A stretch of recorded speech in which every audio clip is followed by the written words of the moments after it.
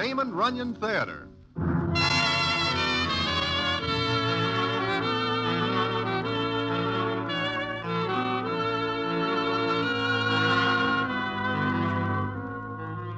Once again, the Damon Runyon Theater brings you another story by the master storyteller, Damon Runyon.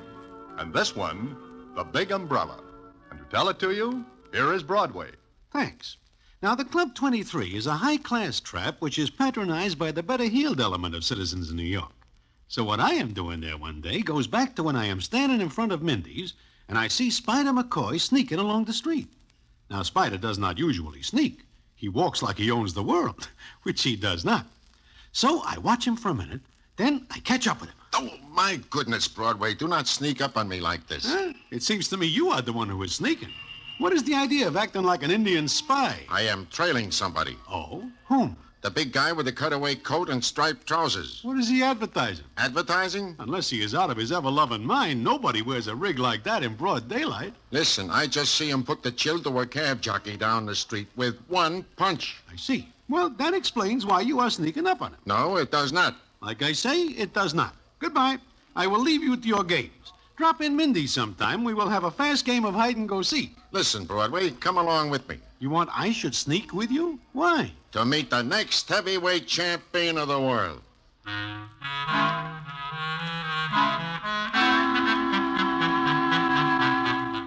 With that, Spider grabs my arm, and we sneak down the street, following the big guy in the wedding outfit. But now I know why Spider is doing it. Anytime he sees a male human being who weighs an ounce over 175 and is just a shade taller than a short midget, he has got himself the next heavyweight champ of the world. But someday he might turn up a winner, so I go along with it.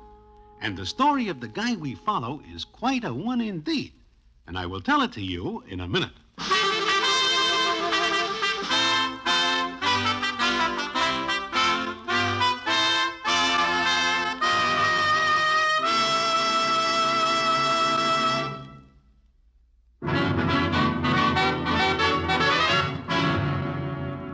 And now, back to the Damon Runyon Theater and the famous story, The Big Umbrella.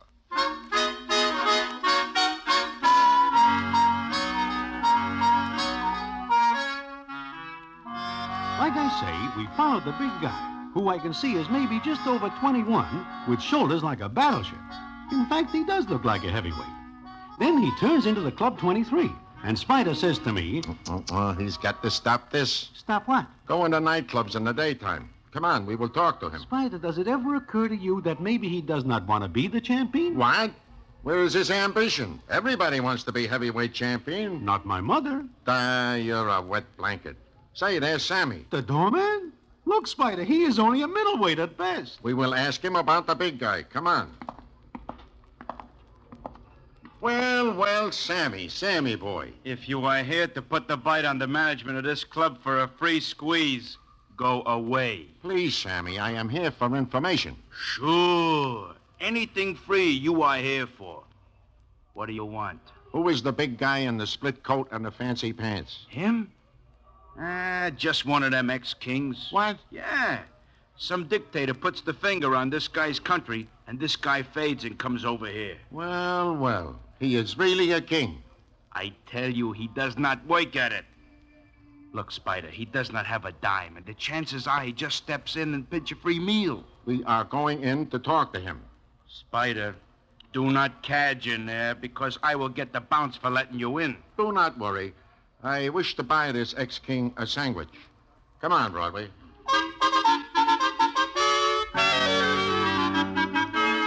So I follow Spider inside. We spot the big guy sitting alone at a table. He is not a bad-looking citizen at all. In fact, he is the kind of a guy a doll would go for. Spider takes me by the arm, and we go to the ex-king's table, where the scene is as follows. Well, Your Majesty. Fancy finding you here, of all places. Good afternoon. I know you, yes? Not yet. My name is McCoy, Spider McCoy, and this is my friend Broadway. Sit down, Broadway. Yes, please do. Sit down, yes. Look, Your Majesty. My name is Jonas. I am no longer anybody's majesty. Okay, Jonas. I will get right to the point. I am hungry. There it comes, Spider. How hungry? I ate yesterday. Yesterday morning. Nothing since? No. Leave us go, Spider. Wait a minute. I tell you what, Jonas, you listen to me for a minute, and I will take you home with me for a good home-cooked meal. How about it? We will talk on the way, yes? Spider, this guy is not only hungry, he is ready to eat hay if necessary. Jonas, sit down. Where do you live, yes? Not far. It will not take us long to get there, yes? I wish he would give us a chance to answer the questions. It will take us 5 minutes in a cab. And speaking of cabs, I see you put out that cab jockey a while back. That is a nice right you have got. Right? Jockey? Put out? I will start over. You hit the cab driver. Oh, that, yes. He is a big guy, but you put him out like a light. I am sorry. It's okay. Now, what does he do to vex you? Oh, nothing. You hit him for nothing? Jonas, that is no way to get along with people. You do not understand, yes? Yes. No. He runs from his cab. He is going to bump into me, so I hold out my hand. So, he runs into it, so he falls. Yes. You mean he knocks himself out? I am sorry, yes. Spider, you are now looking at the guy who holds the heavyweight championship for the shortest time in history. Leave us go. Yes, leave us go for the home-cooked meal. Wait. Jonas, look, you're broke, yes? Now you are doing it. Jonas, is that right?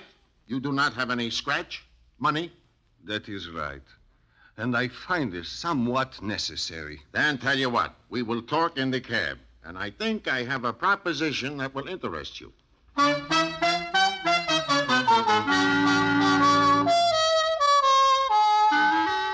the ride in the cab ends with Spider talking ex-King Jonas into prize fighting. He tells Jonas there are millions waiting for him. And this pleases Jonas, because he says that now he will be able to snap his fingers at this dictator, whose name turns out to be Poltaphus. Then we get to where Spider lives.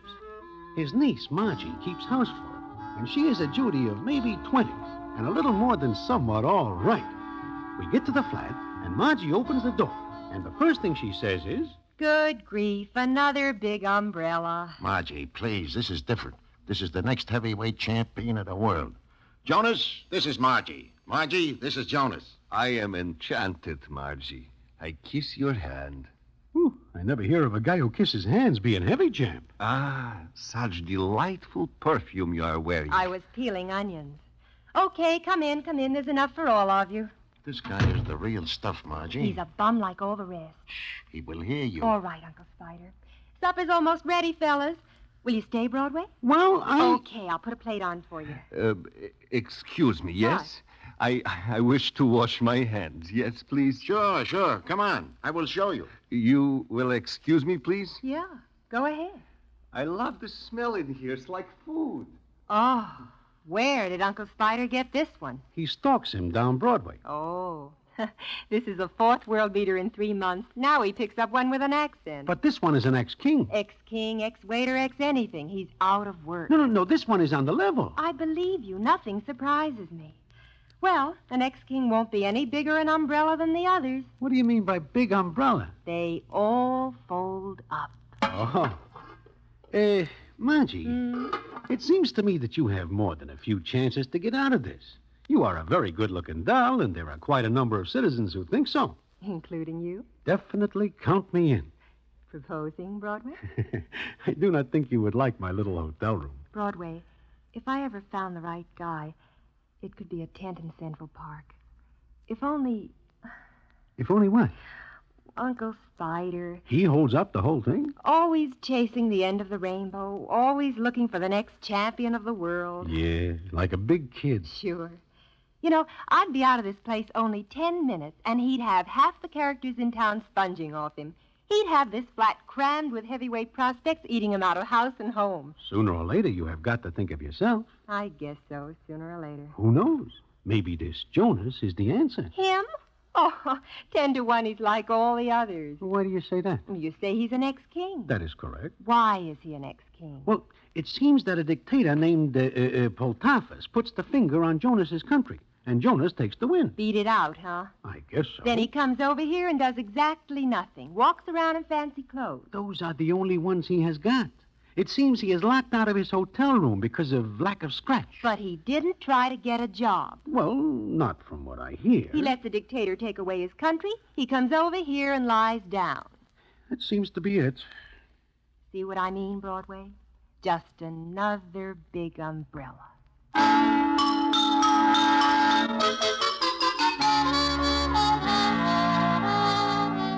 Well, Spider starts to train Jonas. Then it comes up a month later, and Spider puts Jonas in the ring. Jonas wins. Not because he is a world beater, but because Spider picks the opponent with Ever-Lovin cab. This happens again and again. And what is more, the crowds go to see Jonas because they like the idea of watching an ex-king in short pants do his stuff. I admit he looks good, and the dolls go for him because he is more than somewhat handsome. Then it comes up 5 or 6 fights later, and we are all in Spider's flat celebrating another victory.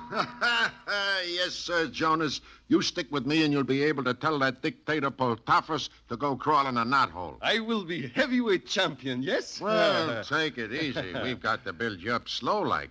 I do not want to rush this. The fans are beginning to ask for better competition for Jonas, Spider. Let 'em ask. Jonas is my boy. Sooner or later, you gotta find out if he can take it. The one that win over anybody I fight, yes? Sure, you won all right, hands down. Then I am good, no? Oh, yeah, good. Margie, what is eating you? Nothing, Uncle Spider, nothing at all.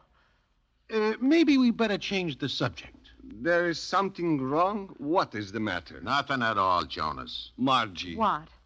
Sometimes I think you do not like me, yes? Sometimes you could be right, yes. Look, let us do like Broadway says. Change the subject. Sure, change the subject. But how long do you think you can string this out? Meaning what? You know what I mean, Uncle Spider. What is all this talk? Just that, Jonas. Talk. Margie, drop it. I won't. One setup after another for this big umbrella. You know the fans just go to see him because he's an ex-king. What is this you are saying? Nothing. Forget it, Jonas. See if he can take it.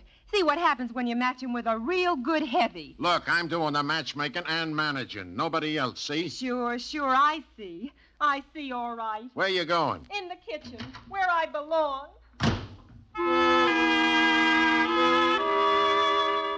And with that, Margie disappears into the kitchen. Now, I figured there is something wrong indeed. And what it is, I will tell you in a minute.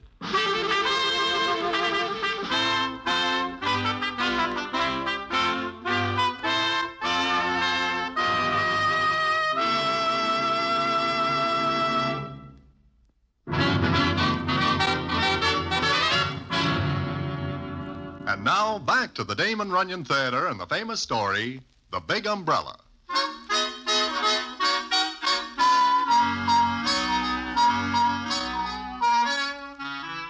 Like I say, Margie fades into the kitchen. I tell Jonas and Spider to wait a minute, and I go into the kitchen. And what I hear there is... No, All right if I come in, Margie? no, leave me alone. This is no time to be alone, doll. Oh, Broadway. Sure, I know. You know what? Lots of things. Beginning with the fact that you are more than a little in love with Jonas. It's that plain, huh? To me. But I see farther than the ends of a heavyweight. I have to go and fall for a guy like that. Well, there is no accounting for what makes people do things. However, there is nothing wrong with what you do. He is a nice-looking guy. A big umbrella. You do not know that for sure. That's just it. I don't know anything for sure. Of all the guys for me to fall for, him. He never did a lick of work in his life. He gets run out of his own country instead of standing up for his rights. I can say nothing about that. Well, I can. And he's fought nobody but setups, Broadway. He's a meal ticket for Uncle Spider, and he hasn't got sense enough to see it. Look at it this way, doll. He knows nothing about the fight game. He thinks he is a world beater. What'll happen when he meets a real heavy? Maybe he never will. I gotta know, Broadway. I gotta know what's inside him. If I'm in love with a guy, I want to know if he can take care of me when things are tough, or if he'll fold. Yeah, I see your point. Who is it? It is Jonas. I may come in, yes? No. Sure he can. Come on in, Jonas. I may come in, yes? Where is Spider? He went out for something. What do you want? I guess I will leave. No, don't leave.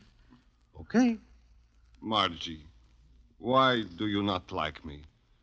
Is it that I do something to make you, what do you say, sore at me? No.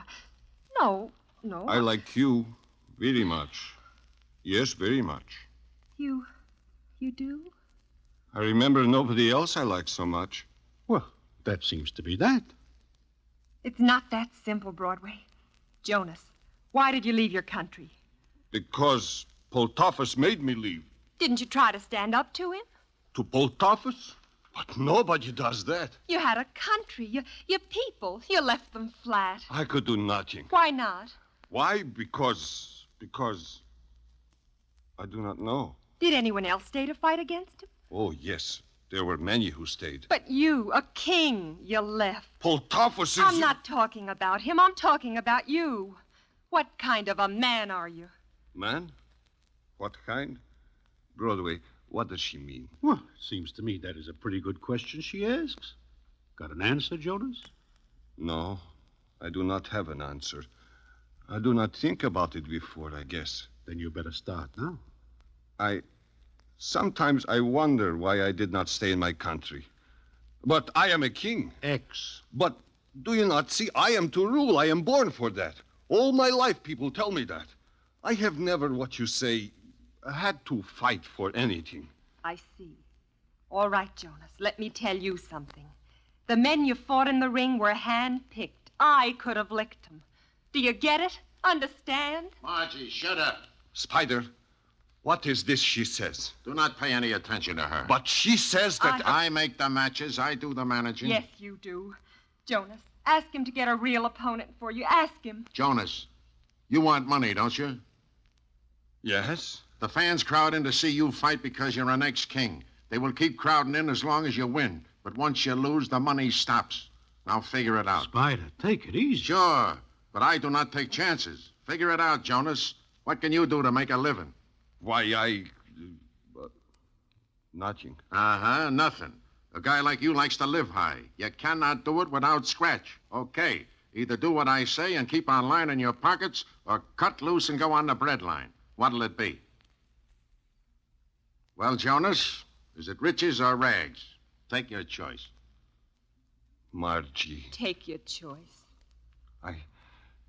Spider, I will do what you say.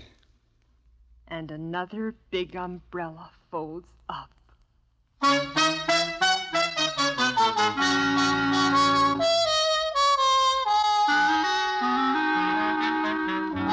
So it goes.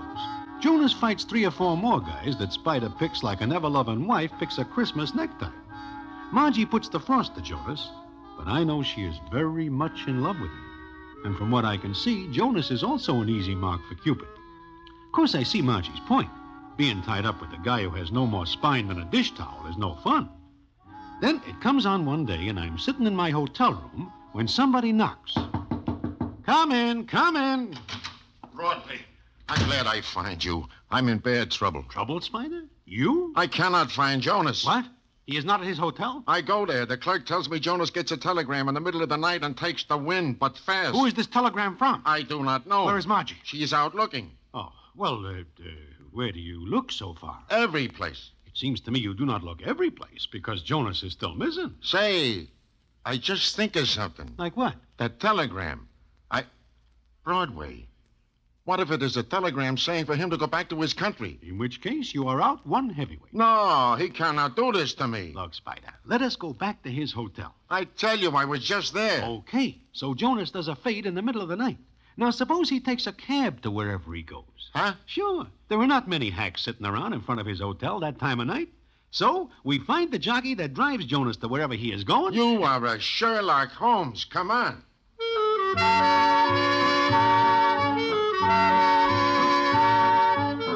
And that is what we do. It takes us 20 minutes to find the hacky, and he tells us that Jonas seems in a big hurry to get to a classy apartment house way out in Washington Heights. Spider has it no other way than we all go out there. I do not approve of this because it seems to me that Jonas is a big boy now. But I, Margie, and Spider find ourselves a half hour later standing outside an apartment door listening to something going on inside. No, it is impossible, I tell you. Impossible. You will do as I say. It is the only condition. The only one? Yes, Your Majesty. That is Jonas in there, all right. And who's the other man? I will get you 10 that it is Poltophus. What is he doing here? He is trying to rob me. Uncle Spider, let's get out of here. No, I'm not going to let them steal Jonas from me. Let's go. Wait a minute. What are you doing? Taking a peek through the keyhole. What do you see? There was a guy in there, guy about 7 feet tall and just as big around. What is happening? Nothing. If that is Poltafus, he is wearing about 9 bushels of beard. I do not care if he needs a shave or not. What is happening with Jonas? He is just sitting there. Poltafus is looking at him. And there is a Judy in the room, too. A girl? What does she look like, Broadway? From what I can see, she is shading 40 and looks like Poltafus. With a beard? That is all she is missing. They are all just looking at each other. Now Jonas is going to stand up and... Broadway, what is it? I see enough. Poltafus gives Jonas a shove and pushes him back in the chair. And Jonas? Broadway? Jonas? He stays in the chair. I think we'd better go. No, Jonas has a contract with me, and I'm going in there. You cannot. But I am, and if the door is locked, I will break it in. Hey, you Margie. Spider. What is going on in here? Jonas, what is all this? Who are you? What do you want here? I want my boy Jonas. Your boy? Your Majesty, who are these people? They are friends, Poltafus. So? Get out of here. Get out, or I will throw you out. He looks plenty big enough to throw us out and have something to spare. Spider, Margie, please go. There's nothing you can do here. I guess not. Now, wait. I want to know what the pitch is. They want me to go back to my country. The people want me back. Do you want to go? I wish to do what my people want. Then what is the argument? But first, Poltafus wants me to marry his sister. What? That Chromo? You call my sister? I get it. You marry her, Poltafus has got an in, even if you are king. Yeah. You're crazy. You can't do it. I have had enough of this stupidity. Now, get out. Get out. No, they will stay. What? What? You dare to contradict me? I do not love your sister. I cannot marry her. Why not, Jonas? Why not? I love Margie. Jonas. Yes, I do. I will not marry that Chromo. Jonas, you have insulted my sister. Get away from my boy. Keep out of it, Spider. But keep out of it. Yes, keep out. Well, Jonas, you will apologize. And you will marry her. No. Jonas! That will teach you to fall in love with a commoner. You hear that? He calls Margie a commoner. I will cook him. Stay out of it, Uncle Spider. You will apologize, Jonas. Please go. Margie, Spider, Broadway, please go. Yes, it is all over. Yeah, all over. Margie, wait. I love you. Sure. I won't marry her. I won't. I do not think he will get up this time. Oh, he's killing my boy. Hit back, Jonas. Hit back. Hit back. I will not marry her. We will not argue about it. Oh, Jonas, fight back, fight back. Block the punches, Jonas. Block them. Jonas, keep jabbing your left. He's a sucker for a left. Keep jabbing. The old one, too, Jonas, the old one, too. Poltafus is too big. Somebody call the cops. No, let him go. He is down again. Somebody give me a gun. Finished, Your Majesty. No. Come on, Poltafus. Come on. Hurry. Why? Who says the kid cannot take? He takes enough to ruin a dozen heavies. Oh, Jonas, that's enough. Don't.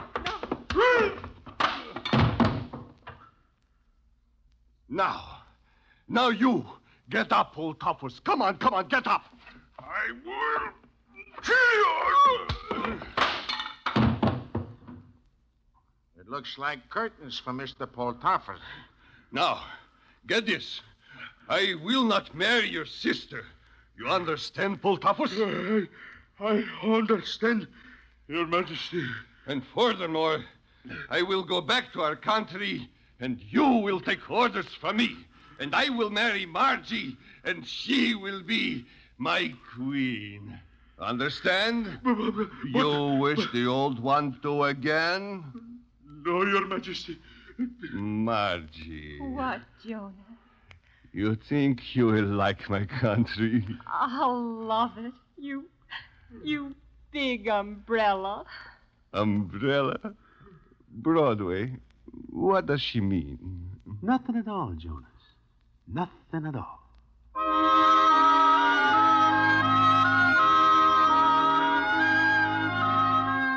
So that is that.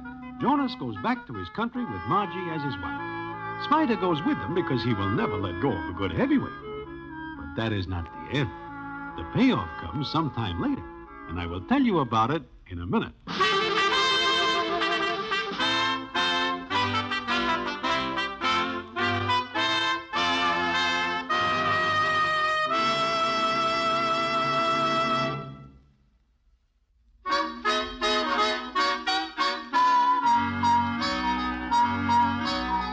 Well, it is a long time later, almost a year, in fact, that I am sitting in Mindy's when I look up, and who is standing there but Spider McCoy? He sits down and says, Well, Broadway, how are you? Great, Spider, great. But you? Fine, fine. It is almost a year since I see you. How are Jonas and Margie? First rate. Happy and ever-lovin'. Well, I suppose you come back here to stay, huh? Oh, no, I'm just here for a week. I am importing heavyweights to Jonas's country. You are doing what? How is the crop? Not so good. I do not see a one who can beat Kid Poltafus. Say that again? Sure, I make Poltafus heavyweight champ of Jonas's country. Well, well, well. So you manage a champ at last. Uh-huh. Well, I just dropped in for a minute. I've got to meet my wife. Spider, when does this happen? Oh, when we get to Jonas's country, I marry Poltafus' sister. That Chromo? Excuse me. Oh, she is all right. She's very quiet and a fine cook. But how does it happen you marry her? Well, I see a great heavyweight prospect in Poltafus. But he will not sign a contract with me until I marry that his sister.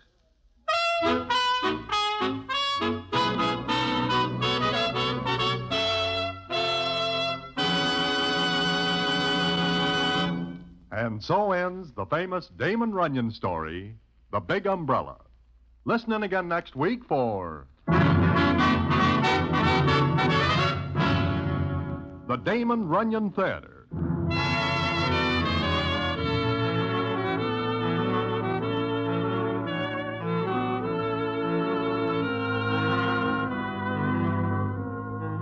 The Damon Runyon Theater, with John Brown as Broadway, is directed by Richard Sandville, and the stories adapted for radio by Russell Hughes. Vern Karstensen is in charge of production.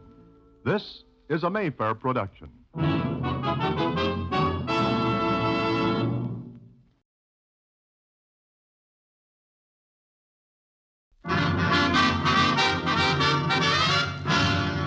The Damon Runyon Theater.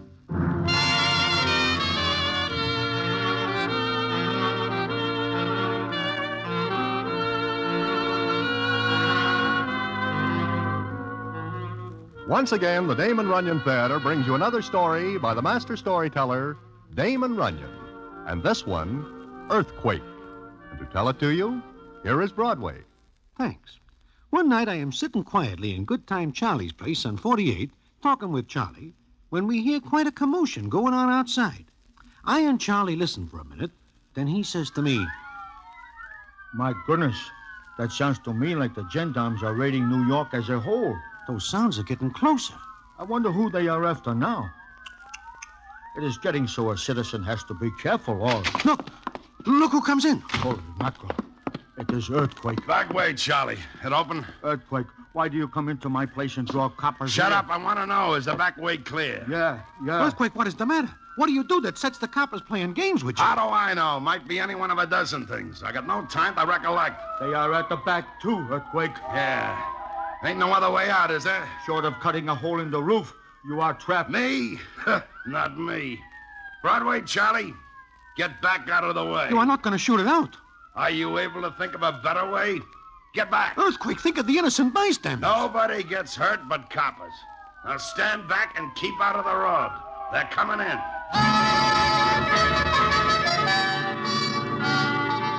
What else is there to do? I and Charlie duck down and wait for the party that is coming up. Earthquake pulls 2 Roscoes from his waistband, sizes up the defenses he has got, and waits. And what happens, I will tell you in a minute.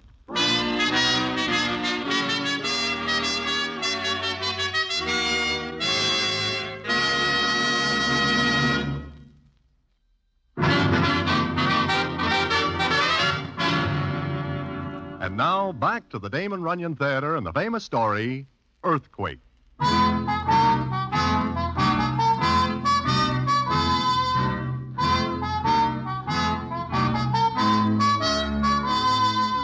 Like I say, Earthquake decides to shoot it out. And I say right here and now that I wish no part of being a copper when Earthquake is doing the shooting it out. In the first place, he is never afraid of anything. In the second place, he gets his name Earthquake because he is the strongest, biggest guy in the world. I think about this while I watch him and wonder if I will read the morning papers ever again. Get ready, Broadway. Here they come.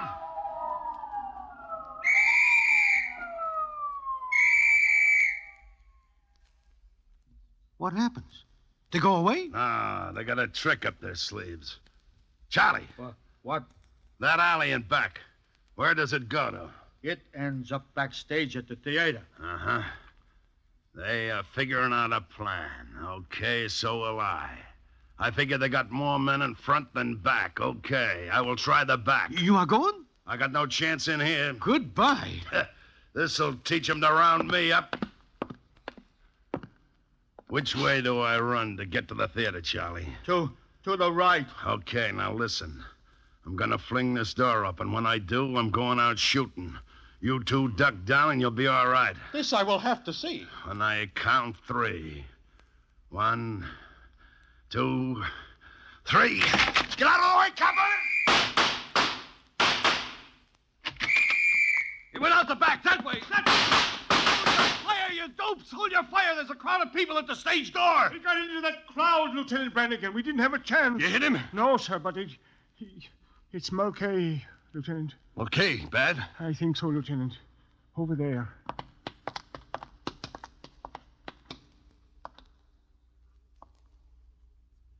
Mulcahy. Bad, Lieutenant. Just as bad as it could be. Johnny Brannigan. Huh? Oh, Broadway. Okay, he's dead, huh? Yeah. An earthquake got away. Johnny, we can do nothing. He comes in It's here... okay, I know. O'Brien, Yes, sir. take care of this, will you? Yes, sir. Mulcahy. A wife and 2 kids, Broadway. Yeah, I know. Killed by a no-good... Charlie, What, Johnny? where's your phone? Right over there. Thanks. Broadway, New York will be too hot for Earthquake now. He'll leave. He'll get out somehow. But so help me, Hannah, I'm not going to let any other cop in the world get him. I'm going to bring him back myself if I have to turn in my shield and do it on my own. So help me, Mulcahy. And when he says that, Johnny Brannigan's face is not good to look at. He is a tough copper at best, but the way he looks then makes me very glad my name is not Earthquake. Well, Johnny leaves after calling in a report, and the next I hear, he is going after Earthquake. The department gives him permission.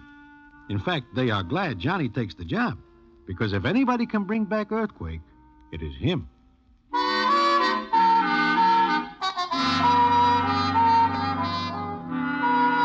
Well, 5 months go by, and I see or hear nothing of either Johnny or Earthquake. Until one day, I am sitting in Mindy's when who walks in but Johnny. He comes to my table and sits down. Hello, Broadway. Johnny, how are you? Fair. How's a sandwich? Fair. You are gone quite a while, Johnny. Yeah. 5 months, 2 weeks, 3 days. Uh-huh. Do you have a successful trip? I guess you'd call it that. I see. Do you care to join me in a sandwich? No, thanks. I'm a little off my feed. Yeah, I see you do not look so good. You have got very deep circles under your eyes. And you lose weight. Maybe you are sick, huh? In a way, yeah. Want to hear about it? I will listen. You're wondering about Earthquake. Well, I guess you can say that. I found him. Oh, I read nothing at all about it, Johnny. And I watch the papers every day since you leave. You'd have to read the official reports to get anything. Oh, I see. Where is Earthquake? Central America. Central... Okay, Johnny. If you do not wish to tell me, it is all right. I told you I'd tell you. And I'm telling you. As a civilian. A what? Johnny, you mean you are no longer on the force? I don't know. I have to wait until the chief finishes reading my report. Maybe I'll still have my shield, maybe not. It all depends. On what? On whether they think I got earthquake or not. Johnny, look, are you going to tell me what happens or not? Sure. Remember much about Earthquake Broadway? Oh, can I ever forget? He is the strongest guy in the world. Why, I remember the time in the Club 23 when he picks up little Mitzi in one hand and Harry the horse in the other and bangs their heads together like they were nothing but two very small dolls. Uh-huh. I once saw him bend the bars at the jail. Yeah, but why are you asking me all that? Because his strength is the reason I didn't bring him back with me. Johnny, are you or are you not going to tell me the story? Yeah. When I left New York, I got a lead that Earthquake went to New Orleans. I hopped a plane after him. Sure, he went by another name, even dyed his hair and raised a mustache. But there was one thing he couldn't hide, his strength. He was proud of it, Broadway. Liked to show off. It was as good as a perfect set of fingerprints. Well, in New Orleans, I got a lead. There was a girl I went to see. Who is it? Special delivery letter.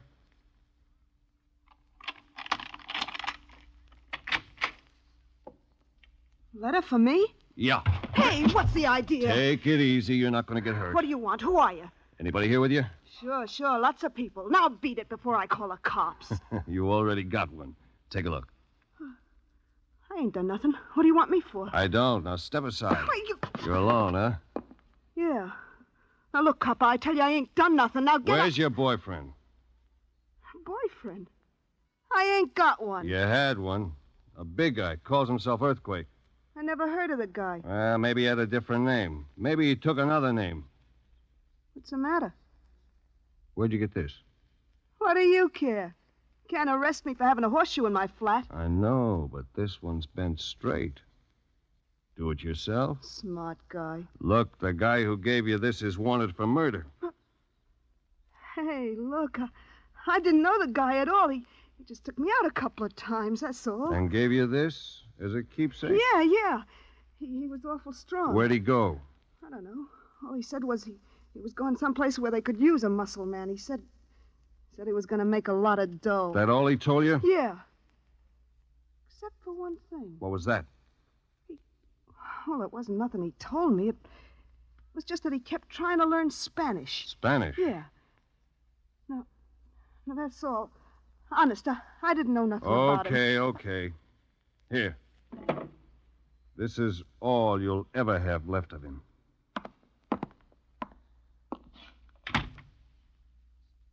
Just keep leaving clues, Earthquake. Just keep leaving them.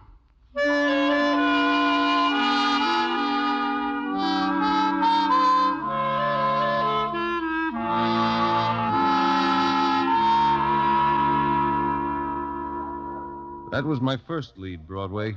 My first good one. You mean that Earthquake keeps trying to learn Spanish and says he is going someplace where they can use a guy like he is? Uh-huh. Yeah, but it still seems to me that you are looking for a needle in a haystack. Or maybe no needle at all. There are a million places Earthquake can go. Sure, I knew that. But I kept on thinking of Mulcahy. That kind of made my brain work better. I got an idea.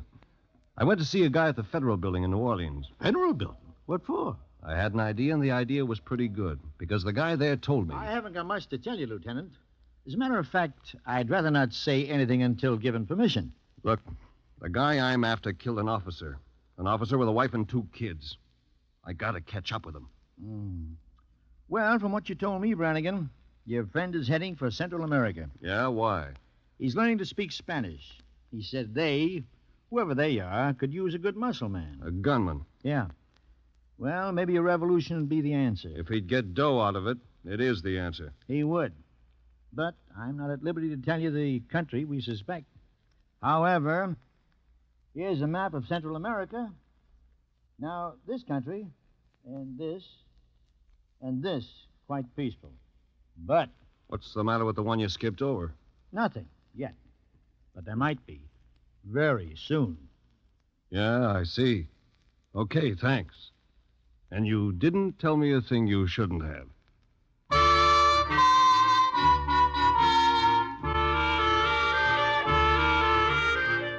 Well, that is the story Johnny Brannigan tells me so far.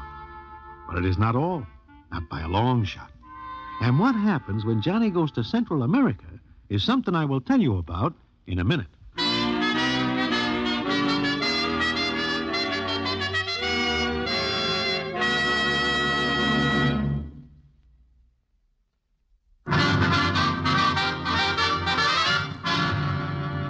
And now, back to the Damon Runyon Theater and the famous story, Earthquake.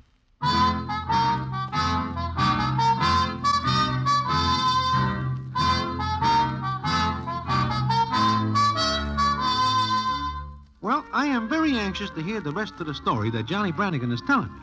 So I listen while Johnny goes on. So I went to Central America. It was hot, Broadway. Awful hot. That jungle was hot. Jungle? What are you doing in the jungle? I said I'd go through, and I did. The authorities knew a revolution was cooking, and they knew where to look for the guys stirring it up. Well, we're about 2 days in when the captain in charge says to me... Well, maybe this is as far as you should go, Senor Brannigan. Why? What's the matter? Oh, nothing, senor, but it might be dangerous. After all, I am responsible for you. Yeah. I got a responsibility, too. You want this man very bad. No es verdad? Yeah, I want him very bad. I see. But if you will wait here at this camp... No, I'm going in with you. You do not trust me, senor? Sure. But something might happen to Earthquake before I get to him. And you wish to take him alive, is that it? Captain, there's a very hot seat waiting for him in New York State. I'm saving him for that. Ah, yes, I see. Well, we had better be going then. That's right. I just can't wait to see Earthquake. I just can't wait.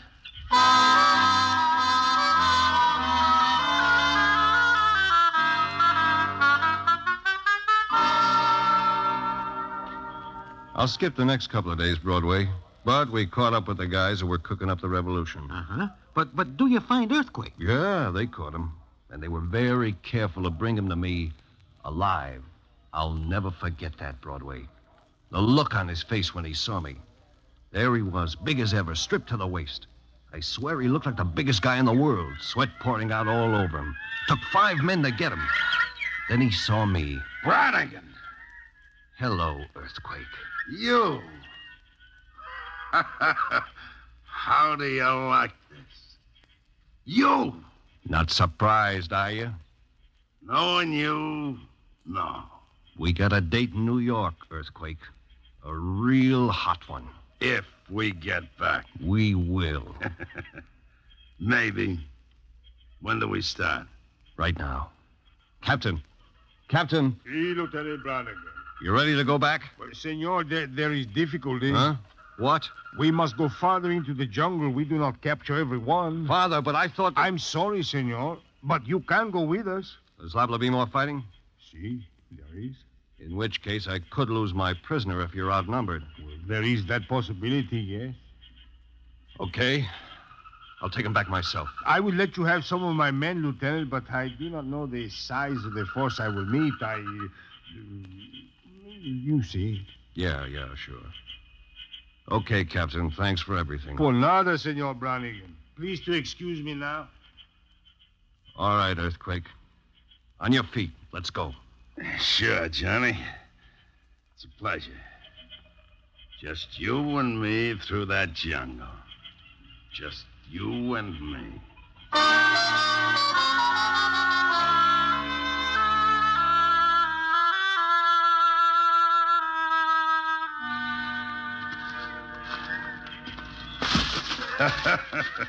Tough going, Johnny? Keep in front of me. Scared, Johnny? I can always put a hole in your head with this. But you will not do it, Johnny. Because you want to see me in the hot seat.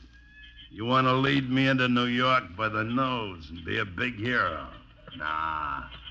You won't plug me, Johnny. Will you? Keep going. You know, I can walk like this for days. Just days and days. How about you, Johnny? Shut up. Even with handcuffs on, I'm doing better than you. I might even be able to bust out of these bracelets. Stop right where you are. Sure. What's doing, Johnny? Look, I'm going to take off those cuffs. Huh? Here, catch the key. Now, unlock those cuffs and don't take a step toward me. You'll plug me if I do? Yeah, but not to kill, Earthquake. Not to kill. I'll put one where it'll take you a couple of days to turn in your checks. Ever see that done? Sure. Okay, Johnny. Now what? Put your hands behind you. Slip the cuffs back on. You're making it awful tough on me. Like you did on Mulcahy's family. I ever tell you I was sorry I do that? Shut up! Put those cuffs back on. Sure, Johnny. Now drop that key. Drop it. Stand still with your back towards me. No, they're tight, Johnny. I locked them. Now, let's move. You're forgetting the key, Johnny. It stays right here. Because if anything should happen to me, I want to see you get out of this jungle with your hands locked behind your back.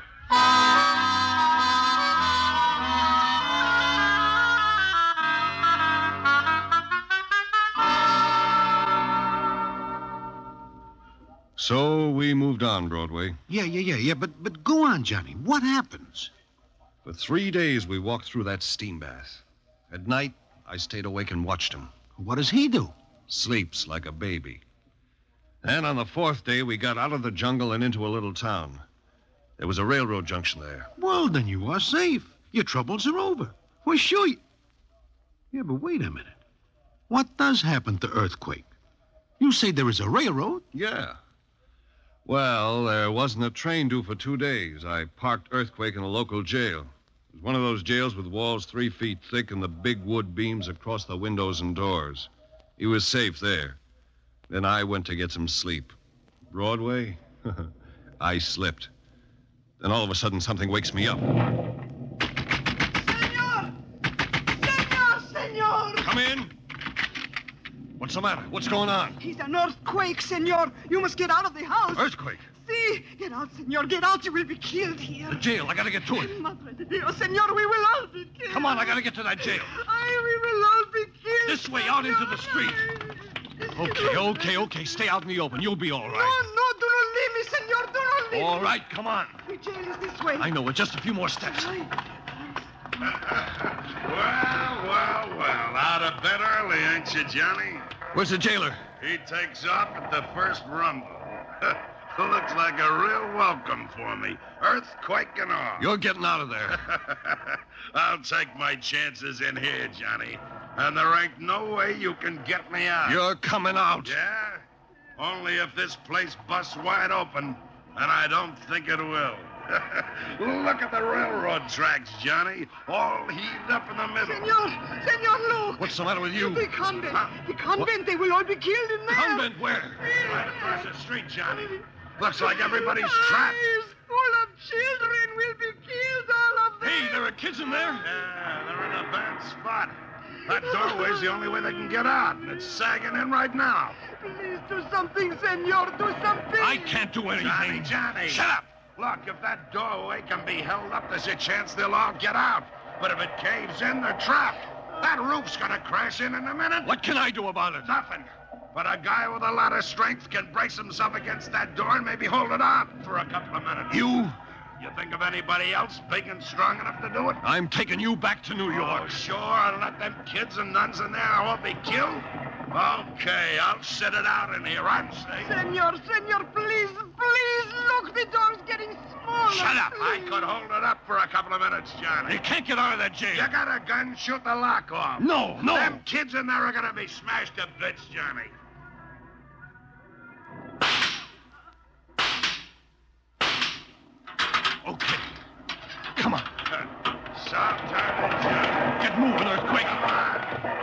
Maybe even you aren't strong enough. I can hold that up standing on my head.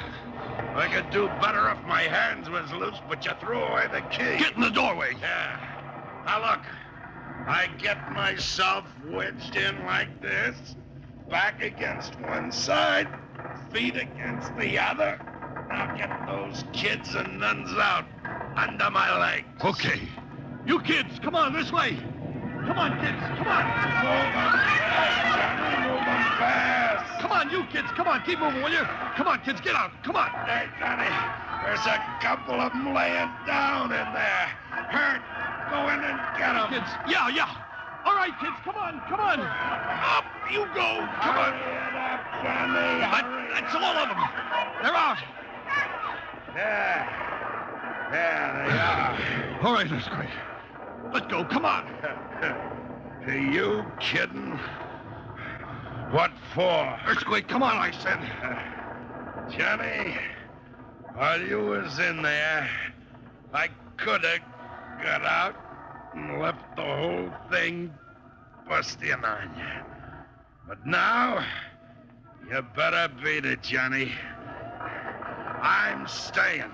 So you win after all, huh?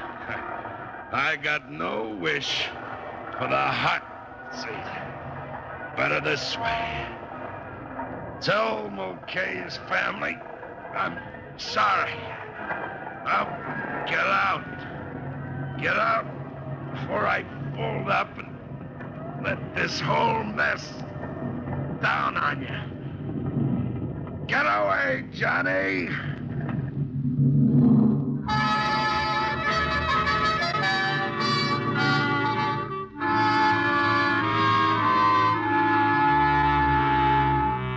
Well, that is the story that Johnny Brannigan tells me.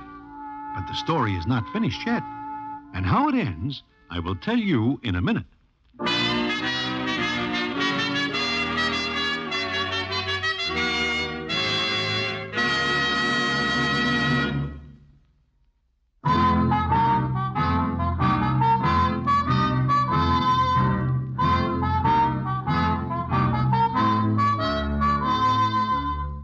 Well, Johnny gets up to where I tell you. Then he sits there for a minute before he says, So, that's it, Broadway. that is the end? Yeah. All but one... Excuse me, Lieutenant. Huh? Oh, what's up, O'Brien? Well, the chief told me to give this back to you. Hey, that is your shield, Johnny. Yeah, my shield. I guess the chief liked my reports. Okay, O'Brien, thanks. Oh, it's all right, Lieutenant. So I'm still on the force, even if I didn't bring Earthquake back with me. Well, look, Johnny, there is one question I would like to ask. Yeah? What is it? You and me know that Earthquake is a very strong guy. Now, you left him holding up that doorway like you say. Okay. It seems to me that knowing Earthquake, he is probably still holding it up. He is very strong. Yeah. So, you walk away without him. Do you put that in your report, too? Yeah. With just one more thing. And what is that, Johnny? As I walked away, Broadway, there was one more big shock. It was such a heavy one that when I looked back at the convent, I see even a guy as strong as Earthquake isn't able to hold it off.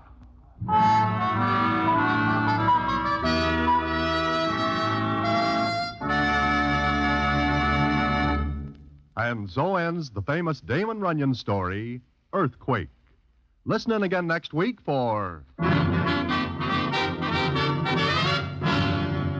the Damon Runyon Theater.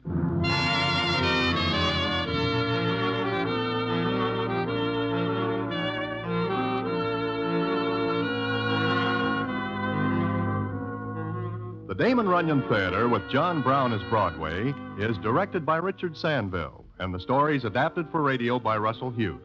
Vern Karstensen is in charge of production. This is a Mayfair production.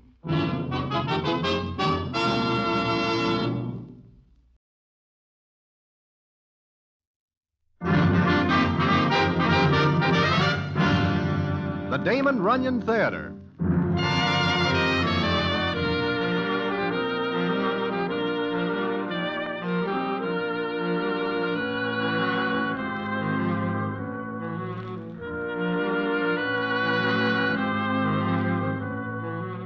Once again, the Damon Runyon Theater brings you another story by the master storyteller, Damon Runyon.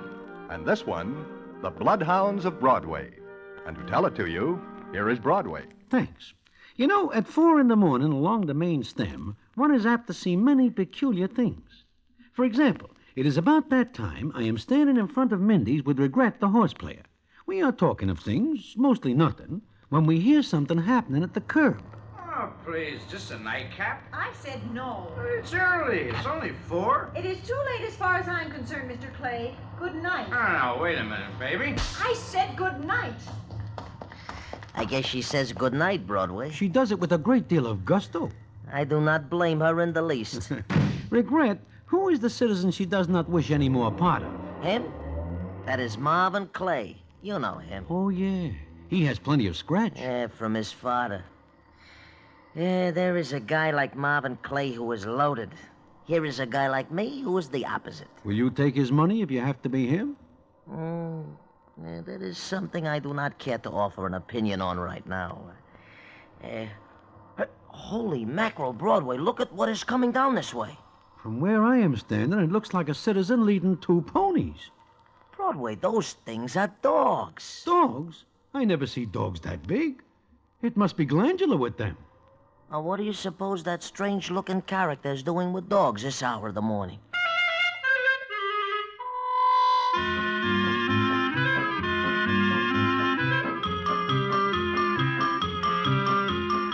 Well, we get our answer to that in a couple of seconds. Also, what happens with the dogs and Regret and Marvin Clay is more than somewhat interesting, because it includes the gendarmes, a shooting, and something that is strange indeed, which I will tell you about in a minute.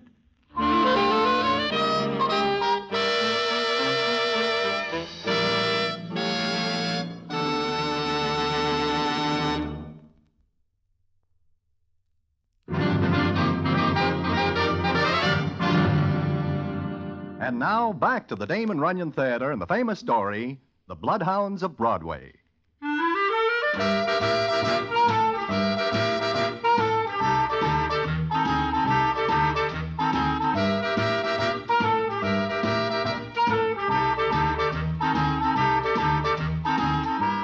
Well, like I am saying, Regret spots the dogs and the character who leads them with 2 long ropes.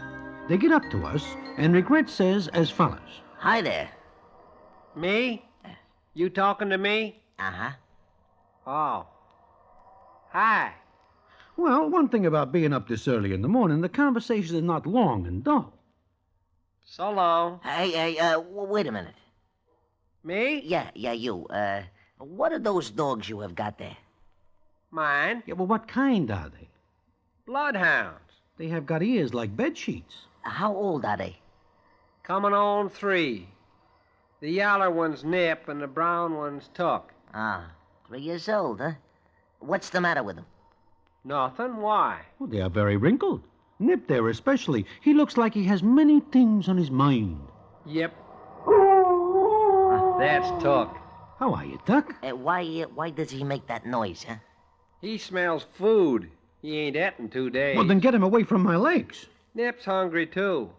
Come to think of it, so am I. Wait a minute. You mean these poor animals do not eat for 2 days? That's the size and passel of it, mister. I do not like to see animals suffer. What do they eat? Tain't particular. Long as it'll taste something like food. Nip is looking at me. I do not like that. Won't hurt you none, mister. Less'n you done something. They is man-tracking bloodhounds.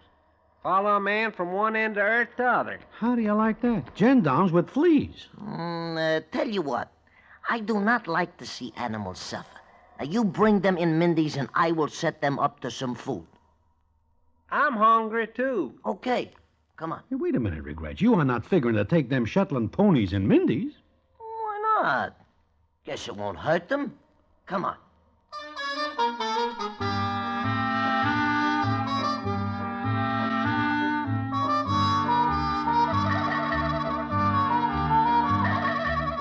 Well, several sirloin steaks later, plus borscht, goulash, soup, and various other articles of food, John Wangle, it turns out this is the citizen's name, wipes his mouth on his sleeve and settles back. Nip and Tuck are full, too. and are now sleeping with their ears over their eyes. Wangle tells us how he happens to be in New York with man-tracking bloodhounds from Georgia. Well, mister, I brung Nip and Tuck north with the old-time Uncle Tom's Cabin show. Show went plumb bust, and me and the dogs did, too. First meal I had in 2 days. Why do you not go back to Georgia? Got no money. Well, do you ever think of selling the dogs? Sell Nip and Tuck? Not on your life, mister. They is the finest man-tracking hounds in the country. Is there very much of a market for that work? Nope. Is there nobody you are able to write to? A relative? Well, yep, my uncle's a sheriff. But I can't write. Come to think of it, wouldn't do me no good to write him anyway. Why not? He can't read. I see. Well, what do you plan to do, Mr. Wangle? I don't know. Make out best I can, I reckon. Yeah, I hate to see animals suffer. Tell you what, Mr. Wangle, you drop by here now and then. I'll take care of the food. That's right nice of you, mister. Maybe me and the dogs will be able to pay you back someday. That's Nip. Dreaming again. Dreaming of tracking somebody down. Hi, and Nip. Nice. Mister, if you ever need anybody tracked down, just call on me and Nip and Tuck. We'll find whoever you want, no matter where. Uh-huh. Meantime, where do you live? Well, we been staying at a public park north of here, but seeing as how Mr. Regret has taken an interest, I figure maybe moving in closer to town will be just about right.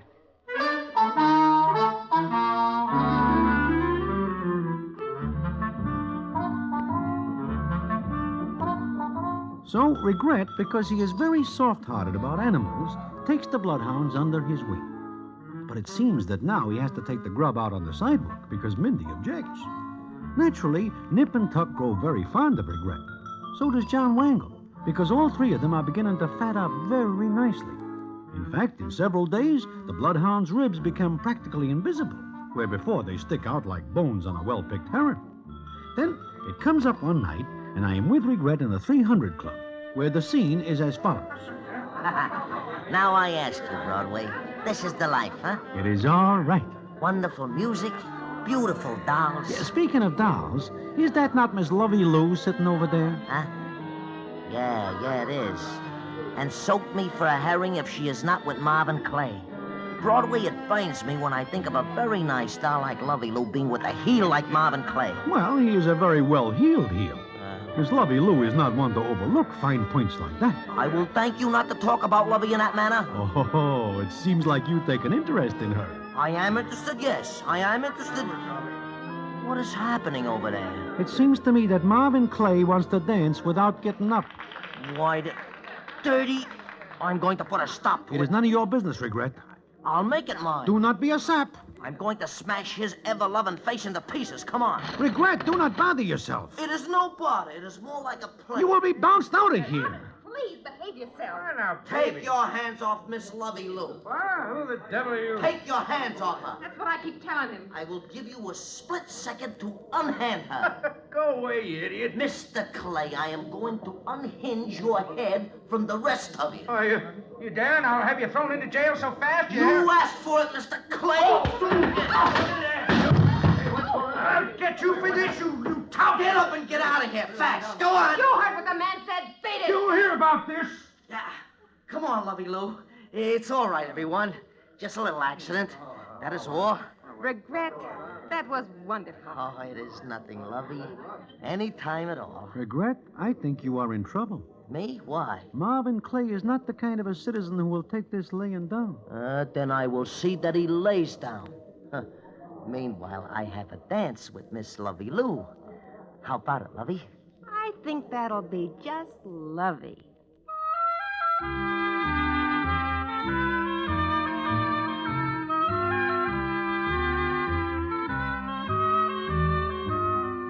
It will be just lovey, she says.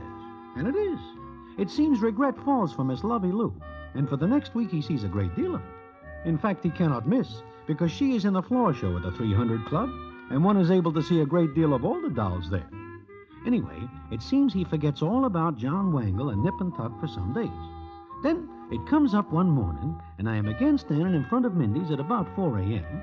when I see somebody coming toward me. And who is it but a police inspector by the name of McNamara? And he says to me... Morning, Broadway. Good morning, Mac. What brings you out before the sun? Trouble, nothing but trouble. What is this particular trouble? Looking for a friend of yours. That gives you trouble? In this case, yeah. Broadway, where's Regret? Regret? Why, I do not see him for almost a week. In fact, it is about a week. Sure? Sure. Well, I guess you're telling the truth. Is there any particular reason you are out this early looking for Regret? Well, yeah, I guess you could call it a particular reason. I see. Like I say, I do not see him. Yeah, like you say. Guess I gotta tramp all over town to get him. Oh, he could be in any one of several hundred places. But you do not yet tell me why you look for him. You know Marvin Clay? I hear of him, yeah, but I am not on speaking terms. Have a fight? No, I just do not know him well enough. I see. How about Regret? Regret? You remember Regret. We just talked about him a couple of seconds ago. What about him? And Marvin Clay? Well, it seems that Regret and Clay had a few words about a week ago. And from what I heard, Regret gave Clay 5 fingers in a knot. So? So about an hour ago, I got a call to see a man who was shot. Shot? With a gun? It seems reasonable to draw that conclusion. Seeing as how there were some holes in Mr. Marvin Clay. Clay? And Regret? I gotta ask Regret a few questions, and What is a steamboat doing up this far? Those are dogs, bloodhounds. Holy cats, look at the size of them. Morning, Broadway. Take it easy, Nip, now. Settle down, Tuck, settle down. Get those horses off the sidewalk. Yeah, you better run along, Wangle. He ain't here again, huh? No, he is not here, but he will be late. Now run along. Here, take this bob and buy something. We sure miss Regret. Regret? Regret the horse player? Best friend man a dog ever had. Wait a minute. You know Regret? Just slightly, Inspector. The dogs have a sniff in acquaintance. Shut up, Broadway. You. What's your name? Wangle. Why? These are bloodhounds, aren't they? Best man trackers in the whole world. Yeah. Well, now run along, Wangle. I told you to shut up. Wangle, these dogs know Regret pretty well. Why, I reckon Nip and Tuck could sniff out Regret from all the people in the whole world. Just suppose Regret had been someplace and had gone. Could these dogs track him down?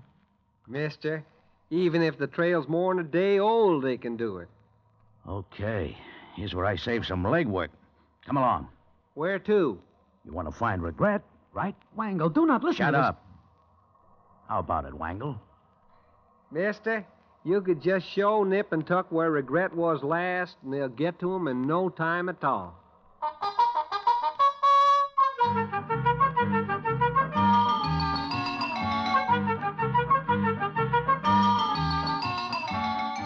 So, that is that. I figure Regret is cooked. And what comes after is something that the main stem will never forget. And how it ends is quite a story, which I will tell you in a minute.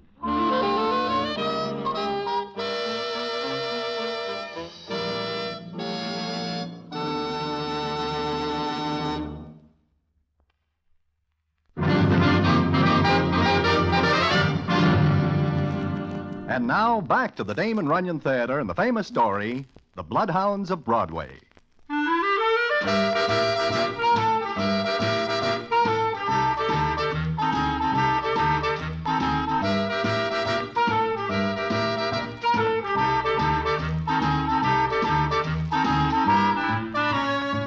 Well, there we go, off into the cold gray morning. McNamara has it no other way than I go along. I do not know why, but there I am at 4:15 a.m., tearing along behind Nip and Tuck, who are taken to the scene of the shooting. They sniff around, then both of them put out about a yard of tongue, dig in, and the next thing I know, we are a sight to behold indeed. Nip and Tuck are leading. Behind them is John Wangle holding the lead ropes. Then comes Inspector McNamara, and then me, followed by 10 gendarmes.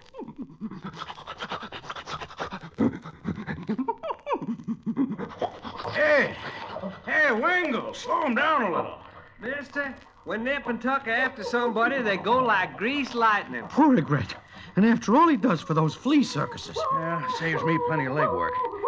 Wangle, sure those dogs are going in the right direction? Mister, they ain't never made no mistake in their whole life. If Mr. Regret went this way, they know it. If it is all the same to you, Mac, I will get off here. You're going along, Broadway. You're going to help me find it. Hey, they stop, mister. This is where Mr. Regret is. Why? There's nothing but an old garage. Can't help it, mister. Nip and Tuck know this is where he is. Quiet him down. Sure, Nip, Tuck. Quiet now. Easy now. Easy. What is Regret doing in this old garage? What do you think? Hiding out. Boys, spread out. Kelly, Rabinowitz, get around to the back. Burton, take 3 men, cover the sides of this place. Rest of you back me up when I go in the front here. Where do you want me, Mac? Home? Keep off to one side. Regret's got a rod. Now, careful, boys. You're going in after a desperate man. All right? Take off. Okay, here we go, boys. Wolf, kick open that door. If it ain't open, shoot it open.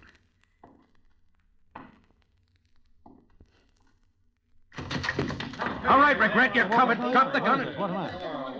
Stand where you are. Stand still, every last man of you.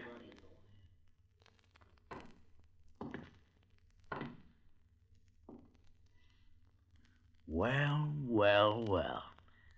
A crap game. Maybe you guys ain't read the law about it. But where is Regret? Mister, Nip and Tuck want to get going again. Mr. Regret ain't here, but he was. Yeah. Okay, we'll go in a minute. But first, I want to take down some names of certain citizens who are breaking the law by shooting craps. Line up. Line up and give your right names.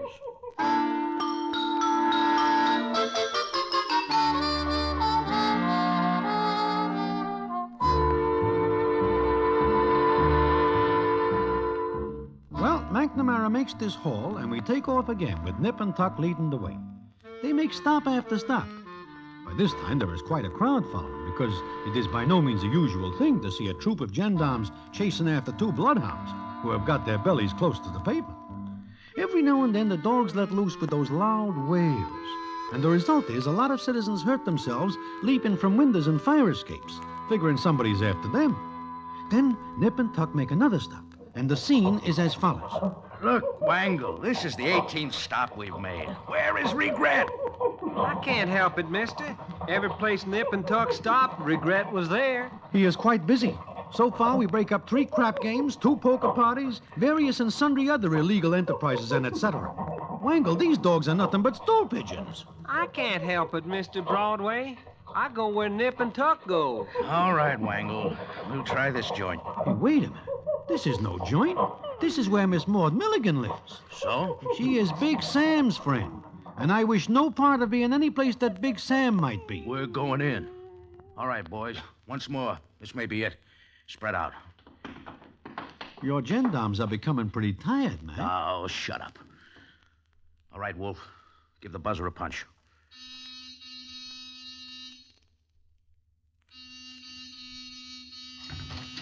Yeah, who is it? Open up, Maud. Inspector McNamara. Hey, what's the idea? Waking me up in the middle of the night. Open up or we'll break the door in. Take that chain off. You ready, boys? All right, Wangle, let him loose. Elephants! Wangle, quiet him down. Get him quiet. Nip, Tuck, down now, down. Settle down, boys. Well, those ain't no things to scare a girl with at 5 in the morning. You get him out of here. Where is he, Maud? You get him out. Huh? Who? Quit stalling. I want Regret. Are you kidding? Oh, I ain't heard nothing like that in my whole life. And he's looking at me. Listen, Maud, I want Regret. Guess he ain't here either, mister. What? Listen, Wangle. I can't help it. But they want to get going. Come on. Well, then you let them. And you, McNamara, I'm going to see my alderman, the mayor, and maybe the governor about this. No, You've got Maud. no right breaking in here and making a zoo out of my apartment. Look, I'm going to sue you. I'll have you thrown off the force. I'll see the newspaper boys and tell them how you go around with... Will somebody tell me what they are? Bloodhounds, Maud. Well, I ain't Eliza, and I ain't never been an ice skater. Now get out. All right, Maud, all right. Don't get sore. Just a mistake. Well, don't you ever make another one like it.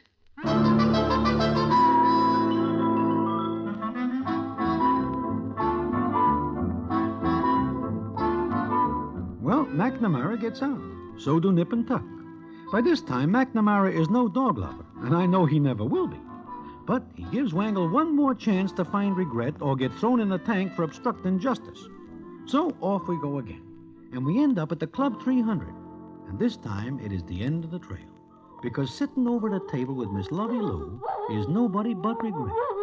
Nip and Tuck take one look, and before anybody knows what happens, they are across the floor and practically in his lap, licking his face. Mac is right after them.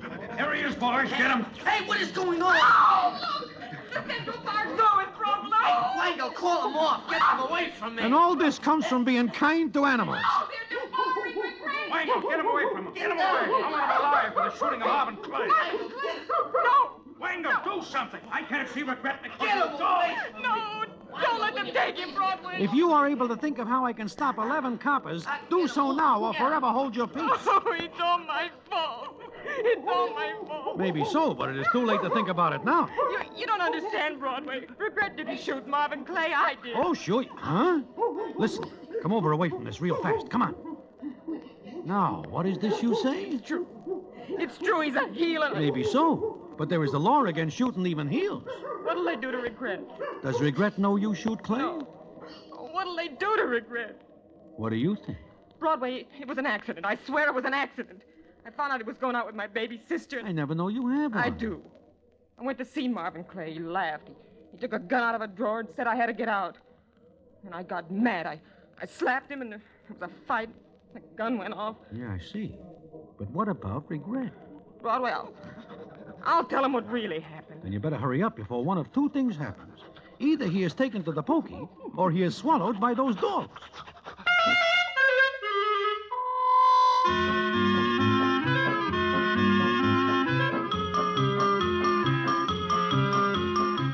Well, a few minutes later, they untangle Regret from Nip and Tuck. By this time, he is pretty done in. But Wangle says the dogs are just playing. Now, this is not the end of the story. In fact, there is quite a bit more.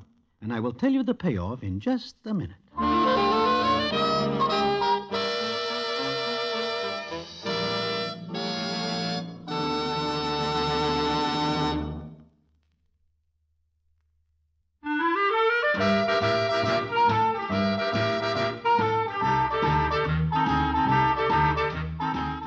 Well, like I say, Regret is untangled from the dog.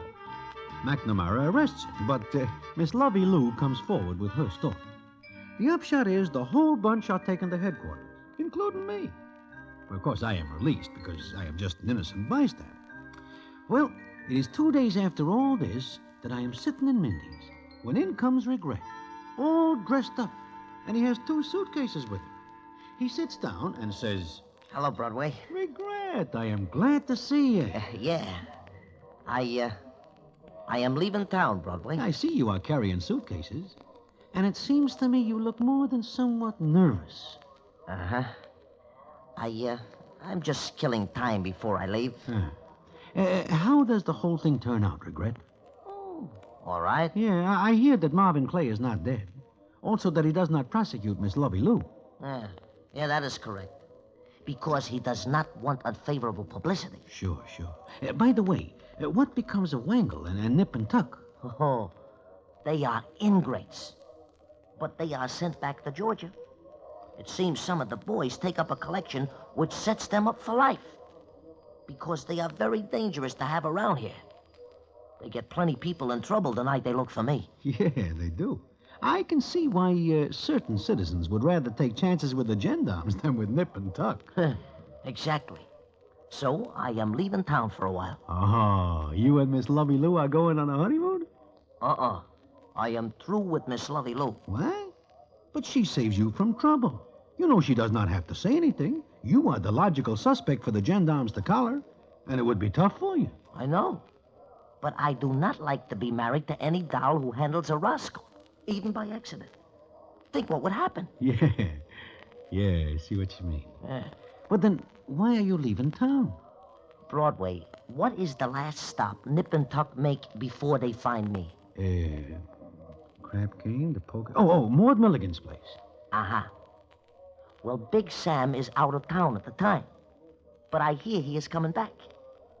Now, I am going to leave town for a while because Maybe if he hears about Nip and Tuck going to Maud's place, Big Sam might get the wrong idea.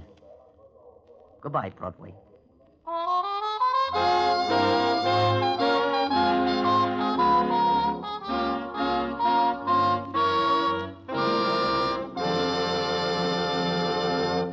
And so ends the famous Damon Runyon story, The Bloodhounds of Broadway. Listen in again next week for the Damon Runyon Theater.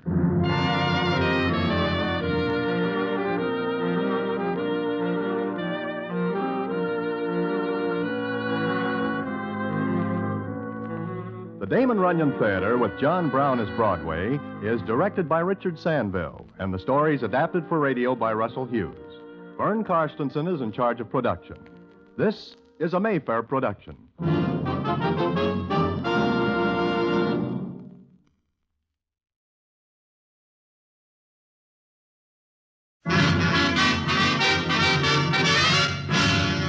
The Damon Runyon Theater.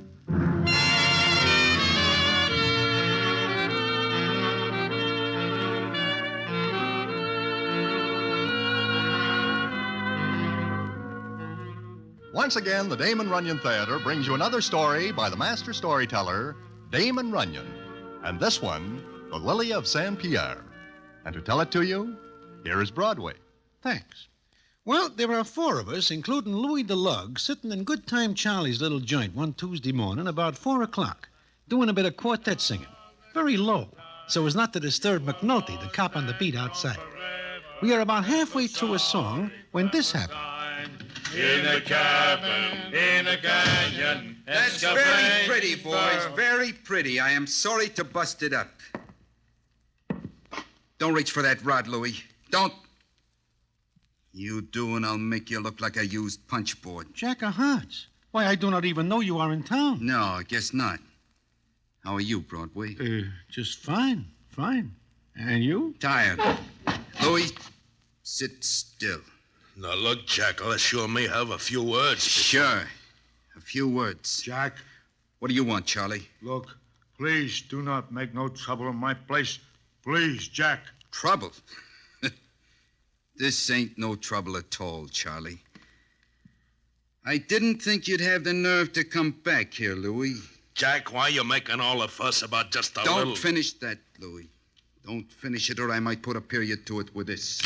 Jack, I ask you, please, not here. I come a long way to do this, Charlie. I ain't particular where it happens. You're crazy, Jack. You'll burn for it. It ain't worth it. No? Tell you what, Louis.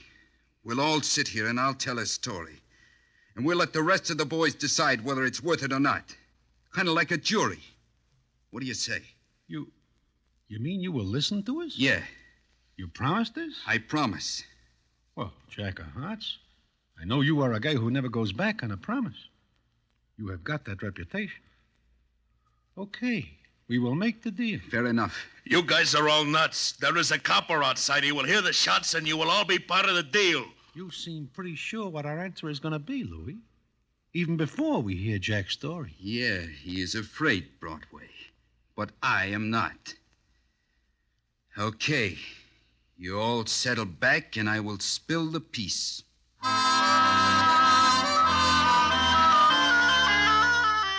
So there we sit, the six of us, and we wait for Jack to start his story.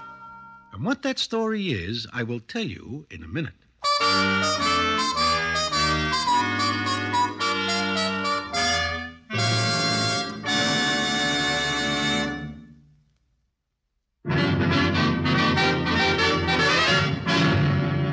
And now, back to the Damon Runyon Theater and the famous story, The Lily of St. Pierre.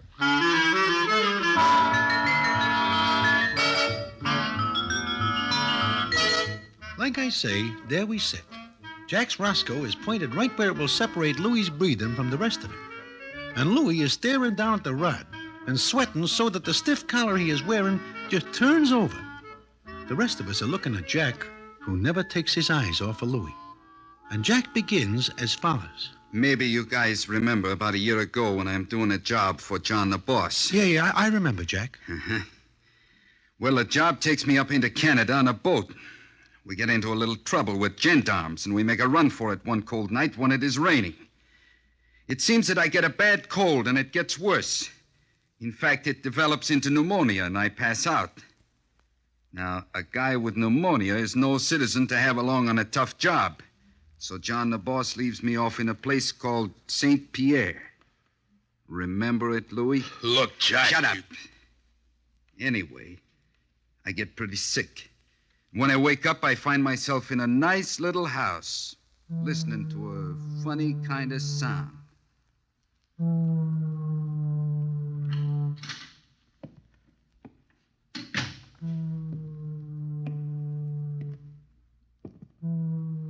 Don't come no closer. Ah, you are awake at last. Good.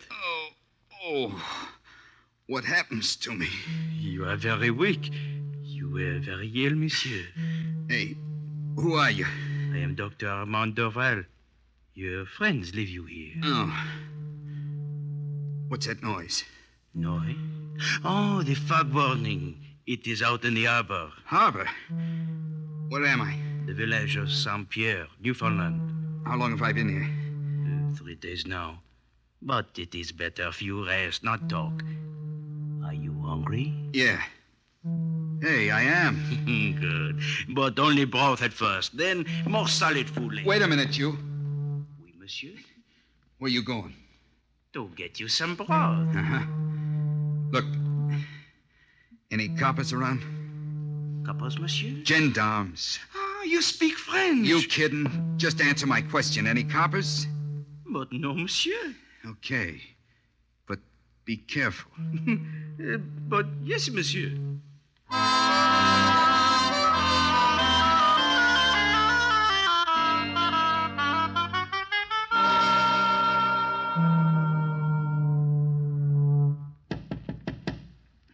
Who's it?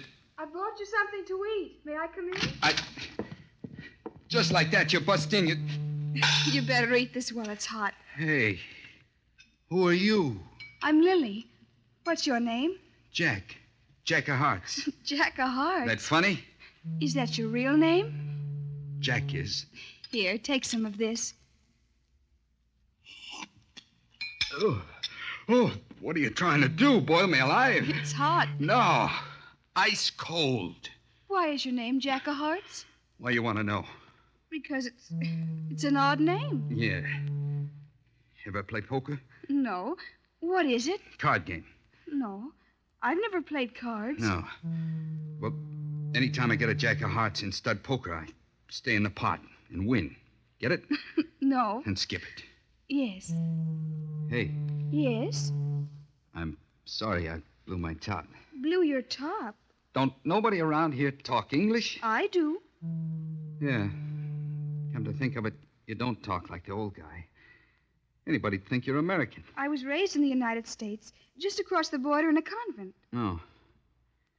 Say, who is the old guy? Dr. Dorval. Sure, he tells me that, but who is he? My grandfather. When my father was killed, I came here to live. Old man killed, huh? Run with a mob? What? Skip that, too. The broth's getting cold. Grandpa says you've got to eat it. Where's he now? Downstairs. Why? Just wanted to know.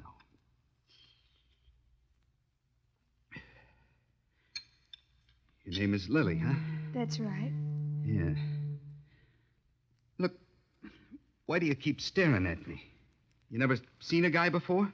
Not like you. I'm different or something? Yes. How? I don't know. You just look different. Will you stop gawking at me like I'm in a zoo? I'm sorry, but... But what? I won't tell you. Look, Lily, don't bring up subjects and then drop them. Why am I different? I guess it's your mouth. I'm sorry. I'll trade it in on something else. Maybe another pair of ears. You're angry at me. Me? Nah. Your mouth is hard. Why do you keep your lips pressed together? Because I breathe through my nose. Now, look, That's better. Now your mouth is like your eyes. Huh? Oh. Nice and pleasant.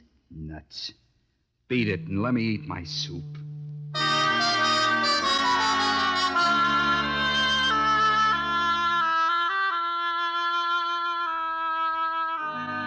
So that's how I meet Lily and her grandfather. You remember Lily, Louis. Jack, let's go someplace. Louis. The boys here got to hear the rest. Then they got to be a jury. We are listening, Jack. Sure.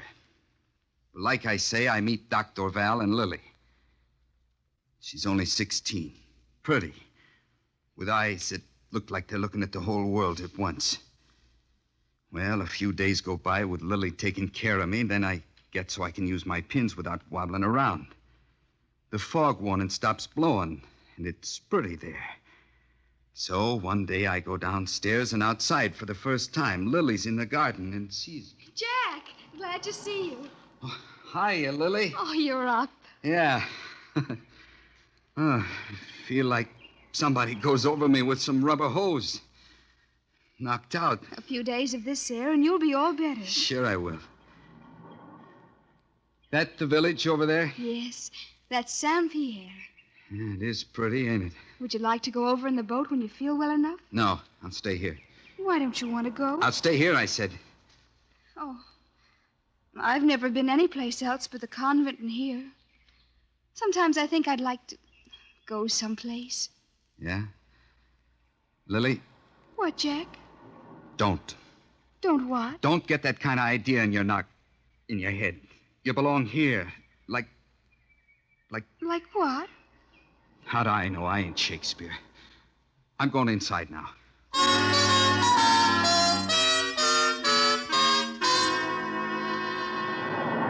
Good evening, Monsieur Jacques. Oh, Doc. I look for you. I miss our checker game. Sorry. Didn't feel like it tonight. You care if I sit by you here? Why should I? You like the view here, yes? Yeah. It is a lonely spot, but it keeps you company, mais non? You're as screwy as Lily. Half the time I don't know what you're talking about. I think maybe you are a lonely man, Jack of Hearts. Who wouldn't be in this? You like it here, yes? Sure. You pretend you do not, but you do. You got good eyes, Doc. Oh, I do not need eyes for that. When is it you fall in love with Lily? You get screwier and screwier. She's just a kid, 16. She is a woman. I like you, Monsieur Jacques de Coeur. What? Your name in French. What makes you think I fall for her? It is true, oui? No. You do not lie well, Monsieur Jacques. I like a man who does not lie well. As though he is not accustomed to doing it. Brother, have you got me pegged wrong? What? You don't know me, is what I say. I know that you are brought here very sick. I know that the men who bring you here are very hard men.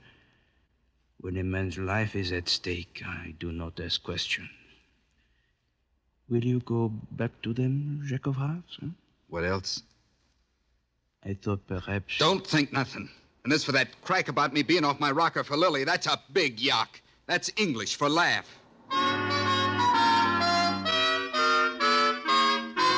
Well, that is the story Jack of Hearts tells us so far. But there is more. Lots more. And what happens, I will tell you in a minute.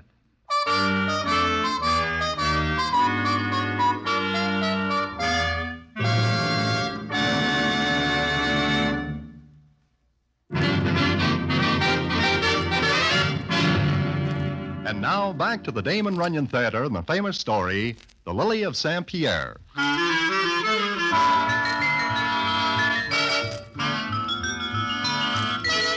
Well, we still sit there looking at Jack of Hearts, who never takes his eyes off of Louis the Love. By this time, Louis's collar is nothing like a collar, and his eyes are looking so hard at the rod pointing at him that they look like glass marbles.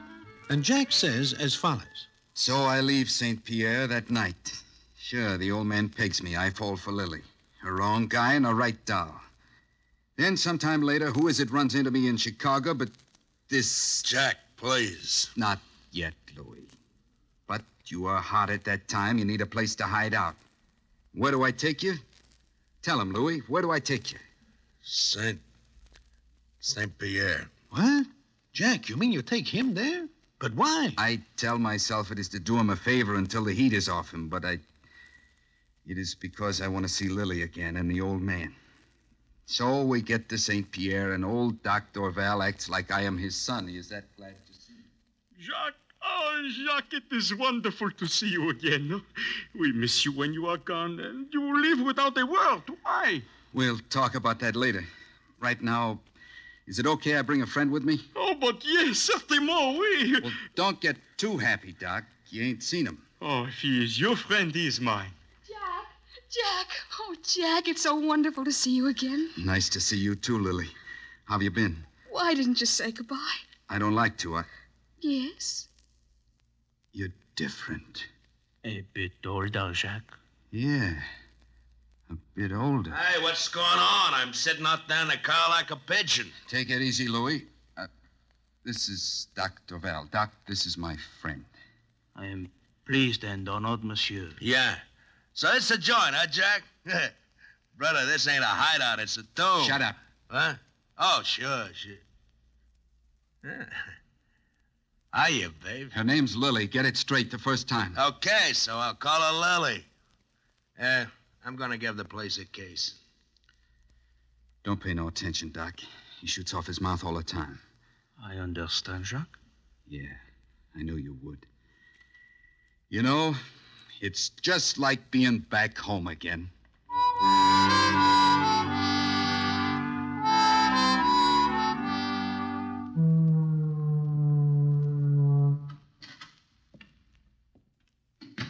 Louis?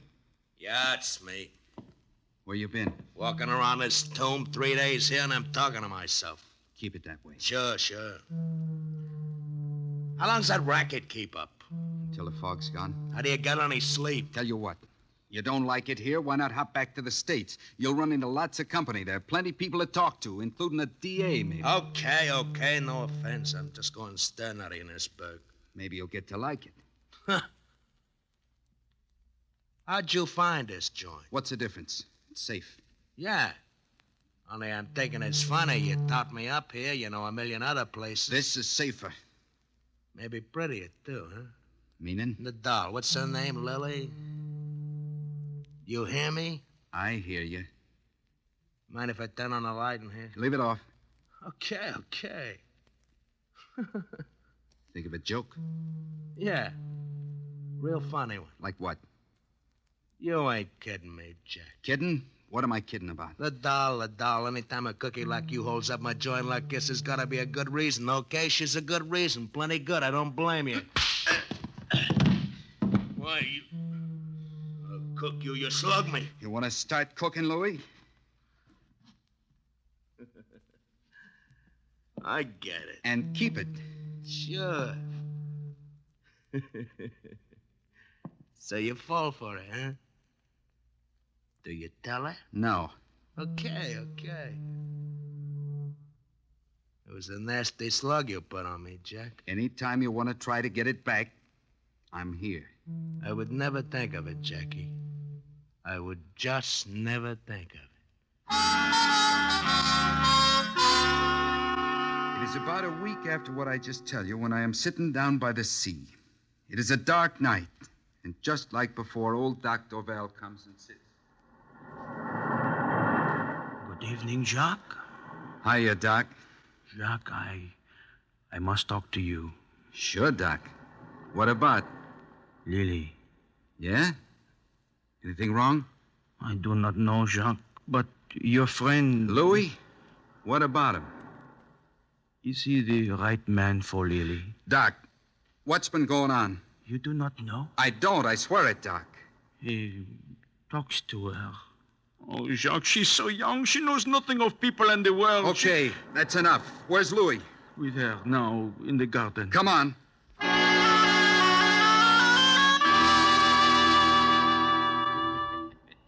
Yeah, that's right, baby.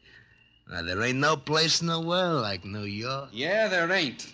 That's why you're going back, Louis. Jack. What are you, a gumshoe? Get out of here, Lily. No, Jack. We were just talking. I know. Get out. Doc. What, Jacques? Take her back to the house. Oui?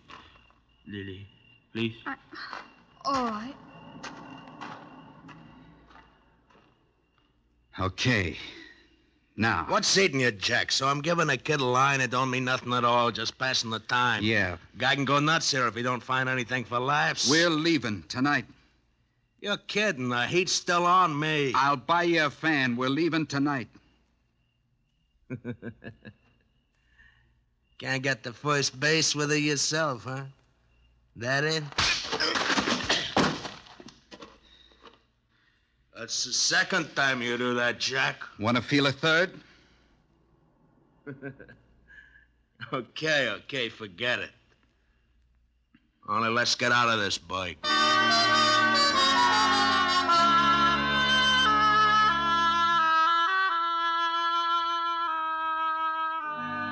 So we get out that night, and I don't say goodbye to Lily and the old man this time either. But you get away, don't you, Louis? You find a hideout in Maine. Then you go back to St. Pierre. You talk big to Lily. The kid thinks you're on the level. So what happens, Jack? One day, about a year later, I am in Detroit. I am standing on a corner when up comes little Joe. Hiya, Jack of Hearts. Hiya, Joey. What's new? Nothing. Oh, I run into a friend of yours the other day. Yeah? Who? Louis the Lug. So, what's he doing in Detroit? Dunno. Picked up with a mob, I think. Anyway, he leaves yesterday. That's good. I'll enjoy the town better. Yeah, I know what you mean. That guy's a number one heel. Ditches some doll when she, gets to be too much trouble. She was a cute kid, too. Huh? Cute kid? Who? Some doll he hits town with. And him with a wife and 2 kids in St. Louis. Joey, what doll? What did she look like? Hey, let go of my coat. What's ID? You want the suit? I'll give it to you. What doll? What's her name? What's burning you? Give me the name, the doll. I don't know. Louise, Lillian. Lily? Yeah, Lily, that's it. Cute little trick. Black hair, eyes big like manhole covers. Where's she now? For the love of Mike, let go of my coat. Where is she? Well, from what I hear, the General Hospital, Hey, where you going? Oh, there's a guy really off the beat.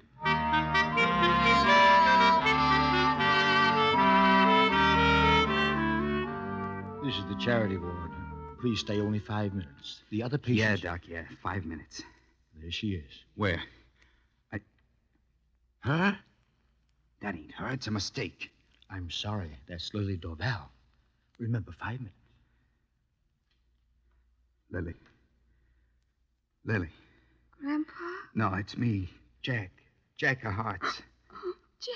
Look, kid. We're going to get you out of here. We're going to take you back to St. Pierre. No, I can't go. No, Jack. You gotta. I can't. I don't want him to know. Him? Who? Grandpa. He wouldn't let me leave. But, Jack, please forgive me. For what, kid? For what? I told him I was going to meet you and marry you. He loved you, Jack. He wouldn't have let me go otherwise. Me?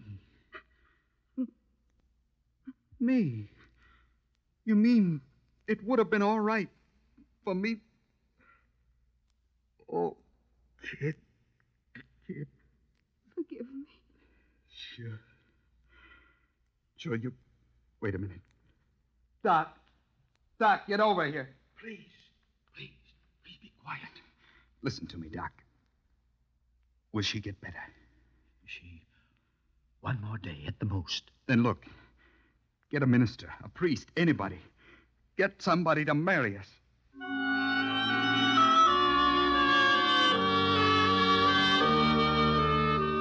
And that is the story Jack O'Hart's tells. But it is not the end. There is still the payoff. And what it is, I will tell you in a minute.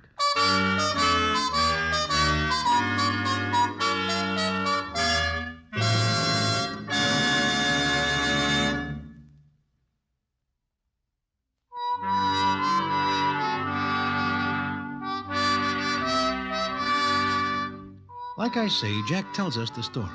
And when he is finished, we sit and look at him. And he says... Yeah, I marry Lily. I take the license back to old man Dorval in case he asks. And I find she writes to him every week about how happy she is with me. Yeah, she is happy now. So's the old man. Because Lily is back in St. Pierre. Dead.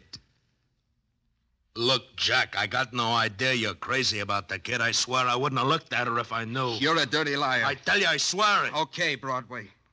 Charlie, what's the verdict? For the love Shut up. Broadway? Jack, look. There was the old man. When he hears you shot Louis, and he will wonder. And sooner or later, the whole story will get back to him. I never thought of that. All the while I hunt for Louis, I think of only one thing. Maybe you wish to go back to the old man someday. Back to St. Pierre. I never think of that either. I think you will be happy there, Jack-a-Heart.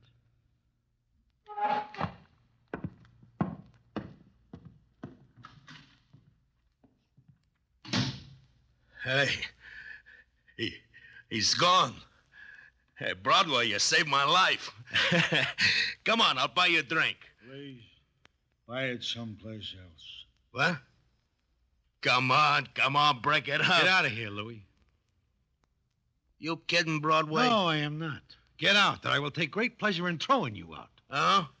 You want to get cooked? I got a rod, too. Use it. Huh? Go ahead. Pull it out. Use it on me, you dirty skunk. You are yellow from the top to the bottom. Watch that, Broadway. I'll cook you. All right. You got the gun in your hand. Use it. And I still say you are a dirty skunk. And I apologize to all the skunks in the world. Why? I will see that this story gets to the right guys, Louis. Once you were a tough hood. But when certain citizens learn what you really are, you are done.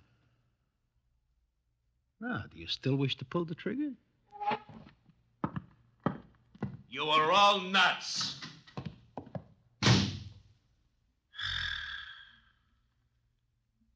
Broadway, Yeah, Charlie? you get him plenty mad. A guy like him don't think of a copper outside. He could have plugged you and run out the back. I know he will not shoot me, even if he thinks of the copper, because he is yellow. Besides, it is almost 5 o'clock. So? So? McNulty, who is the cop outside, goes off duty at 4:30. However, I will take a cup of coffee. Black.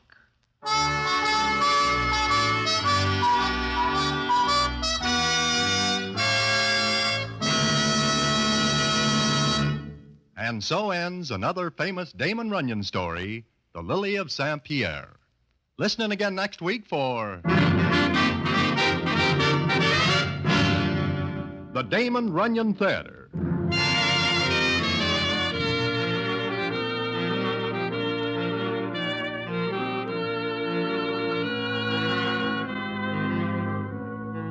The Damon Runyon Theater, with John Brown as Broadway, is directed by Richard Sandville, and the story is adapted for radio by Russell Hughes. Vern Karstensen is in charge of production. This is a Mayfair production.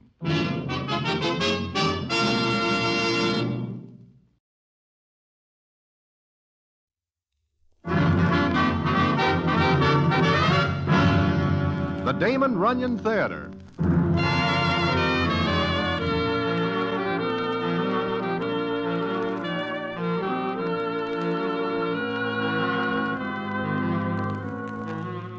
Once again, the Damon Runyon Theater brings you another story by the master storyteller, Damon Runyon.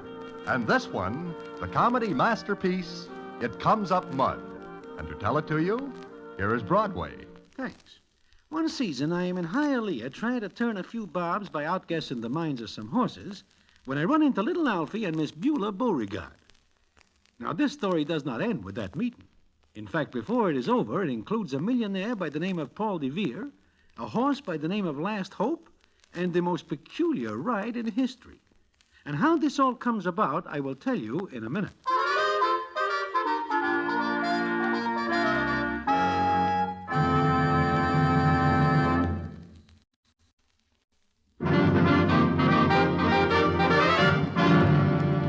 And now, back to the Damon Runyon Theater and the famous story, It Comes Up Mud.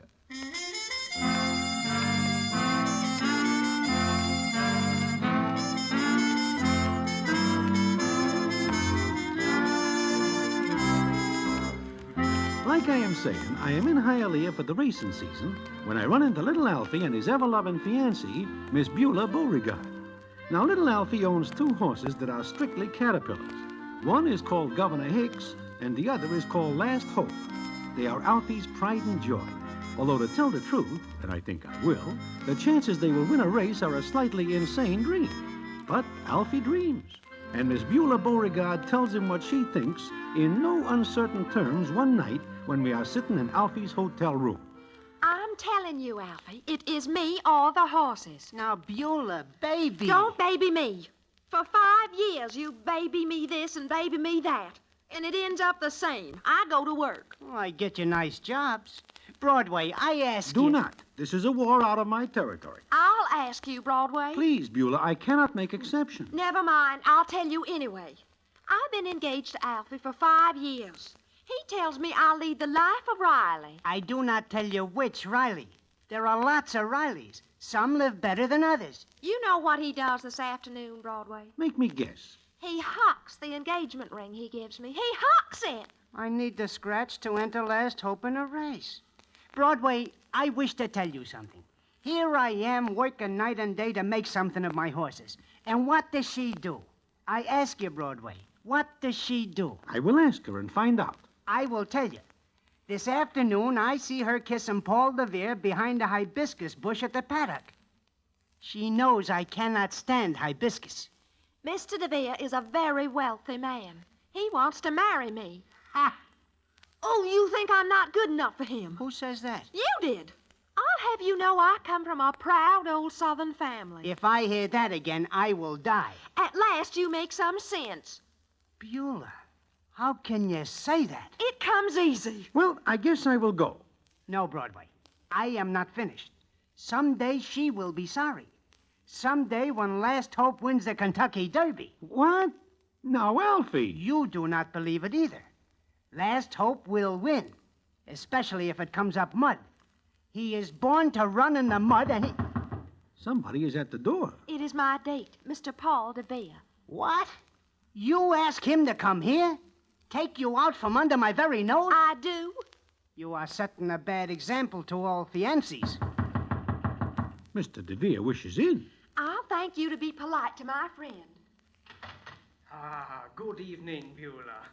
Ready? I certainly am, Mr. DeVere. Please, it's Paul. Please come in, Paul.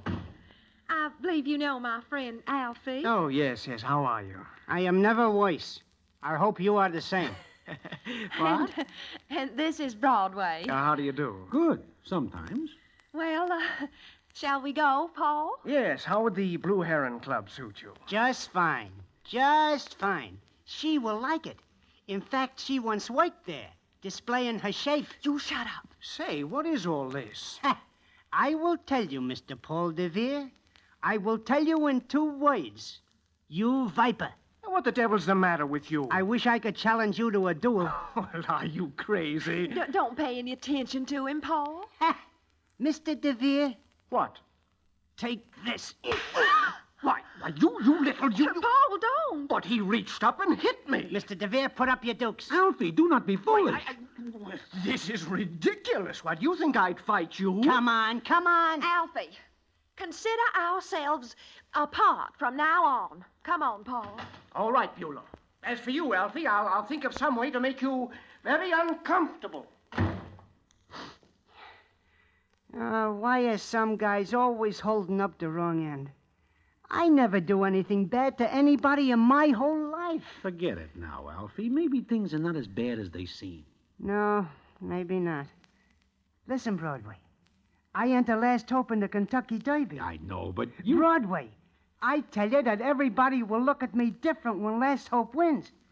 Especially if it comes up mud.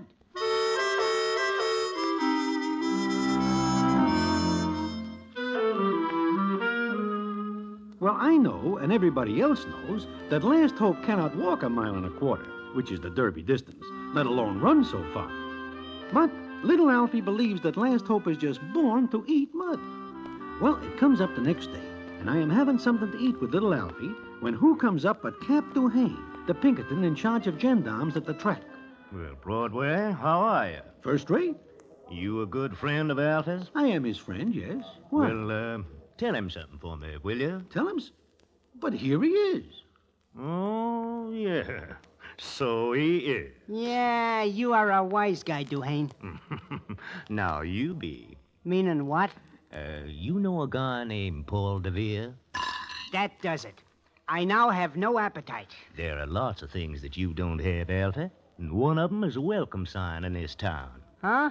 We'll thank you to leave. Look, I am a citizen. Not of Miami. There is a law against my being here? There is a law against punching people in the snoot, and it seems that you did that to Mr. DeVere. So, you are arresting me for that? No, but Mr. DeVere packs some weight, and it horrifies us to think that you punched him. You mean I got to go because he makes it hot for me? That's right. And also there's another matter. Your horse. What about my horse? Governor Hicks. He dropped in third in a race the other day. Well? The stewards at the track consider it practically supernatural that any horse that you own even finishes a race. Look, I know nothing at all about that firecracker that explodes under him. Well, maybe not. But I know this. Please leave Miami. This is prosecution. Not yet, but it might turn into it. Now, it's just 1:30. At 3:30, I expect to see the other side of you toward Miami and going away. Have a heart, Cap. I do not have a nickel. I am here to drum up a stake so I can get to Kentucky for the Derby. Why? I have got a horse named Last Hope. All you've got's imagination. Now, remember, Alfie, 2 hours. Please, Cap. I hit the DeVere citizen because he takes my fiancée away from me. You blame me for that. Alfie, I got my orders. They stand just like you heard 'em. Now, don't make it tough on me. So long. What's the use? Sometimes I look in a mirror and wish I see somebody else. Anybody else. This is a tough break, Alfie. Yeah. Anyway, the Derby's coming up, and I hope Mud is, too. Come on, let's find Beulah.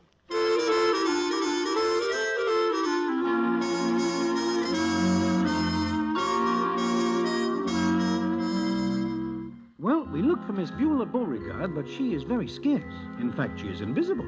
But she leaves a note that says she breaks her engagement with Alfie and accepts an invitation from Mr. Paul DeVere to be his guest at his hunting lodge up in Georgia at a big party he throws. When Alfie gets this news, he sits down on a bale of hay and just looks at me before he says, Broadway, she is the only thing I got in the world except for my 2 horses. I am alone and broke. Oh, there is still the Derby, Alfie, and Last Hope. If it comes up mud, it is no use. Why not? You always say that Last Hope is born to eat mud. I do not have a nickel. Do you? No, or I would let you have it. Yeah, I know. And there is nobody who will stake me. Things are very bad for the rest of the citizens, too. How will I get to Kentucky? It is no good having a horse in Florida if you wish to race him in Kentucky. There is quite a bit of truth in that. I have got to get to Kentucky. But how? Maybe hitchhike. With 2 horses? Oh, that's right. It would be awkward. Look, it is only late in February. Maybe by the time Derby Day rolls around, you will have some scratch. From where? Broadway, I guess I am just naturally unlucky. I guess I... You think of something, Alfie? Yeah. Yeah, I do. I just think of something very good. How to get some scratch? No, how to get to Kentucky. And get you there, too. Me? You wish to see Last Hope win the Derby? Well, I wish to see some horse do it. Then I have got the answer. And it will not cost us a single bob. I do not like riding underneath Pullman cars. Not that, but you will ride, and so will I. How? We will ride my horses. Well, from Florida to Kentucky? Why not? I can think of a million reasons. But the only one that seems logical right now is the fact that I never am on a horse in my life. Look, it is quite a piece to Kentucky. That it is. By the time we get there, you will be a fine rider. No. Please. No. Please. Why should I go with you? I have got to have company. I hate to think of that long, lonely ride all alone. Do not think about it. Just do it. Without me. I got no friends. None at all. You have got no friends that ride horses. Please, Broadway, please. No, Alfie. Look at me. Why? I ask you as a personal friend, please ride with me. You are all I got now. Beulah walks out on me. I am run out from Miami. Alfie, please, do not talk like this. You will see the whole countryside. I do not wish to see it from a horse. You are my friend? Yes? Then do it. No, Alfie. All right. I will ride alone. I will get lost in the piney woods.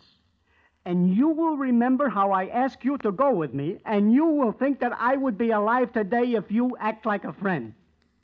You will stand at my grave and look down at me, and remember how I asked you with tears in my eyes to be my guest, and you turned me down. You cannot face the boys in Mindy's ever again, because I am dead. Dead in the piney woods. Are you through talking, Alfie? I am through. Where are the horses?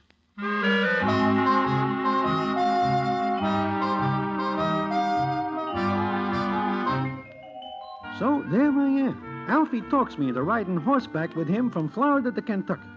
And this makes little Alfie more than somewhat happy, because although he likes to talk to his horses, he likes an occasional answer. Now, it is when we get about 90 miles north of Jacksonville that something happens. And what that is, I will tell you in a minute.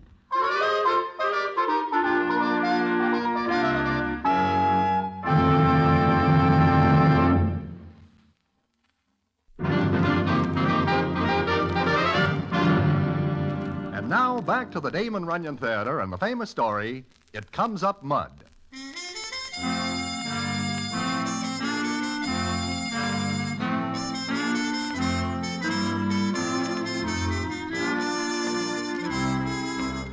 Like I say, we are someplace in southern Georgia. I am beginning to regret my actions very much, especially since we neglect to pick up some saddles.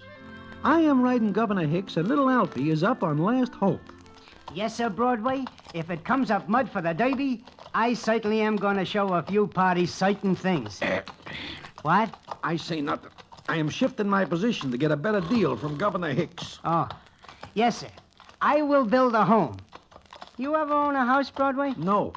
And if I ever do, it will be one without chairs. It will have to be. I will build a big house. Maybe 4 or 5 rooms. Before you build the house, where are we? I see a signpost back a piece that says Jacksonville is 90 miles south. So we are in Georgia. Yeah, that is Beulah's home state. Her father owns a very large plantation where he raises cotton and things. She comes from a proud old southern family. Look, Alfie, it is late afternoon. Why do we not stop for the night? Here? I do not care, as long as it is off Governor Hicks. Sure. Hey, look up ahead, Broadway. Where? There is a house. House? I think houses have roofs. It is a place to stay. Come on.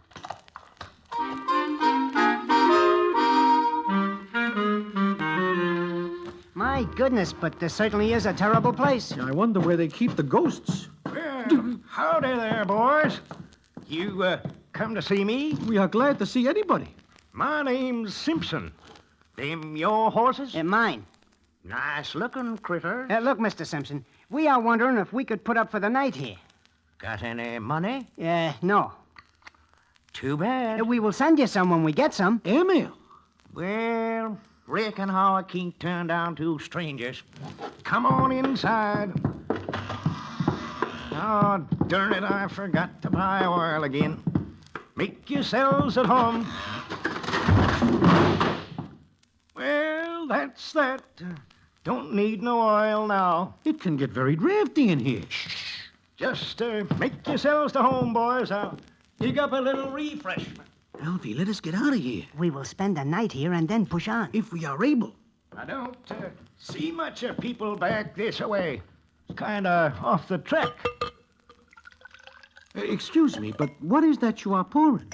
Skimmins. Skimmins? Yup. Made from pure sugar cane. Here you are. Thanks. Smells sweet. Yup. You live here alone? Nope. My daughter lives here with me. Well, here's a looking at you. If it is all the same, I will pass this one. Broadway, you cannot insult him. Drink it. Go ahead. Stuff's good for you. Gives energy. I can use it. It is not bad. A little sweet, but...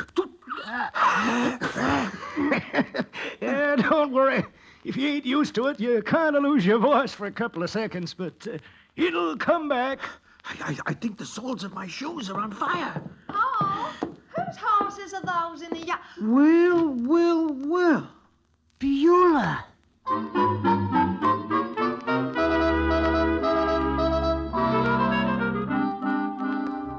And sure enough, it is Beulah. I and Alfie are more than somewhat surprised to see the daughter of a proud old Southern family in that place. But it turns out this is her plantation that she always talks about. Well, it is maybe an hour later that we are alone with Beulah, and she is saying, Uh-huh. All that talk about my family and plantation was just talk. Ah, never mind, Beulah. It is all right with me. Beulah, What, Broadway? what becomes of Mr. Paul DeVere? Well? Mr. Paul DeVere is out of my life. He is no gentleman. Aha. I had to cool him off by bouncing a jar of cold cream off of his head. That seems effective. Then why do you not come back to me, Beulah? Oh, Alfie, I was a fool for leaving you. I didn't realize until, well, I didn't realize what you meant to me. Alfie, will you forgive me? Forgive you? Why, there is nothing to forgive.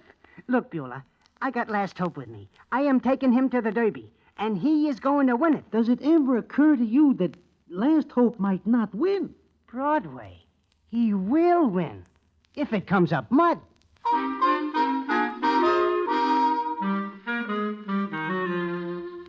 So, for the next weeks, we are guests at the old plantation. I never see anything like what Alfie does. He hitches Governor Hicks to a plow and then gets behind it himself and works hard. He is a pretty fair plower at that. And all the while, he works with Last Hope, training him. And I have to admit that Last Hope shapes up better than I think he will. He fats up nicely, and his legs look very good. Then, it comes up one night about 2 weeks before Derby Day. Up to this time, the weather is fair and clear. But this night, the skies open up and all the water this side of Niagara Falls starts to come down. We are sitting in the cabin. Alfie fixes the roof and puts back the door, so we are fairly comfortable. Then Alfie says, Listen to it. Listen to it. Oh, you beautiful rain. Broadway, Churchill Downs will be like a plate of borscht. But this is Georgia. It is hard to tell what is happening in Kentucky. Well, yesterday I talked to the weatherman at Tillinghast. He tells me that this is a general rain, and storms are moving north. But will it last? Sure, this time of the year it always lasts. Anybody want some skimmings? No, thanks. How much will you win on the Derby, Alfie? 50 grand. 50 grand.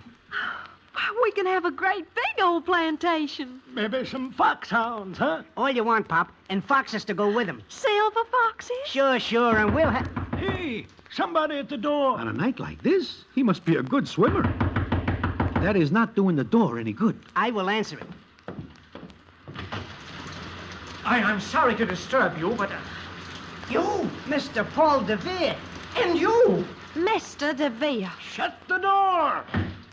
Mr. DeVere, I will thank you to leave our plantation. You will leave, and I will not thank you. Now, just a moment, please. It's very important. Pull up a chair, stranger. Have some skimming. Yeah, give him some. Look, I haven't time. I've got to get to Tillinghast to catch the Orange Blossom Express to Atlanta. I've got to catch a plane there. Who is stopping you? Well, my car went into a ditch down the road.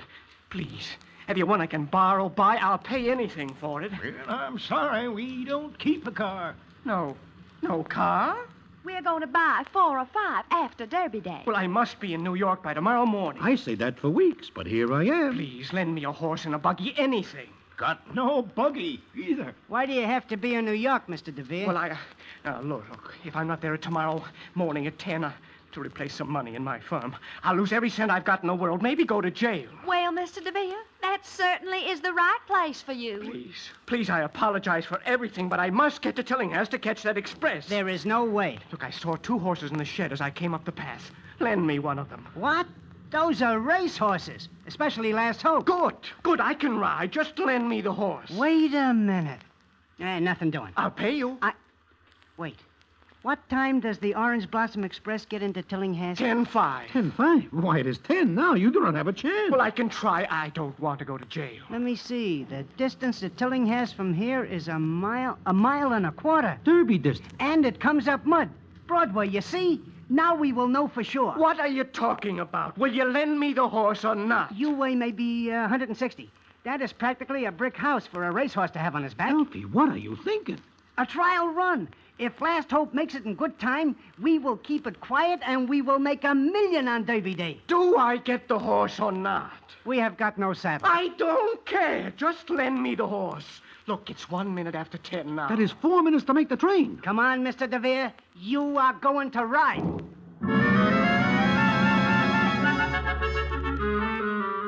By the time we get to the shed and Mr. Paul DeVere gets up on Last Hope, it is just 2 minutes after 10. He has got 3 minutes to make the train. Then, the last we see of him, he is flying down the road with Last Hope churning up the mud and Mr. Paul DeVere screaming into the thunder and lightning. Then we go back to the house and wait. It finally comes up morning, and the rain has slacked off enough for us to get to Tillinghast. The first thing Alfie does is run into the depot, but I, Beulah, and Pop go to a shed where we see Last Hope standing. And there, the scene is as follows. Look at his left front leg. There is something wrong with it. Looks to me like a bowed tendon. What does that mean? I think it means that Last Hope will never run again. Not in a race. Oh, poor Alfie. Hey, everybody, listen. Broadway, Beulah, Pop. Alfie, there is something... Wait. Mr. DeVere makes the train last night with 57 seconds to spare. Alfie. I asked the station master, and he tells me. And look, I got it here on paper. Last Hope makes the 1.25 miles in 2:03. You hear me? Yeah, we hear you, Alfie. Look, even if the clock in the station is wrong, Last Hope does the 1.25 miles in record time, in mud. Last Hope, you are wonderful. Well, what is the matter with all of you? Alfie, I think maybe you better take a look at Last Hope's leg. The left front. His leg? The tendon. Yeah, a bowed tendon, Alfie. Oh, no. Not my baby. Alfie, it's all right. I love you, Alfie. I don't need a car or a plantation. Oh, sure not. We got all we need. Poor Last Hope. All of you don't know it, but I tell him how he will walk in the winter circle with a big flower horseshoe around his neck, and his picture will be in the papers. It is all right, baby. It comes up mud, and you do all right. Yeah. You do all right.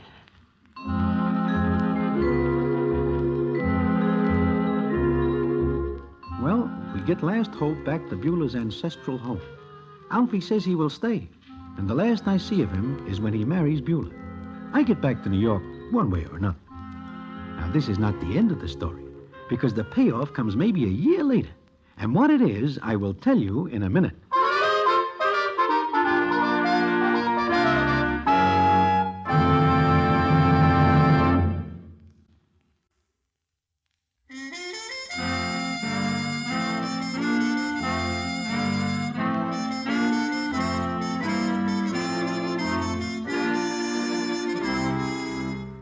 Like I say, it is a year later, and I am sitting in Mindy's one night when I look up and see a citizen who is strangely familiar. He is all dressed up in fancy riding clothes. He comes over to me and says, Hello, Broadway. What? Alfie! Cigar, Broadway? No, thanks. You are looking well. And so are you, Alfie. In fact, you are looking very well. Well, thank you, sir. What is this southern accent? I only use it when I am on my plantation. Your what? Yeah. Since when do you have one? Mr. Paul DeVere is a good guy, Broadway. You know what he does? He sends me a check for 50 grand. A real one? One that can be cashed? Sure. Good as wheat in the bin. He is very grateful that Last Hope keeps him out of jail and sends me the check in the amount of what I win on the Derby if Last Hope wins. Well. And now look at you. Uh-huh. And Last Hope, what about him? Oh, he is retired. And I make quite a bit of scratch showing him off to people who wish to see the horse that makes 1.25 miles in 2:03. And what about you, Alfie? You do all right otherwise? Oh, sure. I am a farmer now. I expect a good crop this year. A good crop of cotton. Especially if it comes up mud.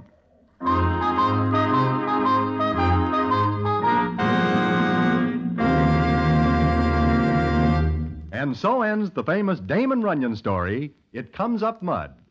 Listen in again next week for the Damon Runyon Theater.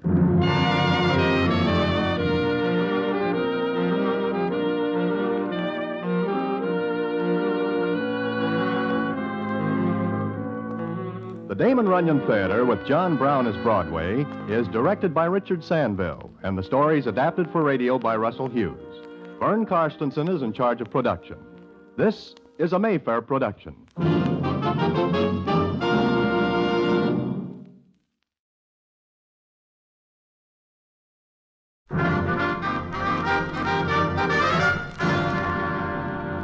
The Damon Runyon Theater.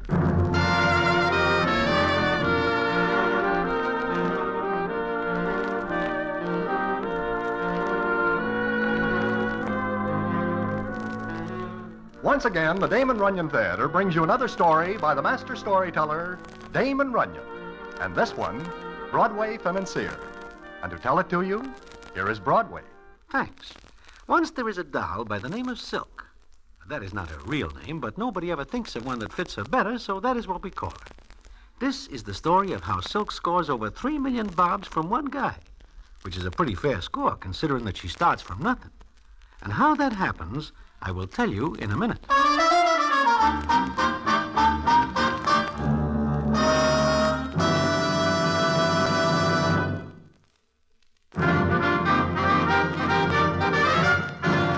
And now, back to the Damon Runyon Theater and the famous story, Broadway Financier.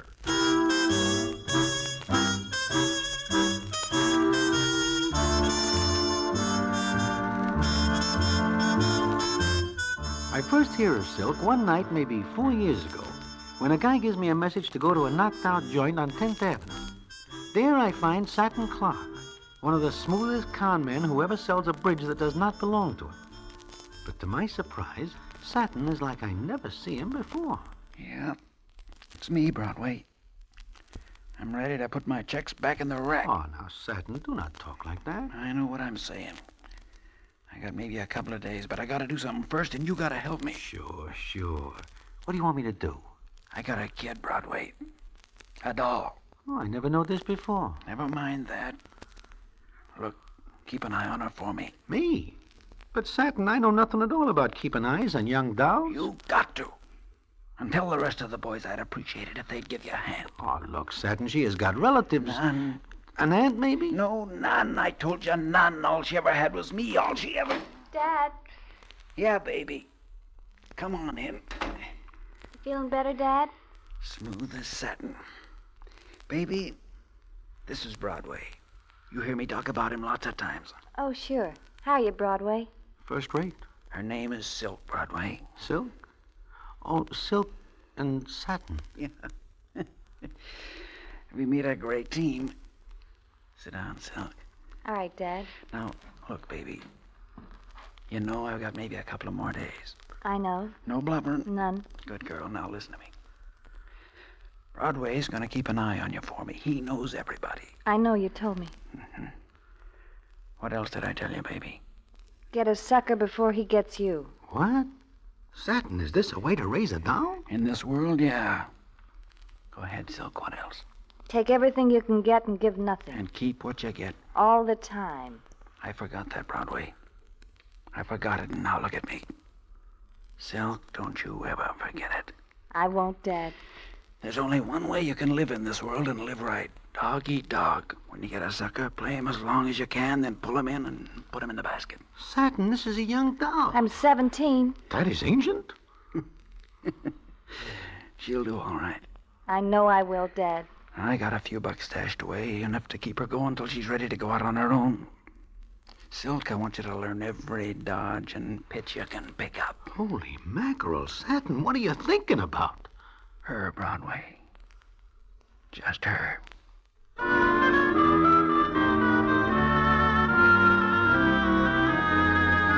It is 4 days later that Satin turns in his checks. And I will lay better than 6 to 5 that he cons his way through the pearly gates. Although the chances are they will catch up with him and make other arrangements.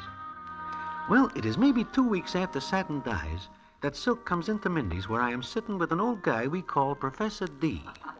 Hiya, Broadway.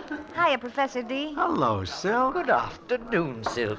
Sit down. Thanks. Where are you, all morning? At Nathan Detroit's place. What? Silk, you stay away from that crap game. Don't worry, Broadway. I wasn't playing. Well, I hope not. But I learned something. Look. You put those away. It is not nice for a doll to be carrying dice. Look, what do you want me to throw? Try an 8, Silk.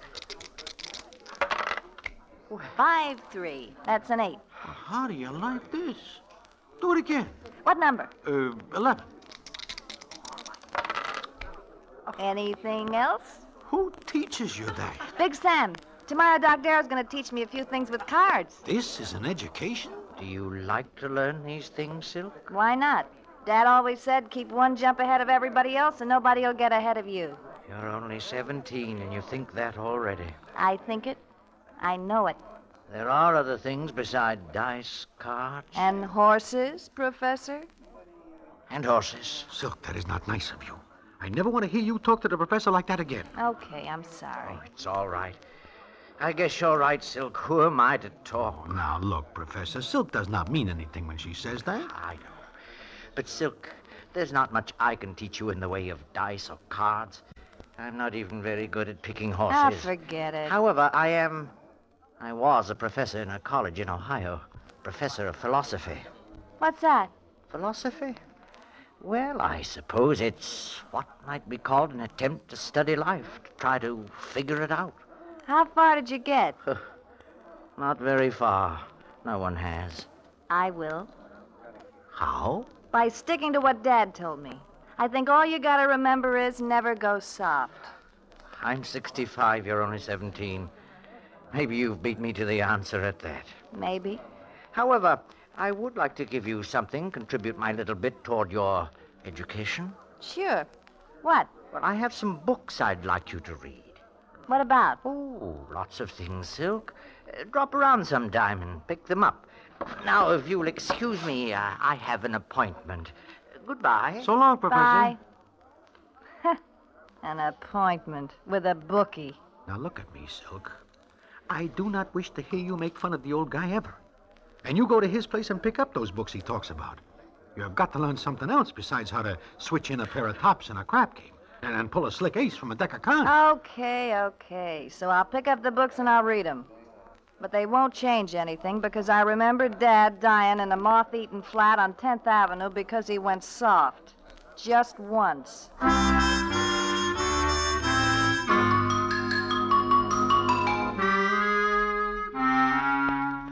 Well, Silk does read the books, and she argues with Professor D about them. And she gets smarter and smarter, until it is hard to believe she is only 17. Then she becomes 18 and gets a job in a musical comedy, because she is by no means a crow, and can dance and sing more than someone. It is not more than a couple of years later before she is playing bigger parts, and her pictures getting all the magazines and papers, and we are very proud of her.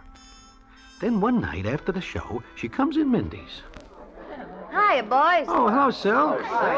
Tired? No, not at all. Say, have you seen Jewelry Joe anyplace? Yeah, he is here someplace. Let me see. Oh, yeah, there he is. Oh, come with me, Broadway. I want to see him. Huh? Why? You'll find out. Come on. Excuse us, boys. Take it easy, Silk. See you around, Silk. Why do you wish to see Jewelry Joe? Oh, I just want him to take a look at something. Like what? You still worried about me, Broadway? I have got to. I make a promise. It's all right. Oh, hiya, Joe. Huh? Oh, Silk, baby. Come on. Sit down. You too, Broadway. Yeah. Do me a favor, Joe. Name it. Look over this stuff for me, will you?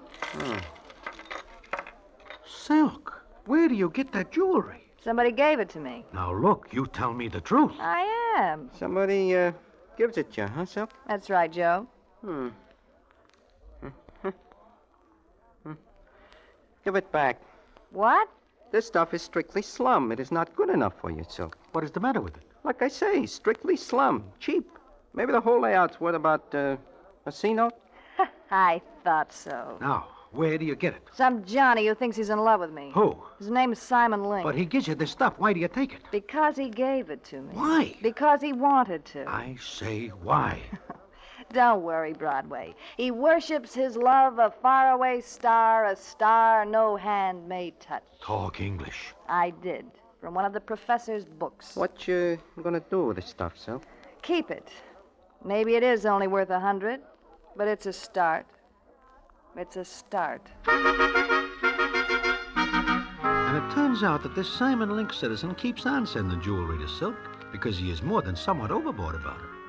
Then one night, I and Silk are in Professor D's place when we hear a knock on the door. Now, who could that be? Company, Professor. Come in, please. Excuse me, but Oh. Miss Clark, I've got to talk to you right now. I must. What are you doing here? Who is this, Silk? Simon Link. The citizen who sent you the slogan? That's right. I've got to talk to you alone, Miss Clark. Please. Please. Shut the door, Professor. Yes. Now, what do you want? Can we be alone? No. How'd you find me? I was told you were here. Please, I've got to talk to you. Look, Silk, the professor and me... We'll stay. This guy has nothing to say you can't hear. Go ahead, you. That jewelry, I've got to have it back. What? Or I'll go to jail. What are you talking about? I stole money to buy it. You do what? I work for an investment company. I handle money. I thought I could pay it back, but I can't. If I don't get that jewelry back, I'll go to jail. You... Give it back, please. Take it easy, son. Sit down. Tell her to give it back to me. Silk. No. I didn't know he was helping himself to money. He gave me the jewelry, and it's mine. Well, isn't it? Well, I suppose it is, yes. Look, Simon, didn't you know you'd get in trouble when you took the money? I thought I could pay it back before they found out. Mr. Allister will send me to jail. Who's he? He's the head of the firm. Look, it'll kill my mother. Don't give me that. Please, listen to me. No. Silk. Look at him, Broadway. Why should I feel sorry for him? He took a chance knowing what might happen. Well, it happened, and it's not my fault. But, Silk... Do the bookies give you back your money when you pick a loser? No. You take a chance and lose. Well, so did this. I'll kill myself. Oh, no, you won't. I can't go to jail. My mother... She'll come to see you. All right. All right. I think I will be going.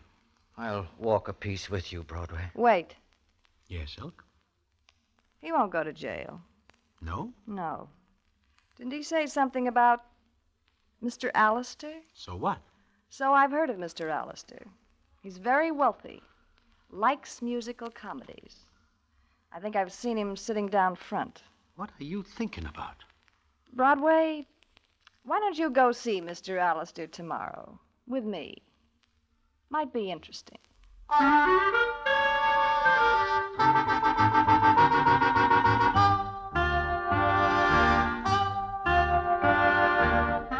do not know what Silk is thinking, but she makes me promise I will go with her. I do because I feel very sorry for this Simon Link citizen. Now, what happens when we see Mr. Allister is something I will tell you about in a minute.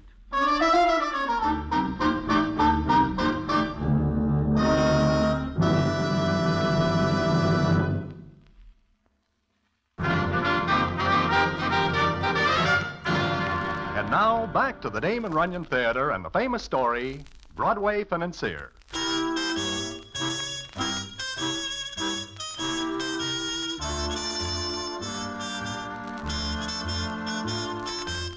It is the next morning that I and Silk go to see Mr. Allister. For the time being, I am her uncle, which is astonishing to me because I never am an uncle and do not like the way I get to be this one. But we are in Mr. Allister's office, where the scene is as follows. That's quite a story, Miss Clark. Quite a story. Please, Mr. Allister. He didn't know what he was doing. Why, he must have realized what it would mean. But he didn't. All he knew was that he wanted to make me happy. Well, I can understand that. Yes. Yes, I certainly can. In what way, Mr. Allister? Well, a beautiful young woman. Dear, I suppose the story's been duplicated 100 times. Mr. Allister. What, Miss Clark? Here. Well, what's all this? Everything he gave me. And if you can't sell it for what he paid, I'll make up the rest. Huh? I will, Uncle Broadway, I will. Are you in love with Link, Miss Clark? I don't know. You don't know? But surely you wouldn't come here to me. I don't know much of anything, Mr. Allister. I'm all mixed up. I never knew anything like this could happen. His mother. Is there a water cooler in here? I have got to have some water. Yes, certainly. But now, Miss Clark, Miss Clark, please tell her to stop crying. Why not? She has got a good head start. Now, look, Miss Clark, I'm sure we can arrange something. After all, the deficit is only about $200. That much? Well, now, that's not a great deal. But he'll go to jail for me. No, perhaps not. Suppose I tell you I'll see what I can do. But how? What will you do? I won't prosecute. After all, he's very young, you're very young, and, well, we'll talk it over, shall we? You will. You promise. I give you my word of honor. I promise you I'll never see him again, never. Then he won't be tempted to do it again. All right. Now, you just stop crying. Those eyes are much too pretty to be clouded up like this. Come on, smile for me. Smile. That's it. You're a wonderful man, Mr. Allister. A wonderful man.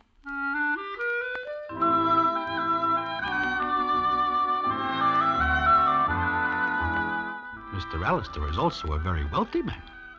Now, I wonder where all this is leading. I find out one night in Mindy's when Silk comes in with Jewelry Joe. They sit down at my table, and Silk says, What's the matter, Broadway? Nothing. Why?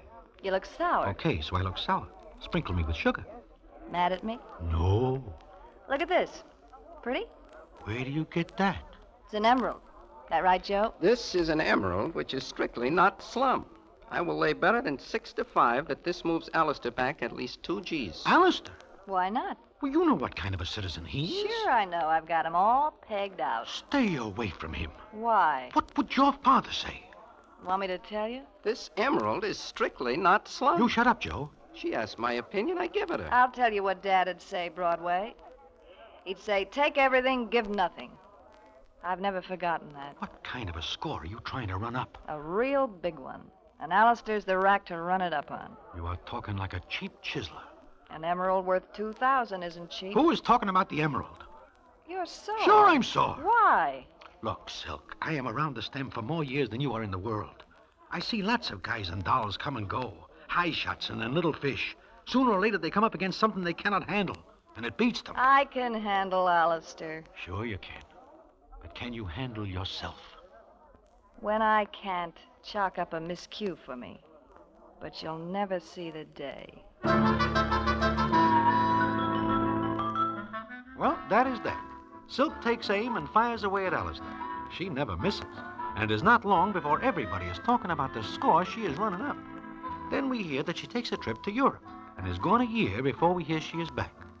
Maybe a week after, I and Professor D get a call to go see her. We do, and she is just as beautiful as ever. But she has something on her mind. Professor, take a quick look over these papers and see if they're in order. Well, what are they, Silk? You'll see when you look at them. Oh, very well. Excuse me, I'll go over in the corner. What is on your mind, Silk? Allister is coming here. Oh? Why do you want us here? It won't be as unpleasant this way. There is something wrong, huh? Not with me. No, Broadway, I've got nothing to... Oh, that's Allister. Oh, stay sitting, Broadway. The maid'll let him in. Sure. And no matter what he says or how he acts, don't go. If you say so, Silk. Silk? Silk, we've got to talk this over. Yes, of course. You know my uncle. You said you were alone. I was when you called me on the phone. You said you'd be alone. So I've got company. Oh, the gentleman in the corner is Professor D. I don't care who he is. Silk, you've got to listen to me. Are those papers in order, Professor? Why, yes, they are. Quite legal. As far as I can tell, they're absolutely in order. Which means I own this apartment building. You what? Silk. That's right, Broadway. Everything I've got is in my own name. Silk. Now I'll tell you why you want to be alone with me. Broadway, Professor, it seems Mr. Allister dipped into some funds that weren't his. Shut up. Why? It'll be in all the papers in a day. But it doesn't have to be if you'll help me. Silk, look, I've got time to cover myself if you'll go along with me. How? Give me enough money And to what'll get... that leave me? You won't be sorry. I know I won't. But we've got to hurry. Oh, no, you've got me wrong. I'm not going to lift a finger. What? That's right. You can't touch a nickel I've got. But the jewelry, the furs... All in my name. You dirty little... I didn't ask you for them. You gave them to me. For what? For nothing. Can I help it if you got the wrong idea? Oh, Silk, please. I promise you'll get it all back. I believe that. Sure I do. You'll get straightened around and I'll be left holding the bag. Nothing doing. It's not for myself, Silk. There are people who lose everything. You're thinking of that a little late. Yes. Yes, I guess I am. I guess I thought of a lot of things too late. All right, Silk. We'll let it go at that. I'm sorry I bothered you.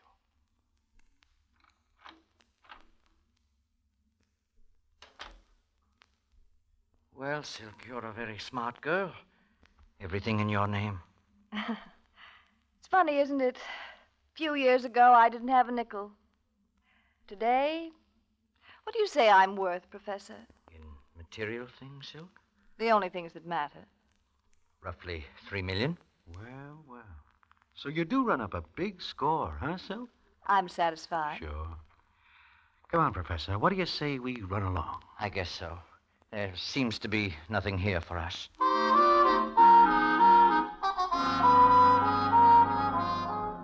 The next day, the papers are full of the story.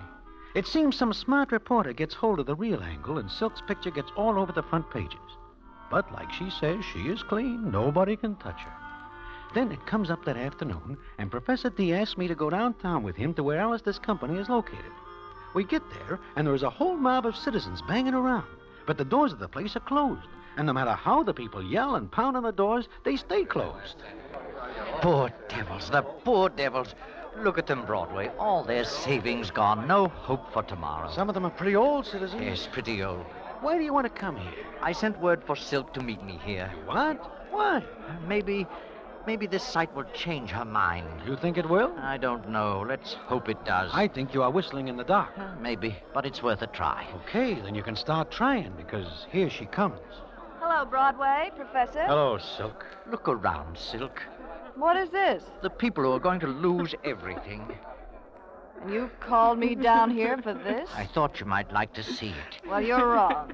Doesn't make any difference to me one way or the other. Look, Silk, there's an old couple over there waiting for those doors to open, but they won't open. Ah, cut it out. And that couple of kids over there near the windows, probably not more than 18, 19.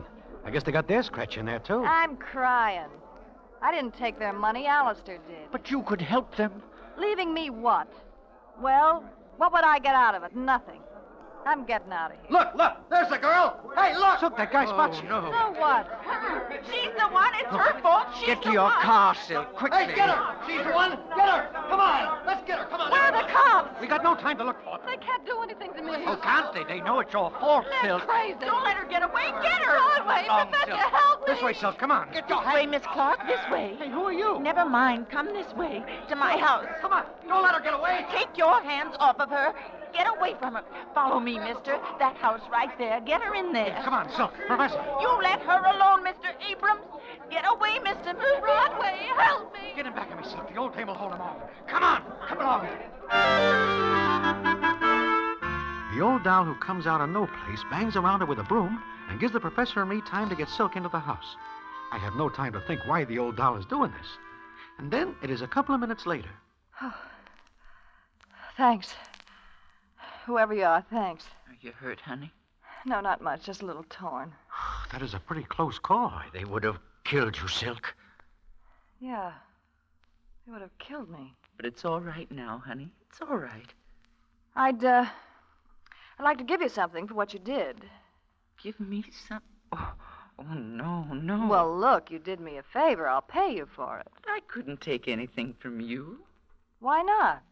After what you did for me. What are you talking about? I've never seen you before in my life. Look, I've kept your picture. This one.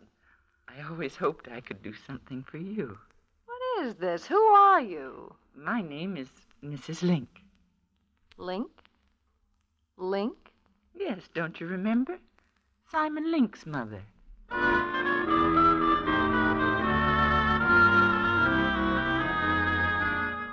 For a minute, Silk just stares at the old doll. So do I. Then Silk tells the professor and me to go. And we do. It is not until the next day that I get the payoff, which I will tell you in a minute.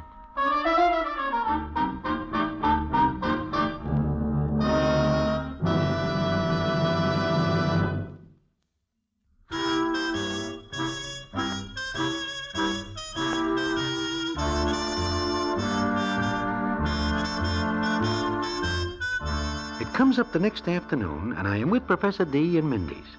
We are wondering what happens with Silk when she comes in and sits down. Hello, Silk. Hello. How are you feeling? Oh, just swell.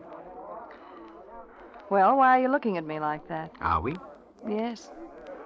There is something funny? Uh-huh, me. I'm funny. How do you mean that, Silk? Take everything, give nothing. And that is funny? Sure. I saw my lawyer this morning.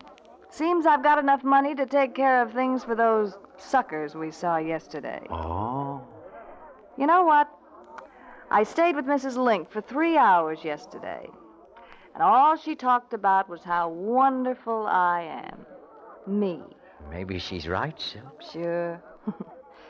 Seems she got the funny idea I went to Alistair because I loved her son, Simon. I sacrificed myself to keep that boob out of jail. And Simon never told her anything different. But he could. Yeah, he could. Why does one sucker have to do something nice? Nice enough to make a sucker out of a smart girl. It would be different yesterday if he tells her the truth. Sure. Hey, you have still got those old dice. Oh, sure. I kept them for luck. What do you want me to roll? A natural. 7. Looks like a deuce ace to me. Craps. Well, how do you like that? The first mistake I ever made in my life.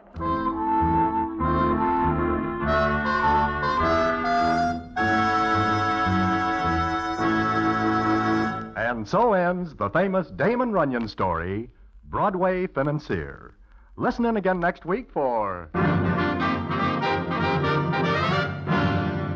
the Damon Runyon Theater.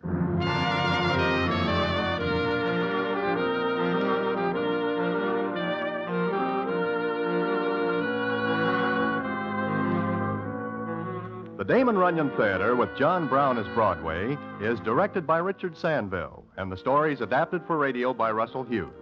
Vern Karstensen is in charge of production. This is a Mayfair production.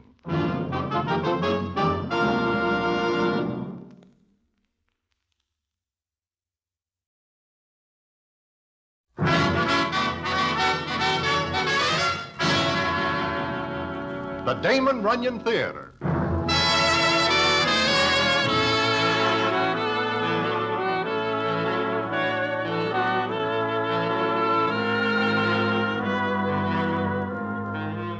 Once again, the Damon Runyon Theater brings you another story by the master storyteller, Damon Runyon. And this one, Bred for Battle. And to tell it to you, here is Broadway. Thanks. One night I am standing outside Madison Square Garden when I am approached by Milky Willie. Now, I know that Milky is very flat indeed, and since I catch a caterpillar that day at Belmont for a few pounds, I know what he wants. I try to get away, but Milky has very long arms and big hands, and I find myself inside them, as he says, "What is your hurry, Broadway?" "I am just going inside the garden to witness the impending battle." "Forget it." "I do not wish to. I wish to see the fight." "Yeah? Listen, I need a pound note." "Who does not?" "Loan me a pound." "Why?"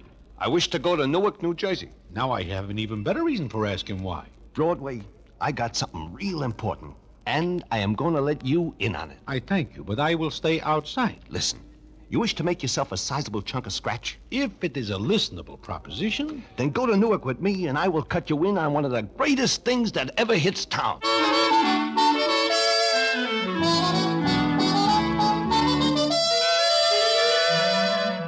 Well, the upshot is that I let Milky Willie talk me into going to Newark with him. And he has got to go in a cab, which I pay for. Now, this does not sound very exciting to me at the time. But what happens with a kid by the name of Thunderbolt Mulrooney, his mother, and his father is a strange story indeed, and one which I will tell you in a minute.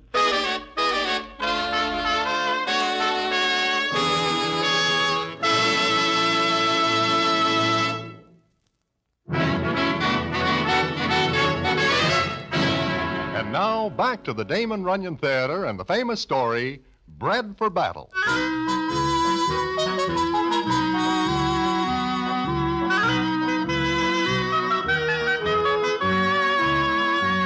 Well, I and Milky get to Newark, New Jersey, and get out of the cab. Milky is looking for an address, and as we walk along, he says as follows. "I got an idea to get me the greatest heavyweight that ever puts on a glove." "Oh, yeah? You are going to raise him yourself?" "You know, it is very funny you say that, because it is almost what I am going to do." "Oh. Well, since I give up my scratch to get us here in a cab, maybe you will tell me." "Sure. Look, Broadway, what happens with racehorses?" "As far as I am concerned, nothing, usually." "I mean, how do they get racehorses?" "From other horses." That is right. They make sure the horse has got a good bloodline. They make sure he comes from a long line of racehorses, right? Some of the ones I put my toe on seem to come from a long line of dust mops. That's because there is a flaw in the bloodline someplace. Now, Hey, this is the place I'm looking for. Yeah, how do you know? I got the number on this piece of paper. My, how smart can you get? It is nothing. I think of it easy. Come on, let us go in, and I will show you something that will make you a million. I and Milky go up the stairs of a nice little house with flowers growing in front. Personally, I think Milky is losing some nails out of his attic because he is once a fighter, and I hear tell that he has great training for other fighters who wish to harden up their hands. However, that is beside the point, because when we knock on the door, a great big red-headed guy looks out and yells, "By all that's good and proper, Milky and Willie! Seamus Mulrooney, how are you? Fine and dandy. And Broadway! Well, now, this is a surprise. And a good one. Hey, come in. It is a long time since I see you, Seamus. That it is. Maybe, 19 years. Yeah, that long, I guess. And you, Broadway, you're looking well. So are you, Seamus? Oh, I keep fit. Here, stop this one, Milky. Oh. Milky? Come on. Hey, get up. My, nothing changes, does it? Are you all right, Milky? The buzzing will go away in a minute. What's all this racket, Seamus? Oh, Bridget, my darling. You remember Milky and Willie and Broadway. That I do. How are you? Just fine, Bridget. Well, you are just as pretty as ever. Go along with that, Blarney. I got some tea for the boys, Bridget. Sure I have. Be back in a minute with it. Oh, never a man had a wife like Bridget. I remember the time she puts the blast on Big Sam.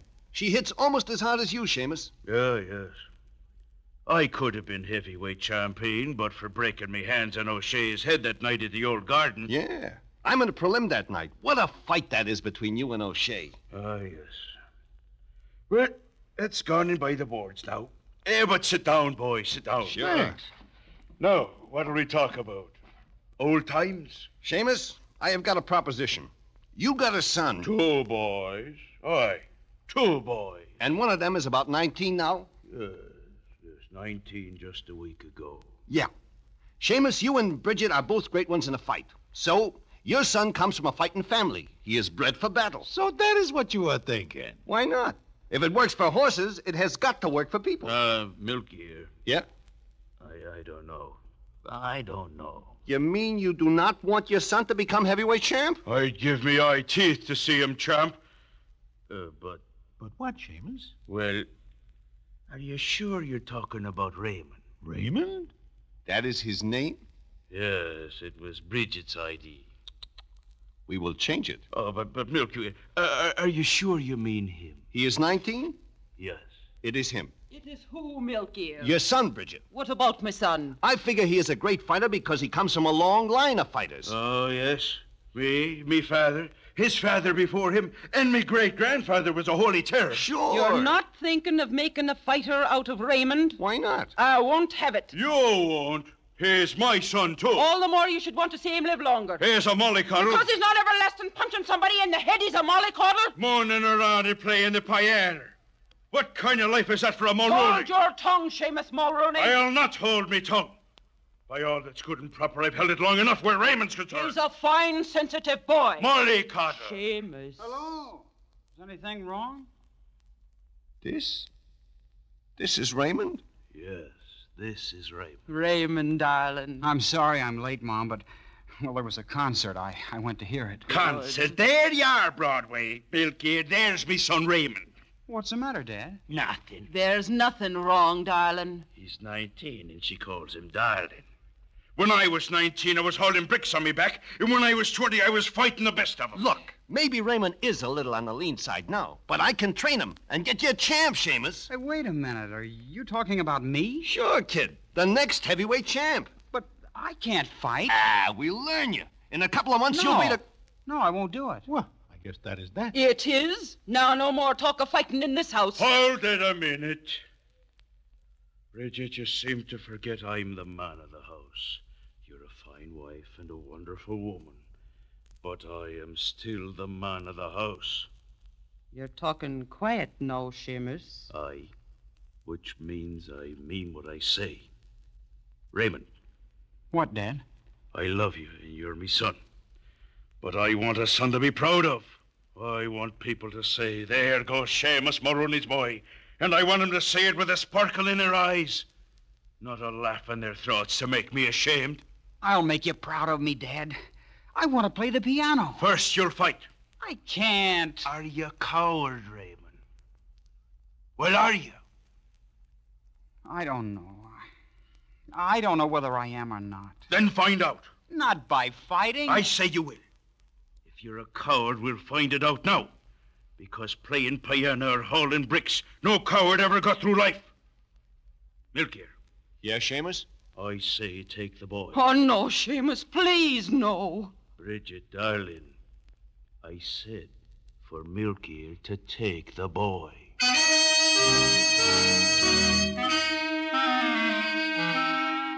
So Milky takes Raymond and starts to train him, and he changes his name to Thunderbolt. Well, I am forced to admit that in a couple of months the kid is looking pretty good and is fast on his feet. But I am never convinced that here is a heavy champ because, in the first place, he weighs only maybe 160, and in the second place, there is always a faraway look in his eyes. And personally, I do not care for fighters with faraway looks. Then it comes up one day, and we are in the dressing room at the gym, when Milky says, "Well, kid, you look great today. Just great." Uh-huh. Does he not look good, Broadway? Sure. Very good. Thanks. Now, I will tell you a surprise I got for you. You want to hear it? Sure, if you want to tell it. You fight next week. You hear me? I say you fight next week. Fight? You mean I'm going to fight in the ring? I am not training you for a flea circus, kid. You mean fight another man? Huh? What do you think I match you up against? Some doll? Next week? Oh, no, I'm not ready, Milker. I can't do it. Nah, you're nervous, that's all. Everybody gets that way, right, Broadway? Oh, sure. I see lots of champs so nervous they are hardly able to walk into the ring. Come to think of it, I see some come out the same way. Don't say that. Take it easy, kid. After the first one's under your belt, you'll sail along. Right, Broadway? Huh? Oh, sure. Milky. What? I will take care of Thunderbolt here. You run along. What for? Do you not say you got things to do? Sure. Well, you do them. I will see that Thunderbolt comes along later. Yeah, all right. So long, kid. Take it easy. You going to get dressed, kid? Yeah, sure. Broadway. What? Next week. He said next week, didn't he? He says next week, yeah. Why? I don't want to. Oh, maybe you will feel different later. No, I won't. It wasn't so close while I was training. It seemed far away. Maybe like I'd never get around to it. But now... Tell me something, Thunderbolt. What? Why do you not wish to fight? Because it's senseless and stupid. A lot of good guys are in the ring. Because they like it. Maybe you will. I don't like to think of hitting anybody. I don't like to think of getting hit myself. I see. You think I'm a coward, don't you? I will never think any kid of Seamus Mulrooney is a coward. Just because he was a great fighter, I've got to live up to it. Don't people ever think anyone wants to live his own life the way he wants it? And you want to play the piano. Yes, and that's all. It is a very funny thing. What is? I never remember Seamus ever being musical. Or Bridget. What difference does that make? None, I guess. Maybe no difference at all. But it just seems funny. That is all.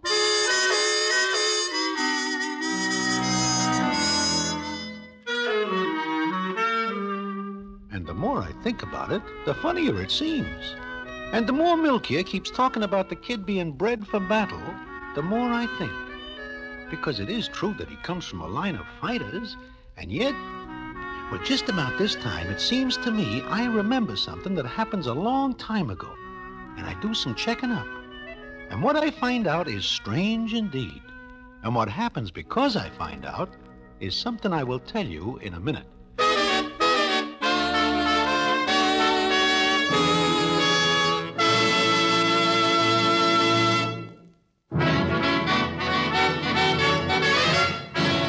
And now back to the Damon Runyon Theater and the famous story, Bred for Battle.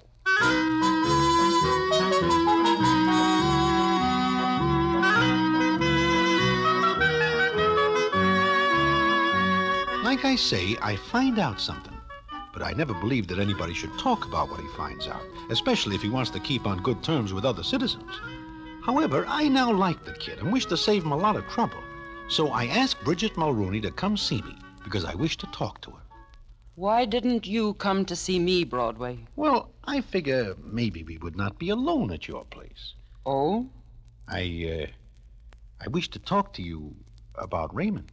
What about him? You know, he fights in a couple of days. I know. You do not wish him to.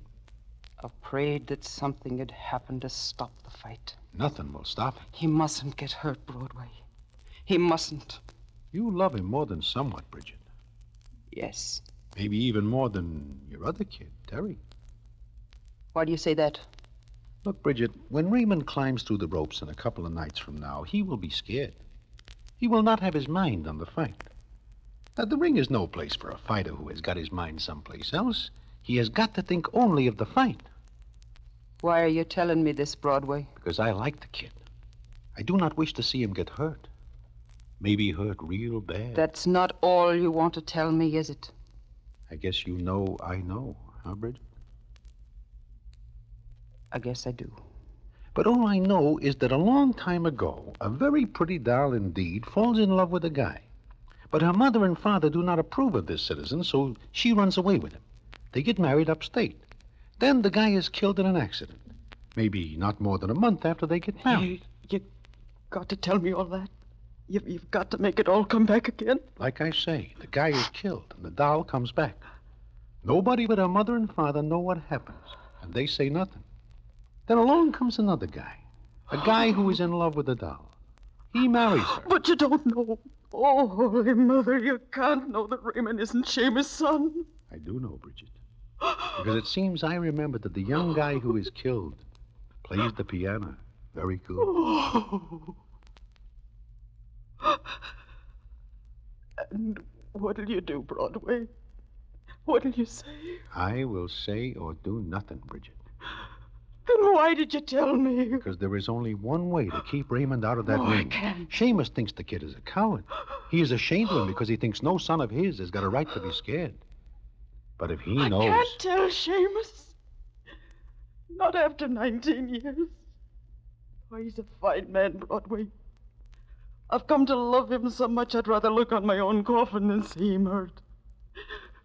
And it'd hurt him like all the devils in purgatory. And he'd never lift a hand to me or give me more than a look. He's that good, he is. Then you are going to let Raymond go into the ring? Oh, what else can I do? Oh, Mother, what else can I do?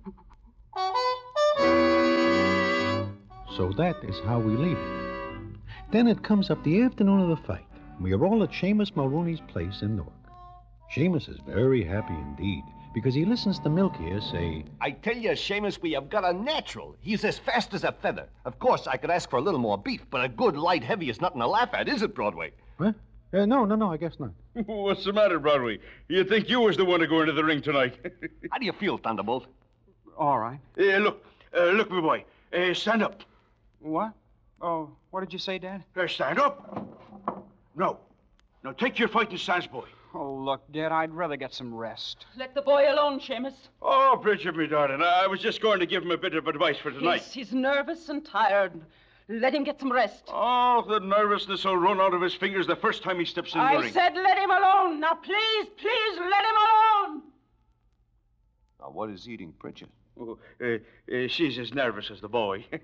She'll be all right. I'm going in and lie down a while. Sure. But before you go... Yes, Dad? I'm proud of you. Oh, there were times when I had me misgivings. But you're a true son of mine, a true son. Is that right, Broadway? Oh, sure. He is a true son, Seamus. And tonight I'll be there, watching me own son making the name of Mulrooney shine again.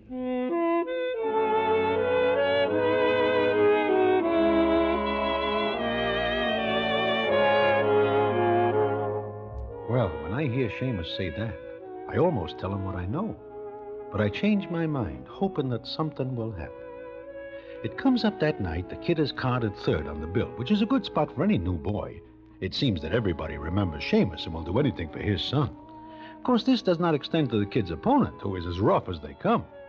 And it does Raymond no good at all when he hears the first bout ends in a knockout, and he gets a good look at the boy who is carried down the corridor. Then it is in the dressing room. Now remember, Thunderbolt, this guy has got a good left and likes to cross his right after a jab, so watch for it. And when he crosses, bring up your right, got it? Yeah, I know. Take it easy, kid. It is only a fight. Sure, only a fight. What's going on out there now? Oh, just another fight, son. Now look, boy, keep your mind on the fight. You have got to think of the fight, kid. You have got to. Sure. But my hands. Tape too tight? No, but is there enough on them? Will they get hurt? Oh, boy, every fighter hurts his hands. Yeah, but don't think of that. I want more tape on them. Milker, I want more tape. I can't. You got enough. Okay, Mulrooney, get ready. Hey, you. Yeah? What happens in the second bout? KO. Gardner got took apart. Don't think he'll get them back together again, either. Come on, Mulrooney. No, I'm not going out there. I'm not going out there to get hurt to satisfy those... I'm not going out, do you hear me? I'm not going to fight. Easy, kid. The minute you crawl through the ropes, you'll be okay. I'm not going through the ropes. Let me get out of here. Get out of my way. Don't you move, boy. Oh, Dad, I've tried. I've tried for you, but I can't. I can't do this any more than I can hit you. You're not a coward. You're not. Yes, I'm a coward. If that means not wanting to fight, I'm a coward. So help me, he is yellow. Shut up, Milky. Raymond, you're gonna walk out of this room and into that ring. You hear me, boy? No. For the last time, you'll go. No. I tell you I can't. No more than I can hit you. Then so help me, you'll have to do just that. I want no coward in my family. If you'd go in that ring and lose, I'd love you just the same. But if you don't go, then so help me, you're no son of mine. I won't go in. Put up your fists. Put them up. Seamus, you are crazy. Keep out of this. This is between me and him.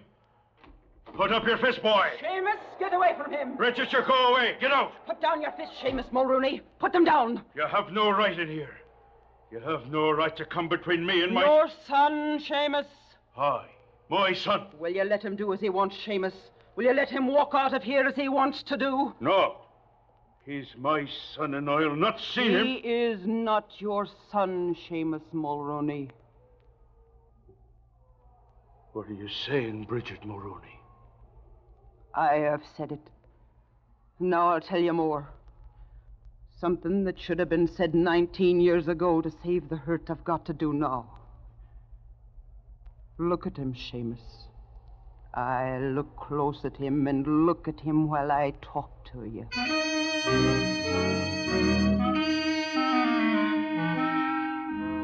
And Bridget tells all she has to tell. We listen to her. Raymond's face is getting all white, and he keeps looking down at his hands.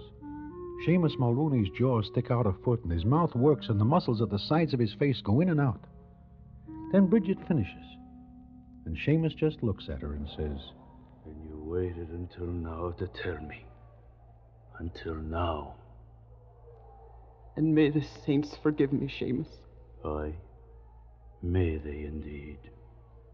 The boy mustn't fight. Aye, he mustn't fight. He mustn't fight. Where you going, Seamus? Going? Home, Bridget.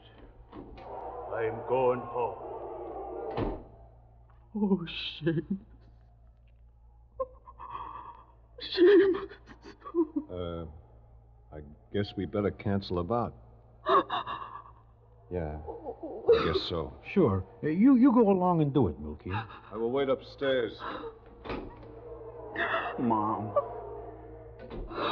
Oh, Mom. What, lad? Why didn't you tell me? Because I'm the one that's the coward. If you'd told me, I would have fought to keep from hurting him. Sure you would. But you are not a fighter, Raymond. Hey, Mulrooney, shake it up. Shake it up. This ain't no charity bout. Hey, you, wait a minute. Yeah? Look, you tell I'll be up in a minute. Okay. Raymond. Look, kid, your mother just goes through something real bad to get you out of this. I know. And Dad did, too. What are you thinking? He doesn't want a coward in the family. I'm going to see that there isn't one. It's all I can do. Oh, son, no, don't. Broadway, come with me, will you? Once and for all, you are no fighter. You never are and you never will be. No. Anything can happen in that ring, especially now. Are you coming along with me, or do I go it alone? I guess you do not go it alone. Wait here, Mom. Please wait here. Come on, Broadway. I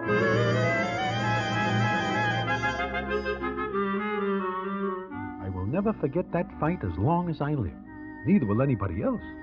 I will tell you only that Raymond loses. But it is how he loses that makes me remember. He is hit with everything in the book, but he gets up time after time, and the crowd that is booing at first stands on its feet to cheer. The referee tries to stop the bout a couple of times, but Raymond shoves him away with a look in his eyes that makes the referee think better of stopping him. Even the guy he is fighting cannot understand, and now and then backs away just to look at the kid who never gives up. Then the fight is over, and is in the dressing room later. Oh, Ray, why? Why did you do it, son? Why? I'm all right, Mom. My hands are all right. Oh, saints be praised. And Broadway, I'm not a coward, am I? Oh, no. I didn't disgrace his name, did I? No. Tell me! There is nobody in the world who will say that after tonight. And what we know is just between ourselves. Just between ourselves. That's good. And I'm not a coward. I was never more proud of me name than tonight. Shame. We think you go home. I heard the announcement. I heard my name.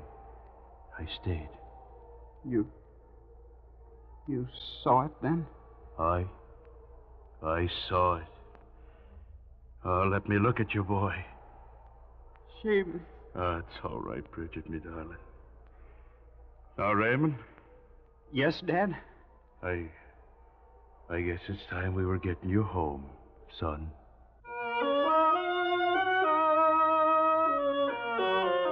And they go home. Bridget, Seamus, and their son Raymond. And I am very happy. But that is not the end of the story. The payoff comes maybe a year later, and I will tell you about it in a minute.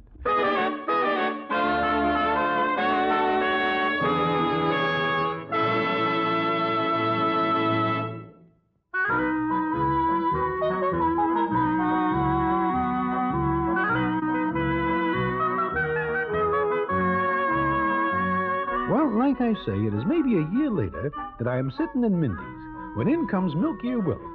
He sits down by me, takes half of my blintzes, and says as follows. You hear about me, Broadway? Yeah, I do.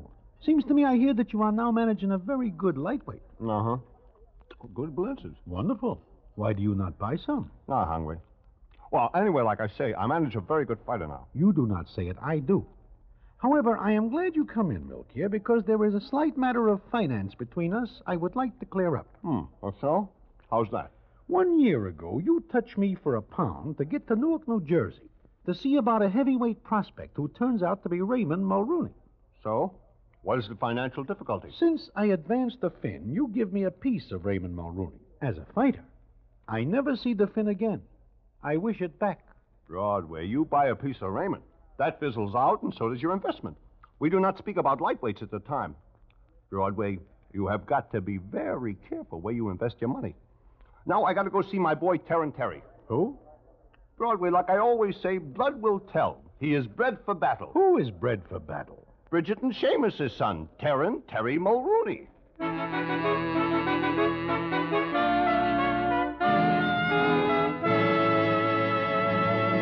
And so ends the famous Damon Runyon story, Bred for Battle. Listen in again next week for the Damon Runyon Theater.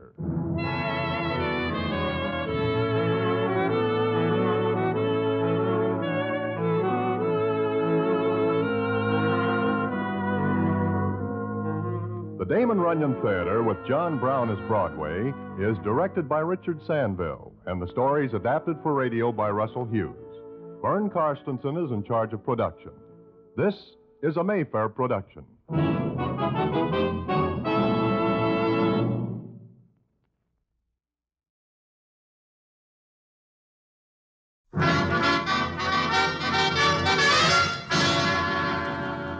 The Damon Runyon Theater.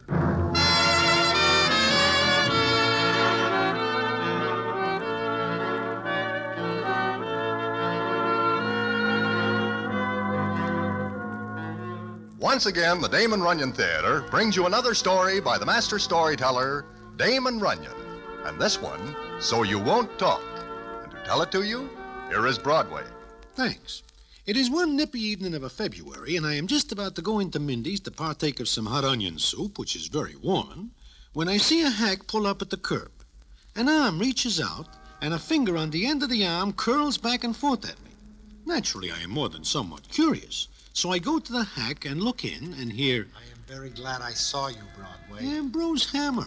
Are you nailed in the cab that you cannot get out? Listen, Broadway, did you hear the news? What news? The murder. Murder? Whose and where and who does it? Shh. Just lend me your overcoat. My overcoat? Now look, Ambrose, it is colder than a bookie's heart out here.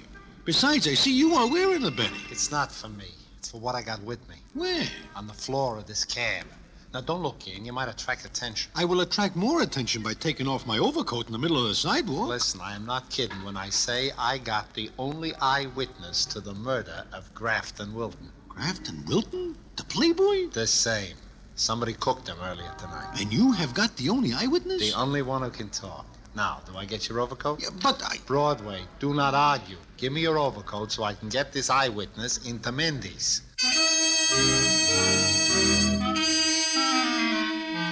Well, I am more than a little curious indeed, because I know that Ambrose Hammer's hobby is following murder cases, although he is a dramatic critic by trade. Also, I wish to see this eyewitness myself, so I give Ambrose my overcoat. And what happens when we get into Mindy's is something I will tell you in a minute.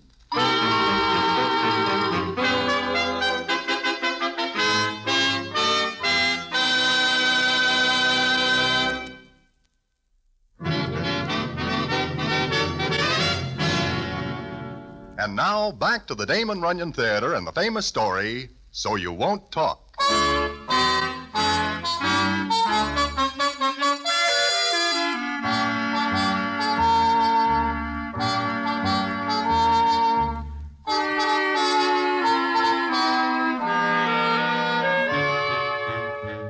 Like I am saying, I give Ambrose Hammer my overcoat, and he ducks down and wraps something up in it. I am not able to see what it is. Then we get to a table, and the scene is as follows. Yeah, I don't think anybody saw us, Broadway. Look, Ambrose, you say you have got an eyewitness under that overcoat? Exactly. Must be an awful small eyewitness. Not big. Midget? Nope. A kid? Nope. Ambrose, I will probably catch pneumonia by giving you my Benny. I have got a right to know what is under it. Okay. Take a quick look. I'll lift up the corner of the overcoat. You ready? Sure. Okay, now look fast. It is something green, and it is very hoarse. Uh-huh. A parrot. Ambrose, I think you say a parrot? I did. Give me back my overcoat, and we will get you to a clinic real fast. You think I'm crazy, don't you? Do you wish a straight answer, or do I humor you? Look, parrots talk, don't they? Sometimes. And this was Grafton Wilton's parrot. And the cops went over Wilton's place with a fine-tooth comb. And what did they find? I asked you, what did they find? Mr. Grafton Wilton cooked. Exceptionally deceased. With his nose out of joint and both eyes blacked. And Broadway, no trace of the murder weapon. Oh? Yeah. Now, personally, I've never cared for the guy at all. Neither does anybody else. But murder is murder. So it is. But how about the parrot? Aha! Now, that is a real straight answer. It fills me in on things I do not know. Uh-huh. Don't you get it? Get what? Now, look. Grafton Wilton's 2 servants were away for the night. The cops checked. Now, Wilton would never let anybody in his place he didn't know.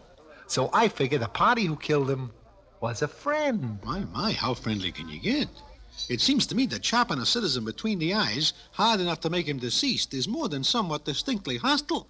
That's beside the point. Not to Mr. Grafton Wilton. Forget him for a minute. So there you are, Ambrose. Huh? Oh, Look, Dawn. How long do you think he can keep me waiting when we got a date? Oh, Dawn, baby, I'm sorry. I forgot. You forgot. I waited a half hour for you to show up. Listen, baby, when you hear what I got to tell you, you'll understand. Here, sit down, huh? Yeah.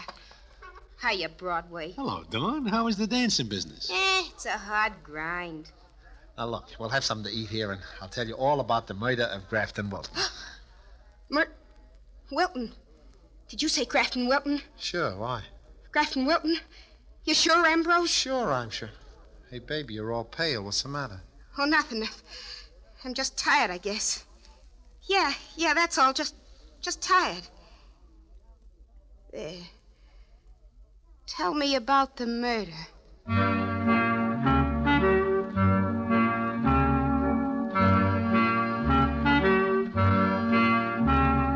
I look real hard at Miss Dawn Astra because it seems to me she takes this very, very big. However, I put it down to the fact that Judy's are naturally soft when it comes to hearing about citizens getting pushed off. Well, Ambrose Hammer fills her in on the details he gives me. Then he says as follows. So, I conclude the party who killed Wilton must be a friend. Somebody he knew well enough to let in a house. And this parrot? Aha, that's where I'm smart. Now, look. Parrots are natural talkers. They like to repeat things they hear. Right, Broadway? I am never acquainted with parrots. I never like them. I don't either. That's beside the point. Now, look. This parrot was in the same room where Grafton Wilton was found chopped. The bird must have heard the party's name mentioned more than once. You get it? You mean sooner or later this parrot is going to repeat the name of the party who kills Grafton Wilton? Exactly. Well, that's silly. I don't think so. You spent the whole evening at a murder when you had a date with me. I like murder. Someday I hope you go to your own. What's burning you Oh, out? that bird. He didn't do a thing to you. He made you forget you had a date with me. Yeah, but this is an important bird, an eyewitness to the murder.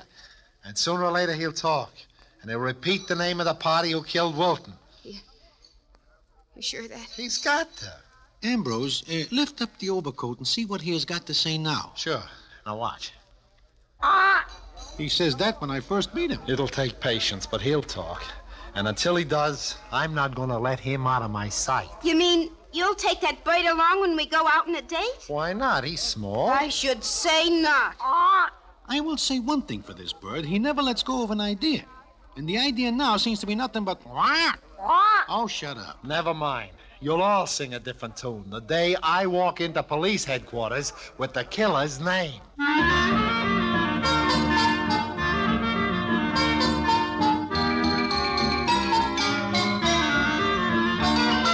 As the days go by, Ambrose is never without the parrot. Then one night, I am about to go into Mindy's when I see a familiar figure.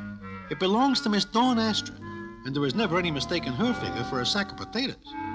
But she is deep in conversation with a hack jockey. I wait until she finishes, then speak to her. She jumps like I hit her and says... Oh, Broadway. Well, yeah, what is the matter? Matter? Nothing at all. You are nervous. No, I'm not. Who do you think I am when I tap you on the shoulder? No one. That is, Well, you just scared me, that's all.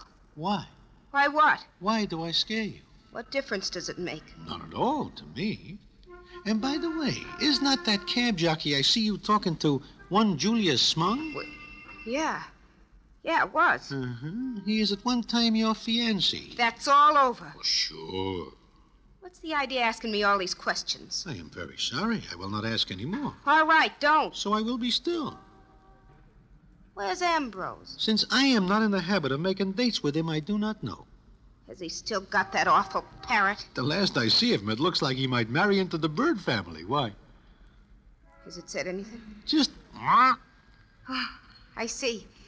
Well, I'm late for my show. Yeah, by the way, how is it that you do not know where Ambrose is? Is there not a romance between you? I thought you weren't going to ask any more questions. Okay. But since you did ask, I told him it was me or the bird. He gives you up because of that parrot?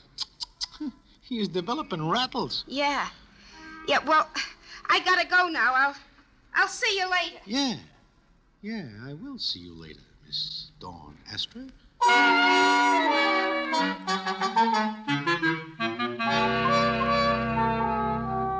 The more I think of it, the more I think Miss Dawn Astra is acting more than somewhat strange indeed. But I think it is none of my business, and go into Mindy's. I am there maybe no more than 4 or 5 hours when Ambrose Hammer comes in. As usual, he is carrying the big cage with the parrot in it. He sits down by me and says, Broadway, It looks as though I'm going to have to give up the bird. Uh-huh. Maybe because of Miss Dawn Astrid? How'd you know about that? She tells me. Oh. Well, not only that, but my editor informed me that my dramatic criticisms are taken lightly because people seem to mistrust a man who is very close with a parrot. Yeah. Does the bird say anything yet? Nothing. Wait a minute. Maybe he'll talk now. Hey, you. Talk. Talk, will ya? Well. Business at the same old stand. It's disheartening. Here I am, but the only eyewitness to a murder, and he won't talk. I give up Dawn to keep the bird. I risk making an idiot of myself, and he says... See what I mean? Ambrose. What? What name do you expect him to say? The name of the murderer. What else? It could be any name? Like a girl's name? No, not a girl. The blow that killed Grafton Wilton couldn't have been struck by a woman. Oh, I see. Why? I'm just asking. Broadway, here I sit with the solution to a case that's baffled the cops. But the solution won't talk. Now, in order to keep my job, I gotta give up that parrot. Look, Ambrose, it seems to me that you are going too far. Why do you not keep the bird in your apartment when you go out? Do you have to take him with you? Sure, because at any moment he may say that name. Oh. I can't... Hey, I just thought of something. Yeah, what? You keep him for me. Me? Sure. No. Look, keep him in your hotel room. I will not be nursemaid to a bird. I'll pay you. I will not... How much? $5 a day. Wait a minute, let me get this straight. You mean that you will pay me £1 a day to watch this bird? Sure. Just sit with him. Listen to everything he says and write it down. How do you spell Orc? You'll do it? For £1 a day, I will keep an eye on the Bronx Zoo and talk to all the animals. It's a deal. Come on. Let's take him to your place now. It's a solution. But remember, you gotta sit tight and listen to him because he... Because he what? Broadway. You see that doll at the table near the door? The one with the black hair and real white face? Yeah. Who is she? I never seen her before. I have. I know that face. I know it. Well, congratulations. Come on. Excuse me, miss, but I think I know you. I don't think you do. I'm Ambrose Hammer, dramatic critic. I said you don't know me. And I don't know you. I never forget a face, especially if it's ever been in the newspapers. Who said mine was? Oh, well, maybe I'm wrong. Excuse me. Let's go, Broadway. Sure. I'll swear I know that doll. And I'll swear it's in connection with... With what? I don't know. Anyway, I'm not going to worry about that now. The big thing is to get the parrot to your place. Broadway, you're going to be in on the most sensational crime solution of the century.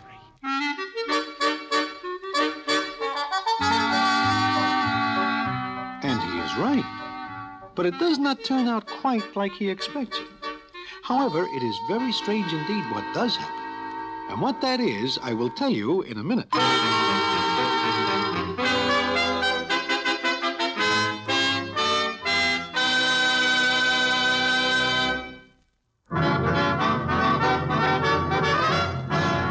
And now, back to the Damon Runyon Theater and the famous story, So You Won't Talk.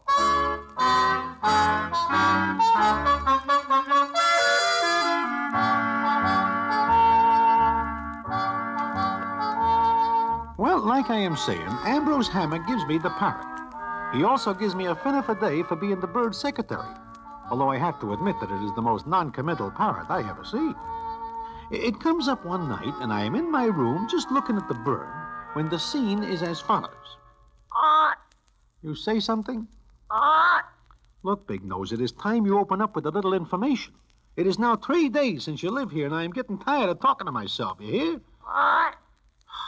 Maybe you are just stir crazy. Maybe... You will pardon me while I answer my phone? Hello?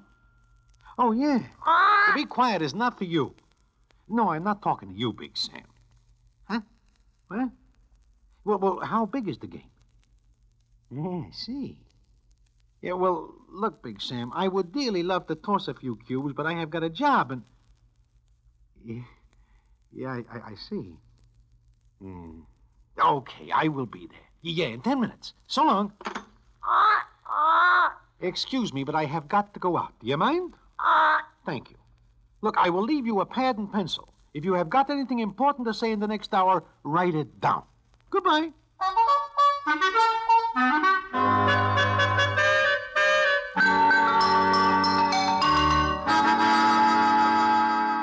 Broadway, I have got to see this parrot you talk about. Well, sure. Maybe he will talk to you, Sam.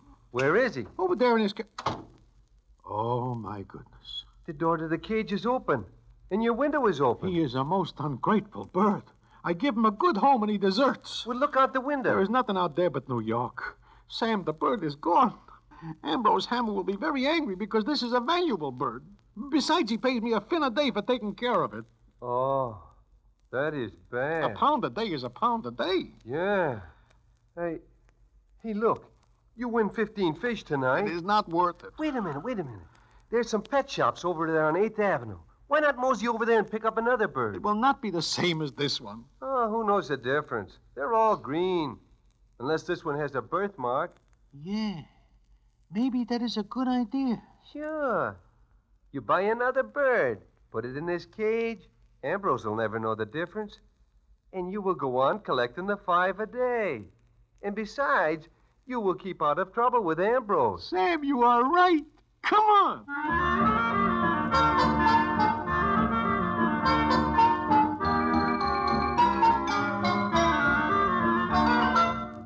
So I buy a new parrot that the guy in the bird store tells me is a good talker. Of course, to be better than the one who flies away is no hard job, even for a very backward bird.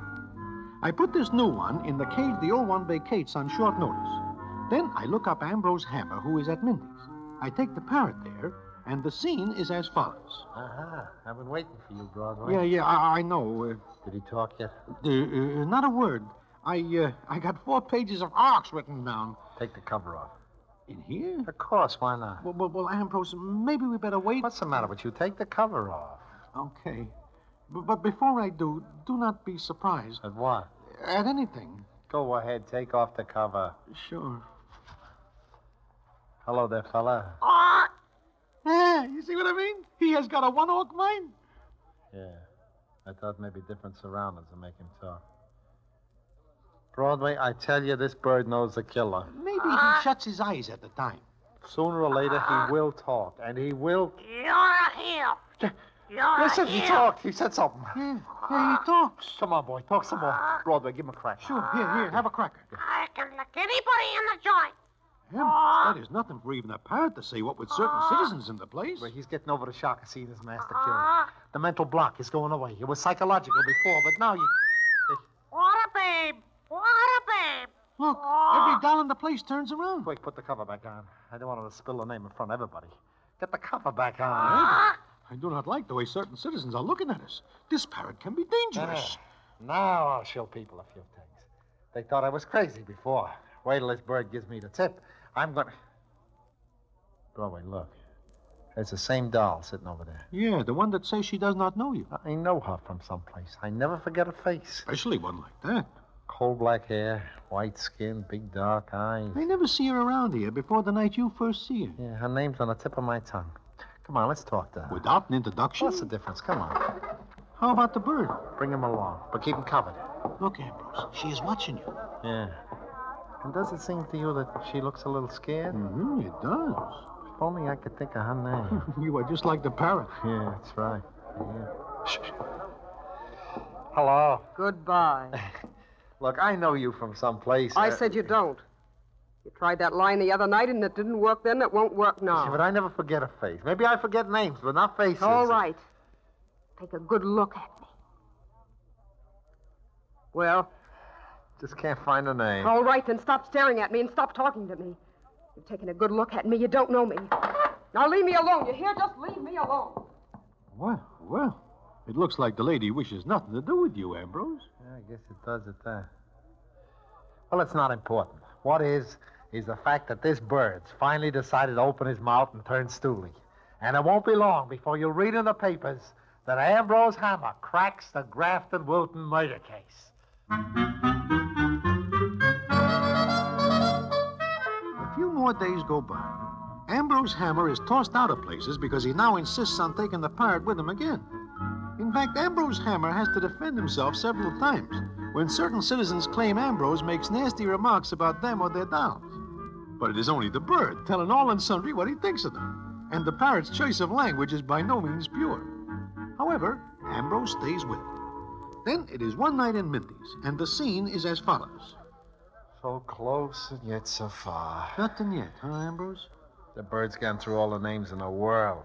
They're not exactly names a person could use. Well, why do you not just give it up, Ambrose? I should say not. But look, you almost lose your job. You are getting the reputation of being more than somewhat rattled.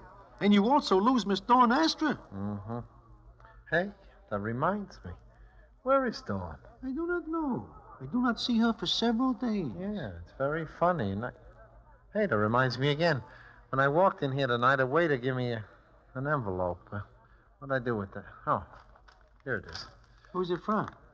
Hey, this is in Dawn's handwriting. Oh, no. Oh. What is the matter? Look, read this. Let me see. Dear Ambrose, when you receive this, Julius Smung and I will be on our way to South America where we will be married. Julius Smung? That is the guy she is soft for before she meets you. Yeah. And I lose her because of this. Shut up. Babe! There is more. You wish me to read it? Go ahead. We are leaving suddenly because we are afraid it might come out that Julius calls on Mr. Grafton the night of the murder. Huh?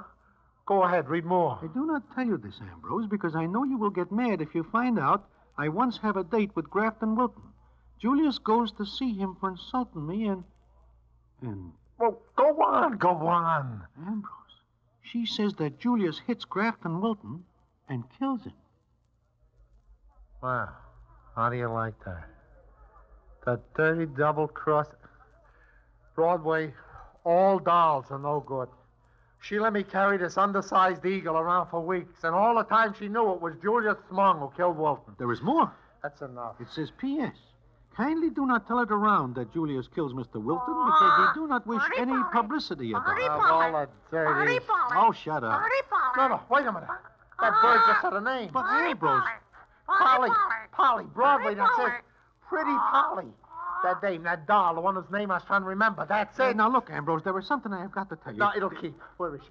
Come on, there she is. What for? Ambrose, please, before you go off on the wrong steer... I know that bird is going to tip me off. Do not speak to her, Ambrose. I tell you, do not speak to her. Just watch this. Well. Hello there. You again. I told you to keep away. You mind if I sit down? Either you'll beat her or I'll have you thrown out. Will you? Pretty Polly. Pretty Polly Olligan. I never forget her face. Ambrose, before you do any more... Broadway, meet Pretty Polly Olligan. How are you? Look, Ambrose, this bird is not... So, you're the one who was with Grafton Wilton that night, huh, Polly? You can't know. You can't. But the bird knew it. Here we go. 3 years ago, you, Pretty Polly, was sent to Auburn for trying to shake down Grafton Wilton on a breach of promise suit. It was not a shakedown. It was on a level. I couldn't fight his millions. So you bumped him. Ambrose, let us take our parrot and go someplace else before... Broadway, will you shut up? Okay, but I warn you... Now, Polly, you're not in town for your health. Also, you had a good motive for cooking Wilton. Yes, I did. And did you? Yes, I did. I went to see him. He had 2 black eyes and a banged-up nose. How did you know? Never mind. We talked. And I put something in his drink. Sure. That killed him. But Julius Small... The police and no dopes, Broadway. They knew Wilton was poisoned, but kept it to themselves. But they kept looking for the citizen who blacked his eyes. Now what'll you do? Well, there's only one thing I can do. Yeah, I know. But I'm glad. I've been trying to go to the police for days, and I couldn't. Now I'm glad. Sure. It's better this way. Yeah. Now, Broadway, you believe me about the parrot tipping the star? Well, What the devil are you trying to tell me? Who, me? Yeah, you. You kept trying to warn me about something. Oh, no. You are mistaken, Ambrose. Sure. You are mistaken.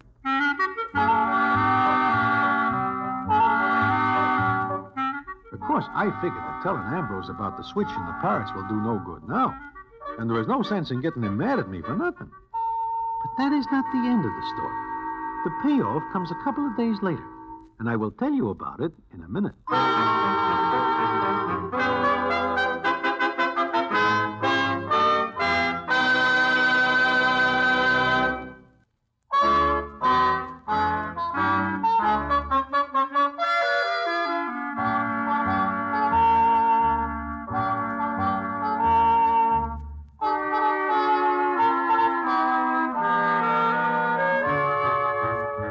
I am saying, it is a couple days later that I am sitting in Mindy's when in walks Ambrose Hammer and sits down by me. I see that something is on his mind, and I ask him to get it off. And he says... Yeah, there is something on my mind. And what is that, Ambrose? I can't get over what a close call I had with that Dawn Astor. Close call? What are you talking about, Ambrose? Why, at one time I was crazy about that doll. I was going to ask her to marry me. Think of that. But why is that a close call? Well, if there's one thing I can't stand, it's a doll who can't tell the truth. What? Does Dawn lie to you? I just got around to reading all this note she sent me. All with all the excitement. That you know, note, well, what does it say? Yeah, funny you didn't see it, Broadway. You read it. Sometimes I am nearsighted. Broadway, when you had the parrot, did you take good care of it? When I have it, I take very good care of it. Sure. So why should she lie? Why should she tell me she stole the parrot from your hotel room? She says that? But why? She says she was afraid the parrot would talk and mention Julius Smung. Oh, I see. And you say she lies. Well, what makes you say that? Because the parrot is never out of our possession. The only parrot who could possibly give us the name of the murderer. Pretty Polly.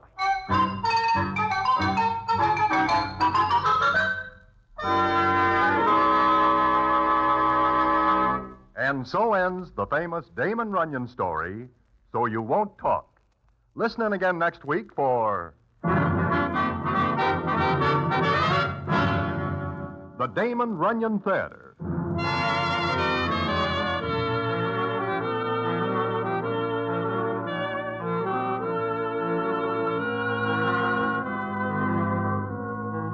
The Damon Runyon Theater, with John Brown as Broadway, is directed by Richard Sandville, and the story is adapted for radio by Russell Hughes. Vern Karstensen is in charge of production. This is a Mayfair production.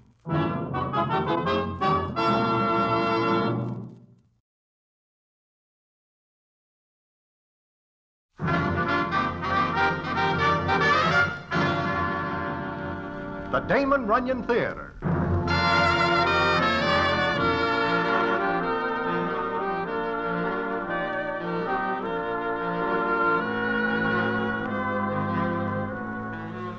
Once again, the Damon Runyon Theater brings you another story by the master storyteller, Damon Runyon. And this one, Social Error. And to tell it to you, here is Broadway. Thanks. Well, it is one morning along about 2 in the a.m. when I am sitting in the Hot Box Club talking of this and that with Miss Midgie Muldoon. Now, Midgie is not a crow by any means, although she is only knee-high to a Pomeranian, a short one. I never see a better-looking doll. And it is well known on the stand that more than several citizens would like nothing better than to hear Miss Midgie Muldoon speaking soft words to them. However, she has nothing to do with the various high shots. So while we are talking, she stops in the middle of a sentence and says, "Oh, no. Here he comes again." "Huh? Here who comes again?" "Coming in the door. Jack Madigan." "Oh, Handsome Jack." "Handsome Jack. No wonder he's so conceited. Couldn't you find a better name for him?" "Well, you will have to admit that it fits." "I can't stand him. Of all the people I can't stand, he's right on top." "He sees you, Midgie." "Please don't go away, Broadway, no matter what he says." "Well, Midgie, Handsome Jack is not a very good citizen to cross in any way." "Don't leave me alone, please." "What if he asks me to go? Not politely." "I'll handle him. Only don't leave me alone with him."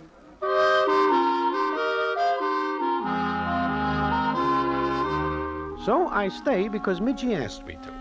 But I know it is not going to be comfortable, because Handsome Jack Madigan always strikes me as a guy who is rough. And I always figured the best you can get out of citizens like that is the worst of it. However, I sit tight. And it is because I do that I am in on the beginning of a very strange story indeed. One which I will tell you in a minute.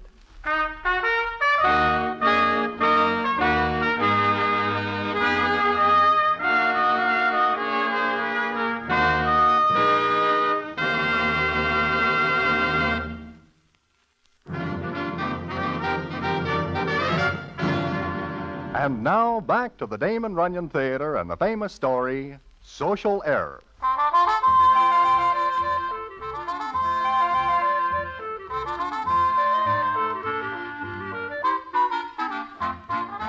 Like I say, I sit tight because Midgie Muldoon does not wish to be alone with handsome Jack Madigan. Well, it takes him maybe 2 seconds to come across the floor. He looks down and says, Hiya, Midgie. I was fine. Broadway, how are things? Oh, ups and downs, mostly down. Yeah. You got something to do, Broadway? Not a thing, Jack. I am just whiling away the wee hours of the morning. Yeah, well, they are pretty wee by now, and you look tired. Maybe you better beat it and crawl in the kip. I am not sleeping. I think you are. No, He's not going. You want him to stay? Yeah, he's the only one I want to stay. Why do you keep giving me the brush, Midgie? It's the only thing for dandruff. Look, there ain't nothing wrong with me. Nothing that not being yourself wouldn't cure. You got me wrong. Now, wait a minute. I've told you a dozen times I don't like you. I never will like you, so please don't hang around me. Don't send me flowers, candy, jewelry. I like to. All right, so you'll keep getting them back. Look, just talk to me for a while without giving me the knife, will you? No. Good night, Broadway, and thanks for your company. Yeah, so long, Midgie. Midgie, What? I can maybe get you a cab? There are 30,000 cabs on the street. I can locate one of them. Like always, I am poison to her.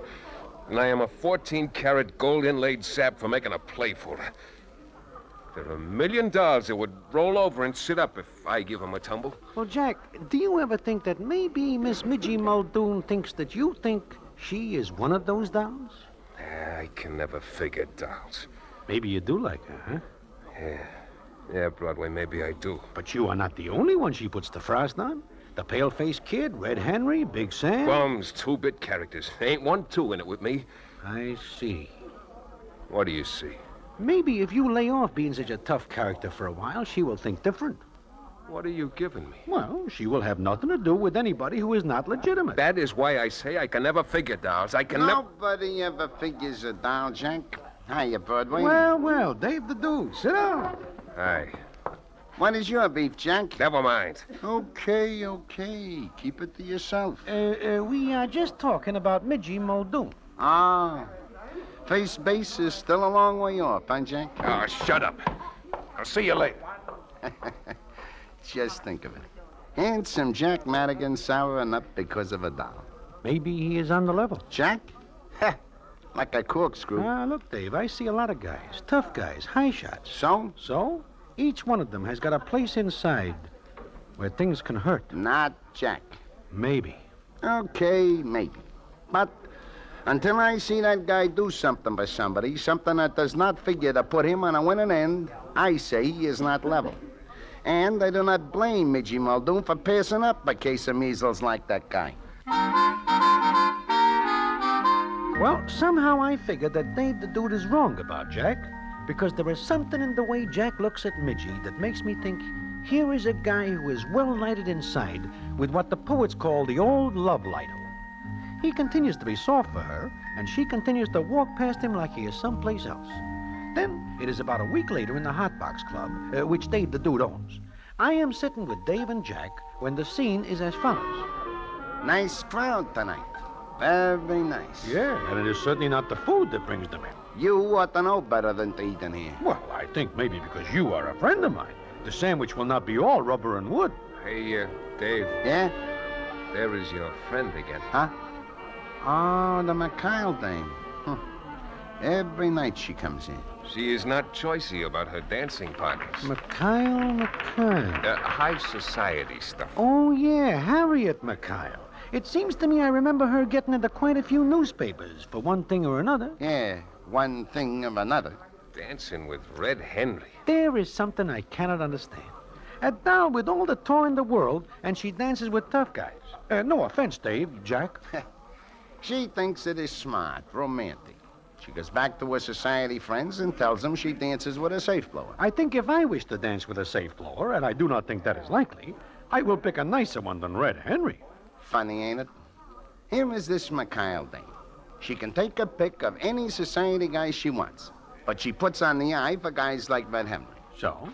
So, Here is a guy like Handsome Jack. He goes for a kid like Midgie Muldoon, who will have nothing to do with hotshot citizens. Let us leave me out of it, huh? Sure. But it is still very funny. And to make it even funnier, there is a guy named Basil Valentine. That is a name or a greeting card? He writes things for magazines. Now, he wants to be tough, but is as mild as they come. He goes for the Mikhail dame who will have nothing to do with him. In fact, he never even meets her. Everything is all twisted around. Yeah, it sure is. That Basil Valentine just sits here every night looking at the Mikhail dame. Right now, she is looking at us. Yeah, 10 to 1 she comes over. You win your bet. She is looking at you, Jack. So she is looking at me. So what? I see her look like that before. Jack, you are about to be romantic. Nuts. She does not look like a million to me. No, but she has a few. Hold it. Good evening, Dave. Oh, how are you, Miss Mikhail? Just fine, thank you. I don't believe I've met this gentleman. No, this is Handsome Jack Madigan. Jack, Miss Mikhail. How do you do? Good. This is Broadway. How are you? I am getting along. I hope you don't think I'm intruding.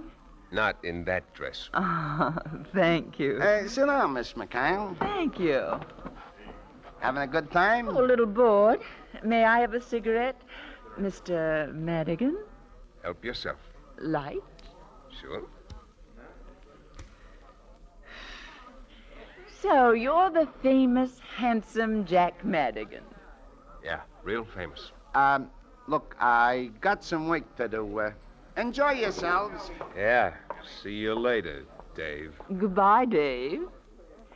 Do you live near here, Mr. Broadway? Not far. Why? I was just asking. Why? No reason in particular. Where do you live, Miss Mikhail? Why don't you call me Harriet? Okay, Harriet. Why did you ask me where I live? No reason in particular. You're not very friendly, are you, Jack? Sometimes I am very friendly. Ah, I see. I do wish that man in the horn-rimmed glasses would stop staring at me. Which one? That one by himself at the table. Oh, him, Basil Valentine. Every place I go, there he is. He annoys me. Is that possible, Miss Mikhail? What do you mean? Nothing at all, nothing at all. I'm going to speak to Dave about that Valentine person. Or perhaps you'd do me a favor, Jack. Like what? I don't like that man staring at me. Oh?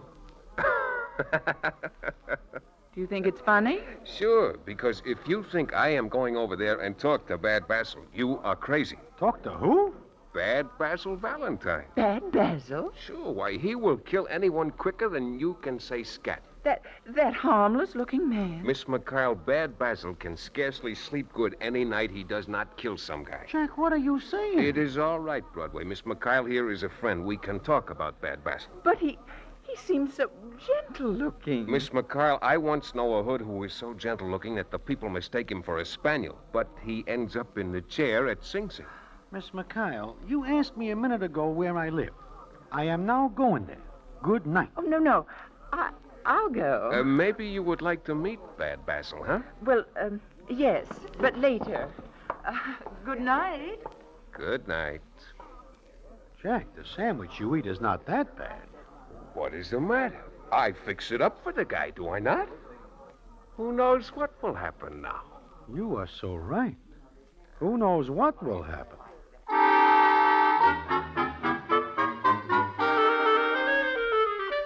Well, Jack thinks it is very funny that he tells Miss Harriet Mikhail that Basil Valentine is a hotshot. Never does he imagine how this is going to affect him and Miss Midgie Muldoon. But it does, and in a very strange way. And how this happens starts one night in Mindy's when I am sitting there, and Dave the Dude comes over to me and says, I have been looking for you, Broadway. Well, here I am. What is on your mind, Dave? What are you doing night after tomorrow? If all goes well, I will still be breathing and maybe sitting right here. Why? Want to go to a party? Nope. I ask you to. I will be glad to. Good. Miss Harriet Mikhail is throwing one. Harriet Mikhail? Now, wait a minute, Dave. I belong there like I belong in the White House. A lot of your friends will be there. Red Henry, Harry the Horse, Mitzi, the pale-faced kid. What? Some of those citizens are so hot, it might be a farewell party before they leave on paid vacations at various institutions. I know, but she thinks it is pretty cute to line up boys like that. It gives her something to talk about. Look, Dave, I would like to do you a favor and be there, but She is a good customer, and I would not like her to feel that my friends do not appreciate her hospitality. What time do I get there? Anytime. Oh, by the way, where is Basil Valentine? What? I do not know. Why? She wants him especially. Huh? This I cannot figure. She'll be up to her ears in rough citizens, so why does she want him? I think I know. Dave, this is going to be a very strange party indeed. And how right I am, even I do not know at the time I say it. Furthermore, I do not wish to be at that party, but Dave is a very good friend of mine, and I like to do him favors, especially since he is likely to resent it if I refuse. So I go. And what happens there, I will tell you in a minute.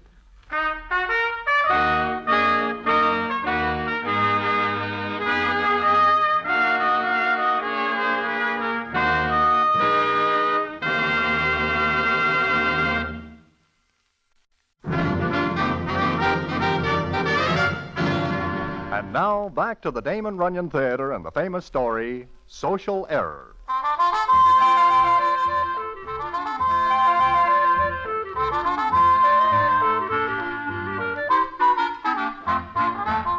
Like I say, I do not wish to offend Dave the Dude, so I show up at Miss Harriet McKyle's party. So do quite a few other citizens who are not in who's who, but know what's what, especially if it is crooked. I am very surprised to see Miss Midgie Muldoon there, so I ask her why she comes, and she says as follows. Dave asked me to come, Broadway. I always think you never associate with hotshots, Midgie. I don't, but Billy, Dave's wife, is a friend of mine. I couldn't say no. Yeah. I guess you know Jack is going to be here? Well, what if he is? Oh, I just asked. Is he Miss McKyle's latest? Well, not exactly. I think he might like her. If you will look at her now, you will see that she is more than somewhat interested in Bad Basil. Who? Bad Basil. Basil Valentine. Oh, you're kidding. That's the man who always hangs around Dave's place. Yeah, but now he is Bad Basil. I don't understand. Well, it is like this. Hello, Broadway. Midgie. Hello, Jack. Excuse me, Broadway. Oh, wait a second, Midgie. No. Look, why do you not give me a break? Why don't you ask Miss McKyle for one? I am asking you. Don't. I do not mind you brushing me, but do not laugh. It's very funny. Handsome Jack Madigan letting Basil Valentine beat his time. Huh? The joke is on you, Midgie. As a matter of fact, I fix it up. I tell the McKyle doll that Basil is a #1 tough citizen. She believes me, and then I... You what? Sure. I give the guy a break. Well, aren't you the big humorist? Anything for a laugh. Oh, no way. That poor little guy thinks he's going big. What'll happen to him when she finds out? Well, why should you be burned? Because I think it's a miserable trick. Oh, it is a gag. Sooner or later, she'll find out what he really is. Then the two of you can have a big laugh at him. Oh, look, Midgie, I did not mean for this to spread so thick. How do I know that Damon's going to swallow it? Yeah, but she did. Now I'll tell you something. At first, I couldn't stand the sight of you. Then I thought, well, maybe you might be on the level. But this puts me right back where I was.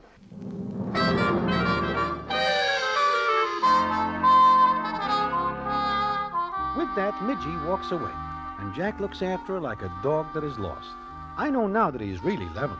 Also, I know that he tips Basil to the gang, and this makes Basil happy because he figures the McKyle doll will now fall for him. The next thing I know, I hear Basil telling her how he knocks off 10 hoods one weekend while he is on a pleasure trip, and I see she is looking at him with some respect. But in the meantime, Jack is doing nothing but mooning around. Then, along about 2 a.m., I am standing with Jack, and the scene is as follows. Everybody has a good time but me. Jack, I wish to ask you something, and I wish to hear the truth. What? You are really serious about Midgie? Yeah, I am. Broadway, I gotta do something to show her I ain't too bad. I just... Jack! Hey, Jack. I've been looking for you. Okay, Red Henry, here I am. Look, I'm doing all right with the McKyle dame. Will you stick your nose in? Go away. You get too much in the last glass. I'm telling you, I was doing all right. I hear about that gag with the Valentine character. I tell you, go away. You never do like me, so you do this, you queer me. You are right. I never do like you. Happy? But I'm going to tip the Mikhail doll. See? Why do you not go away and clean up? I'm going to fix it all up. Look, Red, leave the little guy have his fun. He is nuts about the dame. What do you care? I was doing all right. I don't like your nose sticking in. Go away. Get lost. Take a trip. You were sore because you cannot get the doll you want, so you queered for me. Shut up, Red. You were heated up for Midgie Muldoon, but you get the frost. Cut it out. Handsome Jack Madigan, sitting on the back porch and the door's locked. Red, you and I will take a little walk, huh? There is a terrace. I bet you've never seen New York from this high up, huh? Shut up, Broadway. He knows I am right. How does it feel to be chilled off, Jack? I will show you. Jack, look out! He's pulling a rock! Get back, Broadway! Jack, are you crazy? He would have drilled me. Shut the door, somebody. You shot him, you fool! You shot him! He is all right. I hit him in the hand. Jack, look, maybe you better go. I will take care of this. Red, are you all right? In my hand, that is all. There'll be a terrible scandal. There will not. Listen, everybody, quiet! What happens here goes no farther. Get it? Broadway. Yeah, Dave. Get to the phone. Call for my car. Sure. You better beat it, Jack. Oh, look, Dave, I gotta explain. Handsome Jack Madigan, parlor tough guy. Midgie, I wonder what else you'll think up to impress people.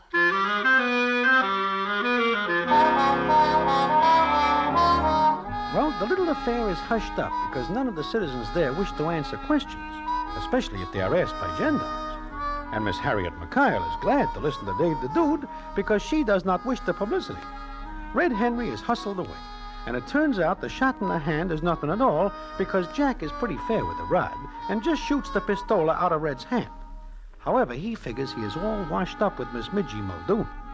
Then it is one night, and I, Dave, and Jack are sitting in Mindy's when who comes up but Basil Valentine and says, I'm very sorry to intrude, but I must speak to you. You?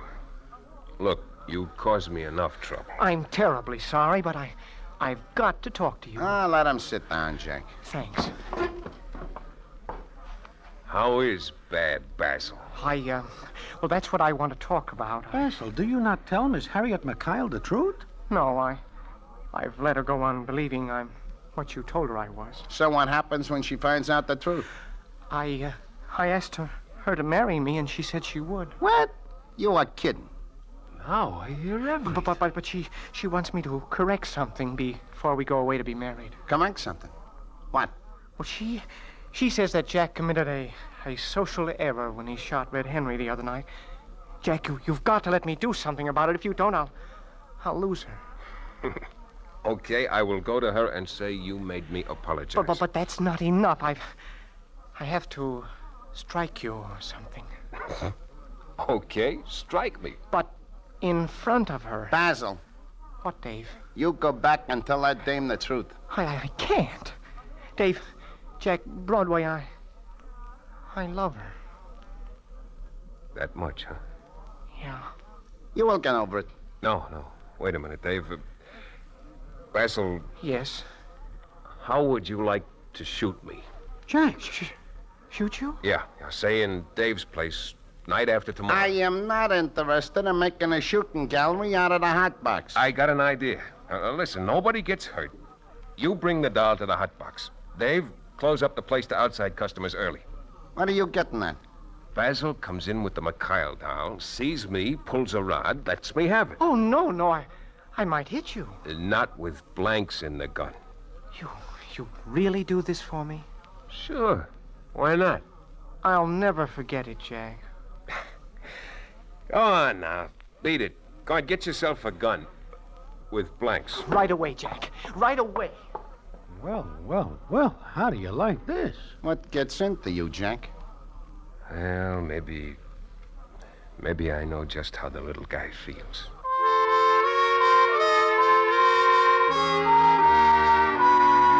At first, Dave is more than somewhat concerned about the whole thing, but then he begins to get a kick out of it.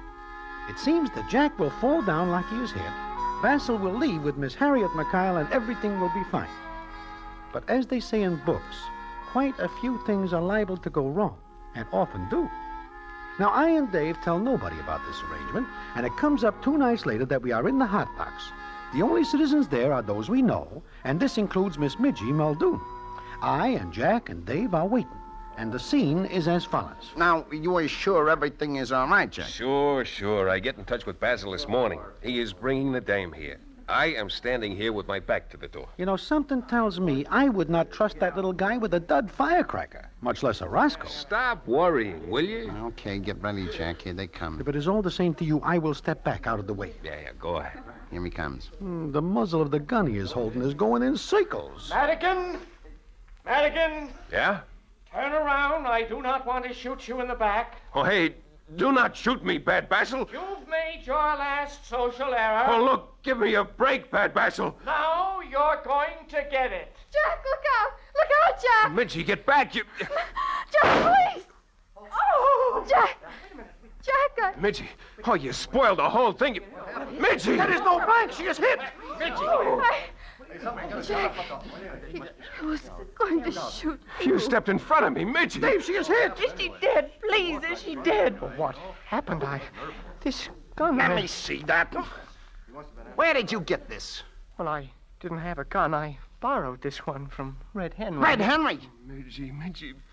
Well, Red loaded it with blanks. I saw him. He thought it was a big joke. He was going to help me. He pulled the switch. Now, look. You get out of here. Go on. But the girl... We'll take care of that. And you, Miss McKyle. Maybe now you got enough of being cute. I didn't think he'd do it. But he did. Now get out. And if you ever come in this place again, I will personally escort you through the door on the end of my foot. But I... Beat it. We better go, Harriet, and I've got something to tell you. Midgie, we have got to get you to a hospital. I'll be all right. But Jack, you're not hurt. You stepped in front of me. Why, Midgie? Why? I held out as long as I could. Oh, Jack.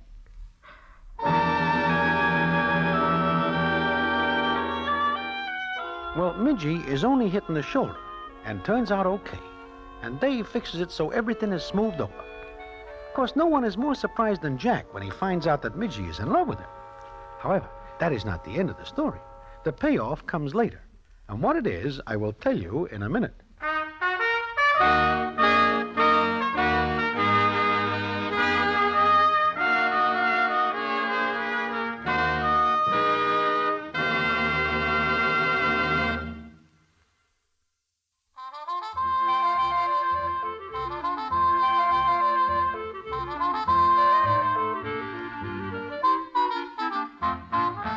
It is a month after the little party at the Hot Box that I am sitting in Mindy's enjoying some marinated herring when I am joined by Dave the Dude, who sits down and watches me for a minute and then says, Nice wedding, huh? What? Oh, Jack and Midgie's. Yeah, it is very nice. They make a fine couple.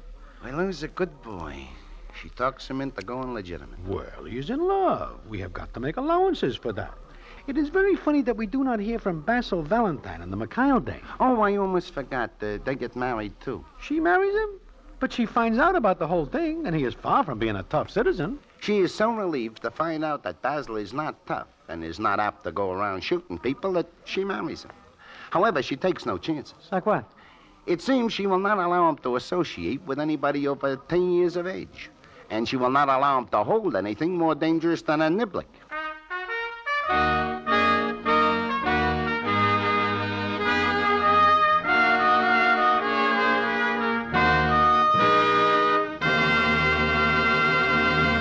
And so ends the famous Damon Runyon story, Social Error. Listen in again next week for the Damon Runyon Theater.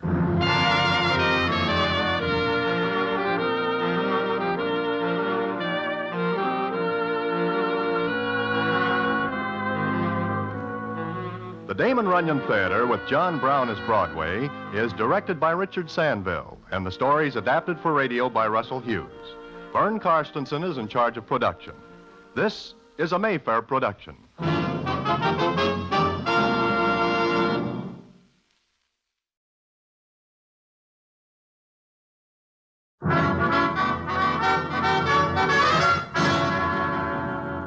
the Damon Runyon Theater.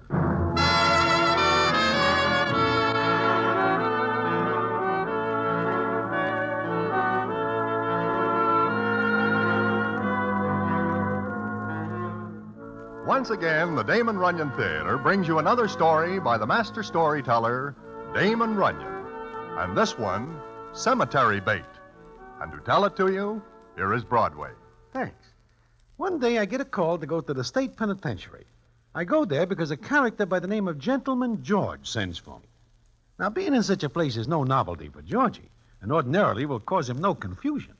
The trouble this time is that he is in what is called the death house. It seems that he has allowed visitors, and I am more than somewhat curious why he sends for me. So I overcome my natural repugnance at such institutions and go to see him.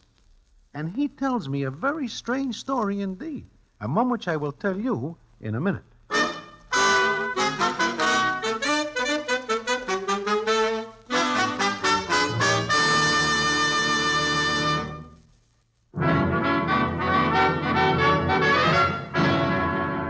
And now, back to the Damon Runyon Theater and the famous story, Cemetery Bait.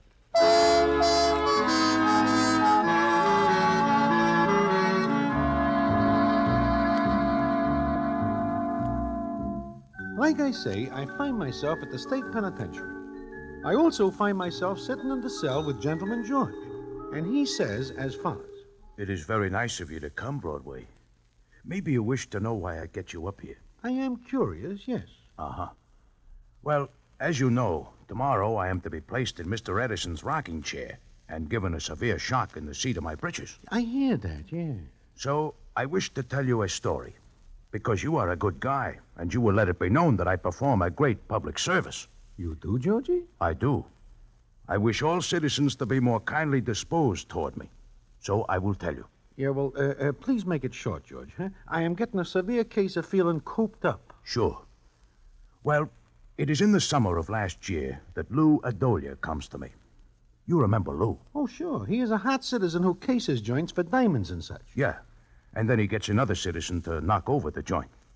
Well, like I say, Lou comes to me last summer, and he puts a proposition to me which reads like this. Georgie, I think I got a great job for you. Only you'll have to go to Miami, Florida to knock it over. Okay, Lou. I do not mind traveling.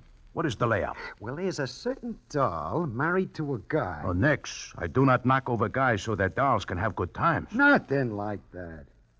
She's got a box full of rocks that'll bring maybe 80 grand. Uh-oh. Go on, Lou. What else? Well, I figure a good box man like you can sort through and pick off the stuff. You got a place to unload it? Sure. Don't I always? Yeah. Okay, give me the rest of the setup. Well, we'll go to Miami. I'll do another case job on the layout, and you can work your way through from there. It'll be a lead pipe central.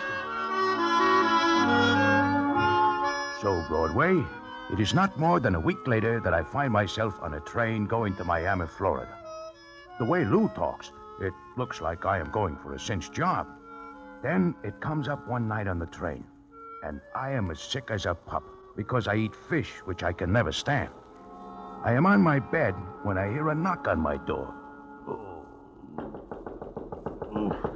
Who is it? What's the matter in there? I am about to become a corpse. Go away. Let me in. Oh. Come on. Maybe I can help you. Okay, just a second. All right, lie down again. I am sick. I am so sick. So I see by the color of your face. I didn't think you were born green. Where does it hurt? Stomach. Ptomaine poisoning. I saw you eating fish in the dining car. I will die before my time. Nonsense. No one ever does that. Besides, you might be better off if you did. Not enough people know when to die. Please, you say you will help me? I will. I'll never get any sleep next door with you groaning and grunting all night. Porter, come in here, will you? What are you going to do with him? Send for some medicine. Yes, sir. You call me, sir? Yes, go to the dining car and get some hot water. Also bring back some soda, a box full, and hurry. Yes, sir. Right away, sir. Do I get anything to go with the soda? Shut up and lie still. Look, mister, why do you do this for me? If you've got any stupid notion that I'm doing it as a good Samaritan, forget it. I merely want to get some sleep tonight. Well, Broadway, the old guy, who was maybe pushing on 60 or thereabouts, does good for me. In maybe an hour, I am feeling better and drop to sleep. Then, in the morning, I wake up and the train is in Miami. I get out on the platform, and I see the old guy. He looks at me and says... Feeling better? Oh, sure. Lots. In fact, I am a well man, and I wish to thank you. Don't. Just remember that you're unable to eat fish. You're allergic to it. Oh? But look, mister, I wish... Goodbye, and keep away from fish. Hey, wait! Hey, Georgie. Oh, hiya, Lou. Yeah. Say, see that old guy getting in a car? Yeah, what about him? Who is he? Oh, I don't know. I didn't see enough of him. Now, look. You bring your tools? Sure. But I sure wish I know who that old citizen is. He saves my life last night. And so few people are good to me that I wish to cherish the name of one who is. Okay. Save it till later. I got the deal lined up. How does it look? Oh, great. Where are your bags? Platform. Where do we go now? You better check in the hotel. Don't use your right name. You'll know me better than that, Lou. It is just a question of picking the one I like best. Okay, let's get moving. We got just 2 days to pull this job and move out. Hot, huh? Plenty. Your cut'll be 10 G's. My cut will be 15 G's, or you will get yourself another can opener. 12. 14. 11. 13 and a half. 13. I am in business. Leave us go.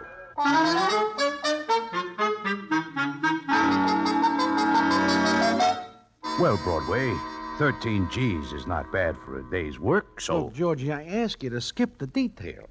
Broadway, I only got today and tomorrow morning before I will have to skip everything. Do you begrudge me this hour? I am sorry. But I do not see what all this has to do with performing a great public service. You will see in a minute. Well, I check in at a hotel. I and Lou arranged to meet later at a place called the Bath and Sailing Club.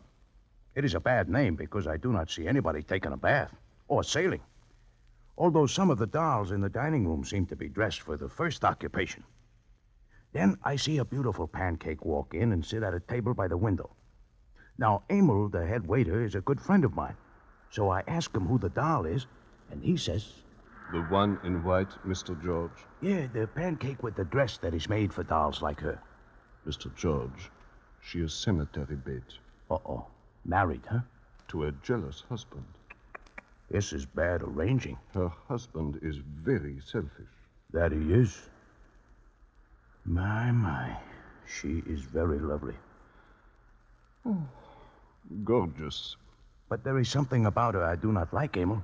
Name one thing. I do not mean in the way of equipment, but in the way her eyes look. To me, they are heavenly blue. They are on the cold side. Tiens, cold or not, she is beyond us, Mr. George. Especially since her husband is one of the best amateur marksmen in the world. Oh? Now I see why you call her cemetery bait. However, I have heard that she is, looking around. It is a brave man who will overlook her husband. Ah, yes, but you will excuse nothing. Hiya, George. Emil? Sit down, Lou. Yeah. See you later, Emil. Yes, sir. Yeah. Well, it's all set for tonight, George. My goodness, I hardly have time to get settled. You can do all right after you crack the job. Now, look. Here's the address. Take a good look. Okay, I got it. Mm-hmm. Right. Now, the maid who gives me the tip says the best time to finger the job is about 1 in the morning. I will have to keep late hours. For the love of Mike, will you shut up and let me talk? Go ahead. Okay. The safe is a tin can. You ought to be able to take it apart with a hairpin. Lou, you know I do a very neat job. No blasting, no drilling. I do not like to ruin other people's property. Well, getting the can open is your job. Once you get the stuff, I'll pick it up and get it out of Miami. Like usual, huh? It wouldn't look good for us to take the wind right after the job's done, so we'll stick around a couple of days. Then I'll leave. You'll follow. Okay. 1 o'clock this morning, huh? Yeah. And Georgie. What, Lou? Please don't take any samples. What do you mean? I mean, I hope your pockets do not have holes in them so little trinklets slip into the linings. Lou, I promise you I will hold out nothing. Okay. Go right to your hotel. I'll pick up the stuff. It'll be out in Miami in an hour. Yeah. And what's the matter? Huh? I just think. That pancake who just leaves looks just as good from this side as the other. Keep your mind on your work. Lady can have all the harpies you want. So, Broadway, I wait until about 1 a.m. in the morning. Then I go to the address Lou gives me. There is not a soul there. I had the layout, so I go right to the safe and start work. I use my own little gadget that I invent. Well, go ahead. Why do you stop? I wonder why the government never lets me have the patent I ask for on that gadget. Well, Georgie, they have got very peculiar ideas about some things. Yeah, I guess so. Anyway, I work away when I hear the front door open and close. I take a quick look. And who do you think it is? Buffalo Bill? He is dead. Well, I give up. Who is it? The beautiful pancake I see earlier that night. This is her house? It turns out that is the case. Anyway, she is with a guy. Know who the guy is? Georgie, before you finish this story, they will put you in the juicer and I will never know what happens. Please proceed. Who is the guy? Remember little Eddie Baker? Baker?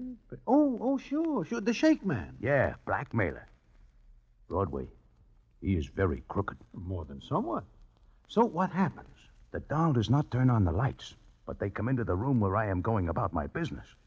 I see that Eddie Baker is now wearing a little mustache, and he is dressed to kill. I duck in a closet behind some clothes, and I hear the doll say, No, Tommaso. Don't turn on the lights. I thought you said we would be alone. We are. Cora, I do not like this. What if someone saw us? Who could?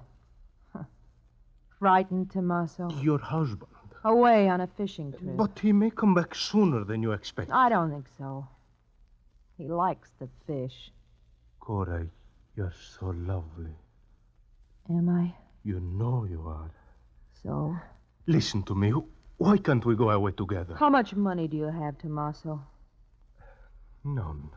Nor do I. Your jewels. Tommaso, the way I like to live, they wouldn't last a year. I guess not. But You don't know what it's like. Married to a man who watches every move. He might have someone watching us now. No, we were careful. Cora, what are we going to do? That's why I brought you up here. We've got to talk about it, Tommaso. About what? Cora, what are you thinking about? My husband. Yes? He loves me. He loves me, Tommaso. He loves me so much that when he dies, I'll get everything. This estate, the yacht, the money. I'll be very wealthy, Tommaso. I could marry anyone I wanted. Me, perhaps? You said perhaps. When, Tommaso? Not here. Not in Miami. Why not? It's got to look like an accident. You will be leaving for New York in 2 days, won't you? Yeah, why? There's many more possibilities for an accident in New York. Yeah, there are. Do you love me? Wait and see how much.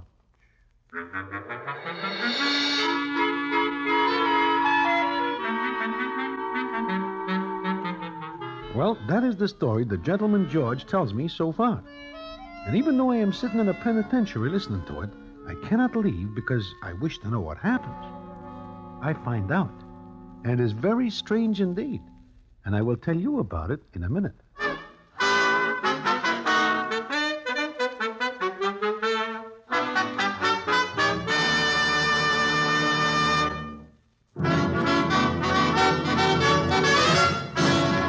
And now back to the Damon Runyon Theater and the famous story, Cemetery Bait.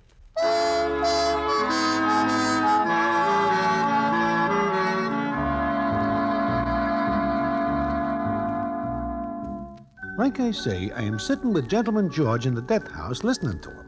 And he goes on to wit viz. What time is it, Broadway? 3:30. Why? My.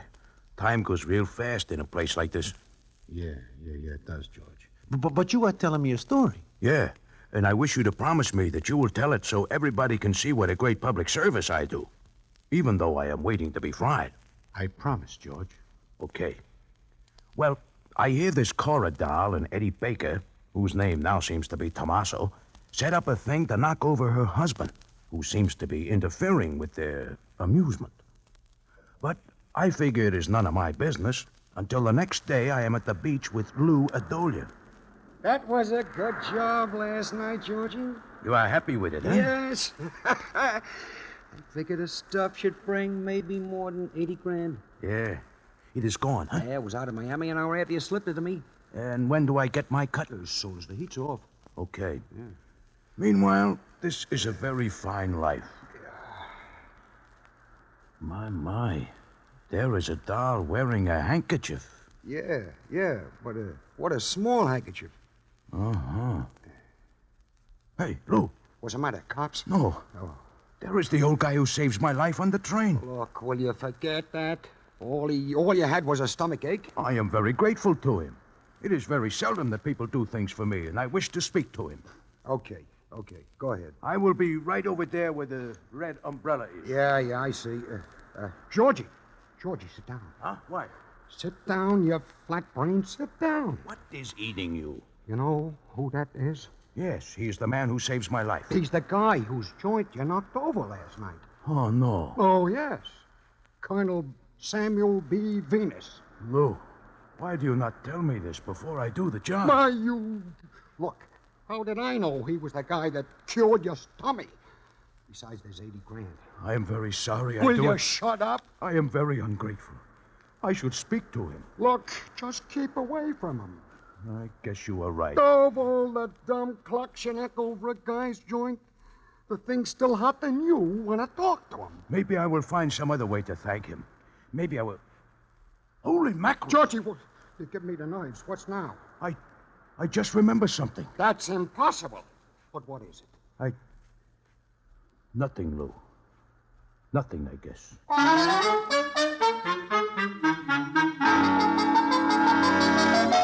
But I do remember something, Broadway.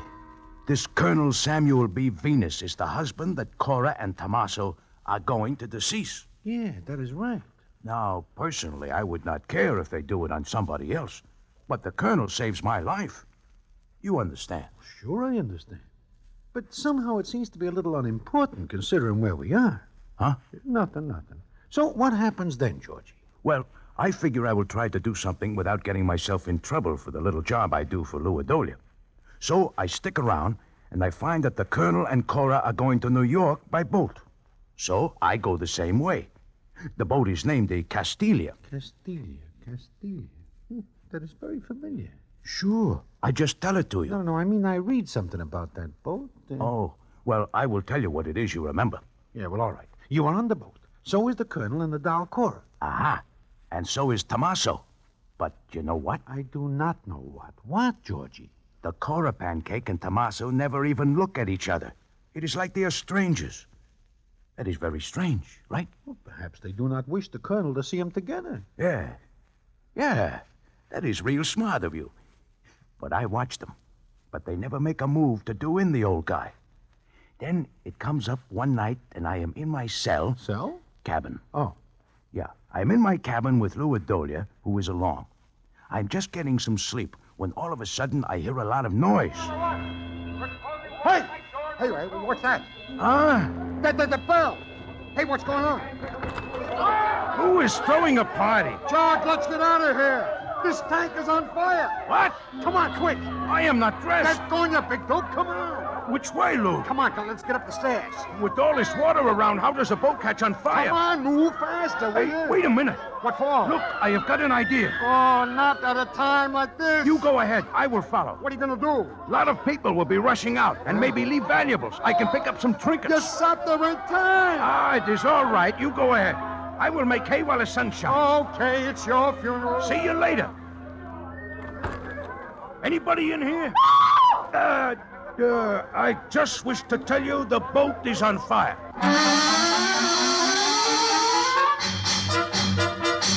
Well, Broadway, I go from place to place and I pick up a few odds and ends.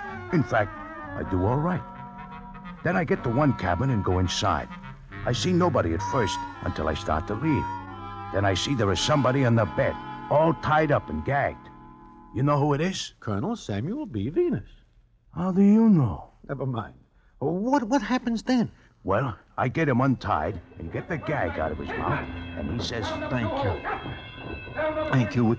We've got to get out of here. Yeah, it seems the right thing to do. What is the matter? I can't walk. They tied my leg so tightly the circulation stopped. I will have to carry you. Wait a minute, I want to get something. I will get it for you. That drawer in the small cabinet. There's a gun. This? Yes. I know you. You saved my life. Now I save yours. Oh, yes, I remember. Oh, wait, I can't get up. Look, hold my arms. They did this. They did this to me. Huh? Who? Cora and that man in the white polo cap and the coat to match. Little guy, black mustache. Yes, he hit me. They tied me. I'll kill him. What about her? Help me. Carry me. All right. Up you come. Now hang on. It's not her fault. She's just a child. But him, I don't even know him. Hang on tighter. I gotta use my hands to feel through the smoke. Yes, that poor child. She didn't know what she was doing. You think not? I know she didn't, but I'll kill him, that little man in the white coat and cap. I'll kill him. Look, Colonel, I have to tell you something. Save your breath. You'll need it. But I gotta tell... Keep your mouth closed. No doll is worth killing somebody for. She's an innocent child. Okay, I will not say anything more. We're almost on deck. Then I'll find him and I'll kill him.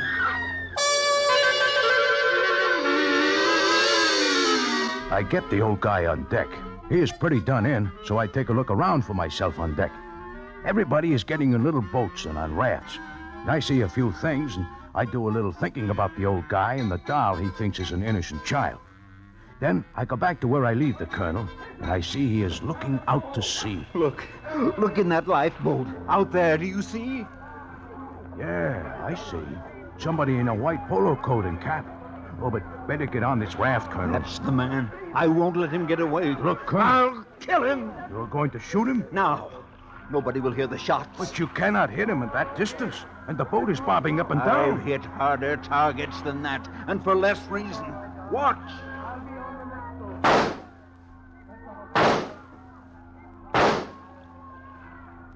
That is real good shooting. Yes, I've never done better in my life. No, I guess you do not. The little white cap is floating on the sea. I killed him. I said I would, and I did. Sure.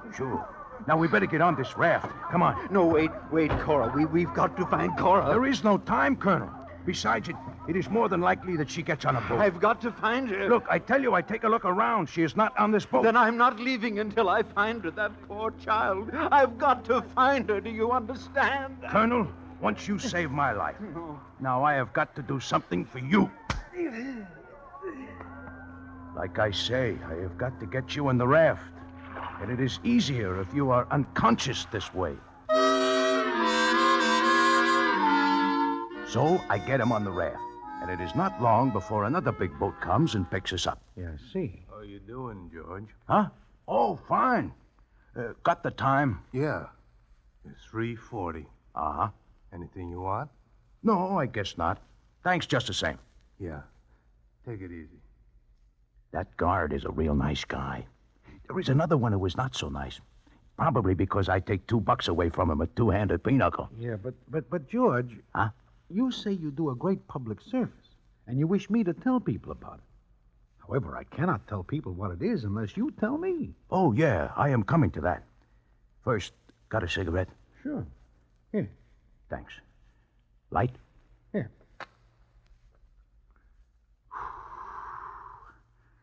You are a nice guy, Broadway. I will be sorry to see you go. Oh, thanks, George. Now, let me see. I am telling you about my great public service. I will get an ashtray. I do not like to get this place dirty. Well, George walks to get an ashtray, and when he gets it, he comes back and gives me the payoff of the story, which I will tell you in a minute.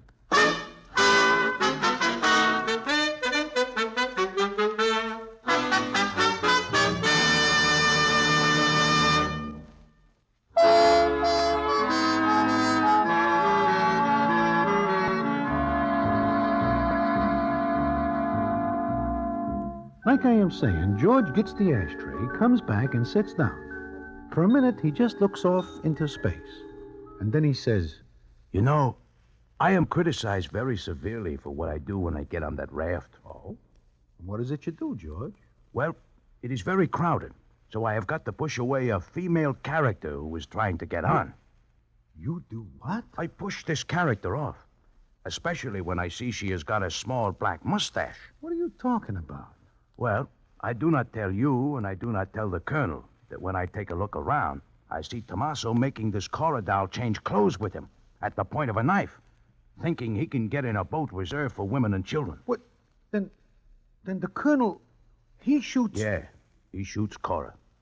She deserves it, Broadway, because he is a nice old guy, and she does not deserve him. Does he find it out? Yeah. He is now in a place where they keep guys who go off their rockers. Yeah. But look, George, why do you not tell everybody that it is not a female you push away? That it is this Tommaso? You have still got some hours to clear that up.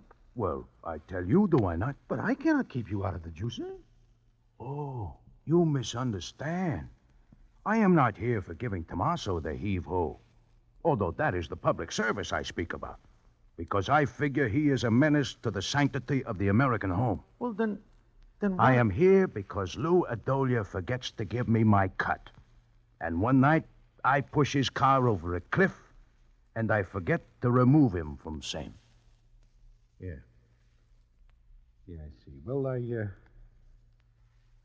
I guess I will be going. Yeah.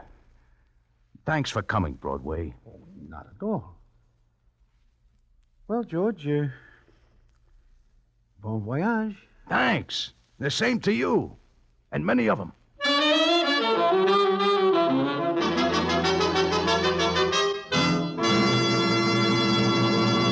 And so ends the famous Damon Runyon story, Cemetery Bait. Listen in again next week for the Damon Runyon Theater.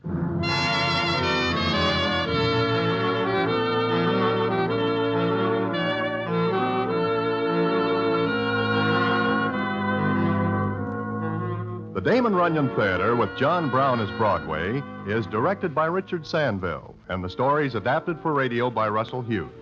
Vern Karstensen is in charge of production. This is a Mayfair production.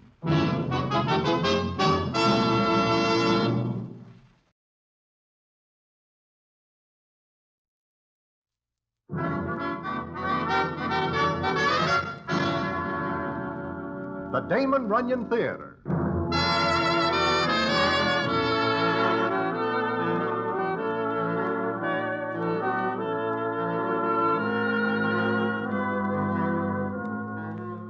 Once again, the Damon Runyon Theater brings you another story by the master storyteller, Damon Runyon.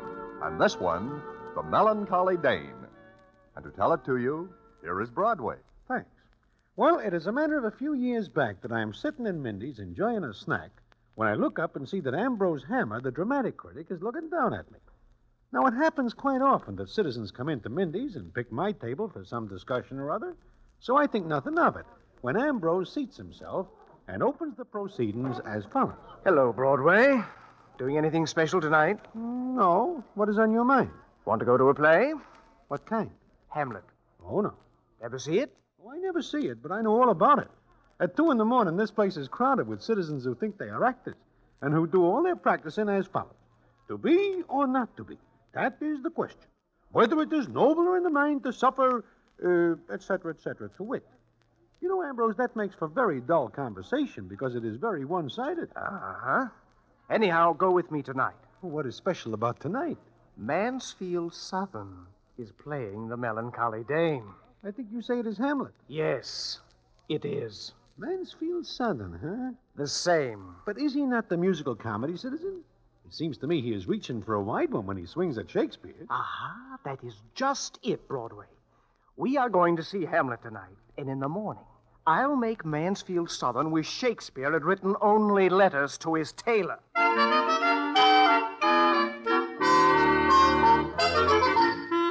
So I go along with Ambrose Hammer to see Mansfield Southern in Hamlet. It seems to me at the time that Ambrose is more than somewhat prejudiced before he even sees the play. And I wonder why. I find out. And the story from there is a peculiar one indeed. In fact, it does not stop in New York, but goes on to a place called North Africa. It takes in a war, and the strangest performance of Hamlet that ever takes place. And I will tell you all about it in a minute.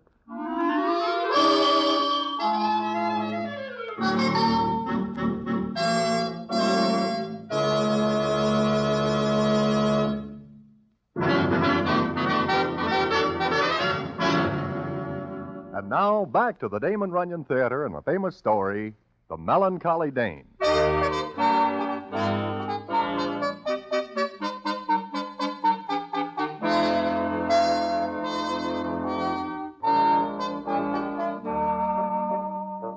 Like I am saying, I see Hamlet with Ambrose Hammer. Now, I personally prefer shows which have a little more dancing and singing. So I am glad when Ambrose nudges me at the end of the first act and says he has enough. Well, it comes up the next morning when I am again in Mindy's, this time for breakfast. And in comes Mansfield Southern. He looks at me and says, Ah, Broadway. Ah, Mr. Southern, what brings you shuffling into this mortal coil? Don't be flippant. Where's Hammer? Why, I do not see him this morning. You are looking for him? I am going to kill him. My, for breakfast? That man is a dastardly coward. He uses his position to vent all his petty spites and hatreds. I tell you, Broadway, it will but skin and film the ulcerous place, whilst rank corruption, mining all within, infects unseen. Oh, please, Mansfield, not while I am eating. Oh, what a rogue. Broadway, read that review. Let's see. Last night, Mansfield Southern played Hamlet, but not to win. Mr. Southern, who has stolen the names of two great actors to make one bad one. The dog, the lowly, treacherous dog that doth snap at heels in passion and frenzy, too churlish to assume e'en the mask of courage and make a fight of greater things. Look, Mansfield, if you wish me to read this. Oh, I'm sorry. Read on. Here. Mr. Southern sounded as though he was delivering lines from the depths of a coal mine. My voice. He is making sport of my voice. In his interpretation, the melancholy Dane assumed the stature of a frantic housewife who has left her keys behind and smells the meat burning in the kitchen. In this case, ham. That's enough. 'Tis enough. Broadway, I'll kill him. You'll kill who, Southern? You. You were talking about killing somebody. You. Biological extravagance. Oh, go someplace else and blow off that head of steam. For 2 pins, I'd twist your neck. If I had 2 pins, I'd pay the admission to see you try it. You know you're safe. I'd never get another job if I touched a hair of your fiendish head. Well, maybe someday you'll get the chance. Oh, 'tis a hope I cherish to my Oh, heart. get off the stage, Southern. You didn't even wait for the last 4 acts. Southern, when I open an egg, I don't have to eat the whole thing to find out if it's bad. You know why you gave me that review. Because of Miss Chanel Cooper. You're crazy. Ah, yes, because she preferred me to you. You took this course to vilify me, to stretch me out upon the rack of ridicule. Look, when you took on Hamlet, you laid yourself open to this. You should have stuck to musical comedy. Someday, Hannah, someday you'll eat those words. So help me, I'll make you eat them. I'll have to be very, very hungry. You know what you've done? You've blasted my life. Blasted it. Ah, 'tis sport to have the engineer hoist with his own petard. Miss Cooper refuses to see me this morning. Miss Cooper shows remarkable taste. Hannah, someday you're going to be at my mercy. Then heaven help you. Goodbye, Mr. Southern. Oh, and by the way, I'm dining with Miss Cooper this evening. Then we're going to a good show. Hasten my steps, lest my hands betray my intelligence and strike against my will. Exit 1, bad Hamlet. You play pretty rough with him, Ambrose. Well, he shouldn't have taken a fancy to Miss Cooper. Not while I had a fancy. That is the only reason you put the fire under him? Well, no. He is a very bad Hamlet. Don't you think so? I am no judge. That is your business. But it seems to me that the affair of this Miss Chanel Cooper does more than a little to, as they say in books, color your judgment. Ah, forget it. He is very mad. So what? All actors get mad at a bad review. They blame the critics, accuse us of bias, stupidity. Broadway, any actor will blame anyone but himself for a bad performance. Nevertheless, Ambrose, it seems you now make an enemy. Him? Broadway, I'll never live to see the day that costume geyser can hurt me. So says Ambrose Hammer. Well, it is about this time that the war breaks out, and I see nothing of Ambrose or Mansfield Southern for quite a spell. Then it is a long time later that I am sitting in Mindy's when I see a familiar face. Ambrose's. He comes over to me, and the scene is as follows. Well, Broadway, this is where I left you. Ambrose, my, it is good to see you again. It's good to be back. Even with this. Since when do you take to carrying a cane? Got to. My wound. Wound?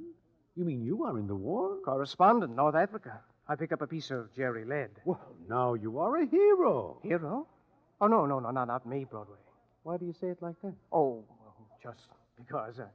But how have you been? Good. I missed the hostilities because it seems the Army does not want me. Or the Navy. Or the Marines. Oh, you tried, huh? Several times.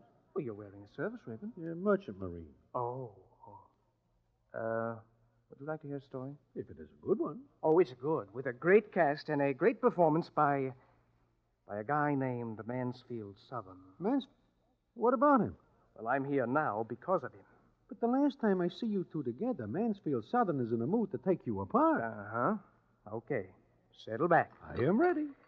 Well, my paper sent me over as a correspondent. Pick up human interest stories, how the GIs live, what they say and think. Who lives during the war? And who says anything good? And who thinks of anything but getting it over with? Yeah, I know. But there I am in North Africa. I get to a place called Bone and walk into a knocked-out stone house where some GIs are sitting around. One of them looks up and says... Got any cigarettes? Oh, sure. Yeah. Thanks. You, bud? Yeah, thank you. Okay.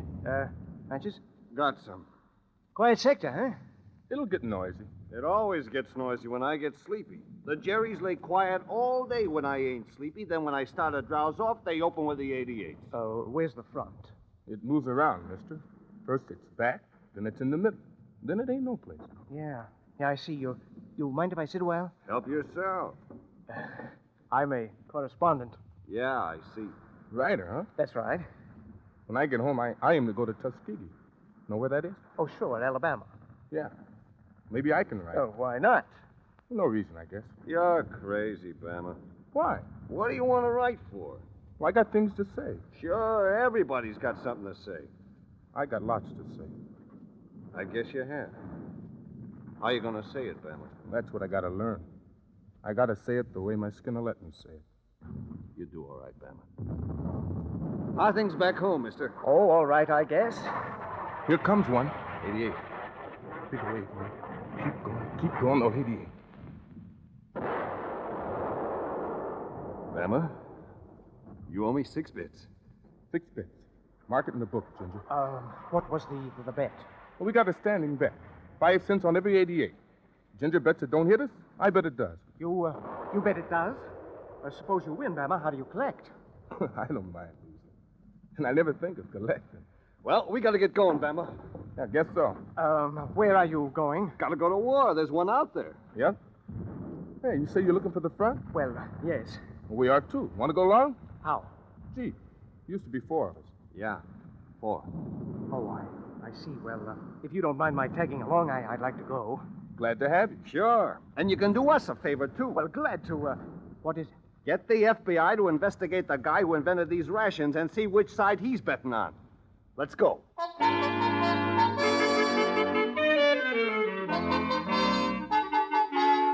Well, Broadway, I found myself in that Jeep tearing along a road that's been hit by everything from machine gun bullets to airplane bombs. Then we get to a place where 2 roads branched off. Ginger stopped the Jeep. Looks like we take the road to the right, Bama. Yeah, I guess so. The front's up that way? Yeah, from the sound of the firing, the Jerrys are pounding that sector. So wherever they're pounding is wherever the war is. Ready? Yes, I guess so. Scared? Well, it's not exactly a bed of roses to be trite about it. I ain't never stopped being scared. Who has? I did. Same bet, Bama. You got it. That one's coming close. Hit the side of the road fast!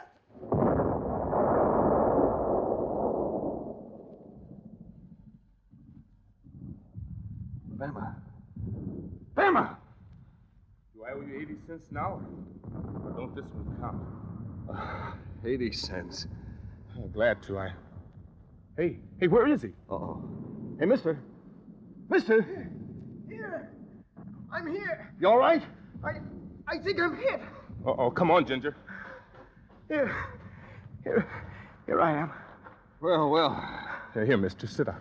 We'll get a good look at you. Yeah, get off your face. I hate to tell you this, but you can see where I'm hit much better if I'm lying on my face. How do you like that? Look where he caught one, Bama. What a place. Can you do anything? Can you get up? I'll try. No, I can't do it. All that first aid stuff was in the Jeep. And the Jeep just ain't no more. But I'm hit. I'll tell you what. The chances are the medicals ain't much farther. We'll make you nice and comfortable, and we'll send them back after you. Well, I'll die. Oh, I don't think so. What do you say, Bama? As long as you don't try to sit. Please hurry, will you? Yeah, let's go, Bama. Here, mister. Put this raincoat under your head. Yes, thanks. Oh, what a war. Don't move around too much. Now, wait a minute. What if another shell hits? Likely it won't. No, likely it won't. Because you know what they say about lightning. Okay, but I'll thank you to deliver that message to the Jerrys. The chances are they haven't heard it. Okay, here we go, Bama. Back to the war. So long, mister. So long, Ginger. Good luck. So long, mister. So long, Bama, and I hope you keep losing bets. And so, there I was, Broadway. Out in the middle of North Africa with a very embarrassing wound. Well, then what happens? Where does Mansfield Southern come in? Right there, but not until later. And Broadway, maybe you won't believe what I'm going to tell you, but so help me, it's the absolute truth.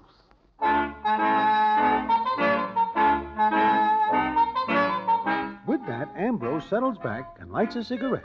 Then he begins to talk again. And what he tells me is a strange story indeed. And I will tell you what it is in a minute.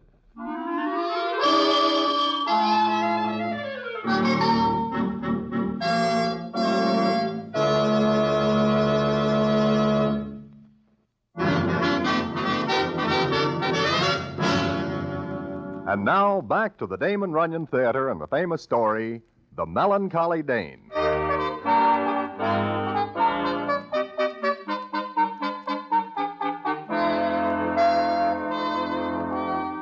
Like I say, Ambrose Hammer goes on with his story. Yeah, there I was, all by myself in the night. Then, I guess I passed out because I don't remember a thing until I heard somebody talking. Broadway. What I heard made the goose flesh come up on my skin. Just think of it. A dark night. The Jerry's blasting away in the distance. Guys in tanks behind guns, and suddenly I hear Go to their a voice. graves like beds. Fight for a plot whereon the numbers cannot try the cause. Southern. Mansfield Southern. Shut up, Hammer. Cannot try the cause which is not tomb enough and continent to hide the slain. Recognize that, Hammer? Southern. You. Yes, I. How are you? I'm hit. Anatomically speaking, you are hit in the only place a drama critic has feeling. Look, what time is it? Time? 3 in the morning. 3? But when Ginger and Bama went, it was only 9. Ginger and Bama? Friends of yours? They went to get the medicals for me. They ought to be back by now. So? Well, the chances are they won't be back, Hammer. Why not? While you were asleep. I passed out from my wound. While you were asleep, the Jerrys sliced through and cut off this sector. Hammer, you and I are alone. Look, Southern, I'm wounded. I'll bleed to death. Yes? While you were sleeping, I poured sulfur powder on your wound. You're in no danger. Oh, no.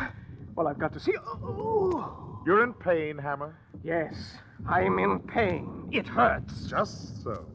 Not so wide as a church door or so deep as a well, but 'twill do. Listen, will you stop spouting Shakespeare and get us out of here? Where to? Do you have any suggestions? I'm a stranger here. I'm not.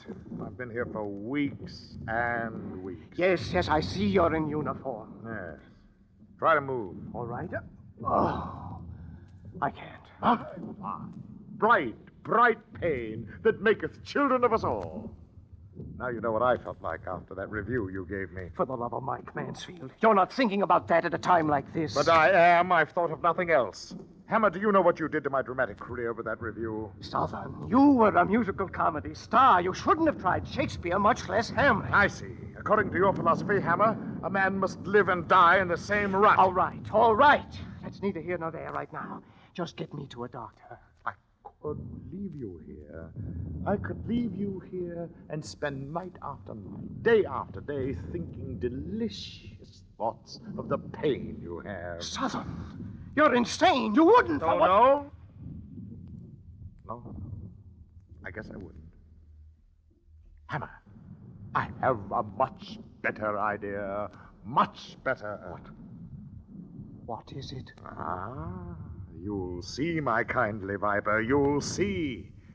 Now, I guess I've got to carry you. It won't be comfortable, Hammer. Not at all.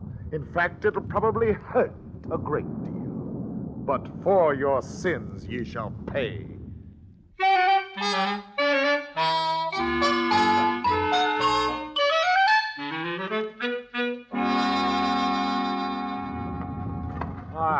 This'll do very well.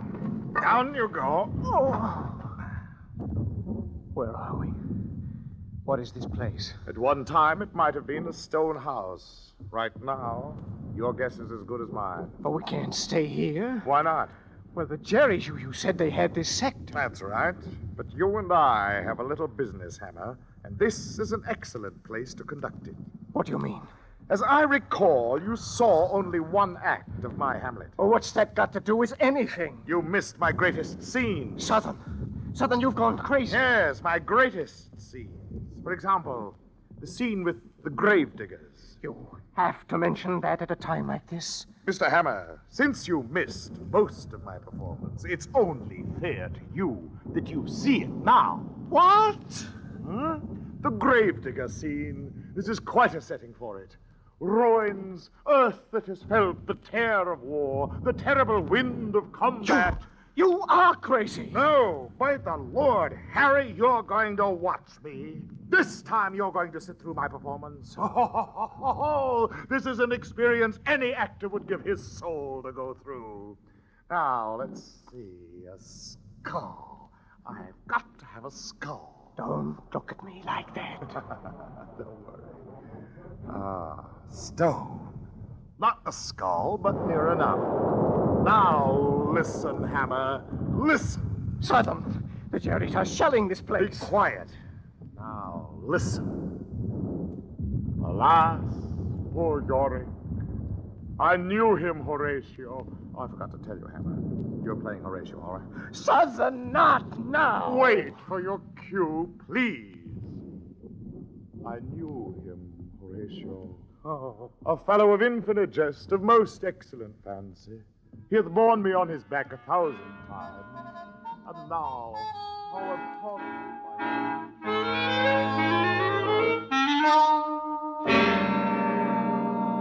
And there I lay, Broadway, watching and listening. You mean he goes all through Hamlet? Everything I missed, he did. And your wound? It gave me terrible pain. And believe me, Broadway, it is not easy to remember Hamlet and play Horatio lying on your face in stone and mud. I guess not. But what happens then? For more than an hour, Southern went on. He played all the parts, and I watched him and listened. Absent thee from felicity a while, and in this harsh world. Mansfield, for the love of Mike, that one came close enough to shave us. Very close. But there's not much more, Hammer. Not much more. Look, Southern, there's another speech by him. And Fortinbras, No. and Horatio, No. and the English ambassador. No, we'll all be killed.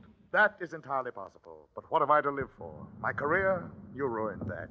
Miss Cooper, you roasted me so completely she thought I was an idiot. Do you mind if I say I'd like to go on living? Why should you? To ruin another career, to dash the hopes of still another actor? Listen, you're kidding. You're not serious. How do you know? Well, you can't be. It's murder. I prefer to call it justice. I end your career as you ended mine. All right. You stay. I'll go. Very well. Leave. I can't walk. I thought not. Well, goodbye, Hammer. You're leaving me? If you're lucky, the Jerrys will take over soon. Then it's only capture for you. Goodbye, Hammer. Southern, wait! Wait! Southern! Oh, stop squawking, will you? You came back. Yes, I came back. I'm about to do something for which my fellow actors will never forgive me, Hammer. I'm going to get you out of here. Why did you come back, Southern? Why? Because I didn't finish the last act. Hammer, I almost let you off too easy, but I swore you'd hear the whole thing, and you will. I see. Okay, Mansfield, let's go. Put your arms around my neck and hold on. I'll have to crawl. Crawl? Crawl. It seems the place is infested with Jerrys. But before we go, tell me one more thing, Hammer. What's that, Mansfield? Are you still suffering? with pain. Yes. Then to my task. And Hammer, please groan once in a while to keep up my morale.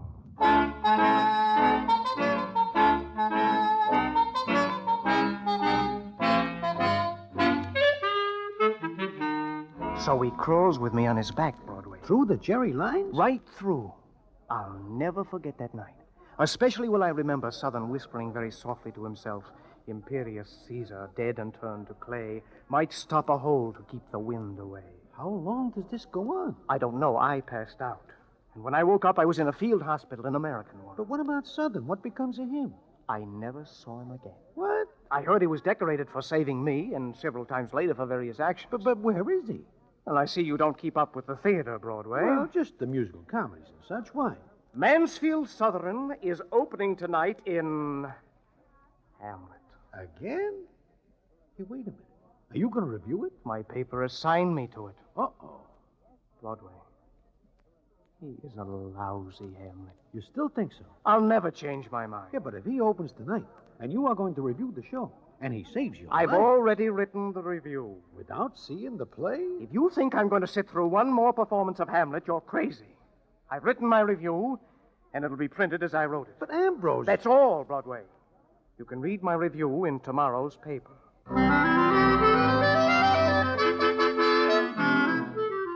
With that, Ambrose Hammer gets up and leaves, limping more than somewhat. Naturally, I am very curious indeed as to what his review is. I find out the next morning. Also, the payoff to the story comes the next morning. And what it is, I will tell you in a minute.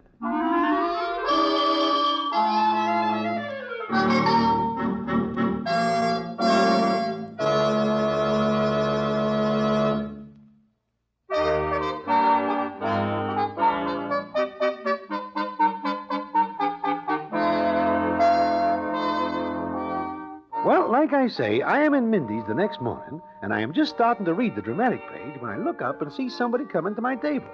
And who is it but Mansfield Southern? He looks at me and then speaks as follows. Broadway, have you seen Ambrose Hammer?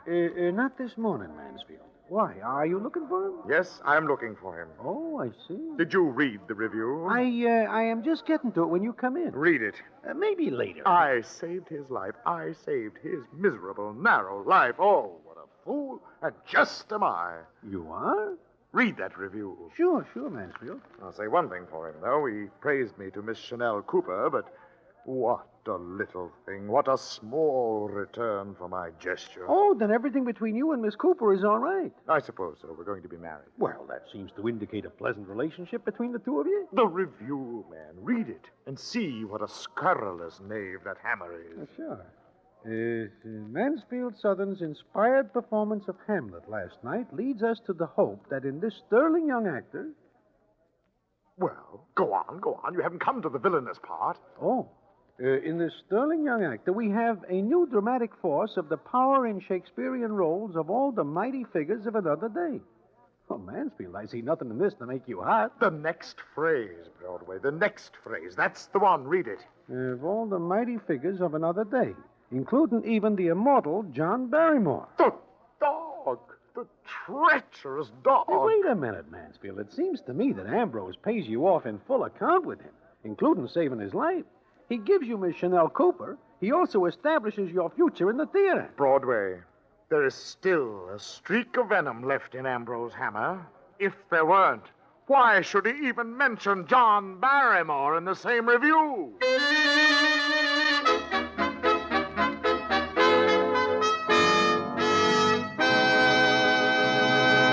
And so ends the famous Damon Runyon story, The Melancholy Dane.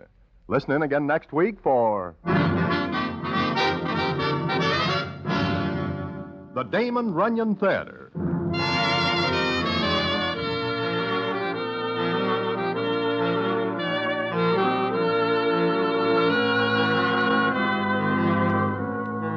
The Damon Runyon Theater, with John Brown as Broadway, is directed by Richard Sandville, and the story is adapted for radio by Russell Hughes.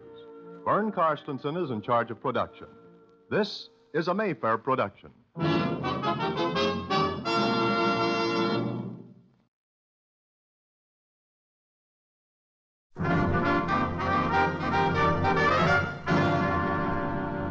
the Damon Runyon Theater.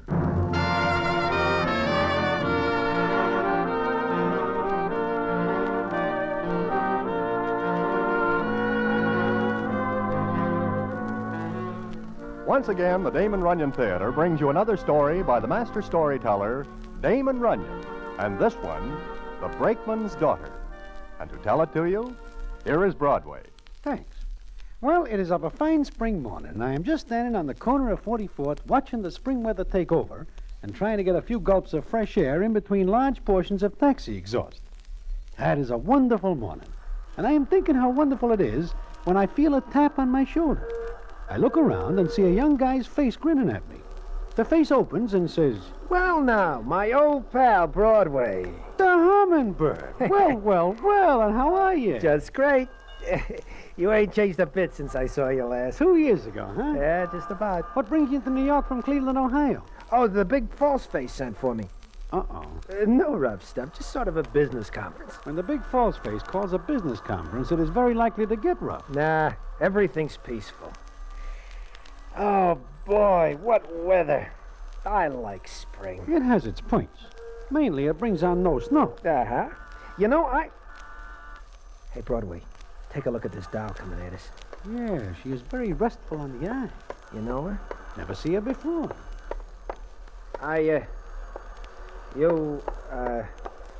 You know a hummingbird? Me? No. She looks at you. Yeah. Boy, I never saw a doll like that before. Neither do I. You know, I wish I knew her. Yeah, I sure do.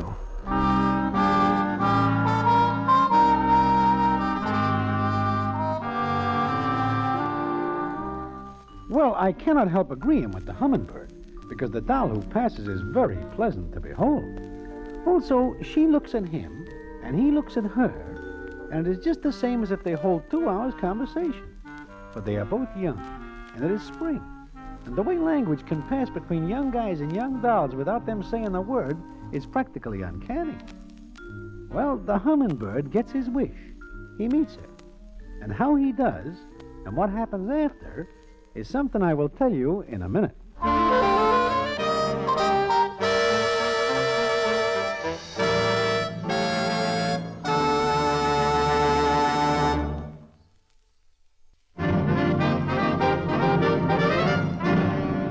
And now, back to the Damon Runyon Theater and the famous story, The Brakeman's Daughter.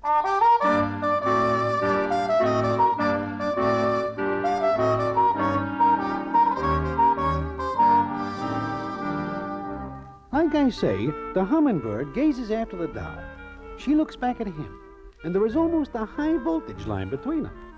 Then something happens. Gee, what a doll. Hey, she is not looking where she is going. Crossing against the lights. A truck. Hey, miss! Come on, Broadway.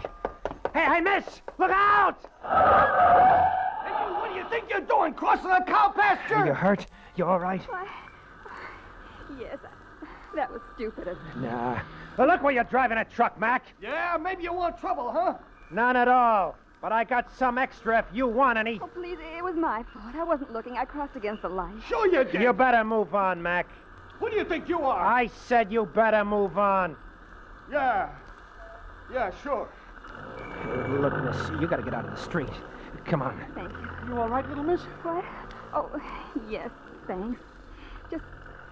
Just a little shake. That is a narrow escape you have. I should have tattooed that truck driver's noggin a little. Oh, no, it wasn't his fault. I guess I've got to learn how to cross streets in New York. You're new here, huh? Yes. Oh. I didn't thank you for pulling me out of the way. Oh, it's all right. Oh, you could have been hurt. Not a chance. Yes, there was. Oh, forget it. I guess I'll be going. Sure. I've got some shopping to do. Yeah, I guess so. I guess I'll be going. Uh-huh. I guess she has to go, Hummingbird. Yeah.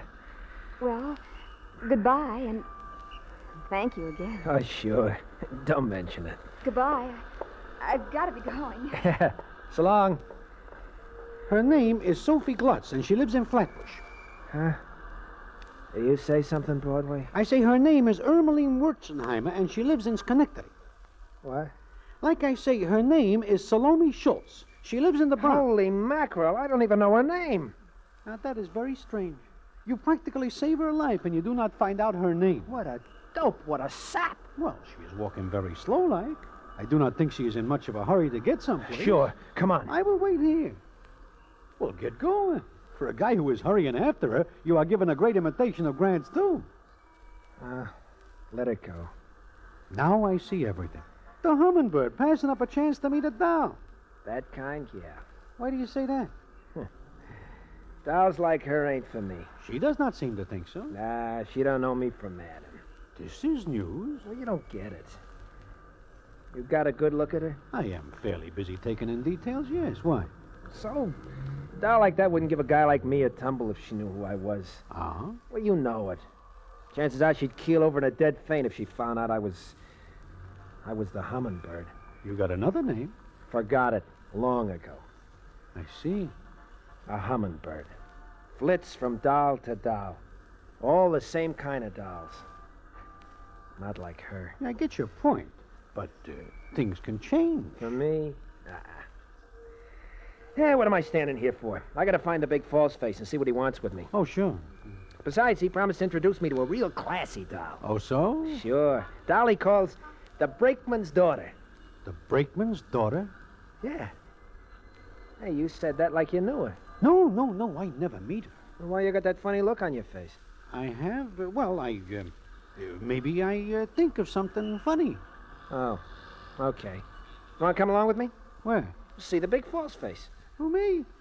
Look, Hummingbird, if I know the kind of a meeting this will be, and I think I do, I will stay away. There ain't gonna be no trouble. Come on along. Maybe we'll have some laughs.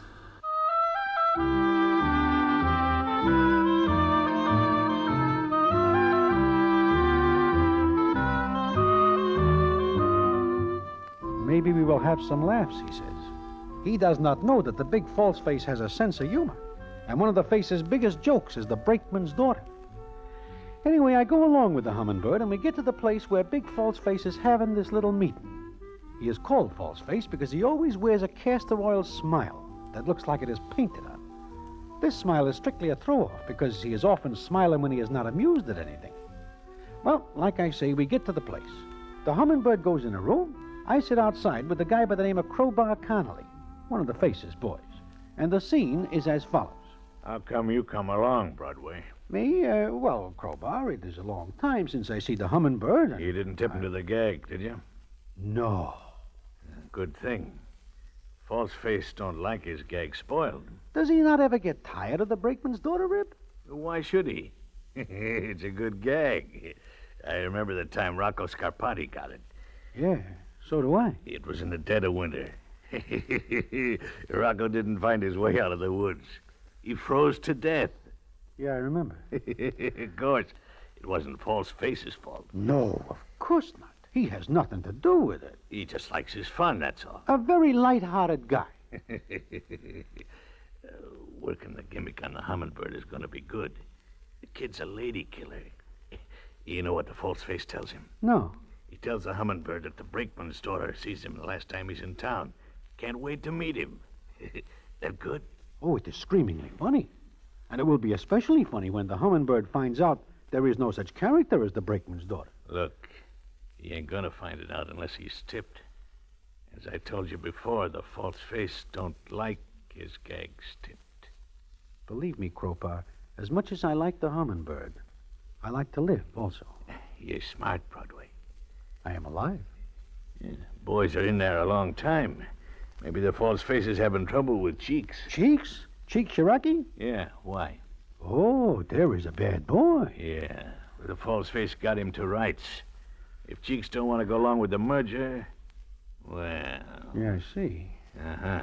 Now, So we got it all settled, huh, Cheeks? I guess I gotta play ball with you, False Face. Sure. We all team up. Make a better deal for everybody. Well, hello, Broadway. Hello, False Face. Kind of surprised to see you here. So am I. I brought him along, False Face. Oh, I see. Maybe you told him where you was going tonight, Hummingbird, huh? Yeah, I told him. Oh? The Brakeman's daughter is a classy doll. Ain't she, Broadway? Huh? Oh, sure she is, yeah. Yeah. Yeah.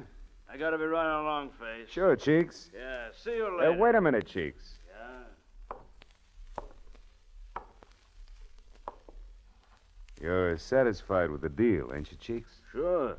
It's a good deal. Why? I was just asking. You seem kind of sore in the other room. Sore at you, Face? Maybe.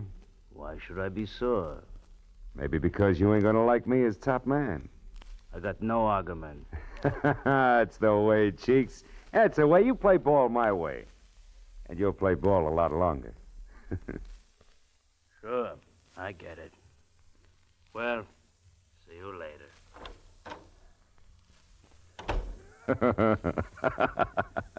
Cheeks ain't real happy. You better watch him, Face. I will, Crowbar. Well, what's everybody looking so down about, huh? I guess I have got to go. Stick around, Broadway. I have got an appointment. Later. You want me any more, Face? No, Hummingbird.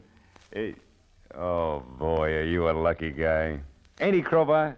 Yeah, there's a million guys that give their right arms to meet the Brakeman's daughter. Yeah, and boom, she sees you talking to me the last time you're in town, and right off she falls. Like that. Yeah? Am I kidding, Crowbar? No, she falls for you all right, Hummingbird. Like all dames do. Yeah. I wish I could make 'em tumble like that. Well, it's a gift, Face. I guess so. What time you want me to meet you tonight? 8, right here. Sure, I'll be here. Come on, Broadway? Yeah, sure. Stick around, Broadway. But I have Stick gotten around. I ain't seen you for a long time. I'd like to talk to you. Yeah, but all right. See you later, Broadway. Face. Sure.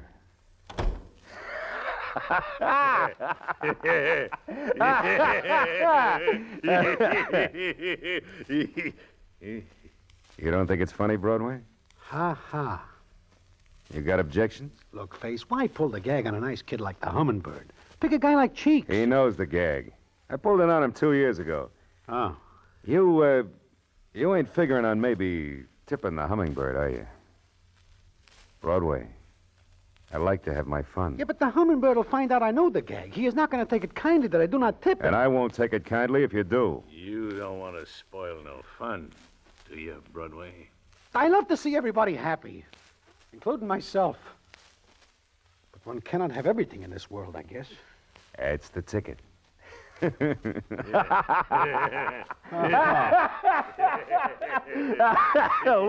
The Hummingbird's a cinch to fall for a rib like the Brakeman's daughter. Yeah. First off, he is a 1-2 hit with the doll. Second, he knows it. Third, he never passes up a chance to make the acquaintance of any new doll. Yeah. Brother, I can hardly wait to see the look on his face. Oh, it's going to be good. It's going to be good.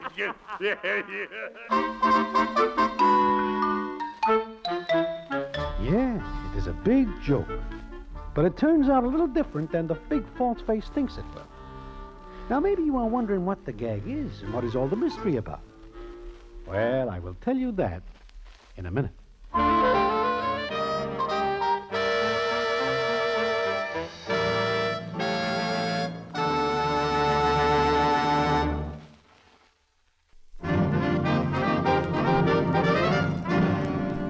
And now, back to the Damon Runyon Theater and the famous story, The Brakeman's Daughter.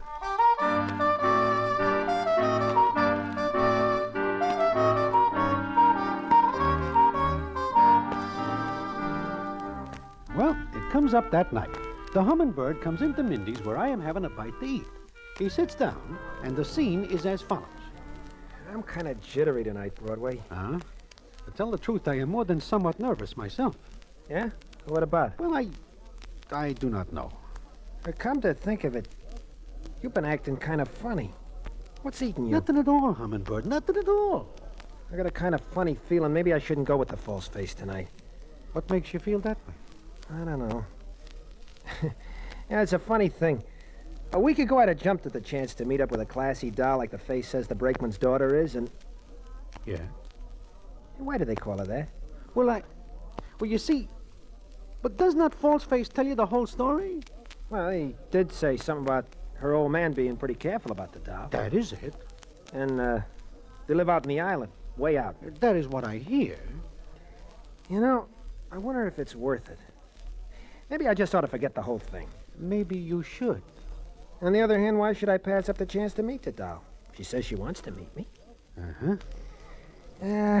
Ever since this morning when I saw that other doll, I've been jumpy.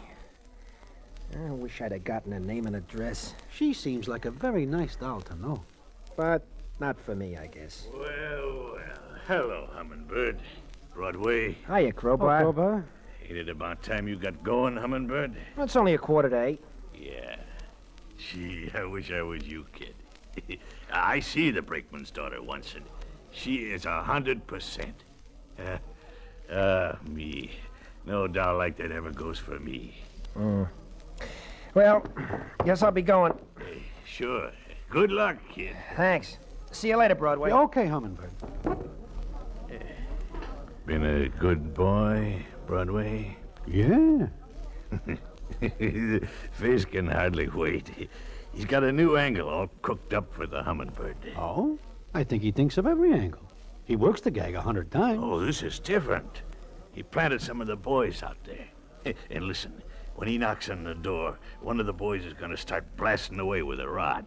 Like it's the Brakeman guarding his daughter. My. The face certainly does it up fancy. Naturally, the Hummingbird's going to take the wind, because he don't want to catch any lead. A very sound decision. Then the face is going to lead him into the woods out there and lose him. The same woods where Rocco Scarpati freezes to death, huh? Yeah. That was an added attraction. Yeah. I wonder what the Hummingbird is going to say and do when he finds out what happens to him. Who cares? It's only a gag. I'd like to see the Hummingbird's face when he's wandering around in them woods with nobody around for miles and miles. Boy, he's gonna be real tired when he finally gets back to New York. So that is the gag. The Hummingbird is the sucker. The big false face will lose him in the woods. Well, Face and the Hummingbird get out to this lonely part of Long Island. It is very dark, and the only way you can get there is in a car. The house is one that nobody lives in, so it is perfect for the rip. Then the proceedings go as follows. You gotta be real quiet now, Hummingbird. I can get lost out here. Hey, how come this doll lives in a joint like this? I told you. Her old man don't like nobody to get close enough to hand her a slice of fruitcake. Look, maybe it ain't worth it. Are you kidding? I tell you, this doll is $1 million, a pile of diamonds. And she takes a fancy to you. Dolls are a dime a dozen. Not like this one. Wait a second. What's the matter, Face? Nothing. I just want to be careful. You sure the Brakeman ain't home? She told me he's on a run to Albany. Yeah, but maybe he'll come back. You scared? Me? You're acting like it. The way I hear it, you ain't afraid of nothing. Well, you heard it right, Face. And then what are you beefing about? You scared of an old guy? I'm scared of nobody. If you are, we can go back to the car and drive back to New York. Well? I was just thinking. About what? Another doll. Who? I don't know. You crazy. Guess so. Now, look, I promised the doll I'd bring you tonight. You're gonna make me look like a Welcher? Okay, let's go. Sure. Where's the house? Right up ahead. I don't see any lights. Sure not. There's trees in the way. Yeah.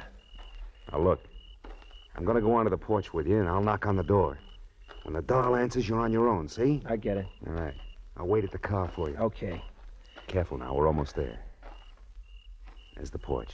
Okay, let's go. You gotta take it easy. Take a look around first. I don't see anybody. Fact is, I don't believe there's anybody around for miles. Except the Brakeman's daughter. All right, let's go. Sure. Now remember, I'll knock, the doll will answer, and then I leave. You got it? You told me 100 times. I just want to be sure you know. Okay, there's the door. Boy. This is going to give you one big kick. Well? It's funny. Somebody ought to answer. Who's that? What's going on there? Beat it, kid. It's the Brakeman. Face! Hey, Face! The woods, to the right. Come on. Face! Come on! In here. Get in here. What the... Please get in. I gotta get out of here. Please be quiet. You. Never mind that now. Wait. Look here, doll. Hey, it's a car. Close.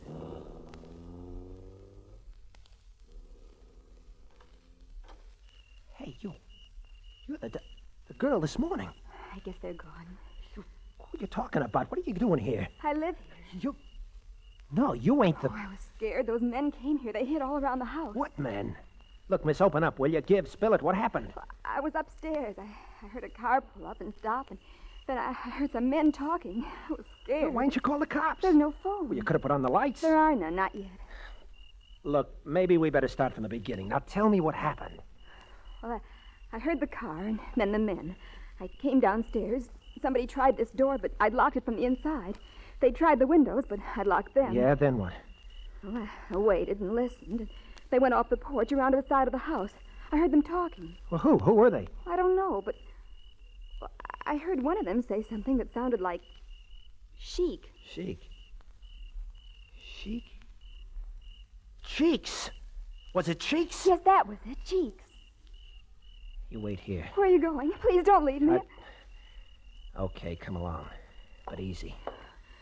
When I saw you and heard you. Just enough moonlight for that. What were those men doing? Oh, wait. You better stop right there. Why? Take it easy. He's dead. Yeah. He got enough slugs in him to sink a battleship. Who is he? He was a guy we called Big False Face. Now, it's okay, baby. It's okay. There's nothing to worry about now. If I hadn't recognized you, you... Yeah.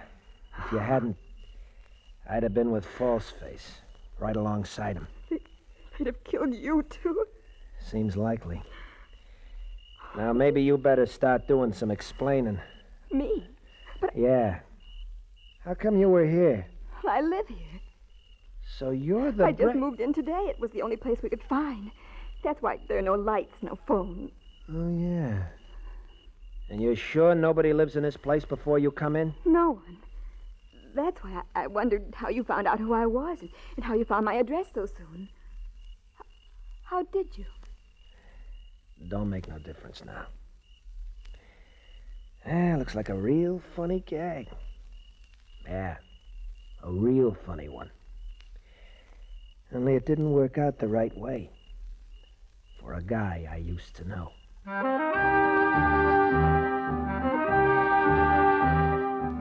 That is what happens. Cheek Shiraki takes advantage of the opportunity to rub out Big False Face. It is a perfect spot for it. Well, there is a big to-do. The gendarmes do a lot of work, and they come up with Cheeks. Naturally, the hummingbird is cleared because the doll tells what she knows.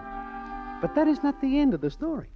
And what the payoff is, I will tell you in a minute.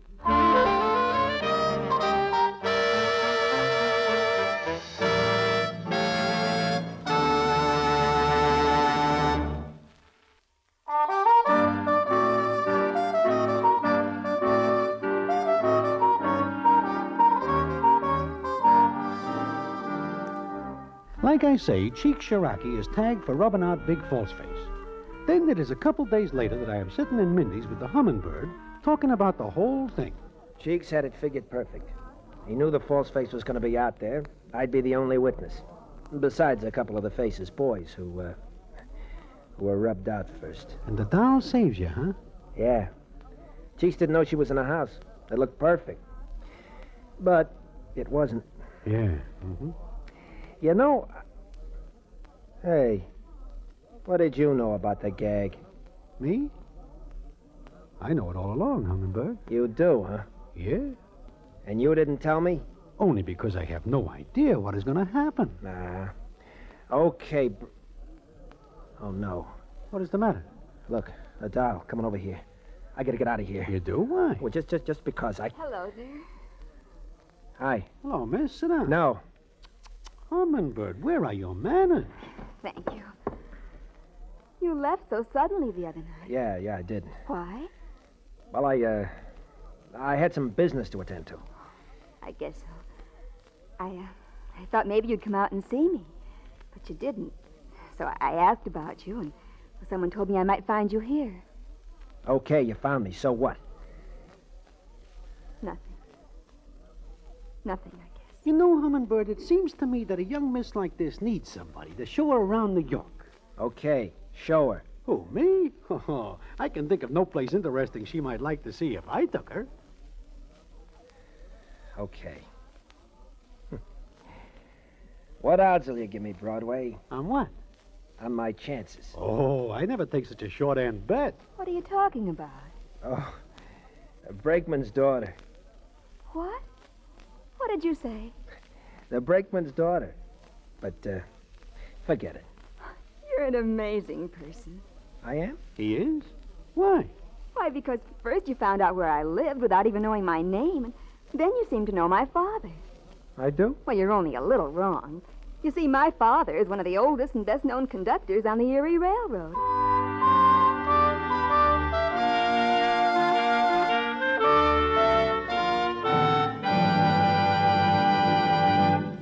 And so ends the famous Damon Runyon story, The Brakeman's Daughter. Listen in again next week for the Damon Runyon Theater.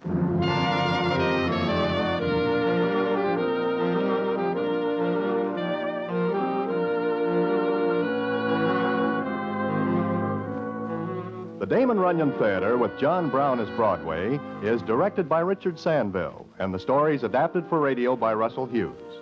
Vern Karstensen is in charge of production. This is a Mayfair production.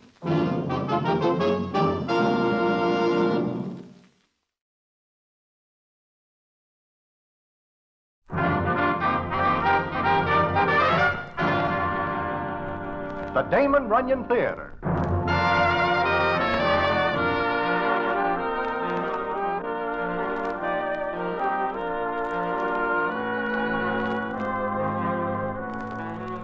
Once again, the Damon Runyon Theater brings you another story by the master storyteller, Damon Runyon. And this one, The Lacework Kid. And to tell it to you, here is Broadway. Thanks. Well, maybe you never hear of the Lacework Kid, who is called that because when he shuffles and deals a deck of cards, it is just like lace falling from his fingers. He makes his living traveling on trains and boats and using his skill with the pasteboards. I know him very well until the war separates us, and I do not see him until a few nights ago, when I am sitting in Mindy's, and who comes in but the Lacework Kid? Well, well, long time no see, Broadway. Of all people, the Lacework Kid. Ah, not anymore. Huh? What is not anymore? The Lacework Kid. You mean you are making a legitimate living now? Broadway. Well, when I got out of the Army, I took a job. Fact is, I'm in New York on business. You take a job? Yep, I'm through with the cards. You give up a fine career? Why? It's a long story. I have got all night. Okay. Hey, where's old Kidneyfoot, the waiter? He's around someplace, waiting on tables. You know, he taught me to play gin rummy. Oh, he does? Yeah, and I'm glad he did. Because knowing how to play it saved my life when I was a prisoner during the war. Gin rummy saves your life? How? Well, settle back, Broadway. I'll tell you all about it.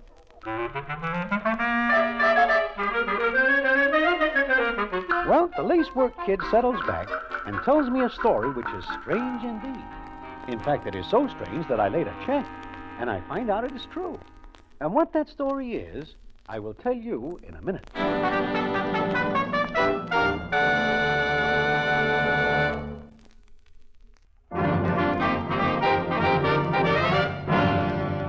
And now, back to the Damon Runyon Theater and the famous story, The Lacework Kid.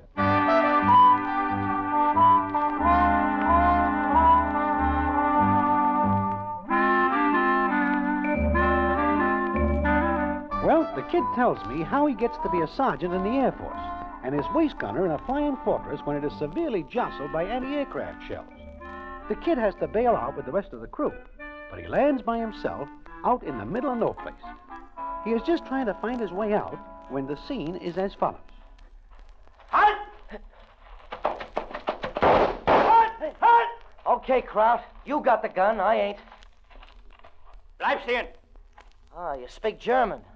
Bist du der Einzige? On rye, hold the mustard. Huh? Look, Kraut, Stand! That, I take it, means for me to freeze where I am, huh? Amerikaner, ja. American, yeah. Bist du allein? Oh, you don't understand English, huh? You lousy Nazi rat. Quick! Now, I know that means shut up. Stand! Herr Leutnant! Herr Leutnant! Bitte kommen Sie hier! Herr Leutnant! Tell you what, Kraut, you put that gun down and we'll play a game. Bleib stehen! Herr Leutnant! Feldwebel, was ist? Herr Leutnant! Der Amerikaner kommt aus Luftschiff. Das weiß ich schön. Ja, Herr Leutnant. Hey, I know you. Be quiet.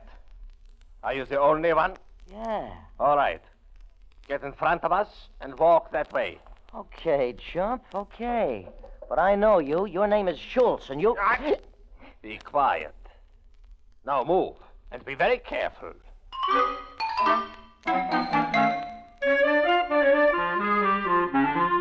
The kid tells me that the two Krauts make him march ahead of them. Then, when they are out a little piece, the Nazi lieutenant tells the other Hynie to move ahead. Then he says as follows to the kid. It is a long time since I saw you last, eh? Yeah, it is, Schultzy. Lieutenant Schultz. The last time I saw you, you were a steward on a liner, stirring suckers at me for a measly little cut. Times change. And they will change even more, kid. Meaning what? I will never be a steward again. Because we of the Vaterland will be the masters. Looks like you got steered for a sucker this time, Schultz. Don't talk like that. Okay. Where are we going? So far as you are concerned, my friend, the war is over. Oh. Prison camp, huh? Detention camp. Until we can send you to the right place. Where? Who knows? I never expected to see the Lacework kid in a uniform. I figured dropping a few eggs might slow you guys up. From what I can, it did. We will never give up. Never. Oh, so you've been thinking about it, huh?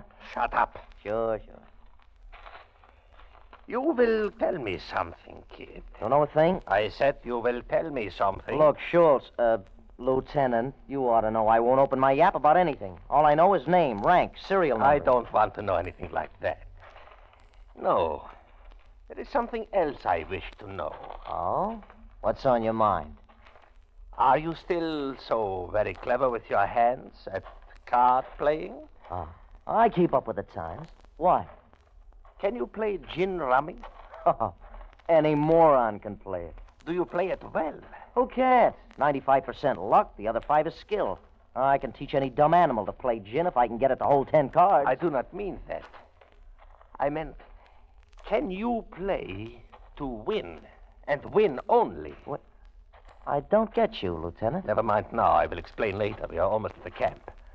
Now, walk ahead. And if you let on that you know me, I will see that you are shot while trying to escape.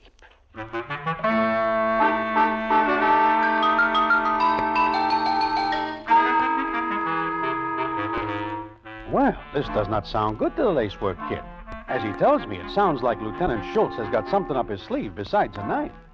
Anyway, the kid is put in a little house with some other guys who were captured, and is not long before he is talking with an English captain and gets the lowdown on the detention camp. I'm sorry you were brought here, Sergeant. Huh? Why? Oh, no one's told you? I just got here. I ain't had time to case a joint. I beg your pardon? I mean, I ain't looked over the place yet. Oh. Have you ever heard of the butcher? Sounds like a nice citizen. Who's he? Colonel von Seidberg. Still don't mean a thing. He was in charge of the Polish camps at the start of the war. Polish camps?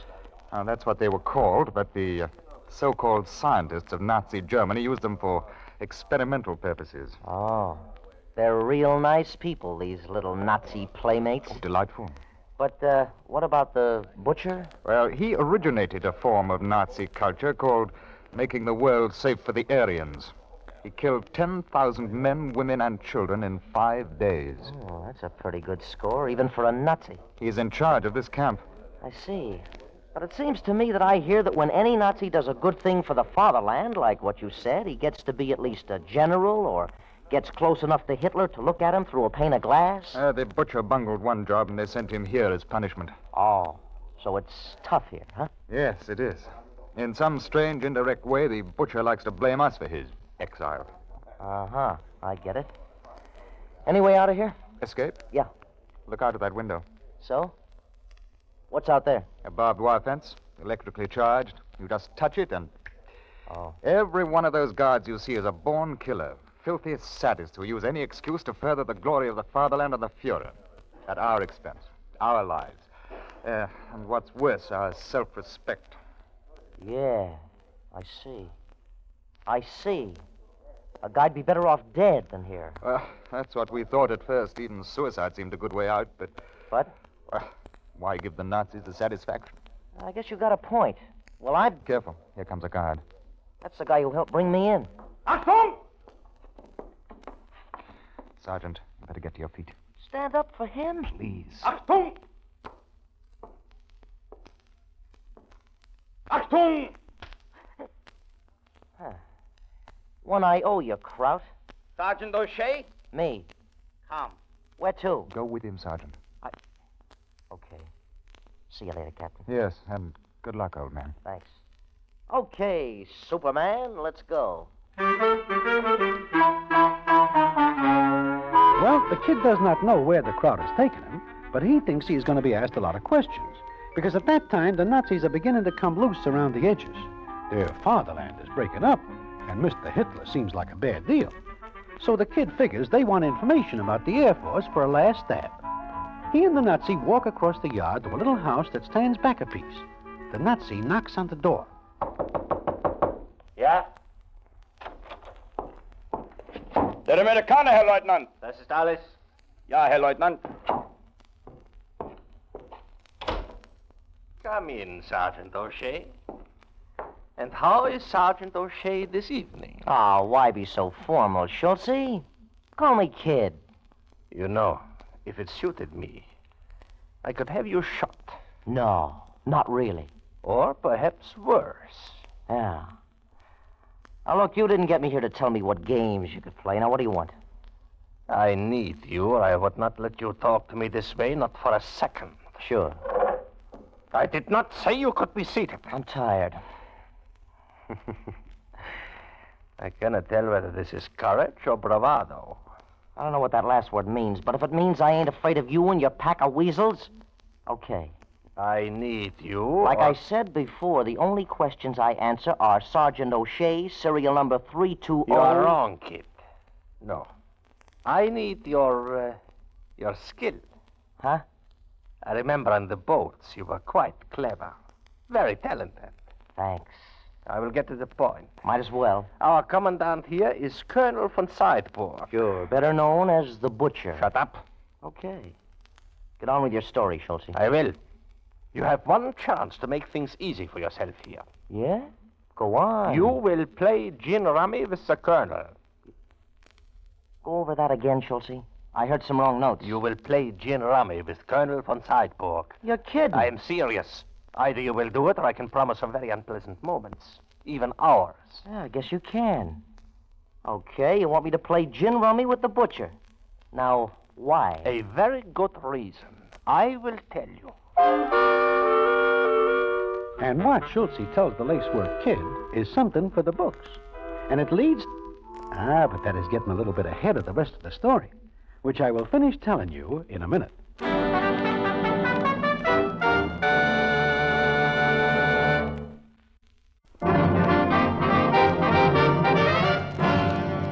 And now, back to the Damon Runyon Theater and the famous story, The Lacework Kid.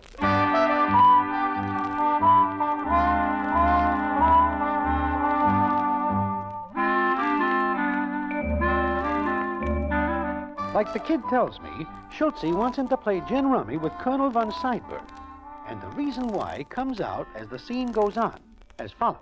It is a very strange reason. It's gotta be. I hate him. Oh. It is a dog's life, and he makes it so. For his failure, he blames us, all of us. But that is neither here nor there. Play him and beat him. How good a game does he play? Very good. Maybe I can't beat him. You are very clever with cards. Look, Schultze, poker, faro, even casino, there's a chance for talent. But in gin rummy, no. You must beat him. Why? I have my reasons. You didn't tell me why I gotta beat him. I told you. I would tell you why you should play him, not why you should beat him. Do we play for dough? Yes. And I'm beat before I start. I got no dough. And I don't think the Colonel will take my marker if I lose. You will have money. All you need. From where? I have some. My comrades have some. We will give to you. You'll give me dough to play against the Butcher? You take 25% of what you win. The rest comes back to me. Understand? Yeah, I get that part, but there's just one more question. What is it? How come you picked gin rummy, and how come you picked me? I will answer that. It is because no one else plays a game here. The colonel learned it in America when he was an attaché in Washington. He has become, what you call... I get it, a fiend. Yeah, I know a lot of guys and dolls like that. Once they learn the game, they gotta play it all the time. Yeah. No, that's all for tonight. Tomorrow night, you will begin to play. All right. But there's just one other thing. Nothing else. We will go now. No. You got your reasons for wanting the butcher taken to the cleaners. I don't know whether I can do it or not, but you want it and want it bad, right? So? So I'll play. Providing you give the boys in prison house a break. They are prisoners of war. They're people. Inferior people. Okay, then you get a superior people to play gin with the butcher. You are a fool. I could have you shot, tortured. Go ahead. You'd lose the only guy who can do you any good, whatever it is. I will see what I can do. You know what you can do. A deal, Schultz? I will try. No, you will go back. And remember, Sergeant O'Shea, you must beat the colonel. Or... or there'll be a lot of guys shot while escaping. Huh? Exactly. Perhaps all of them.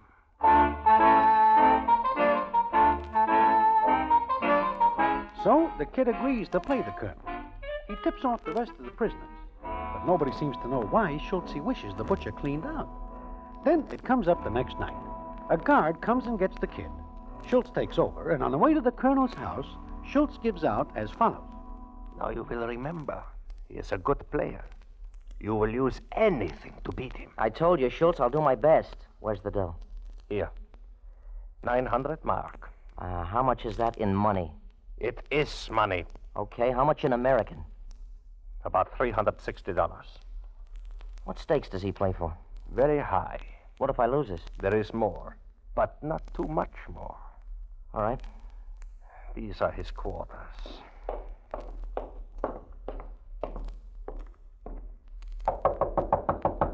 Yeah, all right. Der Amerikaner, Herr Oberst. Good. Yes. Ja, Herr Oberst. Come here. You're young. Old enough. In the American Army, you're not taught to say sir?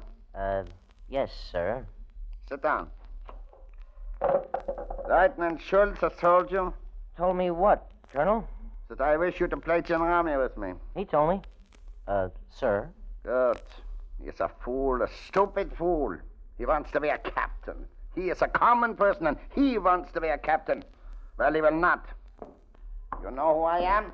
Colonel von Seidberg. The name means nothing? No. You know what a Junker is? No. I do not expect you to. I do not expect an American to know anything so. A Junker is a man, a great man, a gentleman, a soldier. You know what that means? I think so. You do not. A Junker out here on this godforsaken spot when I should be commanding my regiment for the fatherland. Schultz, he is a common person.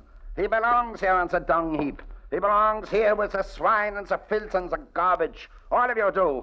And I will put you there. All of you. I will... Look at me. Heinrich von Seidburg talking like this to a pig. That shows what I have come to. Lieutenant Schultz said you wanted to play gin rummy. Ah, you play well? I get by. They will see. You have money? 900 marks. Where did you get it? Oh, around and about. Oh, no matter. Here. Here's the cards. Uh-huh. You shuffle them well. Quite expertly. I played a lot. I see. You shuffle them very, very expertly.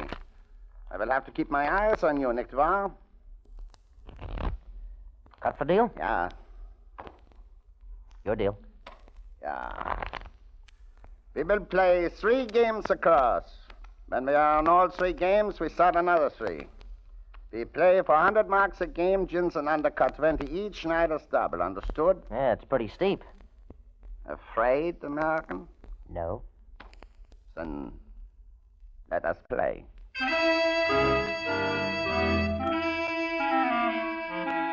And so the game begins.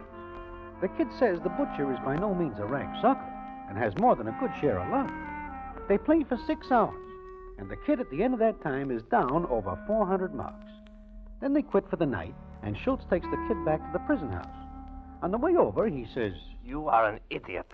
A fool. Look, if you get the right tickets in gin, you're a genius. If you do not, you're a bum. There are other ways.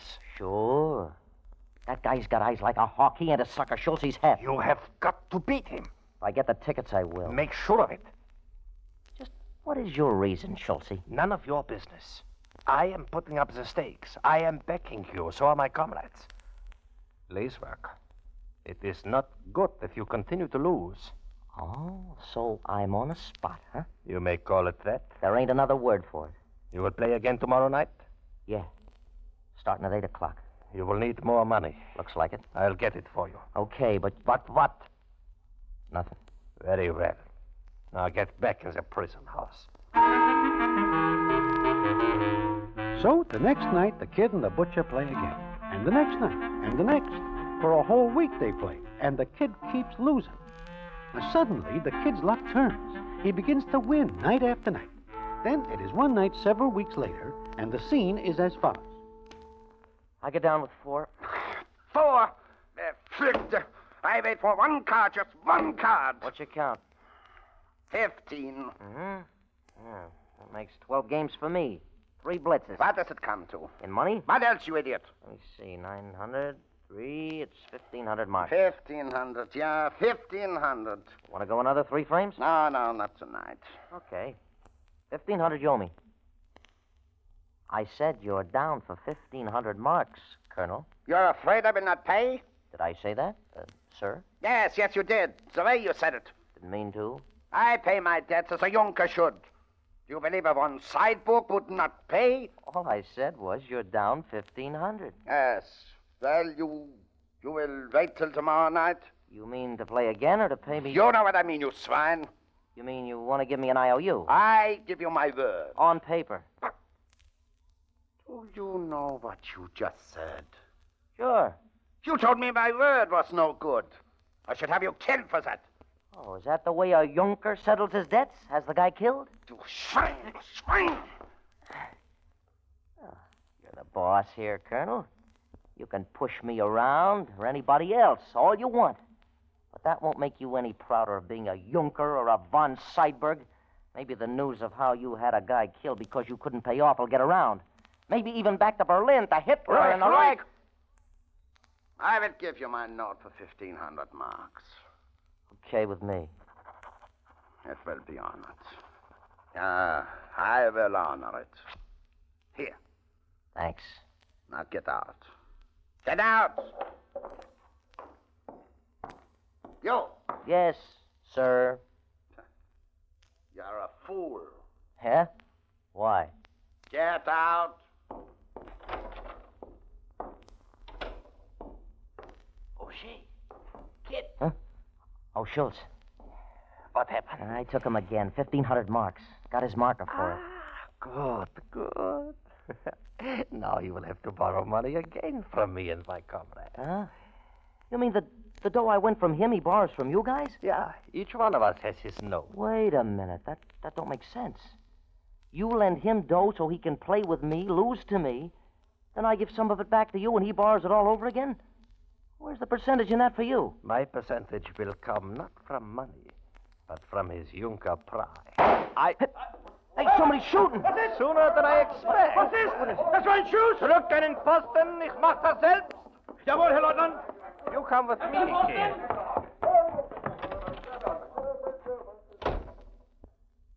Holy mackerel. Huh. Shot himself right through the head.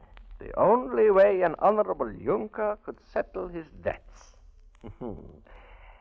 Now I am even with him, and I did not have to raise a hand. Oh, so that's why you wanted me to play him. Yeah? Look, on the floor, under the table, the 9 of diamonds. So? What about it? A very bad card. In fact, some people who are superstitious consider it the death card.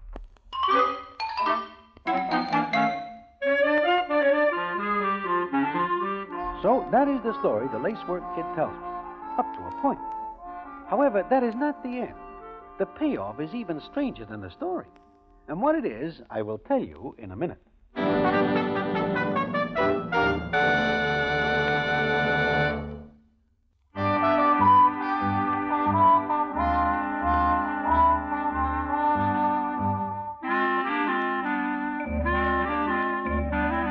Well, the kid gets to the point where he tells me what the butcher does.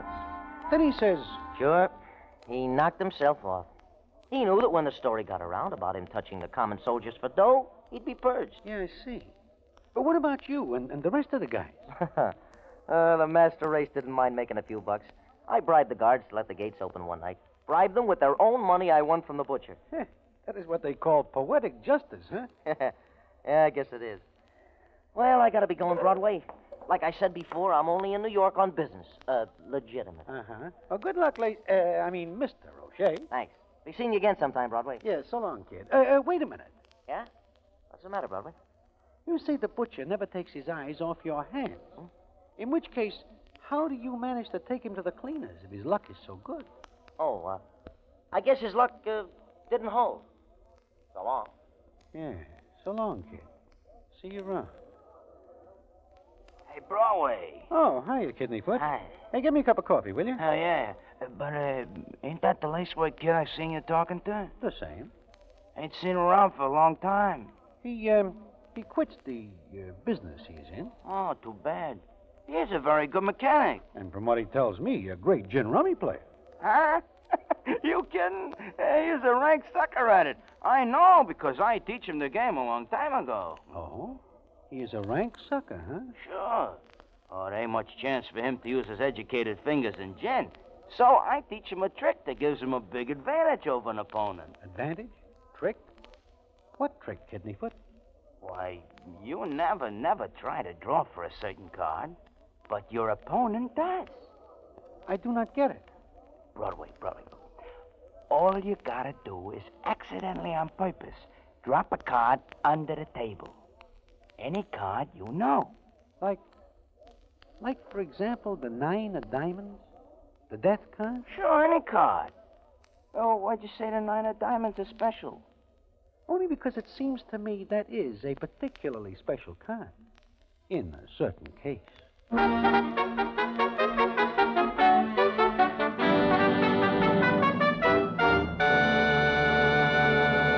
And so ends the famous Damon Runyon story, The Lacework Kid. Listen in again next week for The Damon Runyon Theater.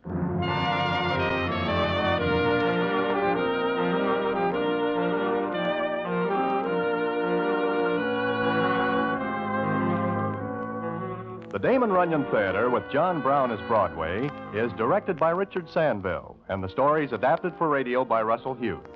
Vern Karstensen is in charge of production. This is a Mayfair production.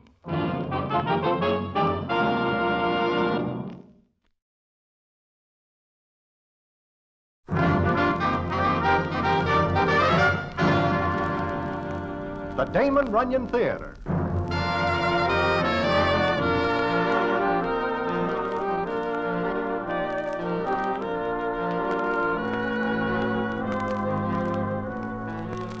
Once again, the Damon Runyon Theater brings you another story by the master storyteller, Damon Runyon. And this one may be a queen. And to tell it to you, here is Broadway. Thanks. This is a story about a guy and a doll. The guy's name is Jack O'Donoghue, who is a shoe clerk. And the doll's name is Ida Peters, who is one of the advantages of being in the first row at a musical comedy where the view is good. It begins on a summer night sometime back in Bryant Park at 6th Avenue and 42nd Street. Various citizens are enjoying the night air, and the benches are in good use. But it so happens that Jack is sitting on one that has nobody else on it. That is, until up walks Ida Peters and sits down. Then the scene is as follows. Excuse me, miss. What for? Well, you see, Look, I came here to get a breath of air. I am not trying to find company. It so happens this was the only empty spot. I know that, miss, but you see, my hat. What? You're on it. Oh, I'm sorry. It's okay. It's not a very good hat. Here. Thanks. Yeah. Well, good night. Just a minute. Yeah?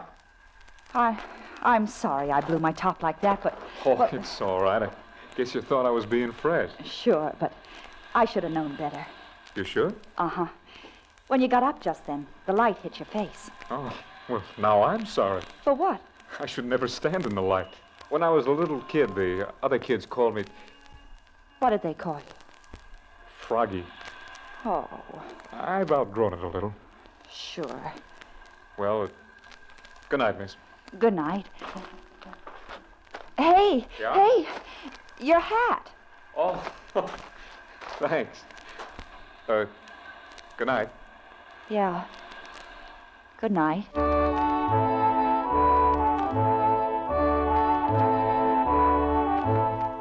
That is the way it begins. A doll like Ida Peters, who may not be the best looking in the world, but does not have to move over for anybody, and Jack O'Donoghue, who does not represent a doll's dream and never will. Now, what happens is considered practically incredible by everybody. And what that is, I will tell you in a minute.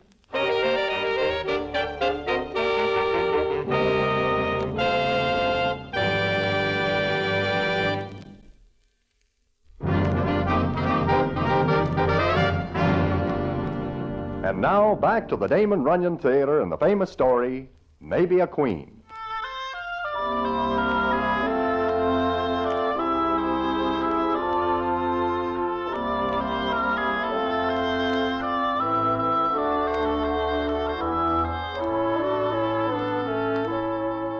Well, like I say, Ida and Jack meet up in Bryant Park.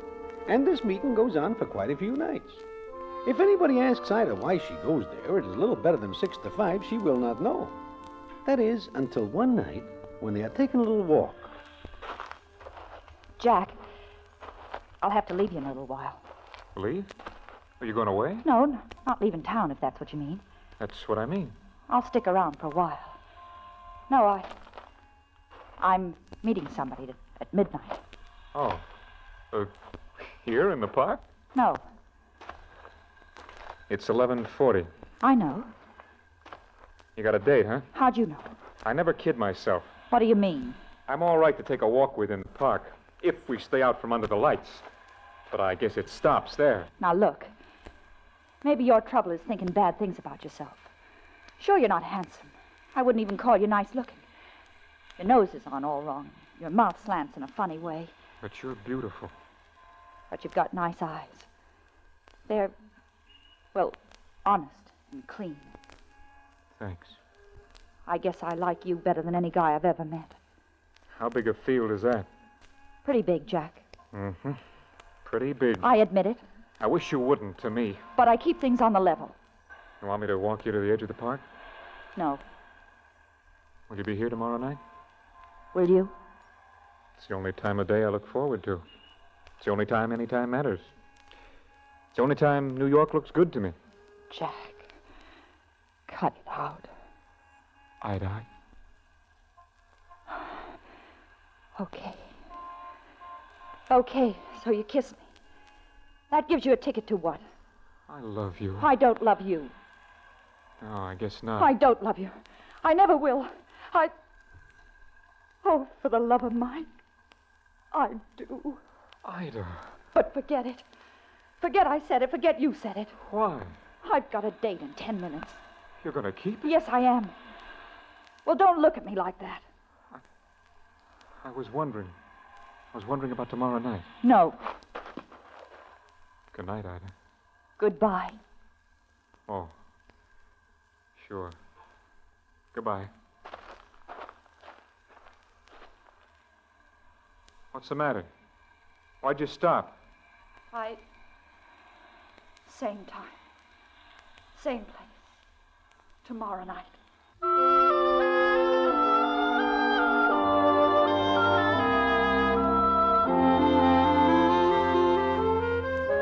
So now Ida is in love with Jack, and he certainly is more than somewhat gone about her. But all it ever amounts to is those meetings in the park. And why? Well, I find out about 2 weeks later when I run into Ida in Mindy's. Or she runs into me while I am sitting there. Hello, Broadway. Hello, Ida. Sit down. Thanks. Show is going all right? Fine. Anything wrong? Wrong? Why? Do I look it? Uh-huh. Yeah. Everything's wrong.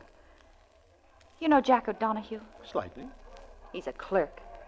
He hasn't got a dime, and he never will have. There are some people who have the knack of being able to stay flat broke. Well, why does it have to be him? Is he very special? Extra. I am listening. Broadway, take a good look at me. It is a pleasure. What do you see? Lots. I'm good looking. There is no exaggeration in that. Lots of guys go for me. That is a well-known fact. I could do all right. Yes, you could. But not if I marry Jack. He asks you? Tonight. But I won't. I swear I won't. Why should I? I can do better, lots better. That is true. You ever live in a one-room flat in the tenements? In the summer, it's so hot, the air's like a blanket with hot water poured over it. In the winter, you put on all the clothes you've got and still you freeze. You hear the kids yelling and the neighbors fighting. You ever live like that? Yes, I do. Well, you want to go back to it? No. Then why should I? I have got no answer to that. I can do all right. There are 100 girls who did all right. Grabbed themselves what they could. Even titles, like a duchess, countess. Why shouldn't I? Maybe even get to be a queen, huh? Why not? What about Jack O'Donohue? Oh, shut up. Okay. I didn't mean that. I know. Look, Ida, if you want advice, I have got none to give. If you ask me for something good in the Fourth at Hialeah, okay. If you want to know where there is a quiet game where somebody can turn a few bobs, okay, too. But if you were asking me to put up a sign inside you, telling you which way you should go, I am sorry. I am all out of that kind of advice. In fact, I never touch the stuff. Sure. I get it. It's all up to me, huh? It is all up to you. I guess I had it figured out before I saw you. Yeah, I know I did.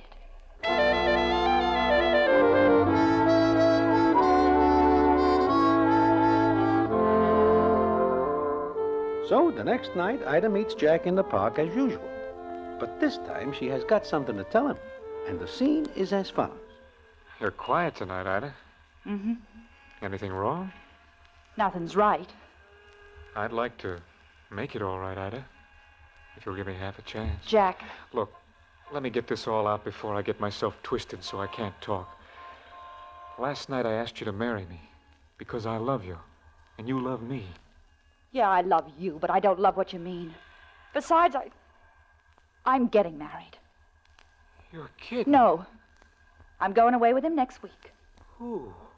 Who? You don't even know him. He's from out of town. Saw me in a show. Money? You make it sound like something dirty. No. Just something in the way. That's right. You know, right here I should get up off this bench and say a lot of words.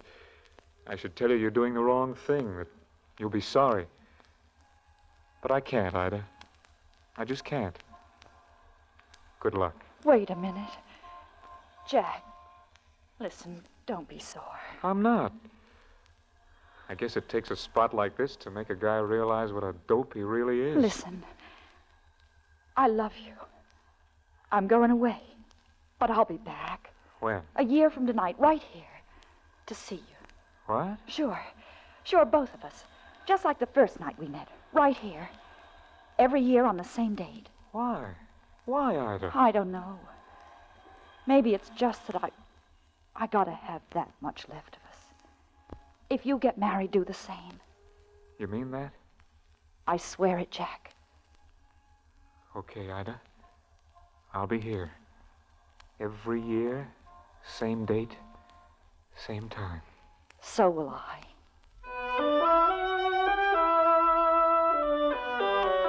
Well, there are some people who will say that this is a crazy idea and it will never happen. But if you will wait, I will tell you how wrong some people can be. And I will also tell you what happens because of it in a minute.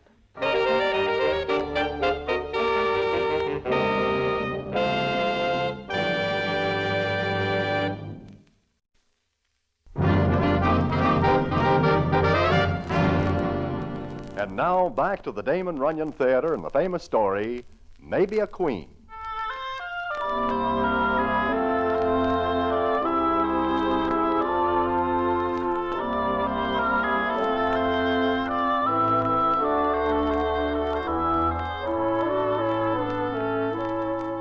Well, Ida does get married, and she does leave New York. And the guy she marries has more than enough of the stuff that makes the world go round in an expensive way. Then it is a year later, and the scene is the same spot in Bryant Park where Ida and Jack first meet. It is exactly the same time. And what happens is this. Hi, Ida. Jack. Jack, how are you? Pretty good. Gonna sit down? Sure. Of course I am. How you been? Wonderful. Oh, you look swell. You're as beautiful as ever. But are you happy, Ida? I've got what I want. Well, makes it okay, I guess. How's your husband? I don't know. We've separated. Oh, I'm sorry. Don't be. Somebody else has asked me to marry him. I can go to Reno and get a quick divorce. Sure, that's easy. The man who wants me to marry him is wealthy. Wealthier than the first. Mm-hmm. But, Jack, you and I, Yeah, what about us, Ida? What about us? we love each other. You still love me. I've never been able to talk myself out of it. Nor I. You leaving now? Yes. Kiss me goodbye. Same time. Next year. Same place. I'll be here.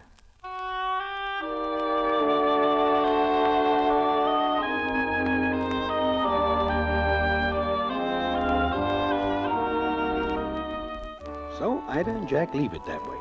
And the next year they meet, and the next.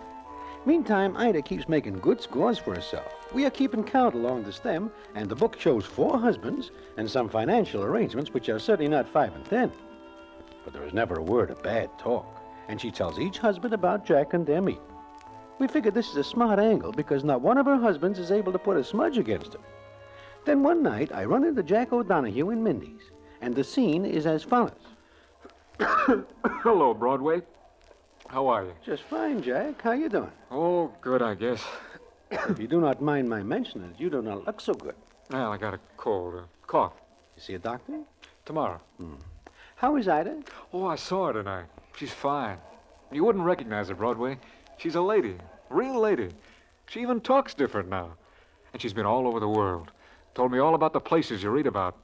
Biarritz, Cannes, even whistle stops in Africa and India. Yeah, I guess Ida moves around quite a bit.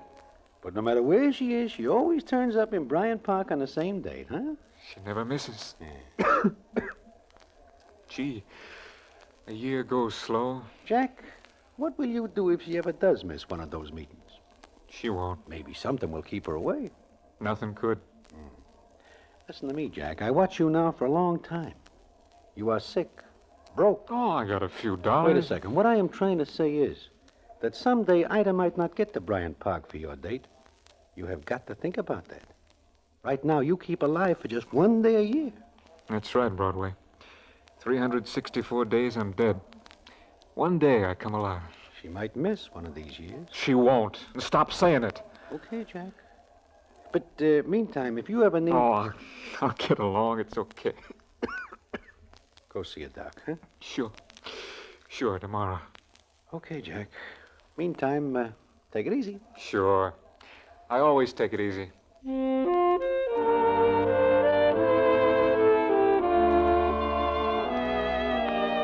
And some more years go by, and some more. We watch Jack, and for every 1 year the rest of us live, Jack puts on about 5. He gets gray, and it seems he cannot hold on to a dime. He just does not care. And meantime, Ida Peters adds to her score. We see her picture in the papers quite a bit, and always in society. Each new husband is a step up for her, until finally she hits dead center of the target. I read it in the Bleds. So does Jack. And when they meet again in Bryant Park, the scene is as follows. I read all about it, Ida. It's swell. Thank you, Jack. Guess this will be our last time together. What makes you say that? Oh, Jack, you're sick. Broadway told me you won't see a doctor. Oh, I'll be all right. I didn't mean I was going to kick off. I just meant you'd be living in Europe, now that you're going to marry a prince. Yes.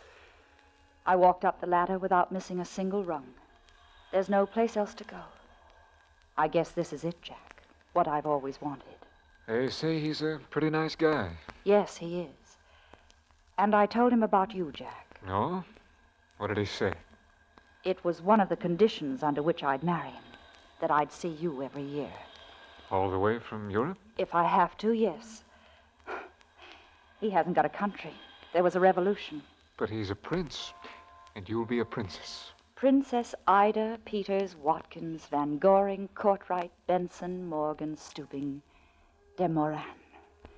The last name will be on my stationery. The others were the rungs. You'll be here next year. I promise. I've never missed. Please, don't ever. No matter what happens, I'll be here.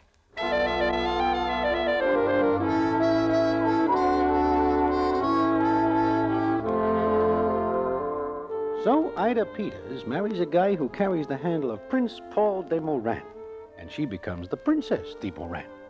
And from what we hear and read, this is probably her last time at bat in matrimony. She has got what she wants. And each year she turns up in Bryant Park to meet Jack O'Donoghue. Then it is some time later, Ida and the prince are in New York in their hotel. Ida. Ida, my dear, where are you? Right here. Ida, I have just received this cablegram. Here, please read it. Paul, what does this mean? Exactly what it says, my dear. I am no longer Prince Paul, but King Paul V. King Paul? The people want me back. Ida, this will give me the chance to do what I want for my country. And you will be a queen. No. No. No, but of course. What is it, my dear? You look frightened. I was just thinking of what someone said a long time ago. Oh? What is that? Nothing. I cannot blame you for being so stunned. I was the same when I received the cablegram. But now, I must cancel all engagements. There's no time to waste. Ida, take only what you will need on the plane. We shall have the rest of our luggage sent over later. When are you leaving? We are leaving immediately, my dear. I have chartered the plane. It leaves in half an hour. I'm not ready. Wear a suit, my dear. Anything. Well, please, do not stand there looking. Paul, there's something I must do first. There's nothing you can do first. I must be in my country tomorrow afternoon at the latest. Paul, I'll join you there later. You cannot. They will want to see you. Think of it, Ida. We will be... I'll join you later. The day after tomorrow. There's something I must do tonight. Oh, this Jack O'Donoghue. Yes. No. That is over. Please, Paul, listen to me. No. You will listen to me. For a long time now, I put up with this sentimental nonsense you feel for this man. It's not nonsense. That is all it is. As long as I am an patriot, it does not matter. But now that I go back as king, and you as queen, there must not be one breath of scandal. Scandal? There's never been any scandal about me. You do not understand. There will be those who will ridicule, talk. Let them. I cannot afford it. I cannot go with you tonight. You are wasting time. Get ready. No. Ida, I will say it once more. Get ready. Paul, I can't. You don't understand, Jack. I will hear no more of that. It is over, finished. I am going to meet him. You are? Yes. Then you force me to say something I do not want to say, Ida. Look into the mirror. Look. What do you see? A woman of 40? A woman who has lived quite a good deal? A woman who is no longer as beautiful as once she was. Paul. I am sorry, but it is the truth. You have no money of your own anymore. What you have, I gave you. The jewels, everything. Ida, I give you this chance to go with me. If you do not take it... Don't threaten me, Paul. It is not a threat. Believe me. You wouldn't do it. But yes. I have my pride, too. If you stay here tonight and meet this man, it is a slap in my face. That I will not take even from you. Ida, what are you doing? Leaving you everything. Here. This ring. This is mine. The rest is yours. You are making the decision. Yes, yes, Paul. It is one I should have made years ago.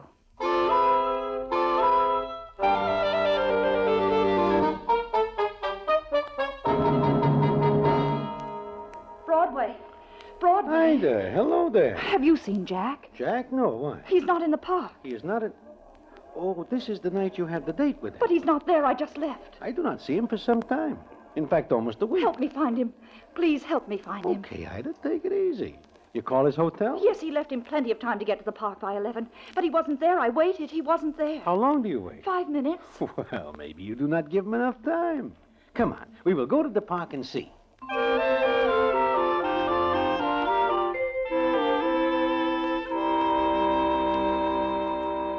You see, he's not here, Broadway. This is the place. Yeah, I see he's not here. Where is he, Broadway? Where is he? You are very excited. He's got to be here. He's got to Hey, there is a taxi pulling up. Although I do not think Jack has enough tour to take a cab from here to 5 feet away. Broadway, it is. It's Jack. Yeah, but... Come on. Look, buddy, please, let me get you to a hospital. I said, take me over there. Jack! Ida, honey. Hey, you, Hacky, what is the matter? He stepped right in front of me, ran out on the street. I was late, Ida. I was trying to hurry. Honest, it wasn't my fault. He steps right in front against the light. He won't let me take him to a doc or a hospital. Sad he had to get here. Told me he'd kill me if he did.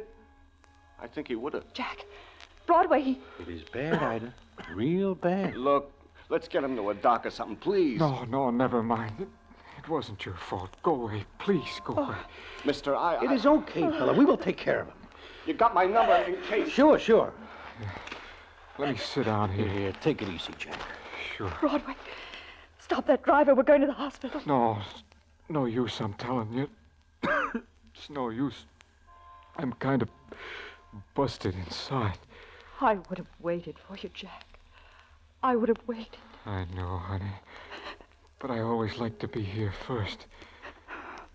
Gee, Ida, I'm sorry I was late. Late? You? I'm the one who's late. Very late.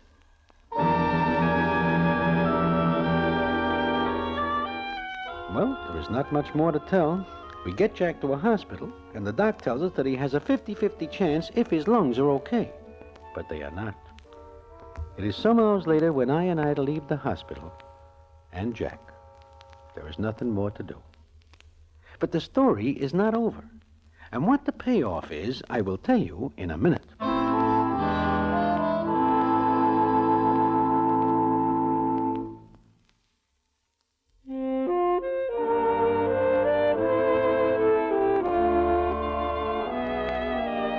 Well, everybody is sorry to hear about Jack, and everybody says that Ida Peters gives him a bum shake. But what do they know about it? Anyhow, I do not see Ida until a long time afterward when I stop in a place for a cup of coffee about 3 a.m. And who is there but Ida? She sees me, gives me a smile, and says, I'm very glad to see you, Broadway. And me, you. It is a long time. Uh-huh. Why do you not come around anymore? I'd have to pass the park. Well, you could go the other way. I can't. Yeah. You are looking well. Okay, I guess. You never change. Oh, I am a landmark. If I change, a lot of people will lose their way around the step.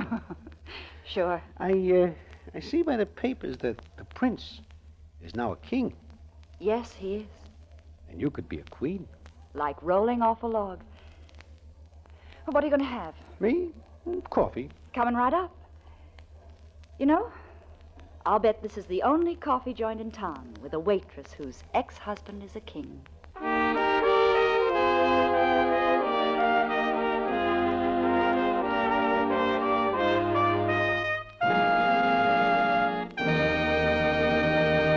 And so ends the famous Damon Runyon story, Maybe a Queen. Listen in again next week for the Damon Runyon Theater.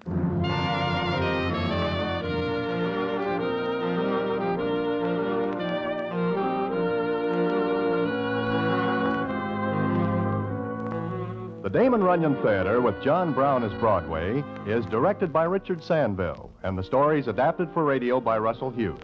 Vern Karstensen is in charge of production. This is a Mayfair production.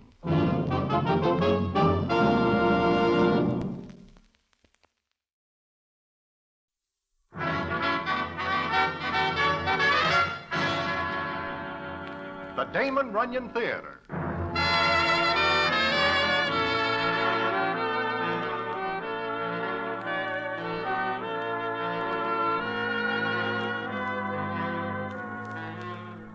Once again, the Damon Runyon Theater brings you another story by the master storyteller, Damon Runyon. And this one, Joe Terrace. And to tell it to you, here is Broadway. Thanks. As they say in books, I am more than somewhat at a loss to figure how to begin telling you about Joe Terrace, who was a linotype operator on one of the daily blats. I guess it begins one early morning about 4 a.m. in Mindy's. Quite a few of the newspaper guys drop in for a snack, and Joe Terrace does also when he finishes work. Well, on this particular morning, I am sitting with Johnny Brannigan, plainclothes gendarme, and Marty Frater, who will bet on anything. Marty looks up and says, I could have made book on it. There he comes. Joe Terrace. Right on the dot, 4 a.m. I wonder who winds him up and sets him. I hear tell he's the best linotyper in town. Never makes a mistake. Every guy makes a mistake, Marty, sooner or later. Not Joe. I hear also that he never leaves out so much as a dot over an I. No guy is perfect, not even him. Got any dough, Johnny? Not for a touch. No touch. But you're sure every guy slips up sooner or later, huh? Murderers, crooks, con men, even plain, ordinary guys like Joe Terrace. Why? I'll lay 5-1 on Joe. What do you mean, how? We'll find out what stuff he sets up on a paper. You and me make a bet for 6 months that he don't slip. Not even once? Not even half of once. Anything counts? Anything. A word left out, one too many put in, anything. For how much? My 50 against your 10. You get that, Broadway? Uh-huh. Marty bets that Joe does not make a mistake for 6 months. You say he does. It's a deal. I still say that sooner or later, every guy makes a mistake. It's what's called human nature. And Joe Terrace is only human.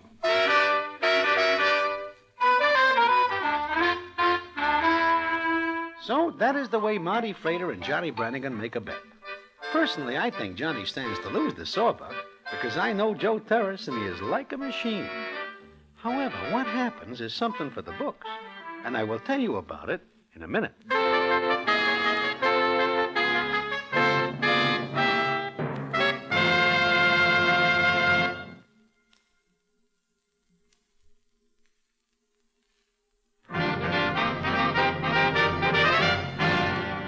And now, back to the Damon Runyon Theater and the famous story, Joe Terrace.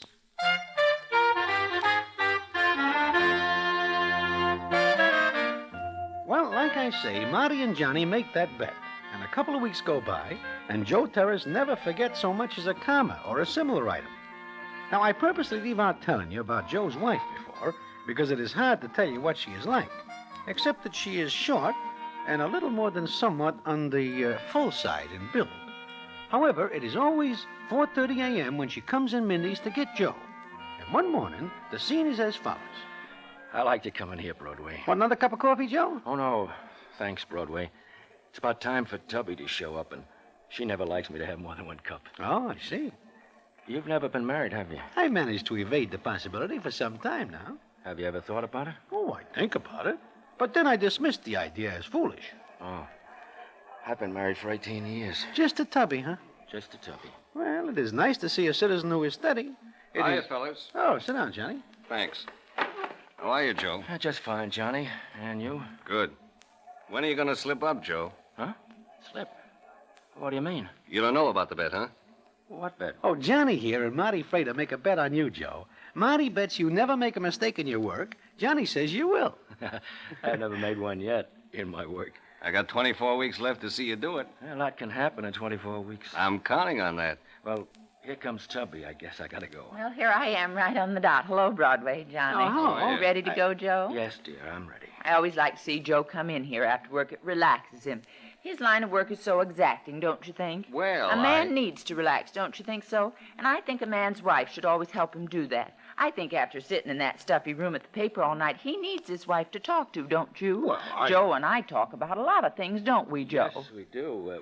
Everything go all right tonight, Joe? Well, except Everything always goes all right for Joe. He's the most careful man in the world. Why, his pipe's always in the same place. And did anything interesting happen tonight, Joe? Nothing.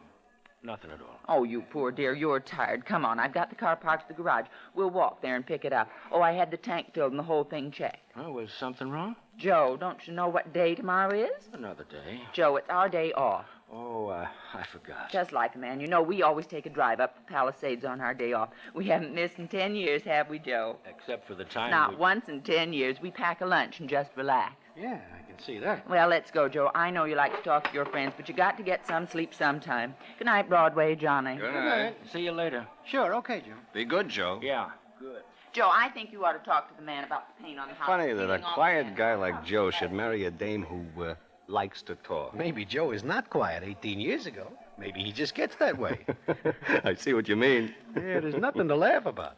A doll like that can be very wearing on a man over 18 years. I wasn't thinking about that. Oh, no?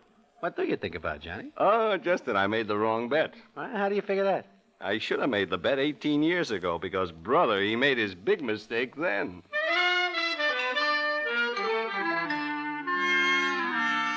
Well, a couple more weeks go by, and still Joe Terrace never pulls a clinker in his work. It is letter perfect. Then it is one morning about time for Joe to show up in Mindy's. I am sitting with Marty Frater, and we are talking about the bet. I tell you, Broadway, it is like betting on the only horse in a race. I cannot lose. You notice what time it is? Huh? Yeah, almost 4:15 a.m. Why? And you think nothing is peculiar? Peculiar? You mean funny? Peculiar is what I say. What are you talking about? Where is Joe Terrace? Huh? Hey, he is late. Yeah, he is late. Now, that's funny. Very. Because every morning for a long time, Joe Terrace comes in right about 4 bells. In fact, the chef times his cooking by Joe Terrace. Maybe it's his day off. Yesterday is. Oh. Say, you don't think anything's happened to the guy, do you? All I say is, it is very peculiar that he does not show up. Yeah. And Hey, there's Johnny Brannigan. Yeah, I see him. Hey, Johnny, over here. Hello, Marty. Broadway. Hi, Johnny. What's new, Johnny? Lots. What do you mean by lots? You drinking this coffee? It has got sugar in it. I like sugar. You got something on your mind, Johnny? Uh-huh. Joe didn't come in, did he? We were just talking about it when we see you. Joe won't be here. Not this morning. Something happens? Something happens. Something about our bet? Nope. Yesterday was Joe's day off. Yeah, I know that. What about it? Every day off, he and his wife take a drive up to the Palisades for a picnic. What are you getting at, Johnny? It didn't turn out to be a picnic yesterday. Hand me the cream. I hear. This is what I like about gendarmes. They talk all around things without ever saying anything. Training. Well, Joe and his wife took their outing. Only Joe came back from it. What happened? From the way Joe told it, she, Tubby, got a little too close to the edge. She was dead when Joe got down to her. The poor guy. The poor little guy. Yeah. It's all broken up. You see him? Uh-huh. About a half hour ago. Gee. Marty, if you want to call the bet off, it's all right with me. A guy in Joe's spot isn't responsible for any mistakes he makes. No. I'll stick with the guy. Okay. Gee, this makes me feel awful bad. I don't feel like sitting here anymore. He is going to miss her after 18 years. I gotta go. I don't like it here anymore. See you tomorrow. Yeah, bye. So long, Marty. Johnny. Hmm? How does it happen you go to see Joe? Routine. What routine? Just routine.